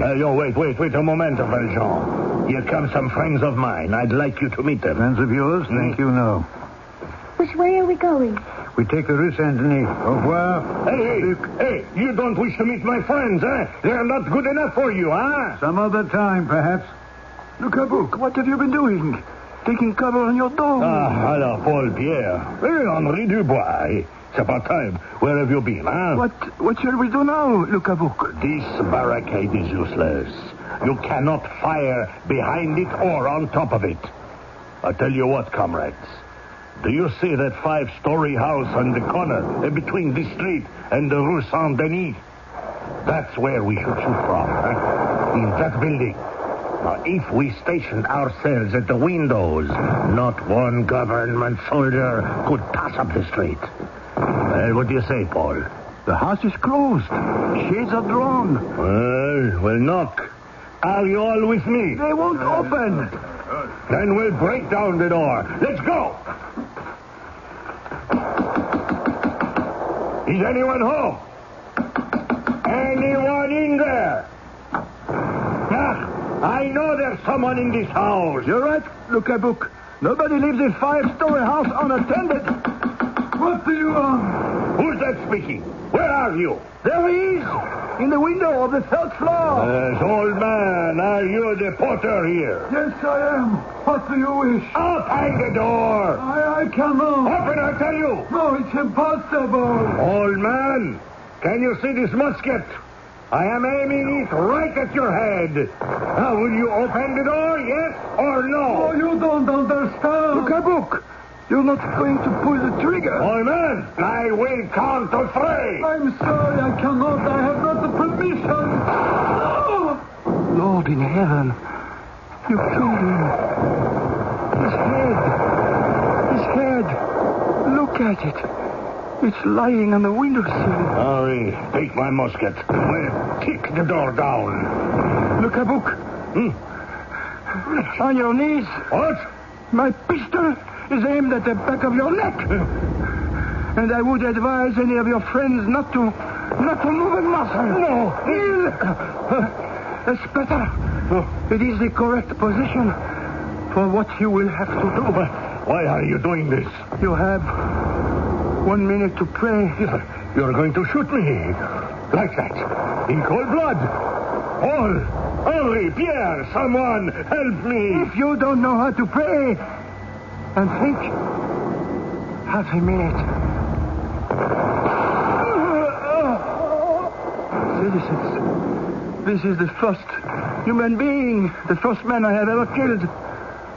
What Luc Abouf did to that poor porter lying up there on the windowsill is unspeakable. What I have done is also horrible. He killed, and that is why I killed. Assassination is even more of a crime here than elsewhere, for we stand under the eye of the revolution. We must not stand here. Let's run for our lives.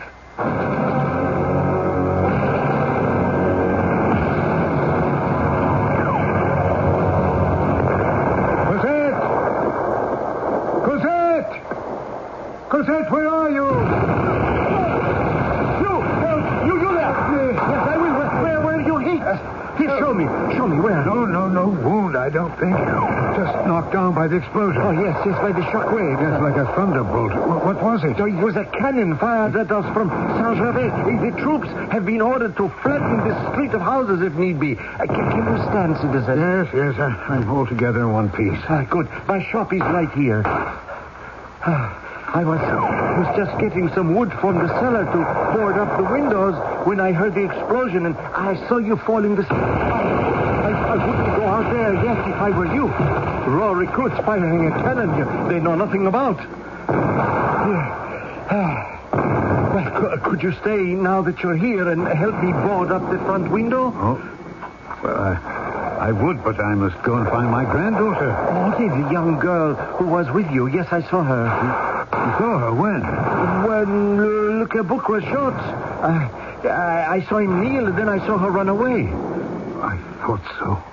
Death isn't easy to look for. Lord knows where in savage she could be. It's just a time of madness. You know, the only safe place is to be in one's own home, out of the way of stray bullets. Yes. Well, that's it. You're right. Cosette has gone to where we used to live. We spoke about it, of course. You're a good friend. I thank you. Yes. In case we should meet again, what is your name? Valjean. Jean Valjean. Come. My last name is Dubois. Henri Dubois. You must go quickly to find your granddaughter. May the Lord protect you. I see you have the boards already. Look, let me hold them in place while you nail them up. You will? I would be ashamed to leave you alone to protect your shop when you've been such a help to me. Yes, thank you. Let's start. You know, Jean, perhaps the day of the earth filled with human love is not that far away. A war of thickets? A street war? What is the meaning of a civil war, asks Victor Hugo. Is not every war between men a war between brothers? War can only be qualified by its object, neither foreign nor civil. There is only just or unjust war, end quote. And Jean Valjean's personal war against injustice in an unjust world continues. I shall return shortly with Act Two.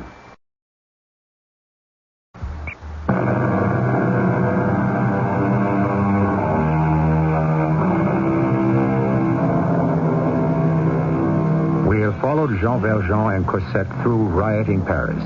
Now Victor Hugo draws our attention to the young lawyer, Marius, who has fallen in love at a distance with Cosette. Marius, believing Cosette has left France for England, and that he will never be able to declare his love or see her again, decides his life is not worth living. So he joins his friends at the barricades. If he is killed, at least he thinks he will be out of his misery. Shut the door! Shut the door! All right, I will. I've brought a friend. Henri, this is Marius. He's one of us. That's why we can't always use a warm body. Good shot, Marius. Marius, this is Henri Dubois, our commandant. He is in charge of the Saint-Denis unit. Henri, where were you yesterday? Burying Le Cabuc. He killed a porter and ran into a little trouble himself. Can I have a gun? Marius, you know how to fire a gun? Well, I never have. Paul, why do you bring us these poets or musicians? We have to have people who can shoot. I think I can learn. Well, you had better. The musket speaks the only language the National Guard understands. Marius, your first lesson? Please pay attention.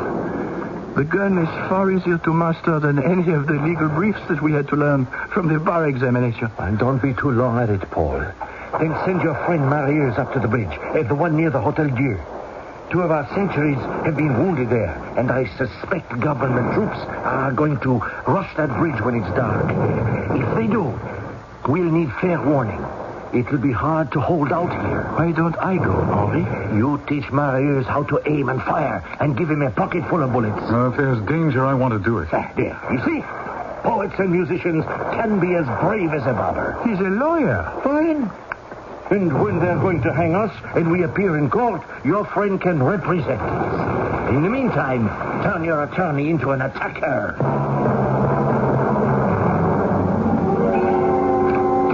Cosette! Grandpa?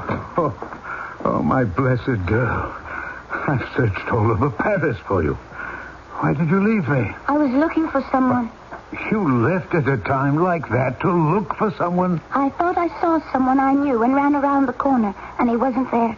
And then I couldn't find my way back to you. I've been on my feet since yesterday.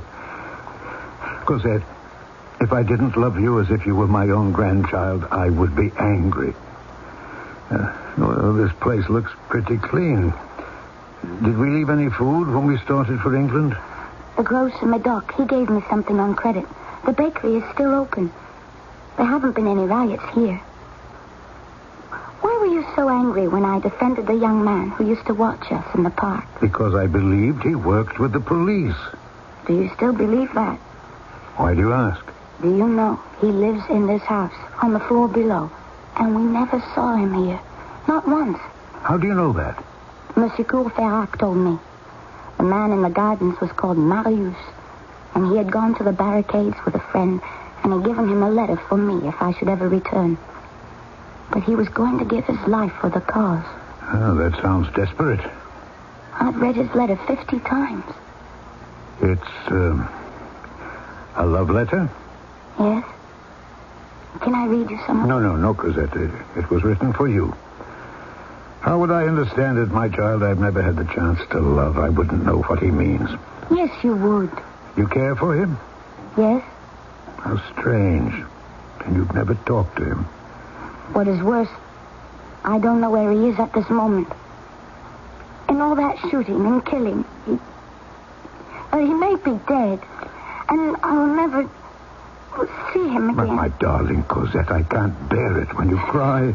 No, pray for him. And I shall pray for all of us. Have faith.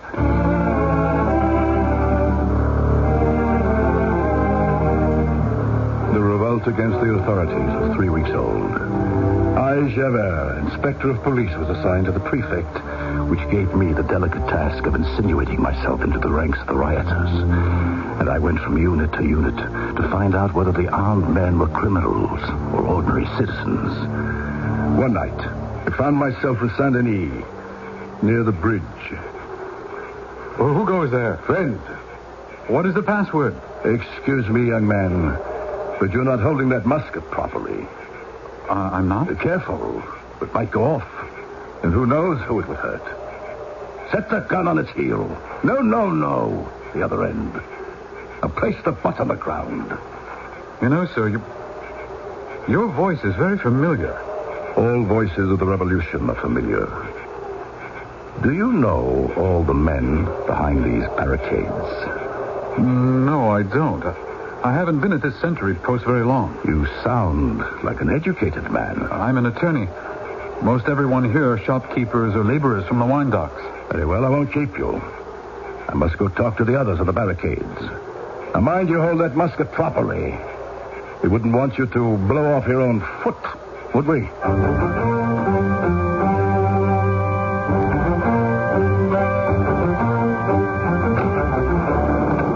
Henri, is Henri here?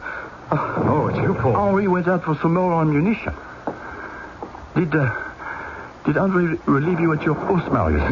Yes. Paul, I think there's trouble. An hour ago, I saw someone out there who shouldn't be. Are you sure?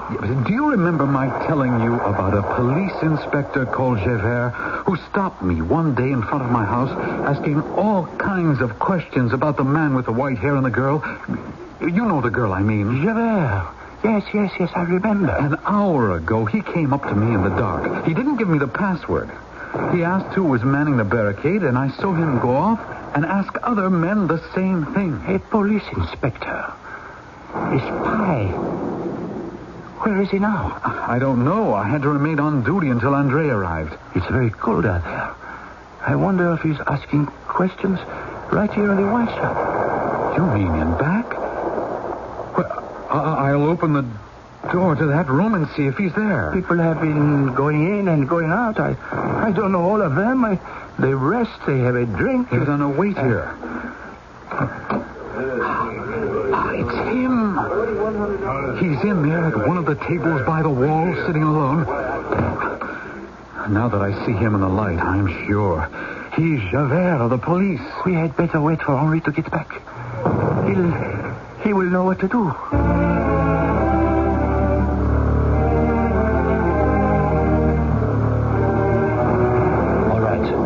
Everyone is here now, Marius. You will open the door, walk up to the police inspector, confront him, and get him to identify himself. And the rest of us will silently stay in the back until I give the signal. Ready? Yes. Open the door to the wine room. We'll be right behind you. Good evening. Yes? You don't remember me? We talked on the barricade. Do you remember me from before that? No. Well, I remember you.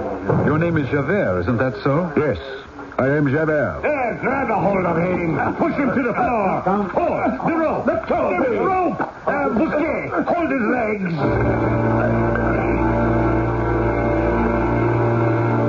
Yes. Good work, Marius.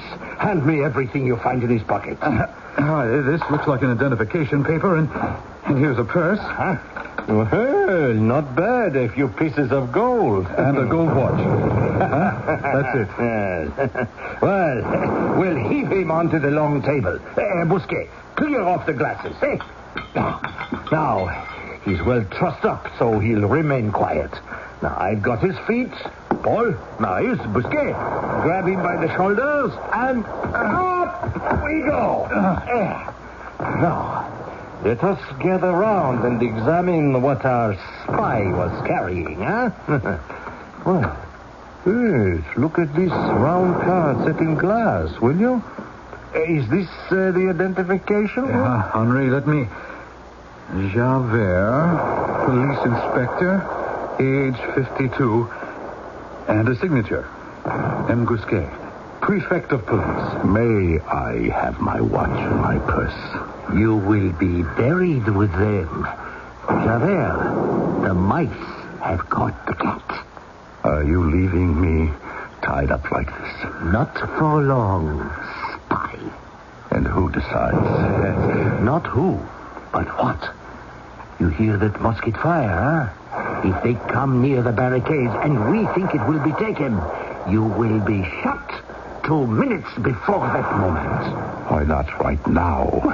We are saving our powder. Then why not kill me with a knife? Spy, we are judges, not assassins.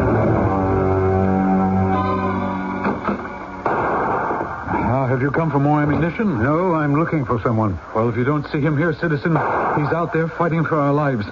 We take turns mining these headquarters and guarding prisoners. I'm looking for Marius. What, you are? Yes. I am Marius. Of course you are. I should have recognized you. You know me? And you know me. The man in the Luxembourg Gardens with Cosette. I'm Valjean, a guardian. Look, I'll take my cap off. Oh, the man with the white hair. Her name is Cosette? How is she? Where is she? I was told you'd both gone to England. So many questions and not enough time to answer any of them. Her name is Cosette. Oh, I can't get over that. I never knew her name. Well, why did you come for me? Oh, how lucky you found me. I believe in prayer, and it happened. Since I came between you two, I must bring you together. We're in the same house you lived in. Go and surprise her. Oh, Lord, yes, but I can't leave here. Why not? I'll take your place. It's getting hot out there. Oh, Henri, this is Valjean. He lives in the same house as I do. Oh, yes, I remember you. Welcome. This is a good man, Marius. I want Marius to do an important errand for me. I'll take his place. Valjean, anything. Marius, how long will it take? I want him merely to reassure someone that he's alive. That's all right. Just so long as you come back, Marius, to reassure me. Oh, thank you, Henri. Au revoir.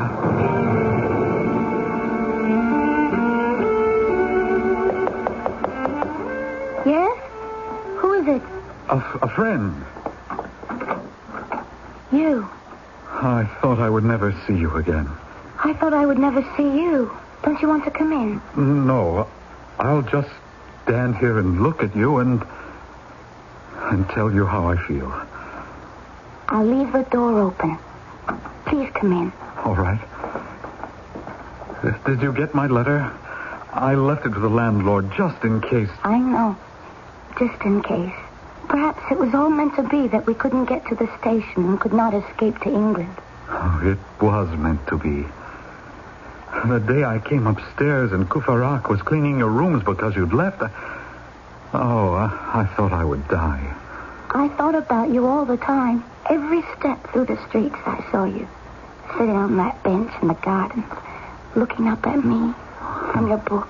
Oh, I can't believe I mean something to you. Oh, yes, you do. We never spoke. We spoke. Yes, with our eyes. Yes. I love you. I don't offend you by saying that.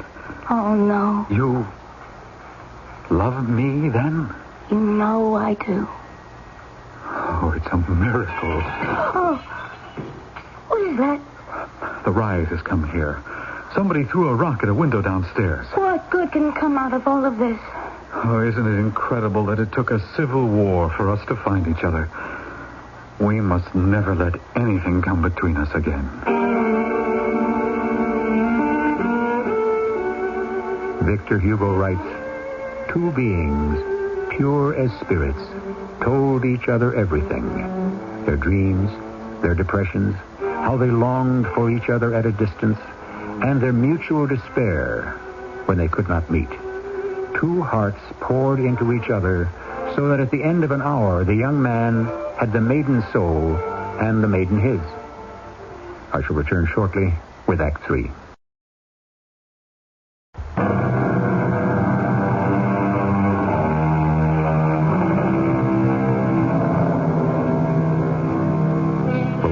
Paving stones and gutters, shots fired by shopkeepers from cellars against trained troops, is a war of no victors, no vanquished. Against this backdrop of death in the streets, Jean Valjean has found the young man whom his ward, Cosette, believes she loves, Marius. And he has sent Marius to her. It's midnight. It may be a quiet night. Henri, your position behind this barricade is dangerous.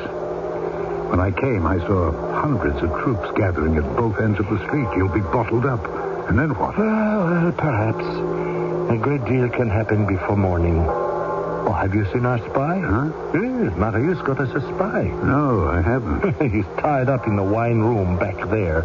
Some police inspector. A police inspector? Yes, I will show you. I tell you this. If our barricade suffers sudden death, so will he.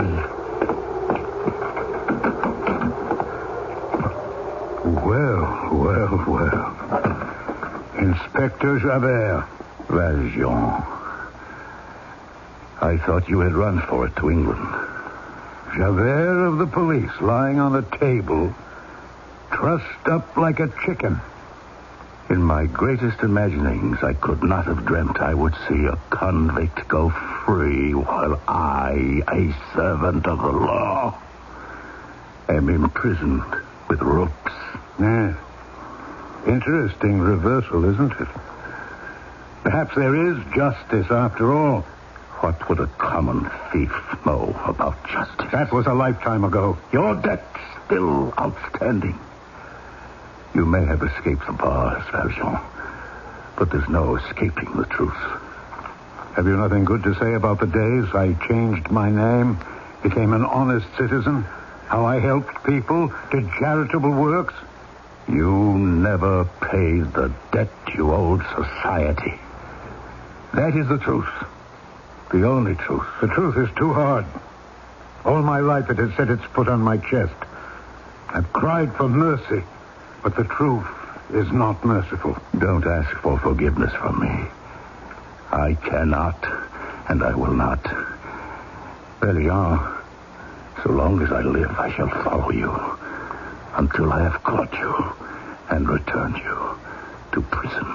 What good am I to man, I ask myself, if I'm thrown back into prison? You asked that question too late. I was a boy when I stole that one loaf of bread. Our conversation goes nowhere and can go nowhere.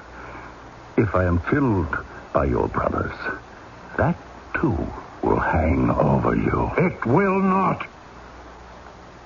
Justice. That word you live by. Justice has brought you here. Tied you up, made you helpless. I couldn't have pictured a more fitting reward for you. I laugh. No more looking behind me. No more listening for your footsteps. No more hiding behind other names. Goodbye, Javert. Valjean! Valjean, where are you? In here with your spy. It is as you said it would be. A boy came running just now with the news that they are bottling up the streets.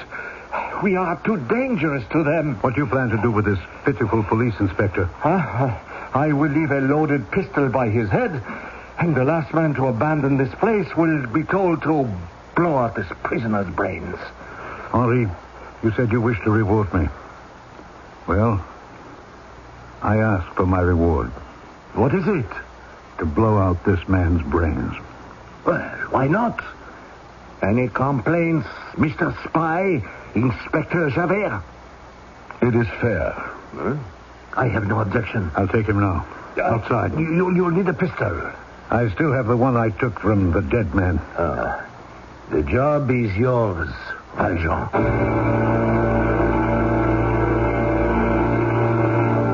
Tied up as I was, there was no chance to escape. But Valjean would have to untie me so I could follow him out the wine shop. How could I distract him sufficiently so I might fall down or roll away from him? It was dark out there, the only light occasionally from the cannon firing miles away. It would be touch and then go. One would have to be very clever. I will watch everything he does, every move. Hold still, Javert. I'm undoing the rope they tied you with to the table. Then I'll tie it around you to use as a leash. Yeah, that's it. Now, I use this for a hangman's noose around your throat.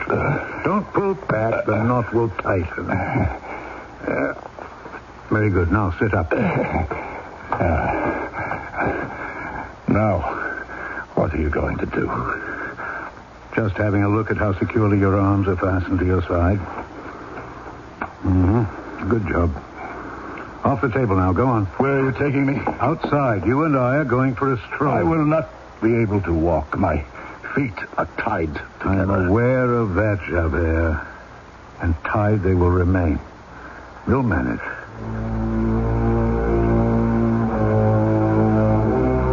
Perhaps outside I could get away. Valjean took me the length of the barricade. My feet still bound. He made me climb over it and stood me beside a pile of corpses. I could see what he intended. One shot to my head, And all he had to do was to add my body to theirs. He checked his gun. Yeah, seems to be in good order. Only you and I, Javert. No one to watch us. Go on. Take your revenge. On second thought, I think my knife will be more useful. Yes. By all means, a pocket knife. You're right. A knife suits you better. Hold still, Javert. What are you doing? What you least expect. There. I've cut through the rope around your neck. Now hold your arms as still as you can. I don't want to draw blood. What are you going to do with my neck and arms? Free. Stay right there. Don't move your feet. I don't understand at all. That's it. All right, your feet are untied. You may rub your ankles, get the blood through your veins again. You are letting me go. You are free. You are... I see you're going to shoot me in the back as I walk away. I'm going to shoot into the air so that I can tell the others the deed is done.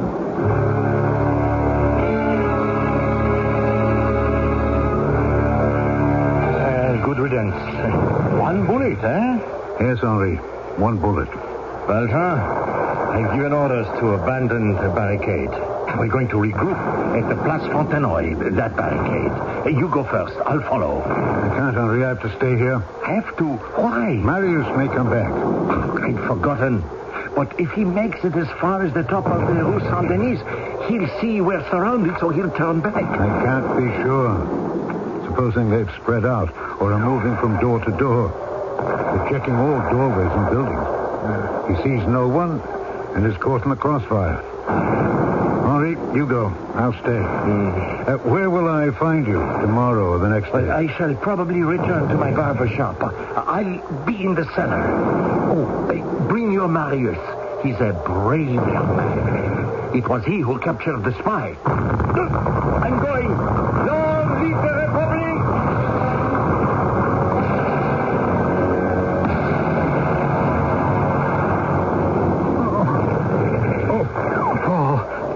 Far? Marius, lean on me. Oh, my legs. Are they both gone? Paul, tell me the truth. You are bleeding, but you have them.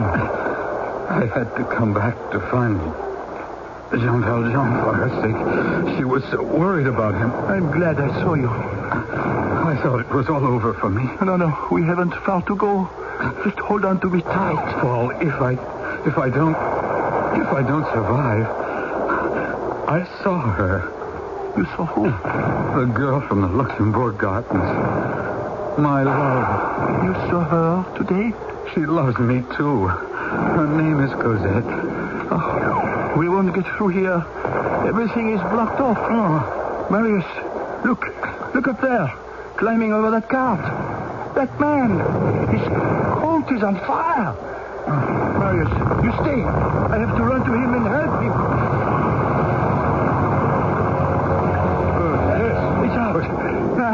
It's out. Thank you, my boy. I didn't even notice I was wearing blade. You burn your hand? No. It's all right. But what are you doing here? Everyone was ordered out. I could ask you the same question. I climbed up here to see if Marius was coming. Something burning fell on me from the building. Did you see Marius? He's here. I left him lying over there. I'll show you. His legs are badly hurt. He cannot move by himself. Marius, look. I brought you a friend. Oh, my boy. Look at those legs. We must bind them up. His friend. He'll come to. We must tear up our shirts and strips. Yes, of course. Marius, wake up. I found your friend. Jean Valjean. I saw her. We were together. Cosette, she wanted me to find you. That's good. That's enough for a tourniquet. Marius, I'm going to stop the bleeding. Did you hear what I said? Cosette loves me.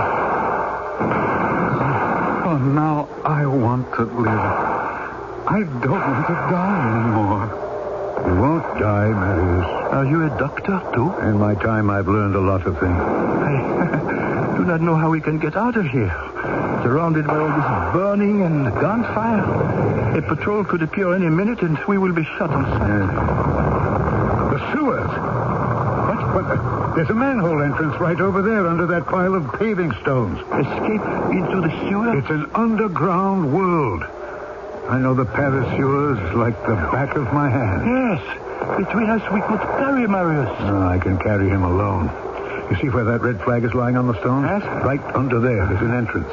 All we have to do is to clear off all the paving stones, and we'll find it.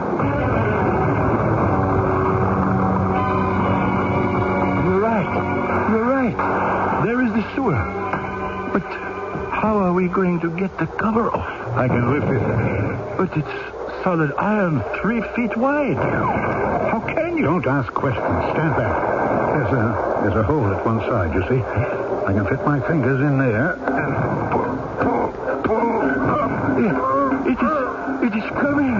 You are moving it. Here, let me help get under it to put it on an edge. Careful, it doesn't fall on you.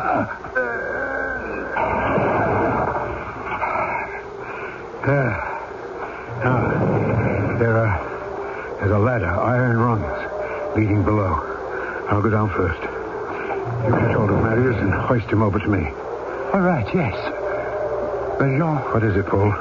I think Marius is no more. Nonsense, he's just fainted. See his chest rising and falling. Get him over here quickly. That's fine. Yes, he's breathing. All right, I'm starting down. Now, you hold him down here just below him. Now, let him down, feet first on top of me. All right, I have him. You can let go, Paul. I've got Marius securely over my shoulder. I'll start, and you climb down after me. What will I do about the manhole cover? Leave it. Come on down. Now, careful of your feet. Don't step on my finger. Lord in heaven, we have made it. We are going to be safe. How safe Paul and Marius and Jean Valjean will be in the sewers of Paris remains to be seen in our next and final installment of Victor Hugo's Les Miserables. The sewers of that day were an indescribable city of mud, poisoned air, rodents, and reptiles, and inhabited by human scum who no longer could find homes above ground. I shall return shortly.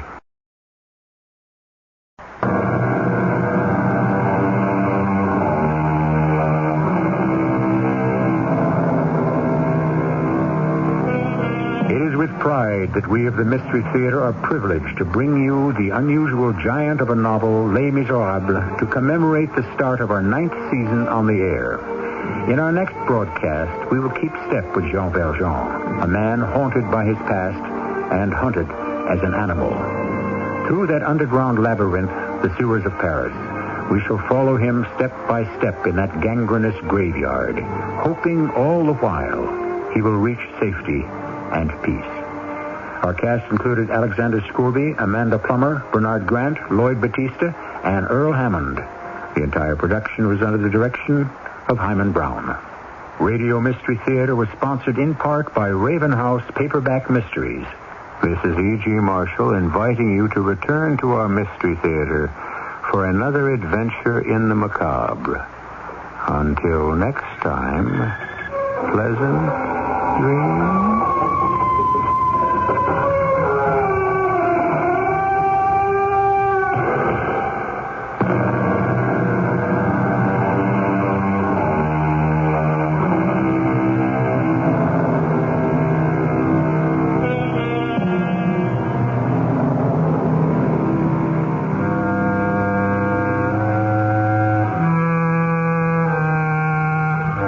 The CBS Radio Mystery Theater presents...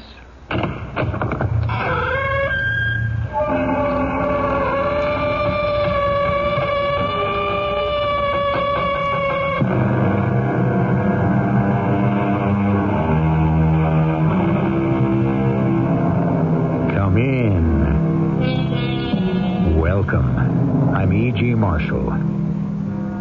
Les Miserables is written for all, not only a book about France and Frenchmen. The crimes of humanity do not halt at the red and blue lines of a map. At the hour of civilization through which we are now passing, the real miserables are ourselves. Man is agonizing everywhere and groaning in all languages. Jean Valjean is not the only convicted man trying to escape. He is all of us trying to break our chains. These are not my words, but those of Victor Hugo, whose closing chapters you're about to hear.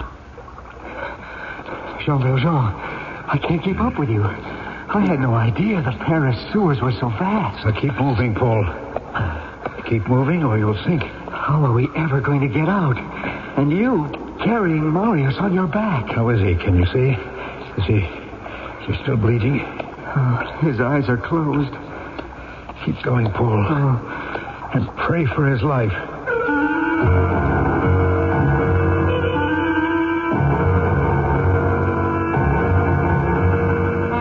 Our drama, The Final Chapter, which concludes Les Miserables by Victor Hugo, has been especially adapted for the Mystery Theater by Gerald Keane and stars Alexander Scourby as Jean Valjean, Bernard Grant as Javert, and Amanda Plummer as Cosette. I shall return shortly with Act One.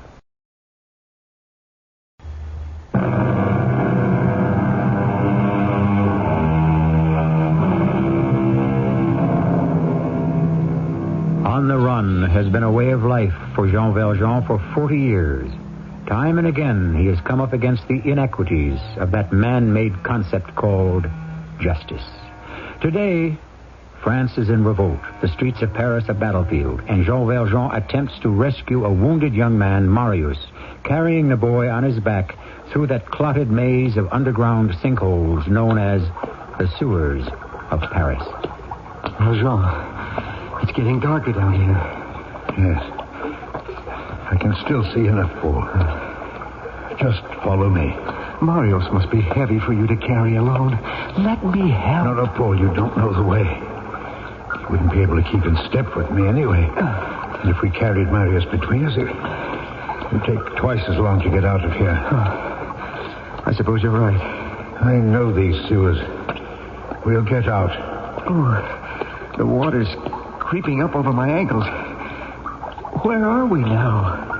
If we follow the main stone sewer, we should end up at the river. And once we reach the Seine, it means escape. Yes. This is the only way. We'd never be able to walk the streets without being shot. Paul, take another look at Marius's face. Wait. I'll stop a moment. I need to stop. His eyes are closed. How's his breathing? Yes, he's breathing. Yes. We lost a great deal of blood at the barricades. Shall we go on? We must go on. Leave the sewer. Get Marius to a doctor. We can't turn back. What's that noise? What? Oh. A horse and carriage.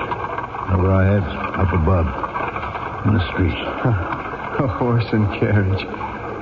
Jean, the light is closer. Brighter. We must be near the end of the sewer. That isn't daylight. It's lanterns. It's the police. Can you hear you? Who are you? Who is there? Who are they looking for? Keep quiet. They can't see us yet. The lanterns don't shine this far. Whoever you are, we are the police. Don't move. Don't move. That was a near one. What should we do? Exactly as they tell you. Don't move.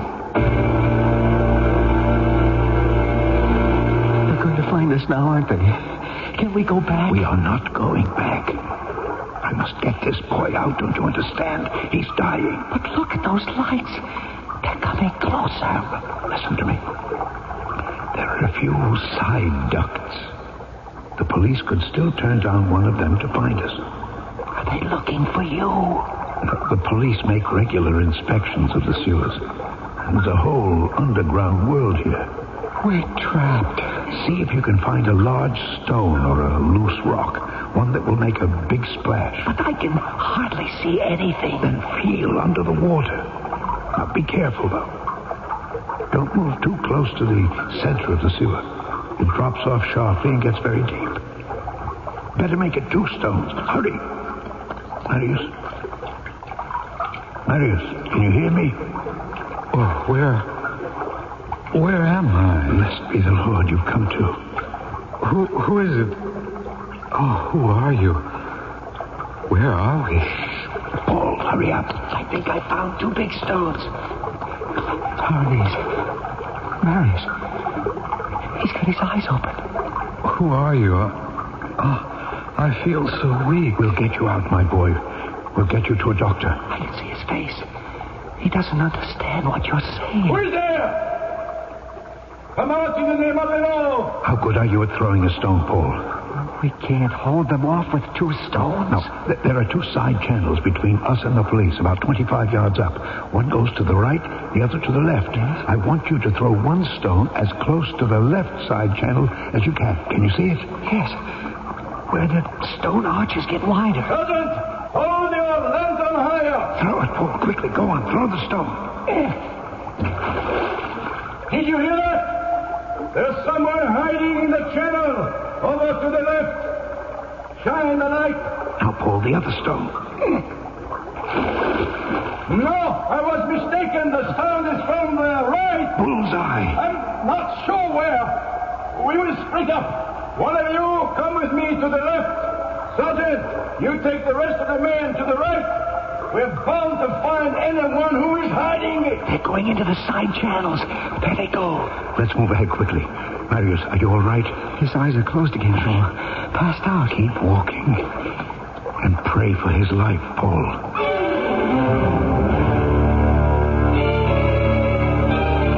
Valjean, the water is up to our knees. I know that. There's something peculiar about this drain. Seems as if it's filled up a lot since I was here before. Jean, I'm afraid. Now it's up to our waist. Shouldn't we try another way? There is no other way. Jean, we have to save ourselves. Don't talk nonsense. You could never live with yourself if we got out and left Marius to drown in a Paris sewer. I'm going to walk very carefully and slowly now. You make sure his head stays above water. Why is it getting deeper? Keep moving behind me. Watch Marius. It's up to your chin.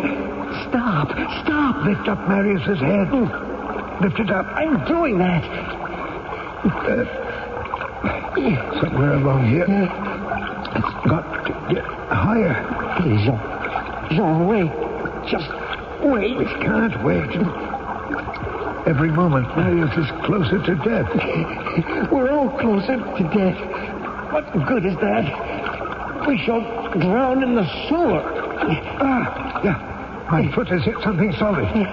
Wait, I'm stepping up. I'm up on it. It's higher. Paul, I'm going to move over. You try right where I was standing. There. Got your foot on it, Paul? Yes. It's like a step up. Slowly now. Move both your feet onto that step. There's another one. Still higher. I'm on it. Look at me, Paul. Catch hold of me. Yeah. All right, pull yourself up. Yes. I'm on the second step. We're climbing out of the water. Yes, this is the right way. Now, you follow the stone vault. Keep your right hand on the right wall. It curves around here. There it is. The opening is right in front of us. The Lord has answered some of our prayers. But not all. What do you mean? I can even see the reflection of the river on the roof of this vault. Take a second look, Paul. We can't get out this way. What? Why? Don't you see that heavy iron grating between the end of the tunnel and the Seine? I see it, but can it be opened? We'll see. I'm going to slide Marius off my back. Want to hold him? I'll hold him in my arms. Good. Go, Jean. Let him go. There. Oh, I've got him. He's still in a faint. What now? I've had some experience with iron bars. I'll find out how secure these are. Hinges are all rusted. That means they're stuck? Yes. They can't be opened? Not really loose, but they look clean. As if the hinges had cut through the rust. What's that sort of brick at the bottom? That? Oh, there's it's a large square padlock covered with rust. I've seen a lot of these in my time. A lock? Yes. Can you open it? There's only one way to open them. That's with a key. Can't bear it. To be so close to freedom. Valjean, what are we going to do? You begin, Paul, by not giving up hope. You watch over Marius. I'm going to shake one bar at a time with all my strength and all my prayers. If I can just break one of those bars, then use that as a lever to lift the grating off the hinges. What? You there? Oh, is it them? The police. They must have heard our voices. They're in the side channel. Paul, where are you going? I'm going to run back. If they see me, they won't look for you. Good luck, Jean. Take care of Marius. Halt! Or I will fire!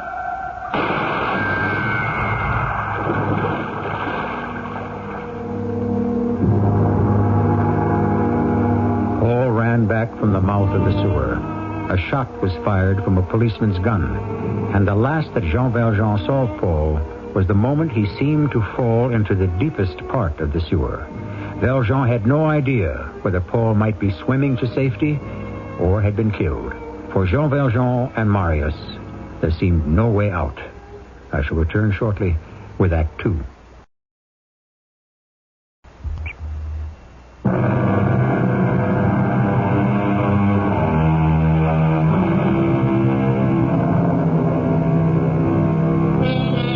Feet below the embankment of the River Seine, Jean Valjean has been groping his way through that tangled ravelment of the Paris sewers, only to find he is stopped by a rusted, locked iron gate. Above, on the embankment, facing the Cathedral of Notre Dame, stands the man who has been following Valjean for many, many years. But he has no idea that his ancient enemy is in the sewer directly below. Monsieur Javert, do you still wish me to wait here with my coat? I hired you and your horse and carriage, and I expect you to be where I want you to be. Right here. It's 6 o'clock. Thank you. I can count. It's only that it's getting late, and my horse has to be fed. So feed the animal. I am not stopping you. I didn't have any time to bring oats with me. You remember, sir, that thief ran out of the house, and I happened to be standing at the curb, and you told me to drive after him. He's here somewhere. I know he is. Inspector Javert, when he ran into that cul-de-sac, I never saw him again. Oh, quiet, Yvette. You have to wait for the inspector. Inspector Javert, I saw the thief run towards the river. Then he disappeared. They all come here. Thieves and robbers. Somewhere along this embankment, there must be a place they disappear into. If I wait long enough, he'll come out. He will have to. Oh, my poor Marius. I thought I was saving you for my Cosette, but I'm bringing you closer and closer to death. Will you ever forgive me? Stay there, and I'll try again to break those bars. Who's that? I'll take half. Come out of the shadows. Half, Sheriff. Who's that? Who are you? You wish to get out, don't you? I'll take half your share. What do you mean, half share? Who are you? Oh, he asks questions, this one. But they're the wrong questions. What you should ask me is, how are you going to get out of here? You live in the sewers? Let us say, I use the sewers when I am compelled to escape from the law. You can help me? Oh, indeed, I can. This is why I propose to you half shares. What do you mean, half shares? This young man lying against the wall. Huh? Obviously, you have done him in. I can see his clothes were once quite fine, but now he's dead. You wish to escape? Dump his body into the river. I have a key to that gate. Half shares. You can unlock it? From outside and inside. You go in and out of here at will? And I have for years. Here is the key. Take a good look at it. It cost me a lot to have it made, but it's worth every sou. All right. Wisest decision you ever made. Where is what you got from him? No, I haven't taken everything out of his pockets yet. How did you manage to get all the way here? Where did you come from? The barricades at Saint-Denis. You walked the sewers all this way? Did you say you wanted half? I'll take what I can get. Here, I'll go through his pockets. Not that I don't trust you. Can we hurry? Why? He's not going to open his eyes and watch. You said you haven't emptied his pockets yet? I didn't say that. I said I haven't taken everything. Well, what have you got? How much do you have? I'll hold out my hand and you count it. What is that all? 1 louis d'or? 1, 2, 3, 5 franc pieces? 1, 2, 3, 4, 5. 5 double sous? You didn't kill him for much? I'll take it all. Go on, you can have it. Why are you in such a hurry? I said half share, and you let me have everything. Here, I'll give you a hand and lift him onto your shoulder. Good. Now, I'll show you how easy it is to unlock the gate. The lock is open. Then I pull the bolt back. And voila. Surprised, aren't you? You thought the old gate was all rusted over. That's what I want them to think, too. Yeah. I keep it oiled. And today there was an inspector right at my heels. I ran down the embankment, unlocked, and ducked in here. I can see him standing up there wondering where I could have gone. I played tricks with the police all the time. Now, that's it. Out you go. Bonne chance. Good luck.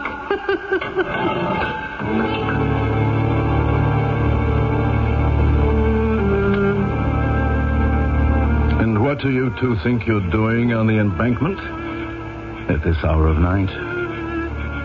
I am admiring the beauty of our cathedral. And so you two sit here? The beauty of Notre Dame has left us breathless. Who are you? I am myself. What does that mean?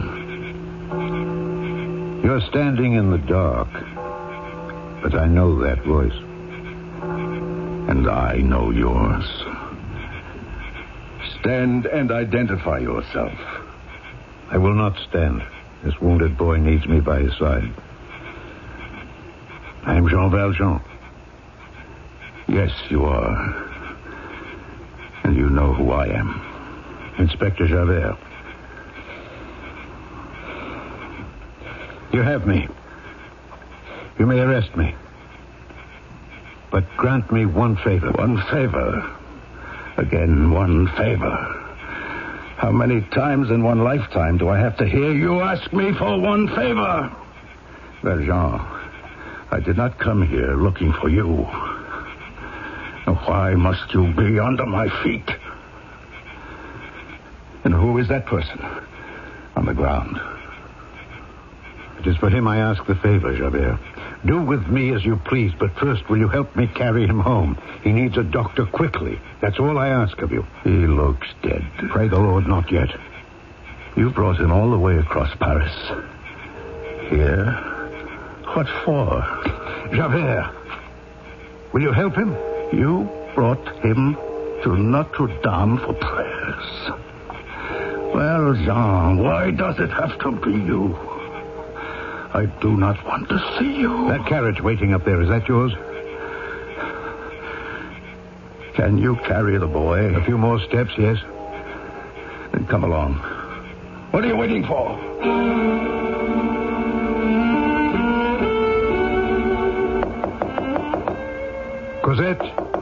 Cosette! I have brought you Marius. Well, what happened to him? He was wounded on the barricades. His heart is beating strongly. Let me lay him on your bed, child. Get a cloth to wipe the blood from his face. Yes, a cloth. I'll wet it from a pitcher. A wet cloth, yes. Oh, my poor Marius. What happened, Jean? What can we do? On my way upstairs, I asked Monsieur Courfeyrac to run fetch a doctor. I knew, Jean, you look awful. How did you get here? In a carriage commandeered by the police. The police? Yes, my old friend and enemy, Javert. He's here? Yes. He's downstairs waiting for me. No, not after all you have been through. You can clean off Marius's face better than that. Wipe it carefully. One would think you didn't care for the boy at all. My dear, darling Marius, open your eyes. My dearest, oh, my dearest, please, I ask of you. Your sweet face. Jean, he's blinking. Were I his age and a girl like you were bending over me, I would certainly open my eyes. Oh, Cosette. Dear heart. Where am I? You're here with me. Jean sent for a doctor. You will be well soon, Marius. Marius. Stay with him. The doctor will come soon. He's exhausted. You see, his eyes have closed again. Jean, where are you going? Just downstairs. You are not going away with Javert. I've decided not to. I'll ask him for one more favor. To remain here until the doctor comes. You promised to ask him that? I will. Marius, I promised Cosette's mother to watch over her. Now, when you are well, it will be your turn. Bless you, children. Ah, Monsieur Valjean. Is that you? Yes, it is, my dear landlord. Is the doctor coming? I went to his house. His wife said he was still at the hospital. So many injured in the riots. I explained it was an emergency, and she promised to send him over as soon as he gets home. Do you know him? Dr. Pierre Courfeyrac? I should say I do. He's my brother. Where is Javert? Who? The man in the cape who helped me bring Marius in from the carriage. What did you say his name was? Javert. He was going to wait for me. Oh, he's gone. He paid the carriage, sent it off, and then he walked away. He walked away? Why did he do that? Why? That is very hard to understand.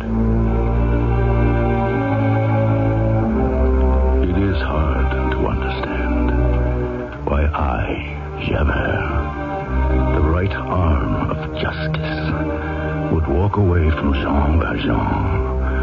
Walk away from my duty as an officer of the law. I could not explain it to myself.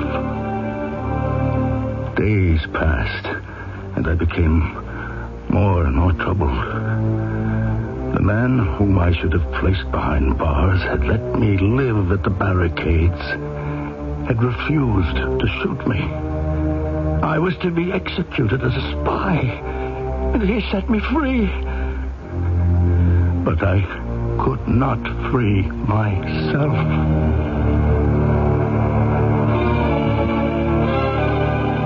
Javert, the upright, the impartial, the beacon of truth and justice, believed he was unfit, degraded. What had happened to him? Was justice and the law not as powerful as goodness and charity? Valjean had freed him from death, and that was good. And he, Javert, had also been good by letting Valjean go. Yet, for that disobedience to his oath of office, he could not forgive himself. I shall return shortly with Act 3.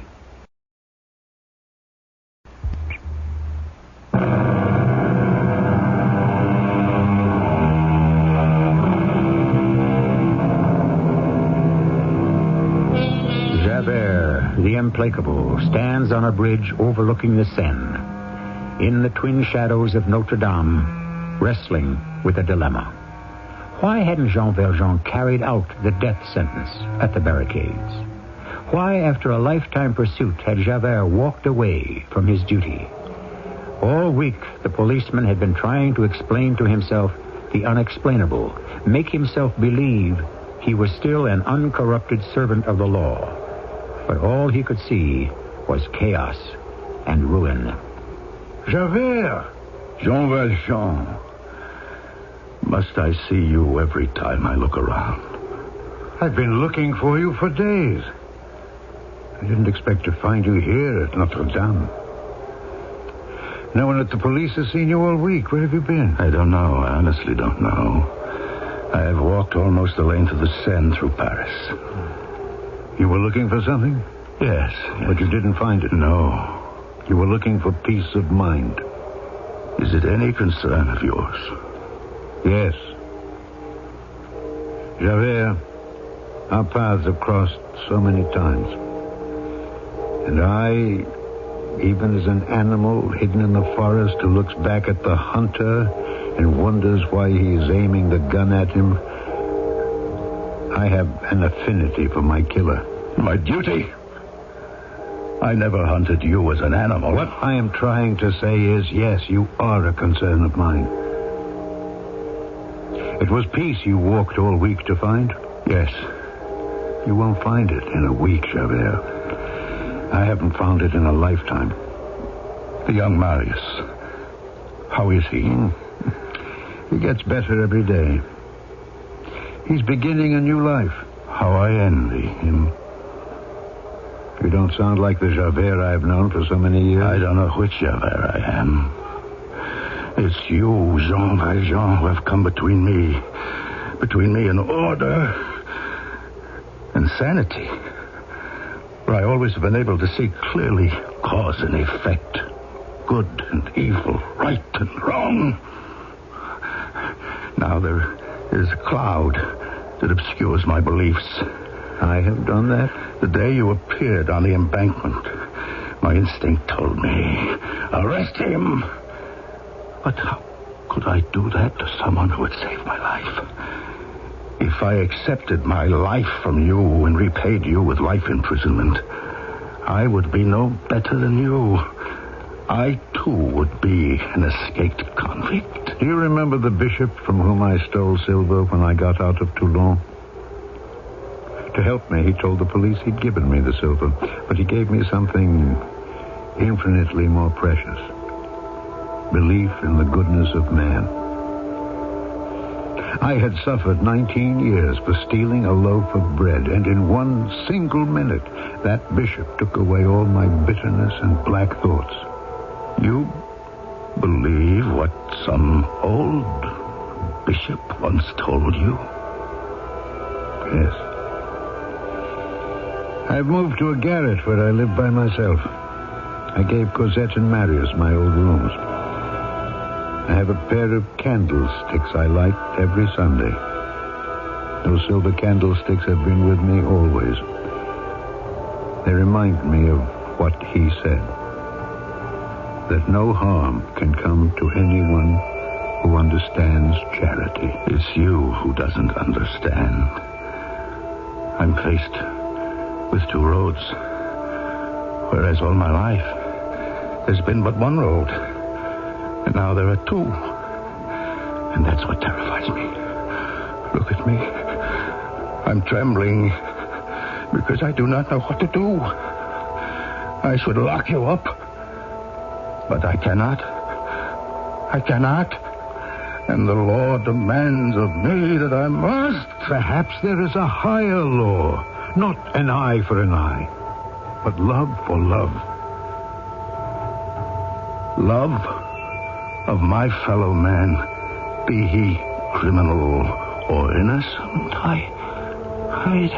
I don't understand that. It's simple. Our Savior understood it. You ask too much of me. Valjean, my obedience to the law has been everything. And now I have broken that law far more than you ever did. I close my eyes to duty. I set a prisoner free. And that is why I despise myself. I do not understand my actions any more than I understand why you, a desperate man whom I have followed to persecution and who could have avenged himself, why you let me live.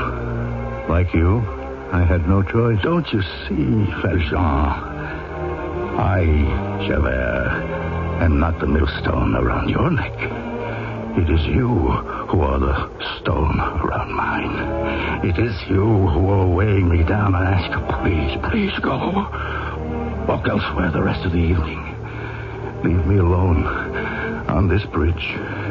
And perhaps during the night, I will see a glimmer of a star in the water below. And perhaps I will understand.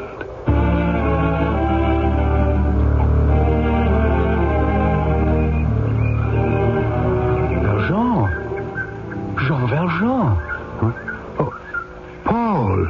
What in the world are you doing this time of the morning sitting on a bench by the Seine? I spent the night here. What? Sleeping? No, thinking. Oh, Paul. Where did you disappear to that day in the sewers? I jumped into the water and stayed there till the police left and then started walking. Found an open manhole, climbed out, and finally got home. And Marius? I brought him back to the house where I used to live. My Cosette is taking care of him. Oh. The doctor says his wounds will heal soon. How he must be very grateful to you. Would you mind telling me why you spent the night on the bench? It's complicated, my boy. I happened to run into an old acquaintance of mine near here last night. And when I left him, he left me with a great deal to think about. So I sat there, and before I knew it, I was asleep. Jean, look at that crowd gathering on the dock down there. The place that rents the rowboats. Yeah. What? They're pulling a body out of the water. Oh, some poor drowned soul. Yes. I have a feeling... Paul, would you mind? I want to go down and have a look.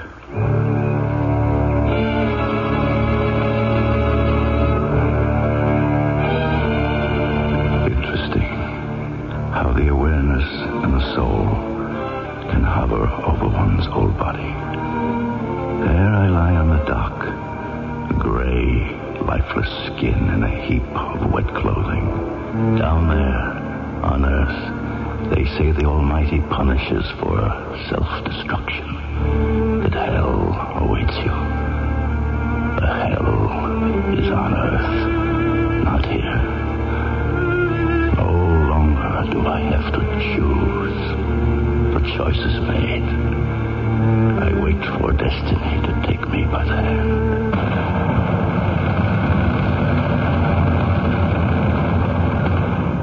Do you know him, Valjean? Yes. You knew him well? For many years. Yes, he was always there. Like a menacing shadow waiting in the corner of my life. So he was not a friend. He has an old face. He was not old. He died before his time.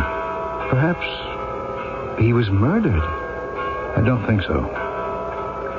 But if murder is the word, he did it. Killed himself. Mm-hmm. I see. He must have been a very unhappy man. He was. Paul, let us go to Mass and pray for his soul.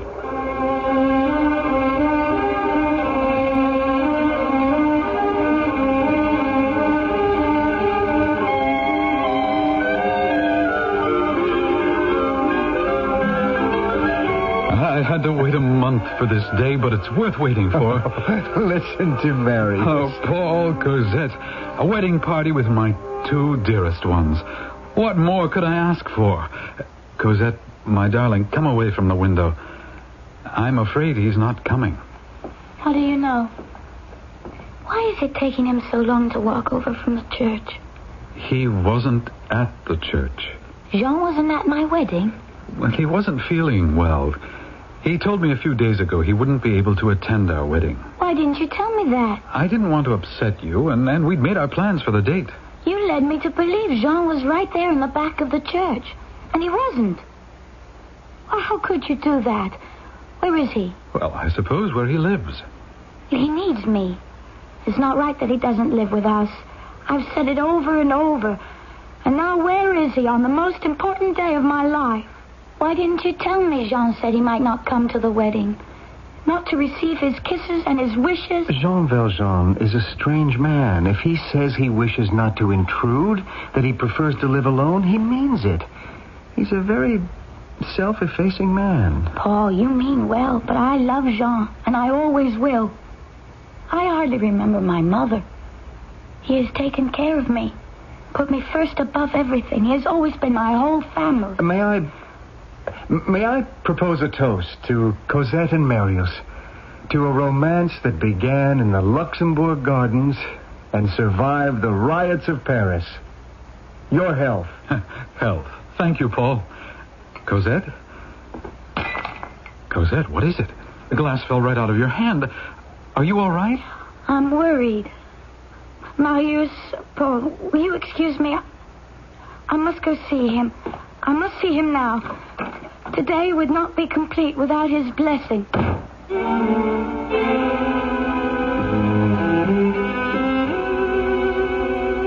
My dearest, dear grandfather. Cosette, I'm not your grandfather. I've told you that. No, you're not. You're my whole family. I'm so sorry. I am. Oh. To see you lying on this bed in this awful room with no one to take care of you. It isn't right. Where would I be without you? You're starting a new life with Marius. Huh. Imagine another knock on my door in one single day. You're my very first visitor, and now there's another. I'll go see who it is. Marius? My darling, I came because I had to speak to Jean. Jean, I don't know how to say this. I have done you a terrible wrong. Oh, Marius, stop. You made Paul promise not to tell me that it was you who gave me my life, carried me through the sewers. He broke that promise. That was stupid of me, I suppose. Yes, it was. You gave Marius back to me. And then he told me that you could not have executed the spy Javert because the man was found drowned in the Seine. I'm so very ashamed, Jean. I judged you falsely. But we shall make up for that. You are going to make your home with us. Marius. Oh, my darling. Jean, I owe you so much that I can never repay. You are my grandfather as you are Cosette's. And now we will pack you up. Children. We will have a carriage below, and before you know it, you will be out of this miserable garret. No, I don't know if I could get up and walk now. I'm not very well, really, my children. I feel so weak. Yeah, but before we do anything, Cosette, I want you to take the 2 candlesticks from the mantel. Yes, take them. They've inspired my life all my days. You and Marius keep them wherever you live and light them on Sundays. And pray for me. I love you both. I'll have the coachman come up and help us carry you down. They're beautiful. I have always loved them. And I will keep them burning for you. Jean? Jean! Oh, no, don't. Oh, please, don't go yet. Oh, Lord in heaven.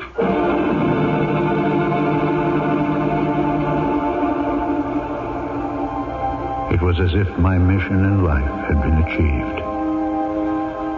I never left the garret, but suddenly my spirit left my body, and I was above the earth, beyond unhappiness, beyond cruelty, beyond man. I say one last prayer for those of the world who suffer without reward. For I die a happy man.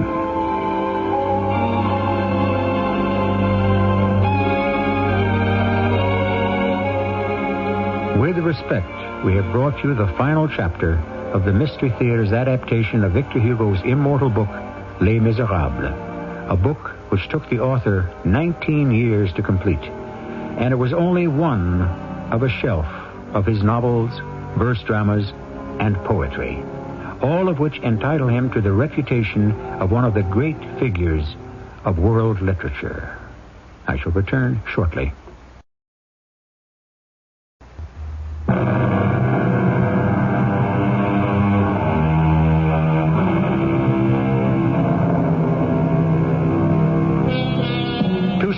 The Mystery Theater's enviable record of bringing you the best of radio drama today, we have begun our 9th season with Victor Hugo's Les Miserables. To his publisher, the author wrote, "I have written for all nations. Social problems overstep frontiers. In every place where man despairs, where a child wants a book to instruct him, where people need a hearth to warm them, my book, Les Miserables, knocks at the door and says, 'Open to me. I am hope. I come for you.'" Our cast included Alexander Scourby, Bernard Grant, Amanda Plummer, Bob Caliban, and Lloyd Batista. The entire production was under the direction of Hyman Brown. Radio Mystery Theater was sponsored in part by Raven House Paperback Mysteries. This is E.G. Marshall inviting you to return to our Mystery Theater for another adventure in the macabre. Until next time, pleasant dreams.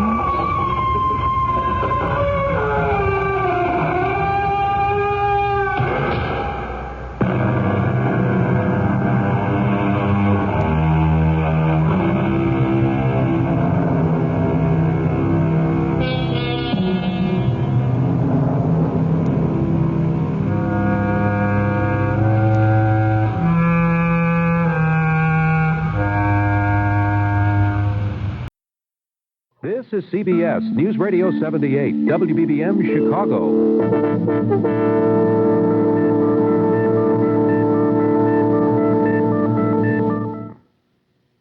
The CBS Radio Mystery Theater presents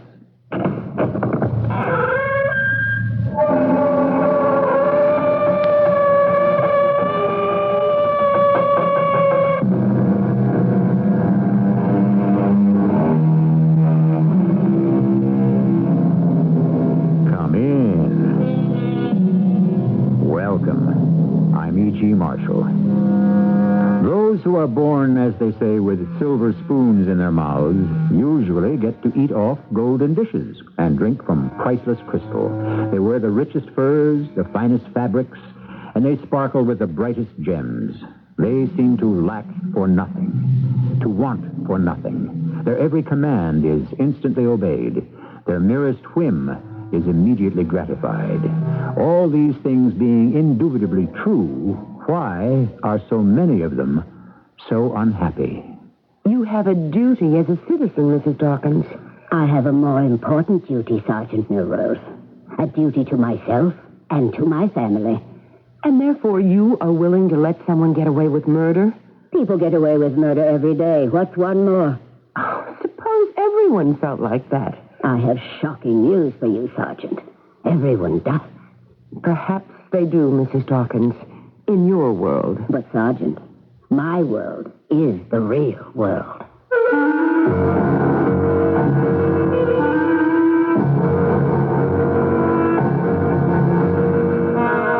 Our mystery drama, The Real World, was written especially for the Mystery Theater by Sam Dan and stars Joyce Gordon. I'll be back shortly with Act One.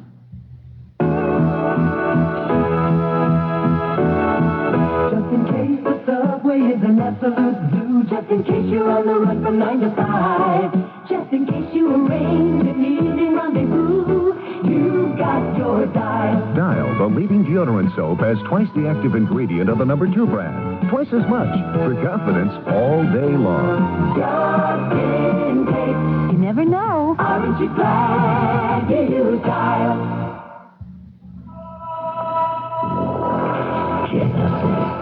The last war on Earth. Begun by a force so great that no government dares even admit it exists. A force of earthly origin planning a whole new world and the end of yours. Genesis, a nightmare creation novel that will change the way you see your world forever. Genesis, a new Dell paperback bestseller. Honey, I think we should both open up one of those new individual retirement accounts right away. Well, Since we both work, we can each invest up to $2,000 a year and deduct it from our income taxes. And the interest is tax-deferred. Harry, now, we could open our individual retirement accounts anywhere, but I've been doing a lot of reading, and I think the Lane banks have the best program. Honey, Not only do we get tax deductions and a tax-deferred interest, but at the Lane banks with a deposit of $500 or more in a retirement account, we can also get an interest on checking account that's service charge-free for a whole year with 200 free personalized checks. Harry, I know. And we can do our banking anytime if we apply for the Money Network card to use with our checking account. We can also get a year's discount on a standard-size safe deposit box, plus they have several different high-yielding investment plans to choose from. And the Lane banks have lots of convenient locations. I know, Harry. You do? I opened up my Lane Bank individual retirement account yesterday, Harry. Oh. The Lane banks include Northbrook Bank, 1200 Shermer Road in Northbrook. Member FDIC. Federal regulations require substantial penalty for early withdrawal from retirement accounts.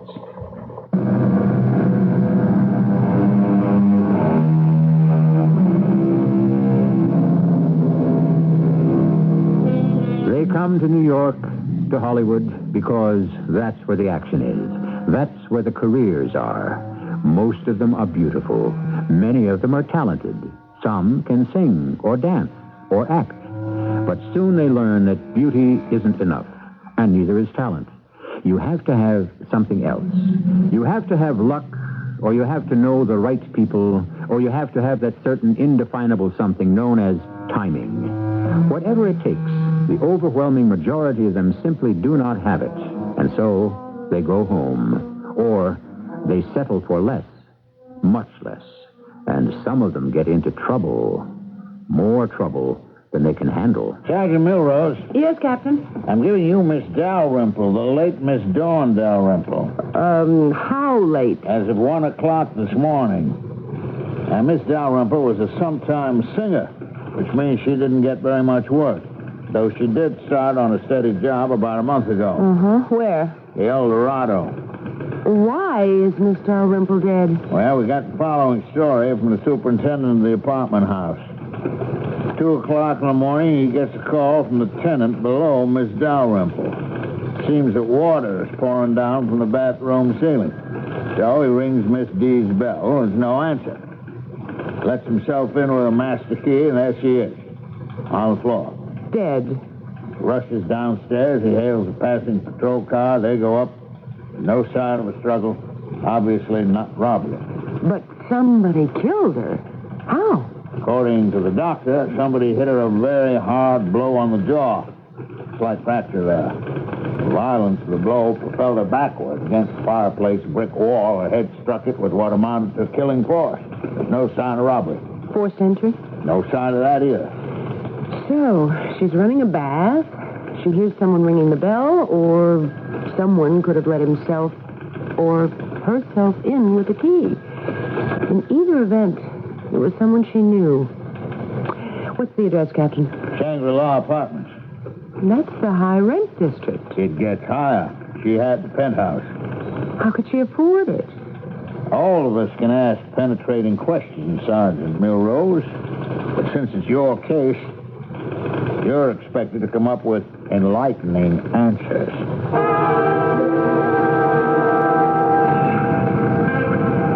Yes, madam? You're the doorman. Obviously, madam. I'm Detective Sergeant Milrose, homicide. Well, I must say they've improved the looks of the breed. What's your name? Towers.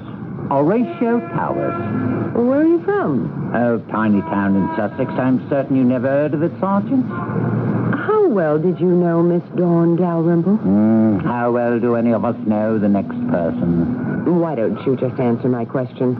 Well, she moved into the building about a month ago. Could anyone get upstairs without your knowing about it? It would be virtually impossible. The only entrance is through the lobby.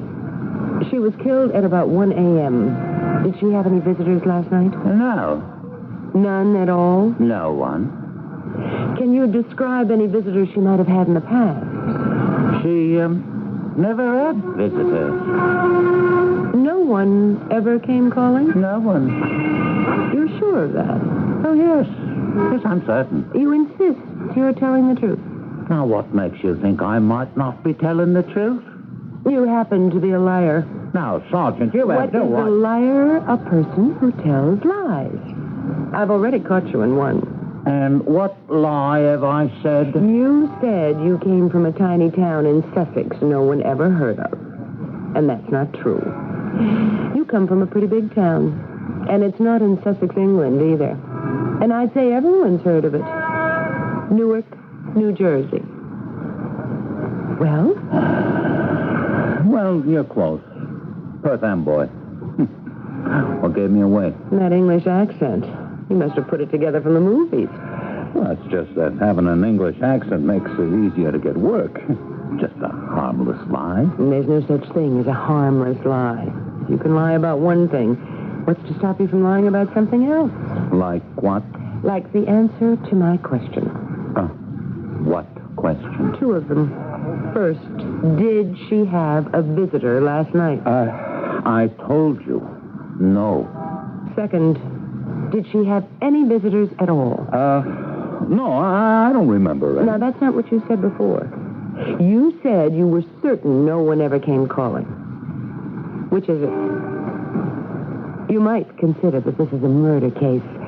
If it should come out you're not cooperating, you can be up for obstructing justice. You might even be nailed as an accessory. So, does anything occur to you? Take your time.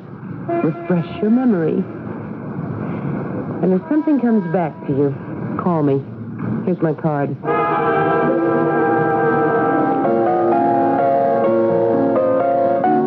Hold it a second, will you? Eddie, how many times do I have to tell you? Classical-style ballet does not go with our crowd. What I want you to give me is... Everybody hold it. Hold it a second. How'd you get in here, sister? I'm looking for the manager. Here's my identification.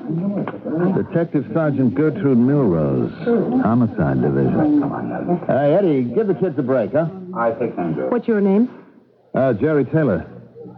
I guess this is about poor Dawn, huh? How well did you know her? Oh, now that I think of it, I didn't know her at all.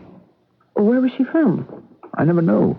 Oh, didn't you ask her? Oh, sure, and all she said was out west. Did she ever mention anything at all about a family? No, I don't think she had one. Why do you say that? There's lots of people all alone in the world, you know. Did she have any friends? No, not really. She wasn't close with any of the girls. Enemies? I wouldn't think so, but I really don't know. What were you paying her? $500 a week. Could she afford to live at the Shangri-La apartments? On $5 a week? I don't see how. So someone must have been paying the rent. Who? Beats me. Any boyfriends that you'd know about? Now, look, Sarge, there was nothing doing here. She'd show up, she'd do her 3 a night and go home. Alone, as far as I know. Why did you hire her? Why? Oh, what experience did she have? Well, not much, but she was a natural. She was just great. I've got copies of some clippings here. Reviews of her act when she opened from the trade papers and the local papers. They're not so good. You can't go by what the critics say? Maybe. But you have to be impressed when all the critics seem to be in complete agreement. And each of them says almost the same thing, Mr. Taylor. The act is amateurish. She has no real singing voice. Let me tell you something these critics just don't understand. This is a saloon, you understand? The guys who come in, well, they usually have guilty consciences. In the first place, why aren't they home with their family? Second, many of them are cheating on their wives. Now, you see what I'm driving at? No. So here she is, and she has this, I can only describe it as a virginal appearance. You know, she's kind of sweet and pure and unspoiled. And she keeps them crying into their drinks and ordering more, and that's what this joint is all about. Why did you hire her? I just told you. For your sake, I hope you tell me the truth. Why would I lie?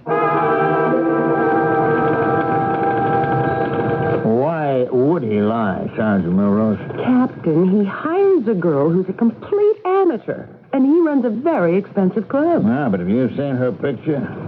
Best-looking girl I ever saw. She was. Oh, but she needed more than that to carry a show. Why do you say he lied? He said that she was good for business, but she wasn't. How do you know that? I spoke to the help. She was a flop. Business had been falling off all month. Maybe they were jealous of her. No, they didn't even know her. She was a loner. So, here you have a girl nobody knows, and she gets a job she's not entitled to. Well, whoever said show business was fair? But she's so completely out of place. Next, she lives in a penthouse in the most luxurious building in the city. Yeah, she had a source of income that we don't know about. That's right. A man. And now it makes a certain amount of sense. Okay. The guy is rich enough to set her up in an apartment. He's got enough clout to get her the job at El Dorado. And he has to be married or have other good reasons for staying in the background. But since she's got him, she'd be crazy to go out with anyone else. And that's why she kept it to herself. Whoever he is, he comes late at night. How does he get past the doorman? He doesn't. He pays him off. We can't prove that. No, but we can work on it. How? Well, he's the only witness to a murder. He didn't see it. He didn't have to. All he has to do is to testify that a certain person who's been seeing Miss Dawn Dalrymple regularly had gone up there the night she was killed. Sergeant, it occurs to me that the killer might be afraid the doorman might do that very thing. Exactly, Captain. And do you think that might have occurred to the doorman? I couldn't say. He's not really very bright. Someone might suggest it to him.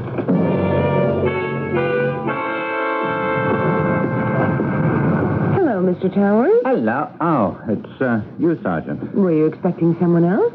No, I wasn't expecting anyone at all. You weren't? Oh, you should be. Who? Someone who had been feathering that little love nest for Miss Dalrymple. What does that have to do with me? This sugar daddy of hers. I haven't heard that expression used in 30 years. He paid you to keep your mouth shut. Sergeant, I know my rights. You can't go around making accusations. So far, the killer is in the clear. We have nothing to tie him to Miss Dalrymple. But there's a loose end. What? Who? You. You could identify him as a regular visitor. You can place him here on the night of the murder. But I'm telling you the truth. Well, then you have nothing to worry about. That's right. I don't. You seem to be perspiring. Well, the weather's very hot. For witnesses. I find it very comfortable. Well, I've prevailed upon my commanding officer to provide you with protection. You see that squad car parked at the curb? Someone will be keeping an eye on you 24 hours a day. On the job, at home, wherever you happen to be. So you see, you don't have to worry about a thing for the time being.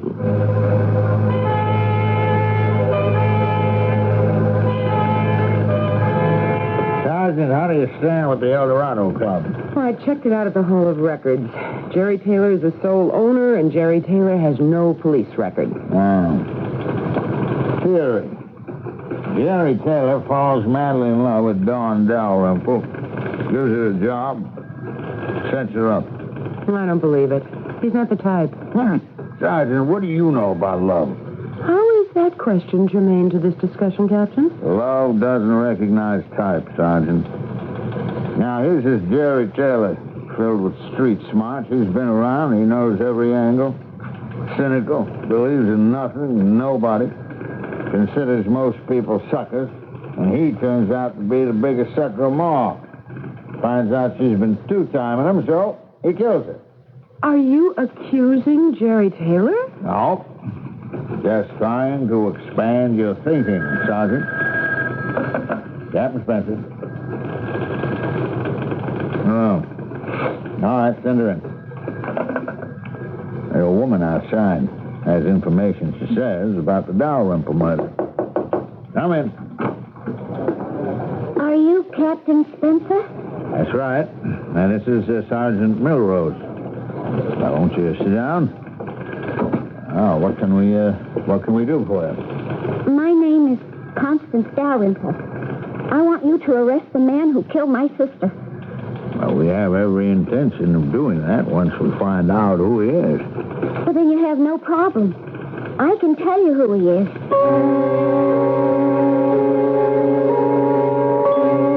And that's how it goes sometimes in police work.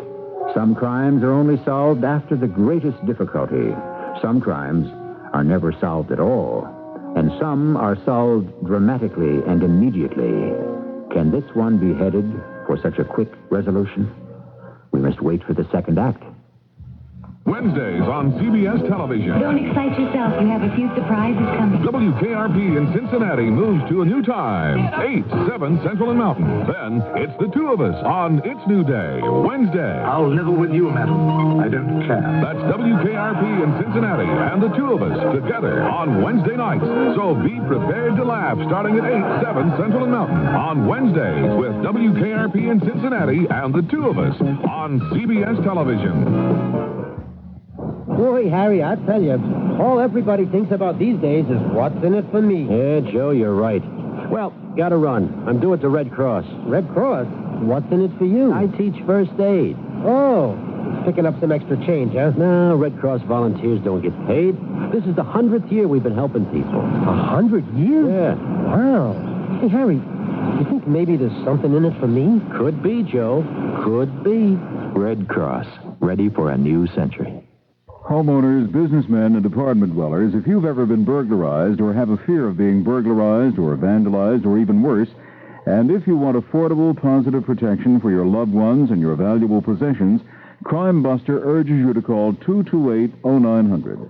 Call 228-0900 to learn about Crime Buster, an affordable electronic security system that detects the sounds of breaking and entering at all points of entry. And this is important before the crime has been committed. It sets off flashing lights and a powerful, ear-piercing electronic siren that frighten the intruder away before he can commit the crime. Even if the offender has a key to your house or office and tries to gain entry, lights and sirens will immediately be set off, and the Crime Buster can signal the police. For a free descriptive brochure, call 228-0900. Or if you'd like to become a Crime Buster dealer or distributor, call 228-0900. Operators are on duty right now.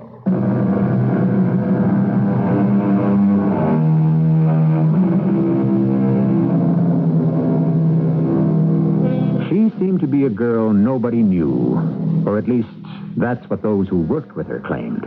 She had a job she didn't deserve to hold, and she lived in an apartment she obviously couldn't afford. Clearly, someone was supporting her until that very last night when a protection was suddenly withdrawn.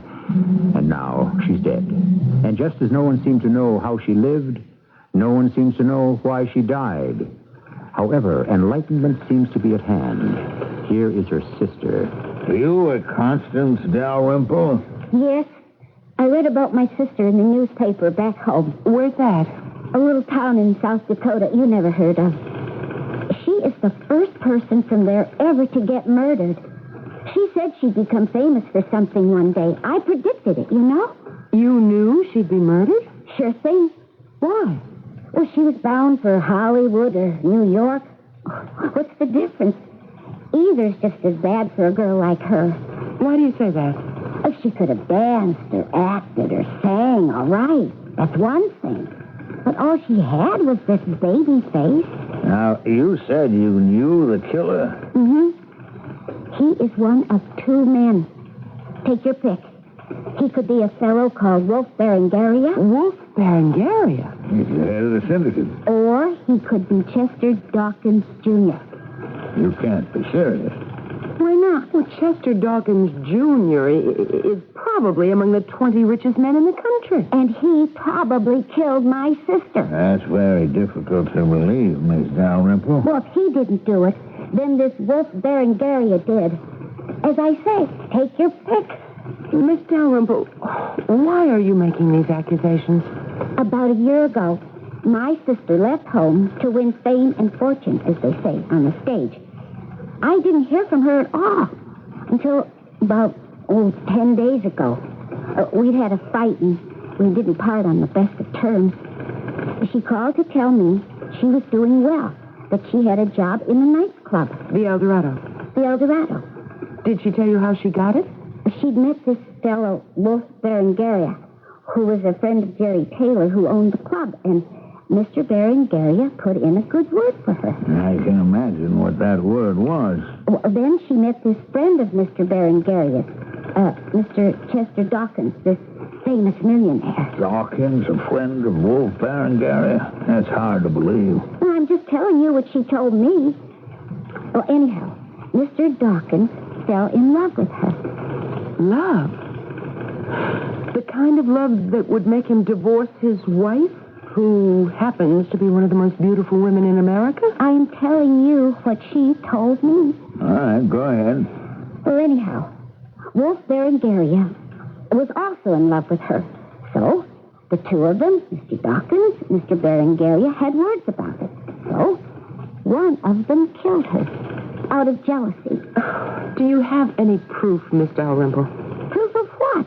Of what you've told us. Well, what do you mean by proof? Well, she means that we cannot proceed on just your say-so. And why not? Well, one, how do we know that she told you such a thing? And two, even if she did, how would we know that it's true? In other words, you're not going to do anything about it. We didn't say that. I'll go to the newspaper. No paper would dare print such a story without proof. But somebody's got to do something. Somebody will. Meanwhile, if I were you, I wouldn't make public accusations. You could annoy some very powerful people. Mr. Taylor, which one of them recommended Dawn Dalrymple for the job? Wolf Berengaria or Chester Dawkins Jr.? I don't know what you're talking about. Who are those two people? Are you saying you never heard of them? Well, sure, but what do they have to do with me? Well, hiring Dawn Dalrymple couldn't have been your idea. Certainly you wouldn't keep her unless you had to. Now, Wolf Berengaria could have threatened you with muscle. Chester Dawkins could have agreed to cover your losses. So, Mr. Taylor? I still say I don't know what you're talking about. As it stands, we have nothing yet to tie either man to Dawn Dalrymple. But now that she's dead, the killer might realize that you, Jerry Taylor, are aware of the connection, and this might become a source of worry to him. Sergeant, let me tell you something for your own good, And probably for your good, too. But mostly for yours. Lay off. What? The Dawn Dalrymple murder. Look, I'm paid by the city to apprehend the killer. All right, go out and apprehend him. Pick up some drifter, some hood. Well, that's not the way it's done. You know, I like you, Sergeant. I mean, what can I do? I'm a sucker for the kind of serious good looks that you've got. I know nothing can happen, but, you get to be my age, the illusion is just as good as the reality, maybe better. Now, lay off this thing. You still haven't told me why. Because it's going to break your heart. Do you think so? Mm-hmm. You still believe in things like truth and justice and all the rest of it. You're going to find out that this case is just too big. It's going to run right over you. There's too much power involved here, too much money. Learn about the real world. Tell me more. You kidding? I told you too much already.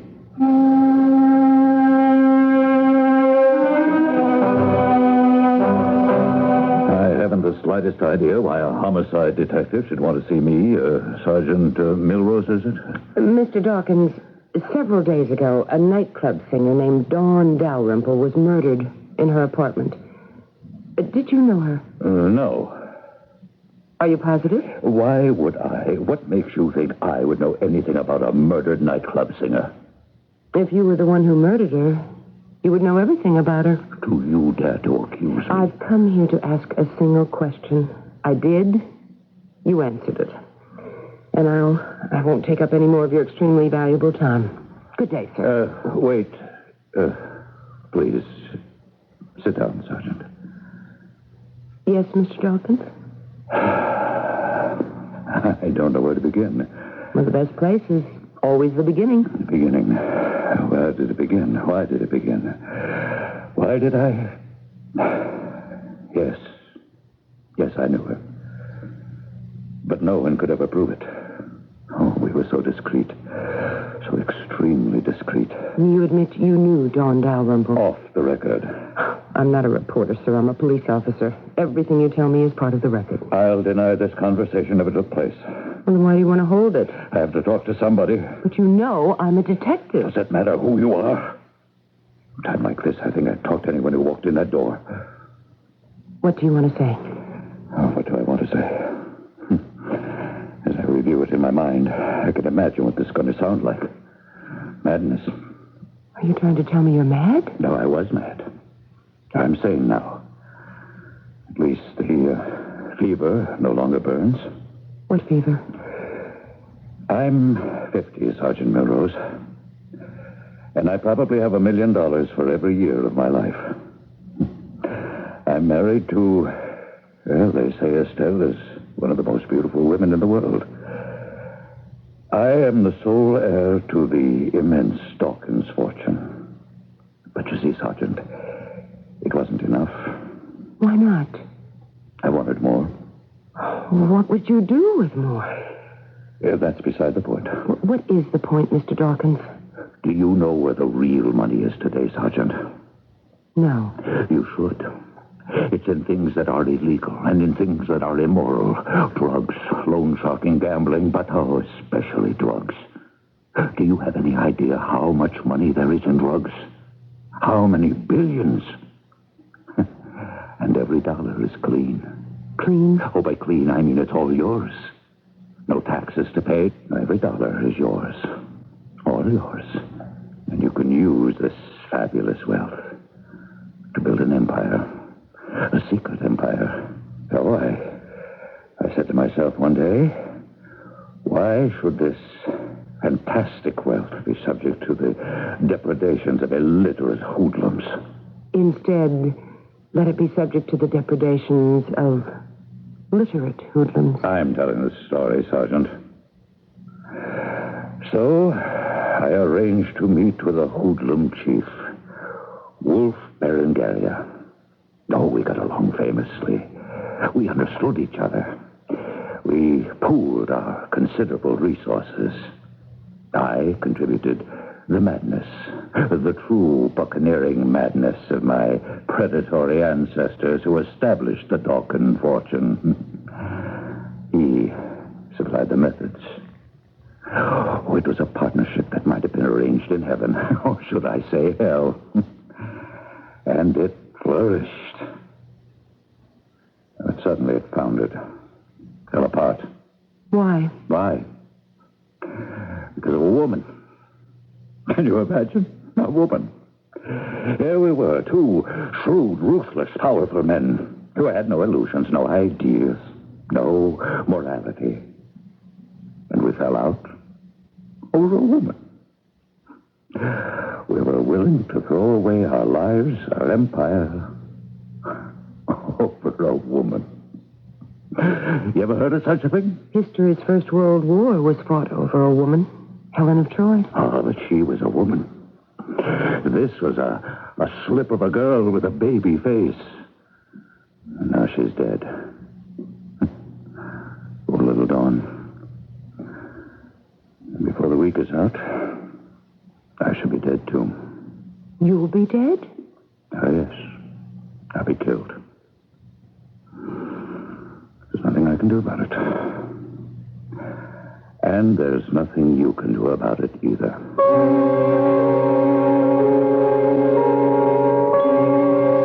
Here you have have one of the world's richest and most powerful men saying he's about to be killed, and there's nothing anyone can do about it. He's talking to a homicide detective, no less. How can this possibly be true? One would imagine he could buy all the protection in the world. Evidently, things are not always what they seem, as we shall discover shortly. This is WBBM Chicago. In Act 3. The start of the new year also means the start of income tax season. But this year, you can make tax time less taxing with the help of a sharp calculator from True Value Hardware Stores. Hi, Pat Summerall to suggest you get the pocket-sized 8-digit scientific model that's pre-programmed for 31 functions. Or for a permanent record of calculations, choose the sharp 10-digit desktop printing model with a 4-key memory and large keys for fast operation. You'll find the sharp calculator that's right for your needs at participating True Value Hardware Stores and home centers.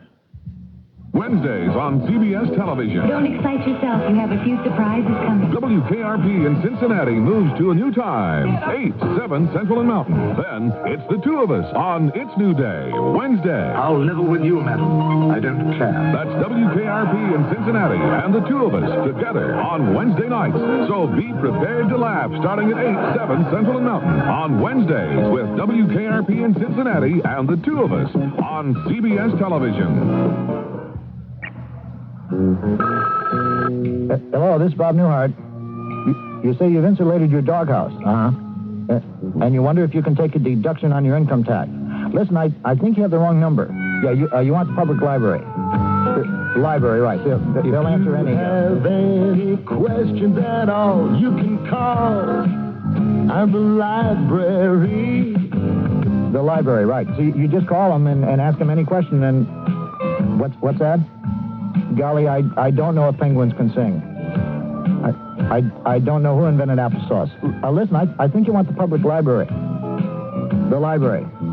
Oh, I think penguins can hum a little.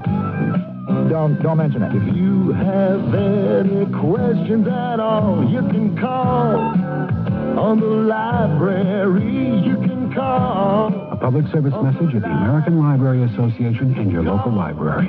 On the library.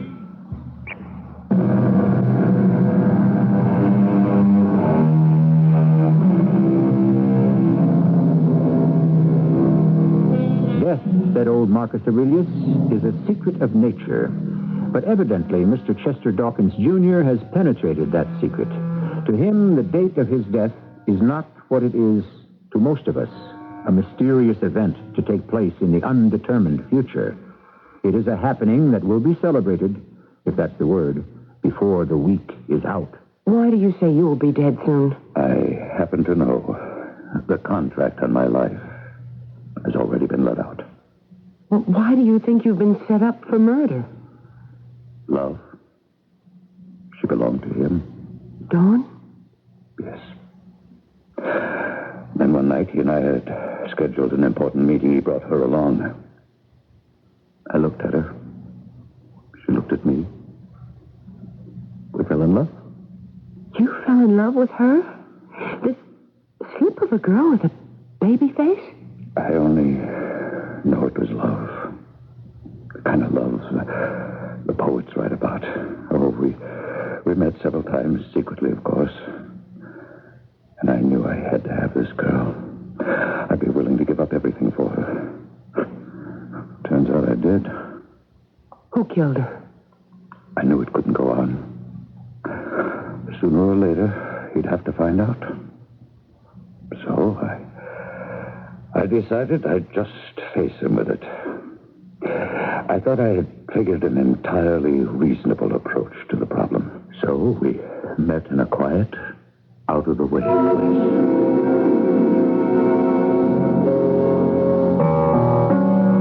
So, what's on your mind, Chester? I'm here to ask you for something, Wolf. All you gotta do is name it, pal. Well, it's not an it. It's a her. Dawn. Dawn? I know it's the most unusual request, Wolf, but I love Dawn. You love Dawn? Yes. I'm in love. Completely in love for the first time in my life. Sorry, pal. Too bad. You see, I happen to be in love with her myself. Why not let her choose? I'm willing to give her up. If she says you're the man she loves. Why shouldn't she love me? Look at what I did for her. I picked her up out of the gutter. I set her up in an apartment. I fixed it for her to get a job. Okay, she can't sing worth beans, but I can see to it that she has a pretty good career for herself. And we spoke about it. She loves me. I don't believe it. Ask her. I'll go up there right now. If she tells me she loves you, I'll knock off the both of you. He went up there, and in a fit of anger, he killed her by his own hand. My death has to be arranged differently. Your death doesn't have to be arranged at all. Testify that he was keeping her, that he had gone there that night, and he goes to jail. I can't do that. Why not? If I do, my part in all this has to come out. I can't disgrace the family. Mr. Dawkins, do you want to die? Yes. But... It's the only way out, Sergeant Melrose. Sergeant, we simply cannot assign protection to Chester Dawkins. Why not? We have to have good reasons. Well, haven't I just told you those reasons? Look, is he willing to cooperate?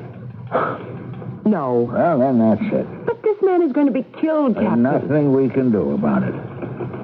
You can assign the necessary protective surveillance. Yes, and the chief inspector will look at my assignment sheet and ask why. Dawkins won't cooperate, so I'm dead. You mean he's dead? Yeah. And that's what happens in the real world. This man is determined to die, and there's nothing anyone can do about it. But how can we just sit around and do nothing? All right, why don't you suggest something? Why don't we go to his office? We? Mm-hmm. This time, you talk to him. Maybe you can convince him. Listen, the truth is you're the best convincer we've got. But there's one thing you can do that I can't. What's that? Talk to him man to man.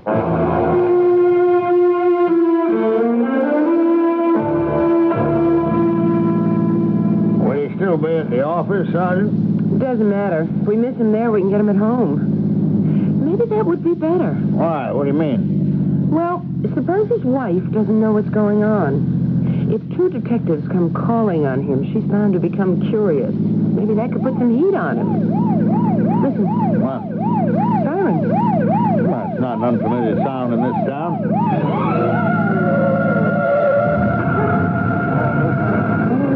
I'm Captain Spencer, homicide. What happened? It's Chester Dawkins. He's dead. Wherever he is, he sure is. You see, just a couple of minutes ago, we got some witnesses here. He was coming out of the building, and some guy passed by in a car and fired a lot of shots at him. Well, can they describe the killer? No. Or the car? Well, it happened so quick. Well, all right, Sergeant. I guess he got what he wanted. Mrs. Dawkins, I'm Sergeant Milrose. So I've been told. Please, sit down. I'm sorry to intrude at this difficult time for you. How may I assist the police? Do you know why your husband was killed? Most reporters and commentators seem to feel it was the work of some deranged assassin. Well, all assassins are deranged, Mrs. Dawkins. How true. Yes, we have a climate of permissiveness in this country. Indeed, in the world. So my husband was murdered to provide a thrill for some psychotic, or perhaps to right some fancied wrong for some fanatic. Did your husband have any enemies? Who knows why some people hate. Mrs. Dawkins, did you know of any connection your husband might have had with a nightclub singer named Dawn Dalrymple? Are you implying that my husband had an affair with her? Mrs. Dawkins, I shall place all of my cards on the table. I'm interested in not just apprehending the murderer of your husband, but the man who ordered the killing. What are you trying to tell me? This man is a fantastically powerful figure in the underworld. We would all be better off without him. What would such a person have to do with my husband? They were business partners. Continue. They controlled and made a fortune from drugs, gambling, among other things, until they had a falling out over a woman, Miss Dawn Dalrymple. And why are you telling me this? Because I have an idea that toward the end your husband may have had an attack of conscience. Confess these things to you. In that event, you would have information that would help us. I see. Sergeant Milrose, I could play the role of the outraged wife and order you from my house, but that role doesn't suit me. Which role does? The one I've been performing for the past 25 years. That of the loving, devoted wife. Yes, he had an affair with her. It wasn't his first, but it was his most serious. He wanted to divorce me and marry her. And yes, he was in business with this Wolf Berengaria. Oh, where do they get those names? I could give you dates and places and provide much useful information, but I won't. You won't help bring his killers to justice? As far as I am concerned, justice was done. You have a duty as a citizen. You say that with such conviction. I'm sure you believe it. My duty is to myself and my family. My husband will not be revealed as a common criminal. We'll never get him, Sergeant. Don't say that. We're not equipped to get him. The Federals will do it if anyone can. And you know what they'll get him for, don't you? Income taxes. Here is a guy who's committed every kind of abominable crime you can think of, and what'll he be bagged for? Cheating on his taxes. I know we can't get him for Dawkins. Even if we pick up the hitman, that's as far as it would go. We'd never be able to make the linkage. Well, why don't we go on then to other things? But we can get him for Dawn Dalrymple. How? How can we make the connection? Well, let me think about it.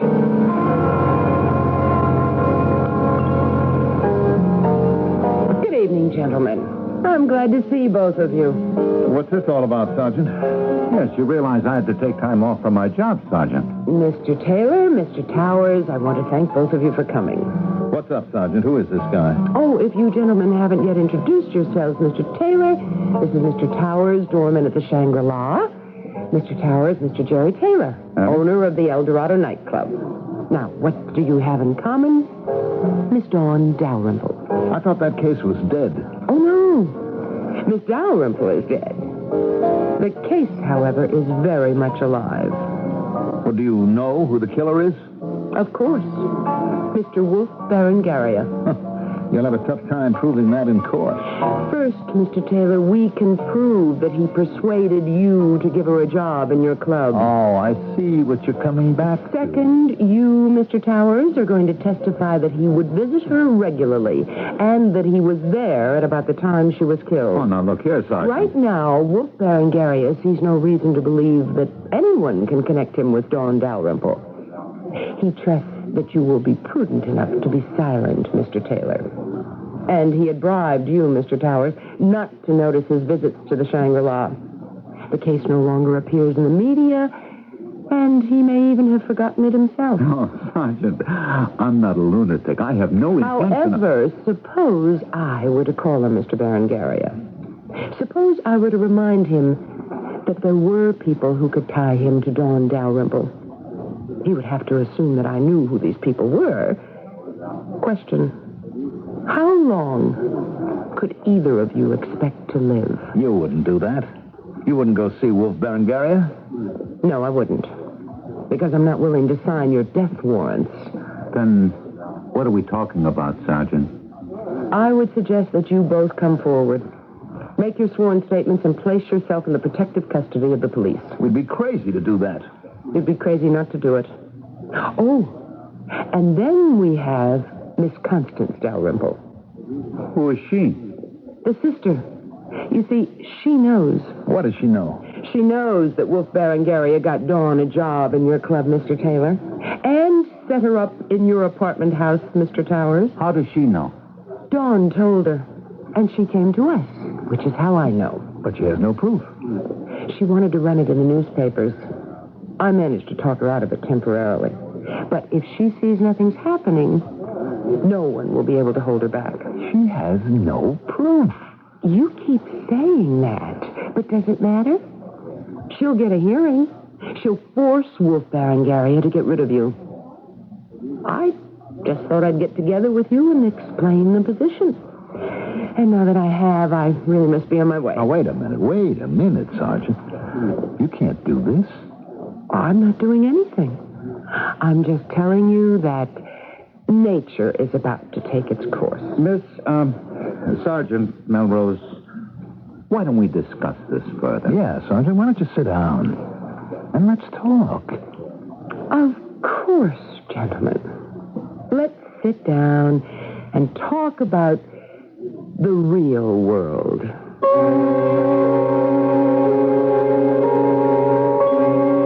And they did.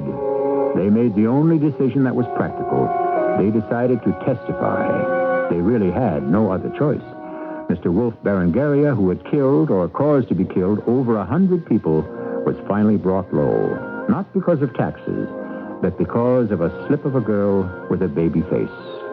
For further thoughts on this theme, let us meet again shortly.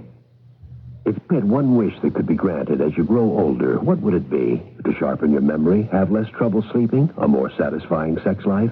Then you'll be glad to know that scientific progress in these and other areas is already bringing renewed happiness to some older people. And now these sometimes controversial but often hopeful findings are described in a 45-page report, yours free as a new subscriber to Prevention, the nation's largest health magazine. This free report, called 10 Ways to Grow Healthier as You Grow Older, tells about several methods to help you fall asleep faster, about the simple substance doctors believe may improve memory, about the mineral that may add life to your sex life, and more. For your free report, try 12 monthly issues of Prevention, only $10.97. If it's not for you, cancel. Pay nothing and keep the first issue. Keep the special report, too. Send no money now. Just phone toll-free 1-800-331-1000. For Prevention and your free report, call 1-800-331-1000.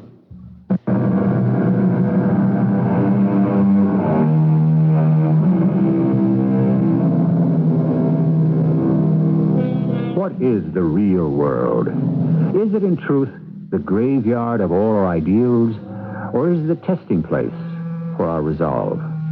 The philosopher said the world is an anvil, and on it are beaten our hopes, our beliefs, until we ourselves are shaped into our final mold.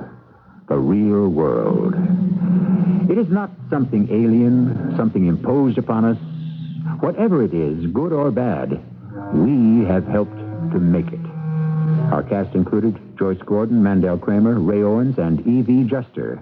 The entire production was under the direction of Hyman Brown. And now, a preview of our next tale. I'm going to fall down on my knees, This baby. isn't a joke. It isn't, huh? Come on, how much you want to bet that Jack Lloyd and Jerry Davis and the rest of them aren't watching this from somewhere in this house? Hey, Jack! Jerry! That is enough out of you. I'll even bet you that they're getting it all down on videotape. Hey, fellas, all right, the show is over. Must have cost you a bundle of dough, and it was all for nothing. I'm going home. Don't move. Ah, come on, that gun doesn't scare me. Please. Come on, that's empty, or it's just got blank cartridges inside it. Do not take another step. Look, don't you know when the joke is over, pal? You a professional actor or something? You're not bad. You asked for it. Hey, are you crazy? I heard that one go right past my ear. And if I have to fire another one, I promise you will not hear it at all. This is E.G. Marshall inviting you to return to our Mystery Theater for another adventure in the macabre. Until next time, pleasant dreams.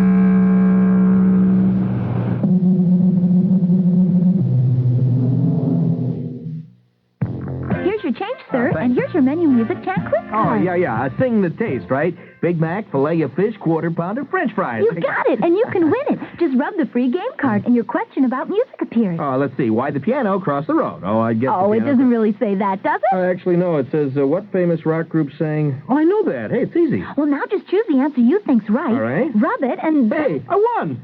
Well, now rub off again to see your prize. It could be... don't tell me. Big Mac, filet-o-fish, quarter-pounder, French fries, or... icy Coke, thick shakes, sundaes, and apple pies. Great Big McDonald's Mac, food or an MCA Great Hits record. There's no purchase necessary to participate, and the prizes are free with required purchase. I want a Big Mac. Everyone can be a winner. You just have to be 12 or older to play. The cards and rules are at participating McDonald's till February 21st, or while supplies last. So play the menu music chant quiz at McDonald's. Big Mac, filet-o-fish, quarter-pounder, French fries, icy Coke, thick shakes.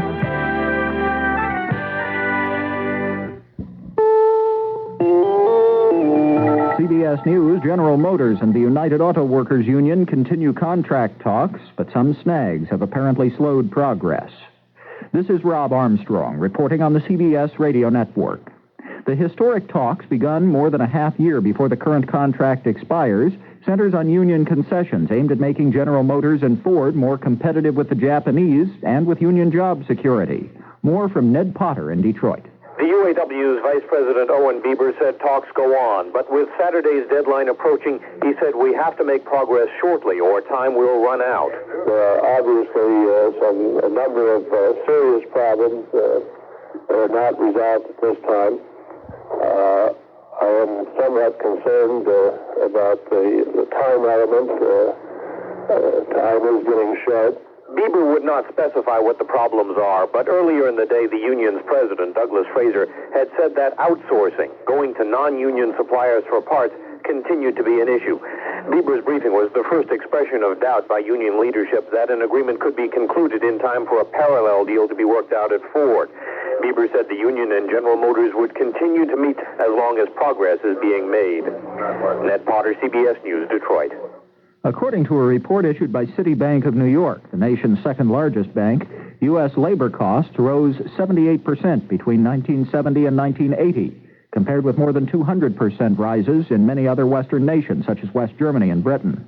But the bank said the numbers are deceptive because U.S. labor costs were so much higher than other countries in 1970, and says the gap has narrowed but not closed. CBS News continues in a moment.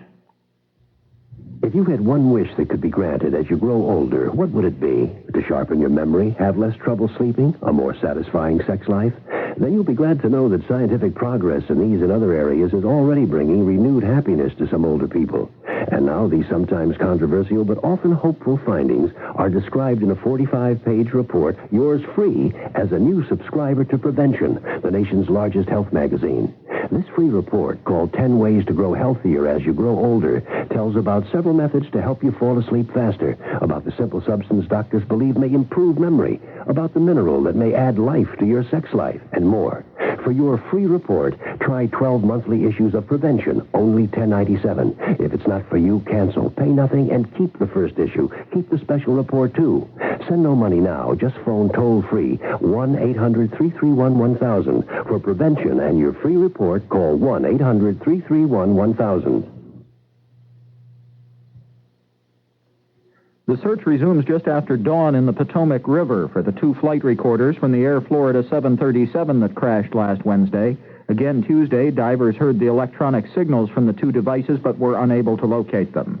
A tragedy at an Oklahoma elementary school left 5 children and 1 teacher dead, more than 30 others injured. David Dick has a report from Oklahoma City. The cause of the explosion has not been officially determined. But a woman who washed dishes in the school's kitchen said one of 2 water heaters had been causing trouble. Florence Hardy said she was in the kitchen when she heard a swoosh and a bang that knocked everybody on the floor. A 4th grader who survived said all of a sudden there was, quote, this big old explosion and a lot of people were hurt, end of quote. Hundreds of volunteers lined up to donate blood for the more than 30 who were injured. The Star Elementary School's cafeteria lies in rubble, and it may be days before the cause of this disaster is positively identified. David Dick, CBS News, Oklahoma City. President Reagan told his first news conference of 1982 that he still believes his economic recovery program will work.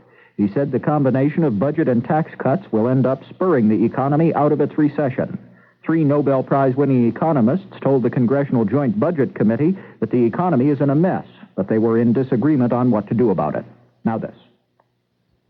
Thursday on CBS television, a typical American family. Dean Jones, Michelle Lee, Ricky Schroeder, Dana Plato, and their very untypical vacation. A salute to Walt Disney World's 10th anniversary. Also starring John Schneider, Eileen Brennan, Michael Keaton, and Larry Gatlin with the Gatlin Brothers Band in a 1-hour special marking the creation of the Magic Kingdom in Florida. Their Disney World vacation becomes a dream come true when all their fantasies become reality. Thursday at 8, 7 Central and Mountain on CBS television. Super Sunday is January 24th, and CBS Radio Sports brings you Super Bowl 16. The Cincinnati Bengals will go head-to-head with the San Francisco 49ers. Jack Buck with the play-by-play and Hank Stram with expert analysis. Dick Stockton at the top of the game, Brent Musburger at halftime. Cincinnati against San Francisco in Super Bowl 16. The action begins at 3:45 p.m. Eastern Time, Sunday, January 24th, on the CBS Radio Network. Hear it here. The Labor Department released some comparative unemployment figures Tuesday. Among the statistics, the nation's highest level of unemployment is in the Janesville-Beloit area of Wisconsin. 15% of the civilian workforce there is out of a job. Modesto, California is next with a 14.9% unemployment rate. At the other end of the scale, the nation's lowest unemployment rate is in Tulsa, Oklahoma, where 3.6% of the workforce is jobless. The next lowest unemployment areas: Stamford, Connecticut, Lafayette, Louisiana, Billings, Montana, Oklahoma City, and Austin, Texas. Rob Armstrong, CBS News. This is CBS News Radio 78, WBBM, Chicago. 11:30 now. This is Alan Bickley on News Radio 78 in Chicago.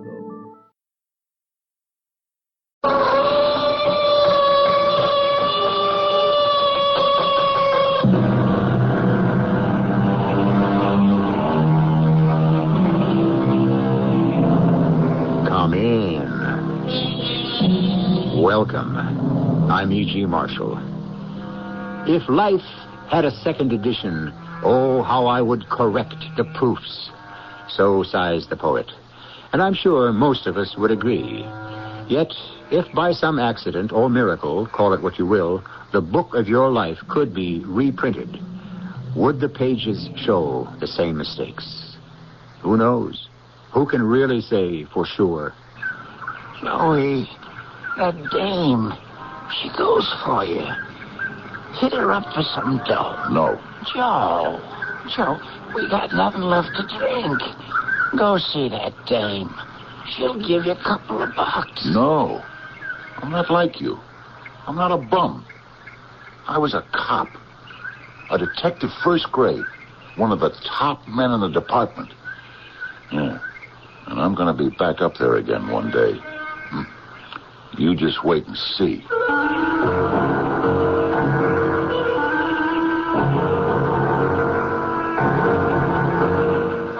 Our mystery drama, Gate 27, was written especially for the Mystery Theater by Sam Dan and stars Fred Gwynne.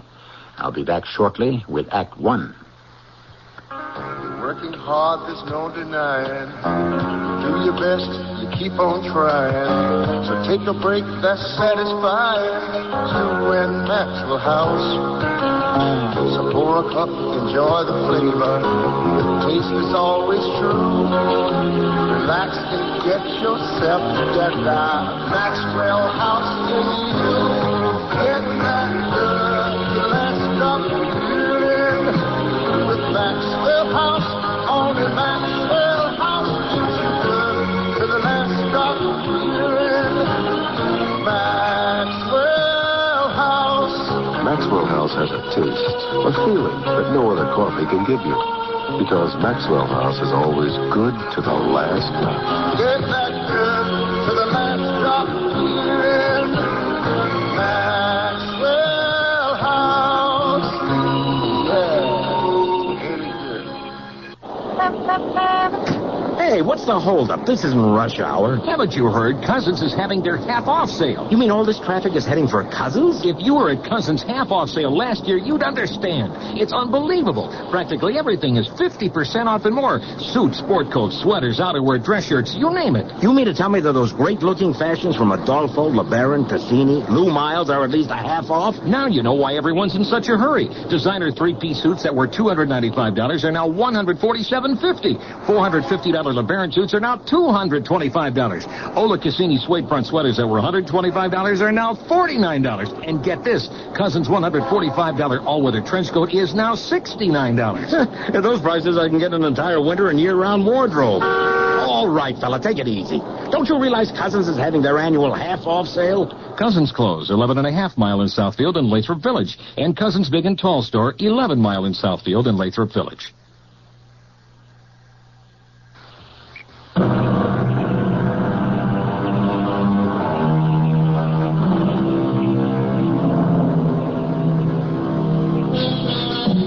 What did the philosopher say? He that is not handsome at 20, strong at 30, rich at 40, nor wise at 50, shall then never be handsome, strong, wise, or rich. Our story will tell of Joe Driscoll, who has just arrived at his 50th birthday, and at this point has none of those attributes. However, let the tale be told by a man who knows Joe Driscoll better than anyone else, Detective Lieutenant Frank Ruhlbach. The fact is, at the time you're discussing there, Joe Driscoll was a bum. A down-and-out drunk who just drifted around. Every morning you'd see him in Grand Central Station, here in New York, at the height of the commuter rush hour. And he'd usually shape up in front of Gate 27 on the upper level. The railway cops were always ready to give him the bum's rush. Hey, you. Keep moving. I'm not doing anything. Start walking. I guess you could say it's the standard morning ritual. Both of them know it. After a while, the cop has other fish to fry, and Joe is left in relative peace. But by now, most of the incoming crowd has already walked away from Gate 27. Only a few stragglers are coming up the stairs. One is an elderly, grim-looking, hatchet-faced man.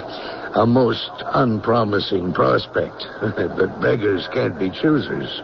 Mister, could you spare a phone? Get lost, you filthy animal. And now there's only one more person coming up the stairway.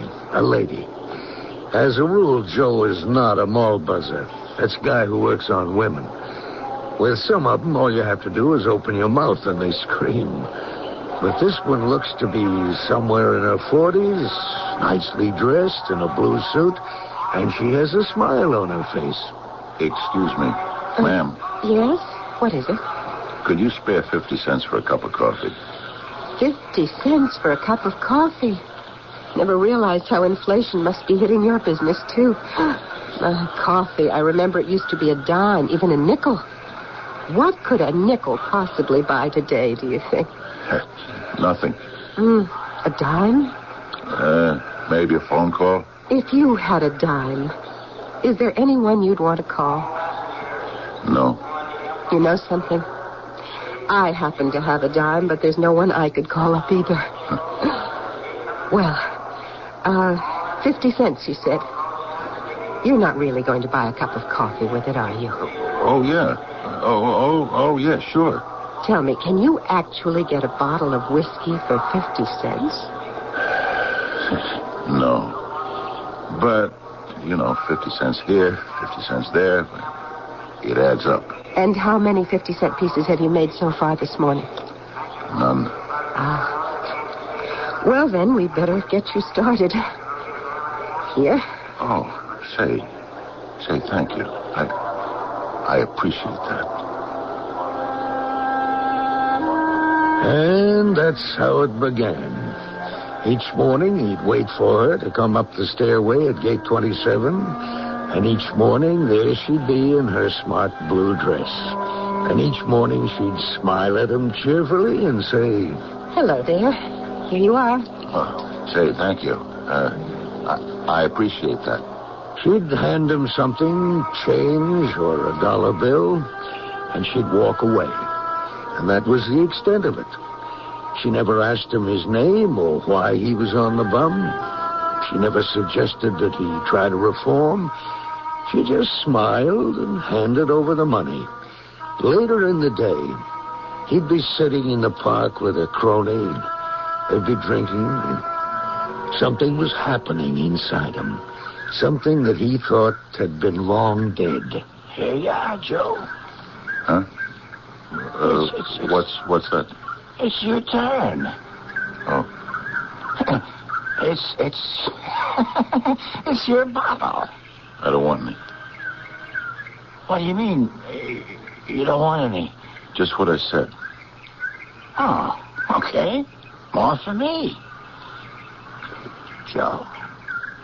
Yeah? Why don't you want any? I'm gonna quit drinking. Yeah? That's good. I wish I could quit. Why are you gonna quit? Because of her. A dame? Yeah. Oh, that's something new. I heard of guys who start drinking because of a dame, but to quit? Who's the dame? I don't know. You mean you ain't even met her yet? No. I met her. You met her? You don't know who she is. Yeah. I feel I want to talk to her. But how can I talk to her? What can I say to her? Harry, look at me. I'm just a bum. You want a drink? My face, my clothes, I'm filthy. Oh, yeah, sure, I'm all right just as somebody she could be sorry for, but for her to take me seriously, as a person, as a guy, you know what I mean, Harry? You sure you don't want any more of this? But here's what I have to do. I have to quit drinking. Harry, are you listening to this? Huh? And then I have to get cleaned up. Get a job. I don't think I could get back in the police department anymore, but there's plenty of jobs. Right, Harry? Anything you say, Joe. Yeah, and then, Harry, listen to this. I'll get my own place. A car. Some good clothes. You know, and one morning, I'll show up at gate 27. And I'll say to her, hey, listen, let me buy you some breakfast. Yeah, Harry, that's what I'm going to do. What do you say to that, huh? You want a drink? Harry, I said no. This is it. No. And every afternoon he'd sit there in the park, and every afternoon he'd bravely make the resolution. But as the shadows lengthened and dusk gradually enveloped the city, his resolve would falter and then weaken and finally collapse. You want a drink, Joe? Joe? Yeah, Harry. Hand it over. And when night would fall, he'd find a doorway or an alley or, if he had the price, one of the flop houses. He could barely afford a bowl of soup. But at least dreams were free. You didn't have to pay for them or work for them. You could have any dream you wanted as long as you wished for it. And in his dream... And the witnesses say he was reaching for his gun. They saw his hands move, so they thought he was going for his gun. But you see, I knew better. I knew he was going to raise him high in the air. How? How did you know? I could see it in his eyes. He was scared. He didn't want to die. I could see it in his eyes. But I shot him anyhow. Why, Joe? Why did you shoot him? Because of her. Who? Florence. My wife, Florence. Oh, you were married? Yeah. I loved her. Even though everyone told me about her. What did everyone tell you? Oh, things I wouldn't believe. I'm sorry. Yeah. Then one day I came home when I wasn't supposed to, when I wasn't expected, and I caught him. In my own house. I caught her with him. With whom? Who knows? If I'd come home earlier a different day, it would have been somebody else. Well, I turned around, walked out of the room, out of the house. You did the right thing. No, it was wrong. I should have killed her. Why? Well, because I had to kill somebody. I had to get rid of all that anger. Well, that night I ran into Lou Follette. I said to myself, somebody has to pay for this. And you're going to pay for it, Lou Follette. That's why I killed him. Because I was afraid to kill her. Florence. I was afraid to kill my wife, Florence. But everyone said you had no choice but to shoot Lou Follette. I don't care what everyone said. All I know is that night I went out and I started to drink, and I didn't stop for 5 years. That is until I met you. Now I don't have to drink anymore. Because I met you. And I love you. You love me? Yes. I love you. I knew it the moment we met. So did I. But when I think of what I must have looked like... I didn't notice any of that. How could you miss it? I looked into your eyes. I fell in love with your eyes. I love you. But, you know, I don't know anything about you. What do you want to know? Everything. Tell me everything. I don't even know your name. What's your name? Wait. Don't go. Where are you going? What's happened to you? Where did you go? I didn't go no place, Joe. Where did you go? I'm here, Joe. Are you okay? Joe? You okay? Harry, where did you go? No, Joe, you was dreaming. Dreaming. No, Harry. No, you were so real. Listen, Joe, there's one thing about you. You can sleep anywhere. The two of us, we were sitting there together. It's morning, Joe. The bottle's empty. We gotta get another one. And she was about to tell me her name. Oh, why do I always wake up when she's about to tell me her name? Joe, you know the dame you told me about? The one in Grand Central that always starts you off with 50 cents or a buck. You want to go there? Hit her up again, Joe? No. Oh, she's a pushover. I don't want to see her again. Oh, Joe. I don't want to see her again until I'm ready for it. You're ready now.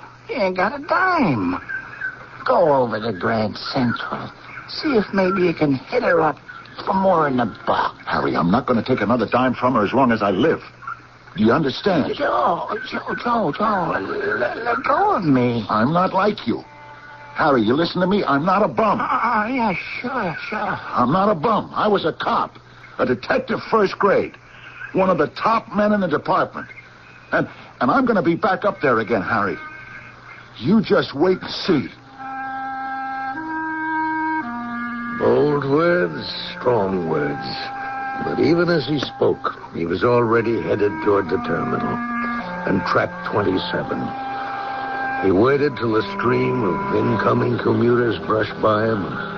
Finally, there she was, wearing the same blue suit, the same sunny smile. Hello there. Here you are. And she pressed the coins into his hand. She kept walking, and the great escalator took her up into the Pan Am building and out of sight. And he stood there, and suddenly he was in the dark because the light had just gone out. He was in the dark, and his eyes were filling with tears. His heart would be breaking if it hadn't already been broken 5 years before.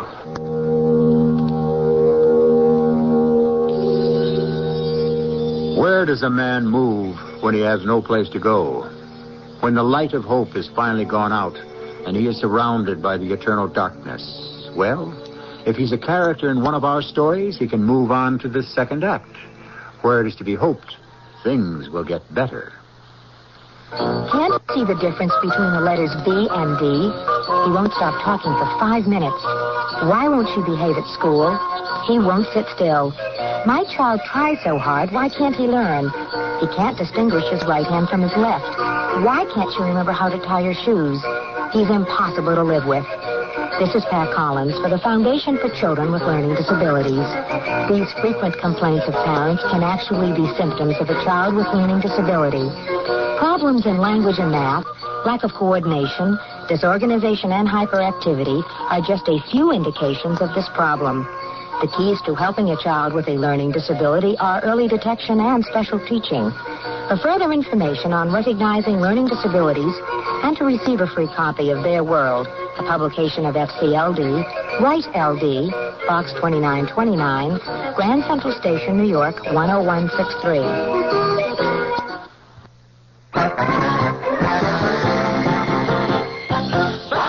By now, everybody knows that Falvey, the most reliable name in automobiles, is Toyota. Because Falvey, in the Troy Motor Mall, still maintains the widest selection of Toyota cars and trucks. And because Falvey is price competitive on Toyota, Falvey has quickly become one of the largest Toyota dealers. Falvey of Troy in the Troy Motor Mall. But that's not all. Right there in the Troy Motor Mall, 500 feet away, Falvey is also Volkswagen. Think about it. Is Volkswagen fuel efficient? Does Falvey have a wide selection? And most important, is Falvey price competitive on Volkswagen? Answer, Falvey does it again. Volkswagen, Saab and Jaguar, Toyota too. Falvey is on the beat. Falvey of Troy in the Troy Motor Mall. Hello, this is Bob Newhart. You say you've insulated your doghouse. And you wonder if you can take a deduction on your income tax. Listen, I think you have the wrong number. Yeah, you want the public library. The library, right. He'll answer any. Have any questions at all, you can call. I'm the library. The library, right. So you just call them and ask them any question, and what's that? Golly, I don't know if penguins can sing. I don't know who invented applesauce. Listen, I think you want the public library. The library. Oh, I think penguins can hum a little. Don't mention it. If you have any questions at all, you can call. On the library, you can call. A public service message of the American Library Association and your local library. On the library.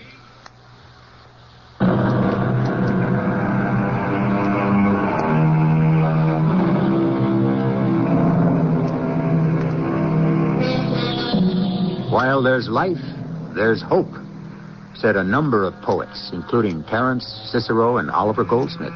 Therefore, I am encouraged to say it too. A poem should be like a mathematical equation, both sides in balance, which means we can also say that while there's hope, there's life. I'm sure that Detective Lieutenant Frank Ruhlbach, who is telling our story, would agree. Sure. Hope. You'd be surprised, or would you, at how many people there are in the world who have no hope at all, who've given up on everything, even dreams. It's getting light, Joey. Yeah. We better blow. When the janitor comes down the cellar for the garbage cans, he'll throw us out. Okay. Maybe he'll call the cops, which it'd be even worse. Yeah. Sure. Hey, look at it outside. It's gonna be a nice day. Huh? You, didn't sleep last night, did you? No. I noticed. Weeks. You ain't been sleeping. You hungry? No. Joey, I got to have a drink. I know, Harry. I can't wait all morning. Go to the station. This dame. Hit her up for $1. At least we can get a bottle of wine. I'll meet you in the park. And Joe Driscoll walked as quickly as he could to Grand Central Station. He waited there at track 27, upper level. He stood there in the middle of the rush of the incoming commuters, waiting for her. Suddenly, the stairway was empty. He could see down to the platform, and it was deserted. There was no sign of her. He stood there, and he didn't know what to do. You're here again, huh? No matter how many times I tell you to beat it, you keep coming back. Officer. Now move along, huh? But she hasn't come up the stairs yet. Move! She comes every morning, officer. Why didn't she show up today? Something must have happened to her. She wasn't on the train. On what train? Who wasn't on the train? This lady. How would you know a lady? I know her very well. Yeah? What's her name? I don't know her name, but she's kind. And she's sweet, and she believes in me. Sure. I believe in you, too. Now, just move along, huh? But she's on the train every morning, officer. Why wasn't she on it today? Who? The lady I've been telling you about. The lady whose name you don't know. The lady who don't exist. All right, now, beat it. But something must have happened to her. Joey, maybe you could go where she lives. Harry. How many times have I told you I don't know where she lives? Well, could you look her name up in the phone book? Harry, I don't know her name. Joe, we just can't sit here all day. What could have happened to her? What's the difference? Harry, she's in trouble. Oh, everybody's in trouble. Whole world's in trouble. Why wasn't she on that train this morning? Joe, we can't sit here all day. Please, Harry, I have to think. About what? Just let me alone, will you? Let me think.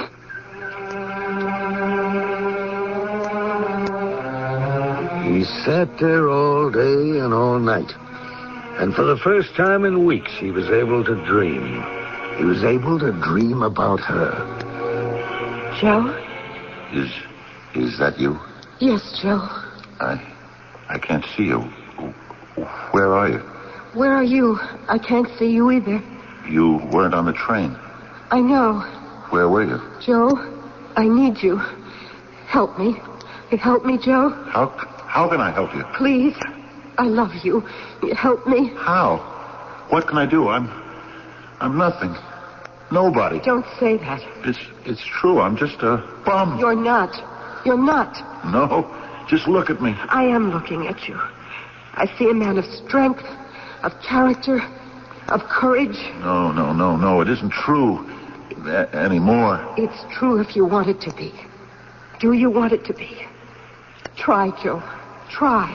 I'm afraid. Don't be afraid. I'll help you.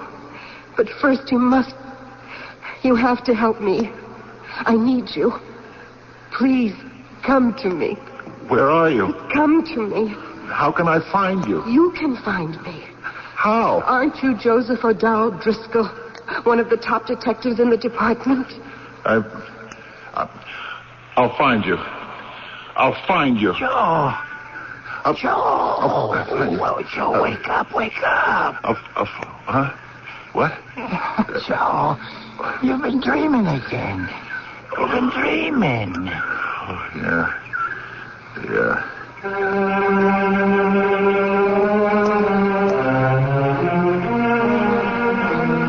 That morning, I think I got the shock of my life.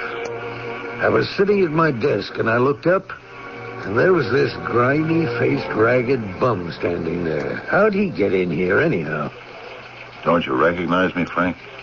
I guess you don't. It's me. Joe. Joe? Joe Driscoll. Oh, Joe. How are you, Joe? You can see how I am, Frank. How are things? Things couldn't be worse. Joe, if you need a couple of bucks... Frank, I need more than a couple of bucks. I need a bath. I need a shave. I need a haircut. Frank, I have to borrow a suit of your clothes. You gotta help me. Yeah, okay. I have to find her. She needs me. Who? This girl.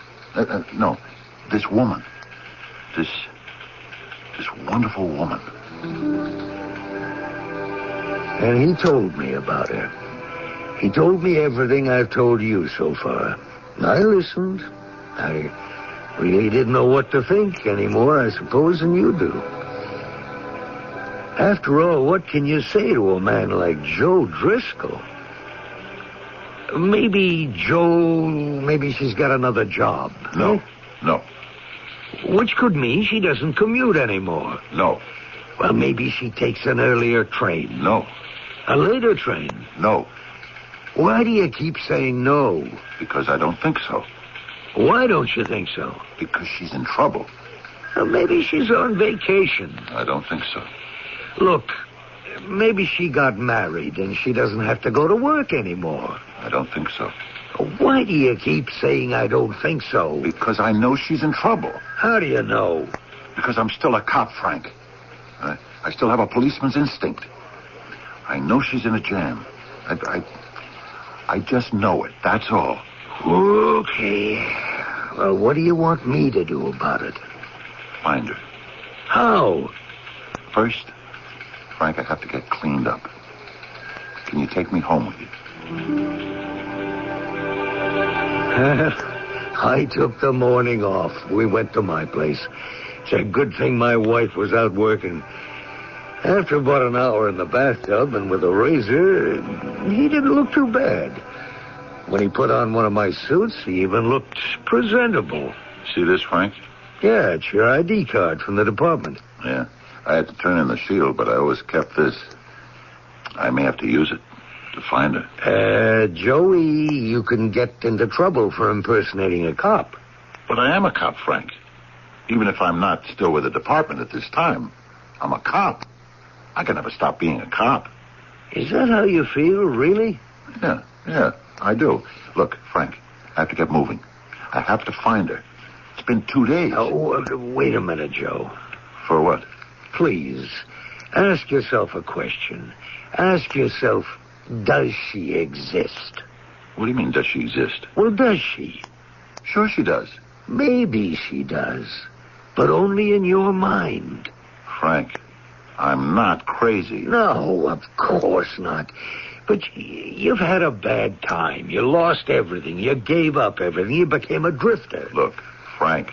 Something inside you said, no, this can't go on. Joe Driscoll is not going to be a bum for the rest of his days. Joe Driscoll is going to make a comeback. I'm so glad you feel it, and you're going to make good. I know it. So this woman, you don't need her anymore. How can you say that? Well, you needed her in the beginning. You needed her, the idea of her to wake you up. But you're all right now. You can make it on your own. Frank, are you trying to tell me this girl is only in my imagination? Isn't she, Joe? Isn't she?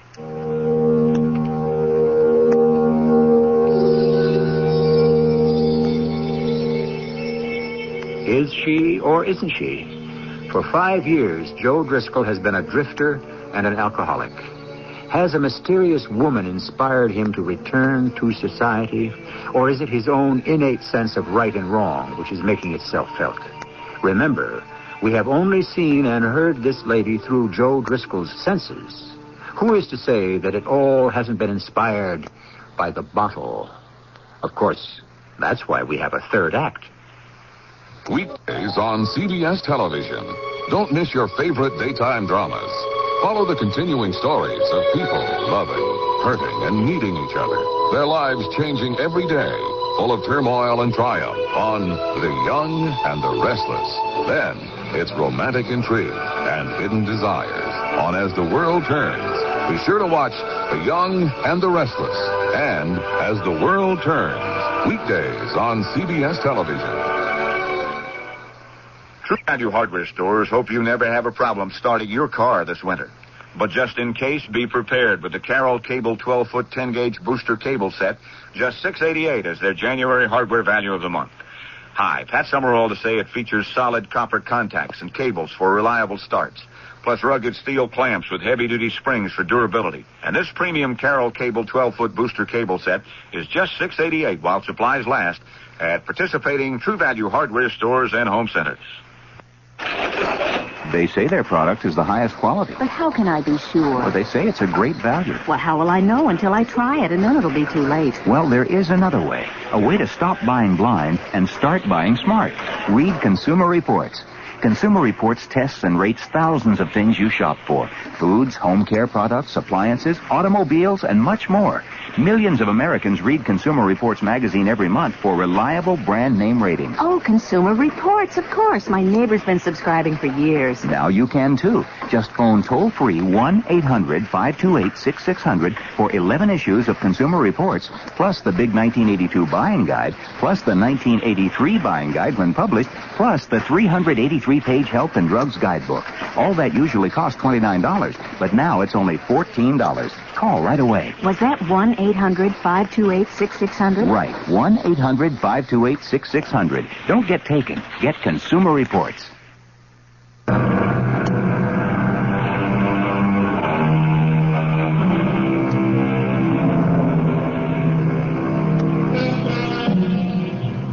Who was it that first called it the demon rum?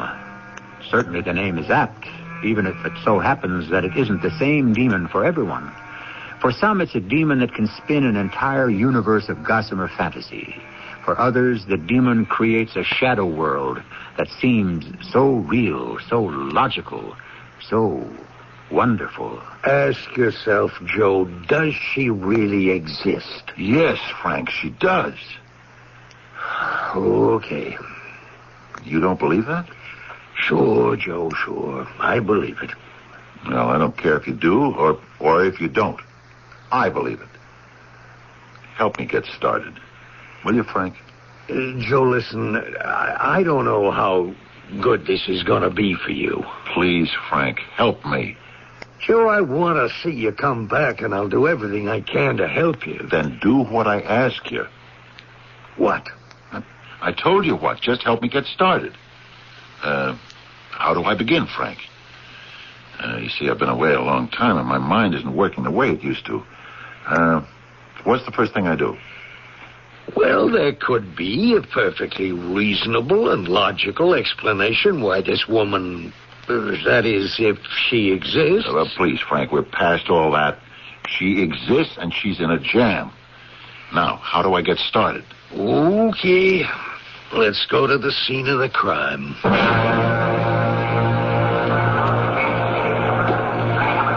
This is where she'd come up from. Yeah, gate 27.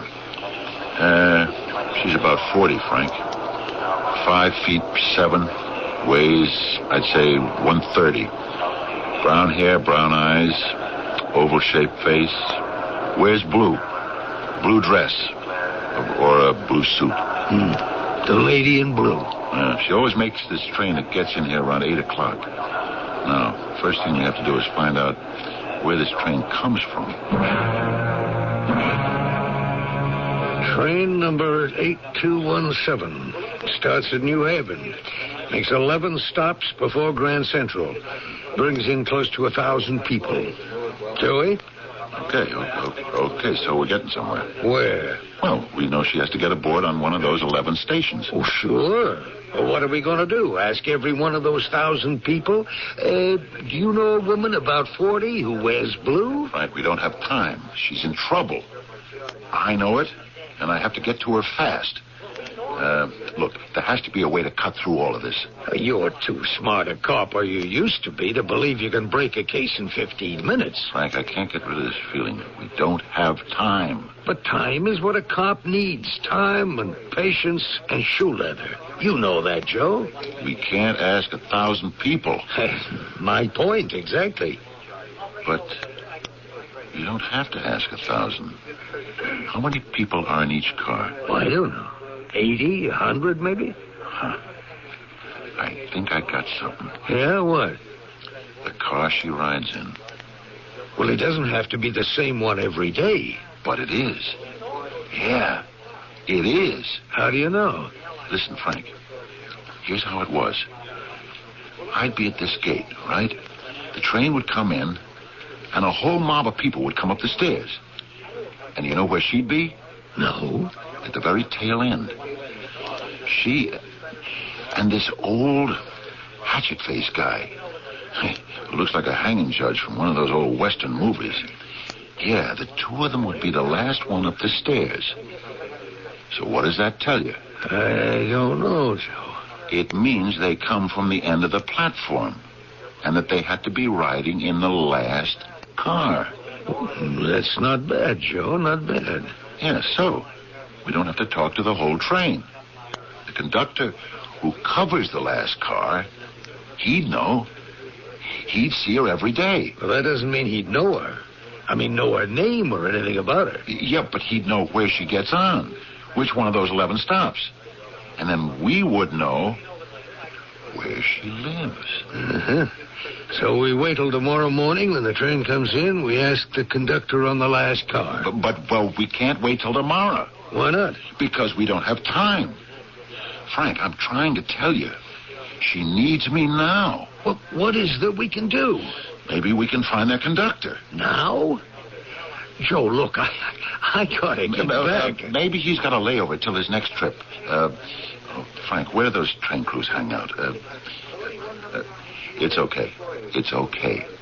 I can take it from here. You looking for me? I'm a police detective. You the conductor on the last car of train 8217. Well, I'm not the conductor. I'm Mr. Brakeman. But do you work the last car? Yeah. Hey, what's this about? I'm due on number 1212. I'm filling in for a pal. I got to be on the platform in 5 minutes. Listen, on the last car of this train, every morning there's a lady. Would you happen to remember her? Mister, you got the idea how many ladies were on that train? This one has brown hair, brown eyes. Yeah, that's my type. About 40. That's just about the right age. And she dresses in blue. Oh, yeah, that's the bee lady. The what? The bee lady. She raises bees. How do you know? Well, she told me. She raises bees. She makes a special kind of honey. Because these are very special bees. I understand they're dangerous. But that's what makes the honey. Anyhow, she comes in every morning to call on her honey customers. Oh, what's her name? Well, how would I know her name? Do you know where she gets on? Yeah. Sometimes I see her running for the train. I hold it for her. Hey, what's wrong? Well, why do you say something's wrong? Well, the past 2 days she hasn't been on the train, and now the cops are asking about her. And you're trying to tell me nothing's wrong? Where does she get on the train? Station called Eastport, 6 miles out of New Haven. Help you? Yeah, I'm Sergeant Driscoll, New York Police. I'm Sergeant Summers. How can I help you? I'm looking for a woman. About 40, brown hair, brown eyes, oval face, dresses in blue. Oh, come on. I could describe a great many women. In the morning, when she makes it, she gets on the 658 to Grand Central. Oh, that doesn't give me anything to go on. You wouldn't happen to know her name. That's what I'm trying to find out. Offhand, that description doesn't strike a note, huh? Well, I'll tell you. It used to be a little town. Everybody knew everybody else. But now there's so many new people. Yeah, I understand she keeps bees. Bees? Yeah. Well, I don't know. We got all kinds of folks, all kinds of hobbies. I understand it's more than a hobby. It's a business. A business, you say? Yeah, she sells the honey. What do you want it for, Sergeant? Let's just say it's personal. Okay. Only thing I can tell you, walk around town, ask at the stores. You might run into a friend of hers. Huh. I don't think she has any. No friends? No, I don't think she knows very many people. Why do you think that? Oh, because of something I remember she said to me. She said, I happen to have a dime, but there's no one I could call up either. What was that again? Yeah, it's not going to help. Well, look, all I can say to you, ask around. Somebody might know her. Yeah, but the trouble is that could take time, and I don't have time. Well, I wish I could help you. Yeah, thanks. Wait. She doesn't sell honey in this town, but she makes it here, which means, doesn't she have to have some kind of certificate or permit? Let me check it out with the town clerk. Aviary. There's a listing for a Mrs. Louise Hastings. Mrs.? She's described as a widow, place of business and residence, Frog Hollow Road. Where's that? Oh, boy, that's in the boonies. Yeah, well, how can I get there? You could never find it. Tell you what, Detective Driscoll. Let me give you a lift.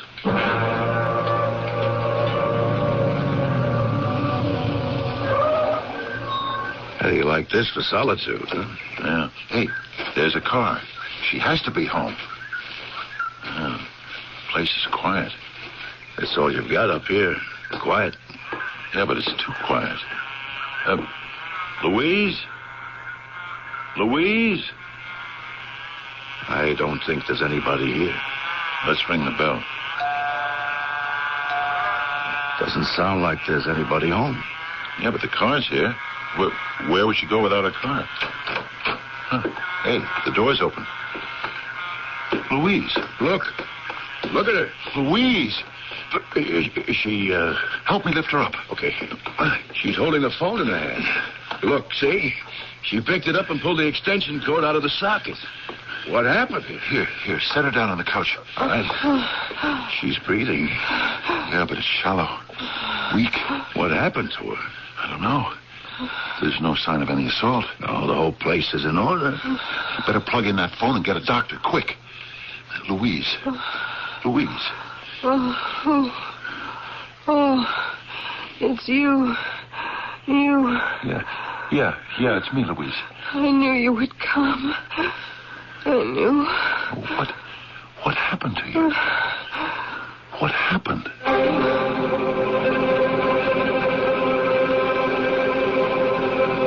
What happened, Doctor? What happened? She shouldn't be fooling around with bees, especially the kind she messes with out there now. I guess it's a living. Yeah, but what happened, Doctor? One of those bees stung her. She went into what's known as anaphylactic shock. Comes from having a protein allergy. Good strong bee bite, you can go into shock, create other complications, and you can die. But how is she? Well, we got to her in time. Just in time. She was going out. Will she be all right? I think so, but somebody's going to have to take care of her. She lives out here like a hermit. Oh, don't worry, Doctor. Somebody will take care of her. Who? Me. Can I go in and see her now? Of course.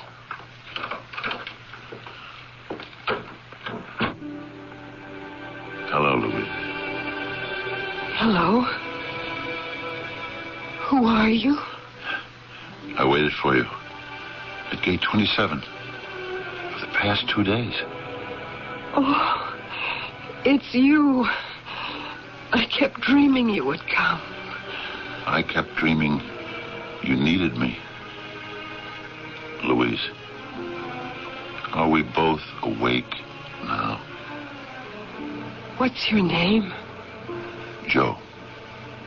Joe. Oh, yes, Joe.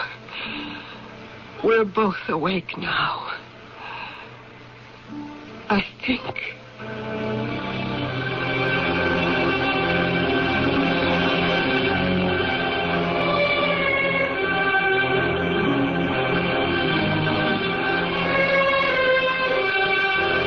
Cast your bread upon the waters, the book tells us.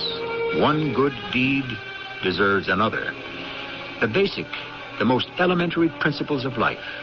And consider all these rules of brotherhood and charity were formulated by the ancient peoples. Why? Perhaps in those times they understood that charity not only aids the receiver, but also enriches the giver. And it forms a common bond for all humanity. I shall be back shortly. Hi, I'm Landon Saunders. And you know, it's the little things that get you down. You wake up in the morning feeling pretty good, but the kids are sick or noisy or messy or all three, or the traffic's bad. Your job's no better, your boss is grouchy, your coworker's lazy. Your bills mount up and you feel tension that you didn't have before, and you become morose, depressed. Maybe you have 3, 4, 5 days like this in a row, and you don't know what to do. Well, I've got a few suggestions that I think will help you cope with that depression. Here's one idea. Decide not to let your depression dehumanize you. You're a person, a very special and valuable person. Nothing or no one can change that. And you don't have to react in any other way. Your depression is never bigger than you are, and it's generally not fatal.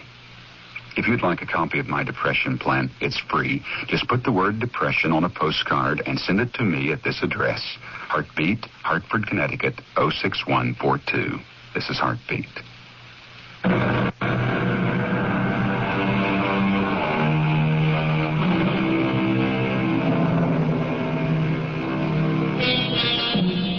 We see them everywhere, the ragtag members of that aimless army of the hopeless, the homeless, the defeated. They drift through the streets and the public buildings of every town and city. Or perhaps we don't see them. Perhaps we try to look past them or around them or through them.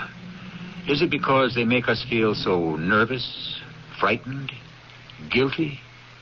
How hard it is to be thy brother's keeper. Our cast included Fred Gwynn, Kerry Keane, Court Benson, and Bernard Grant. The entire production was under the direction of Hyman Brown. And now, a preview of our next tale. We thought you were on the ocean. I was. Well, what happened? Didn't you like it? I liked the water. I kept hoping I'd see a whale or some dolphins, but I never did. I guess they live out further where it's deeper. I don't know. Anyway, no whales, no dolphins, so I took the next boat back from Newfoundland. And here I am. Why didn't you let us know? I didn't think of it. We'd have met you. I took the Hackney coach from the station. Had a little trouble with the front door. But you haven't. Well, we're coming up to the midnight hour now, and here are some of the top headline stories we'll be following. Tonight's Super Bowl pub crawl ends in tragedy for two. I'm Gary Baumgarten, and I'll have a live report upcoming. And more automotive layoffs loom over the city this evening. Rob Marr will have details on that story. From Weather Command, it's going to be very cold.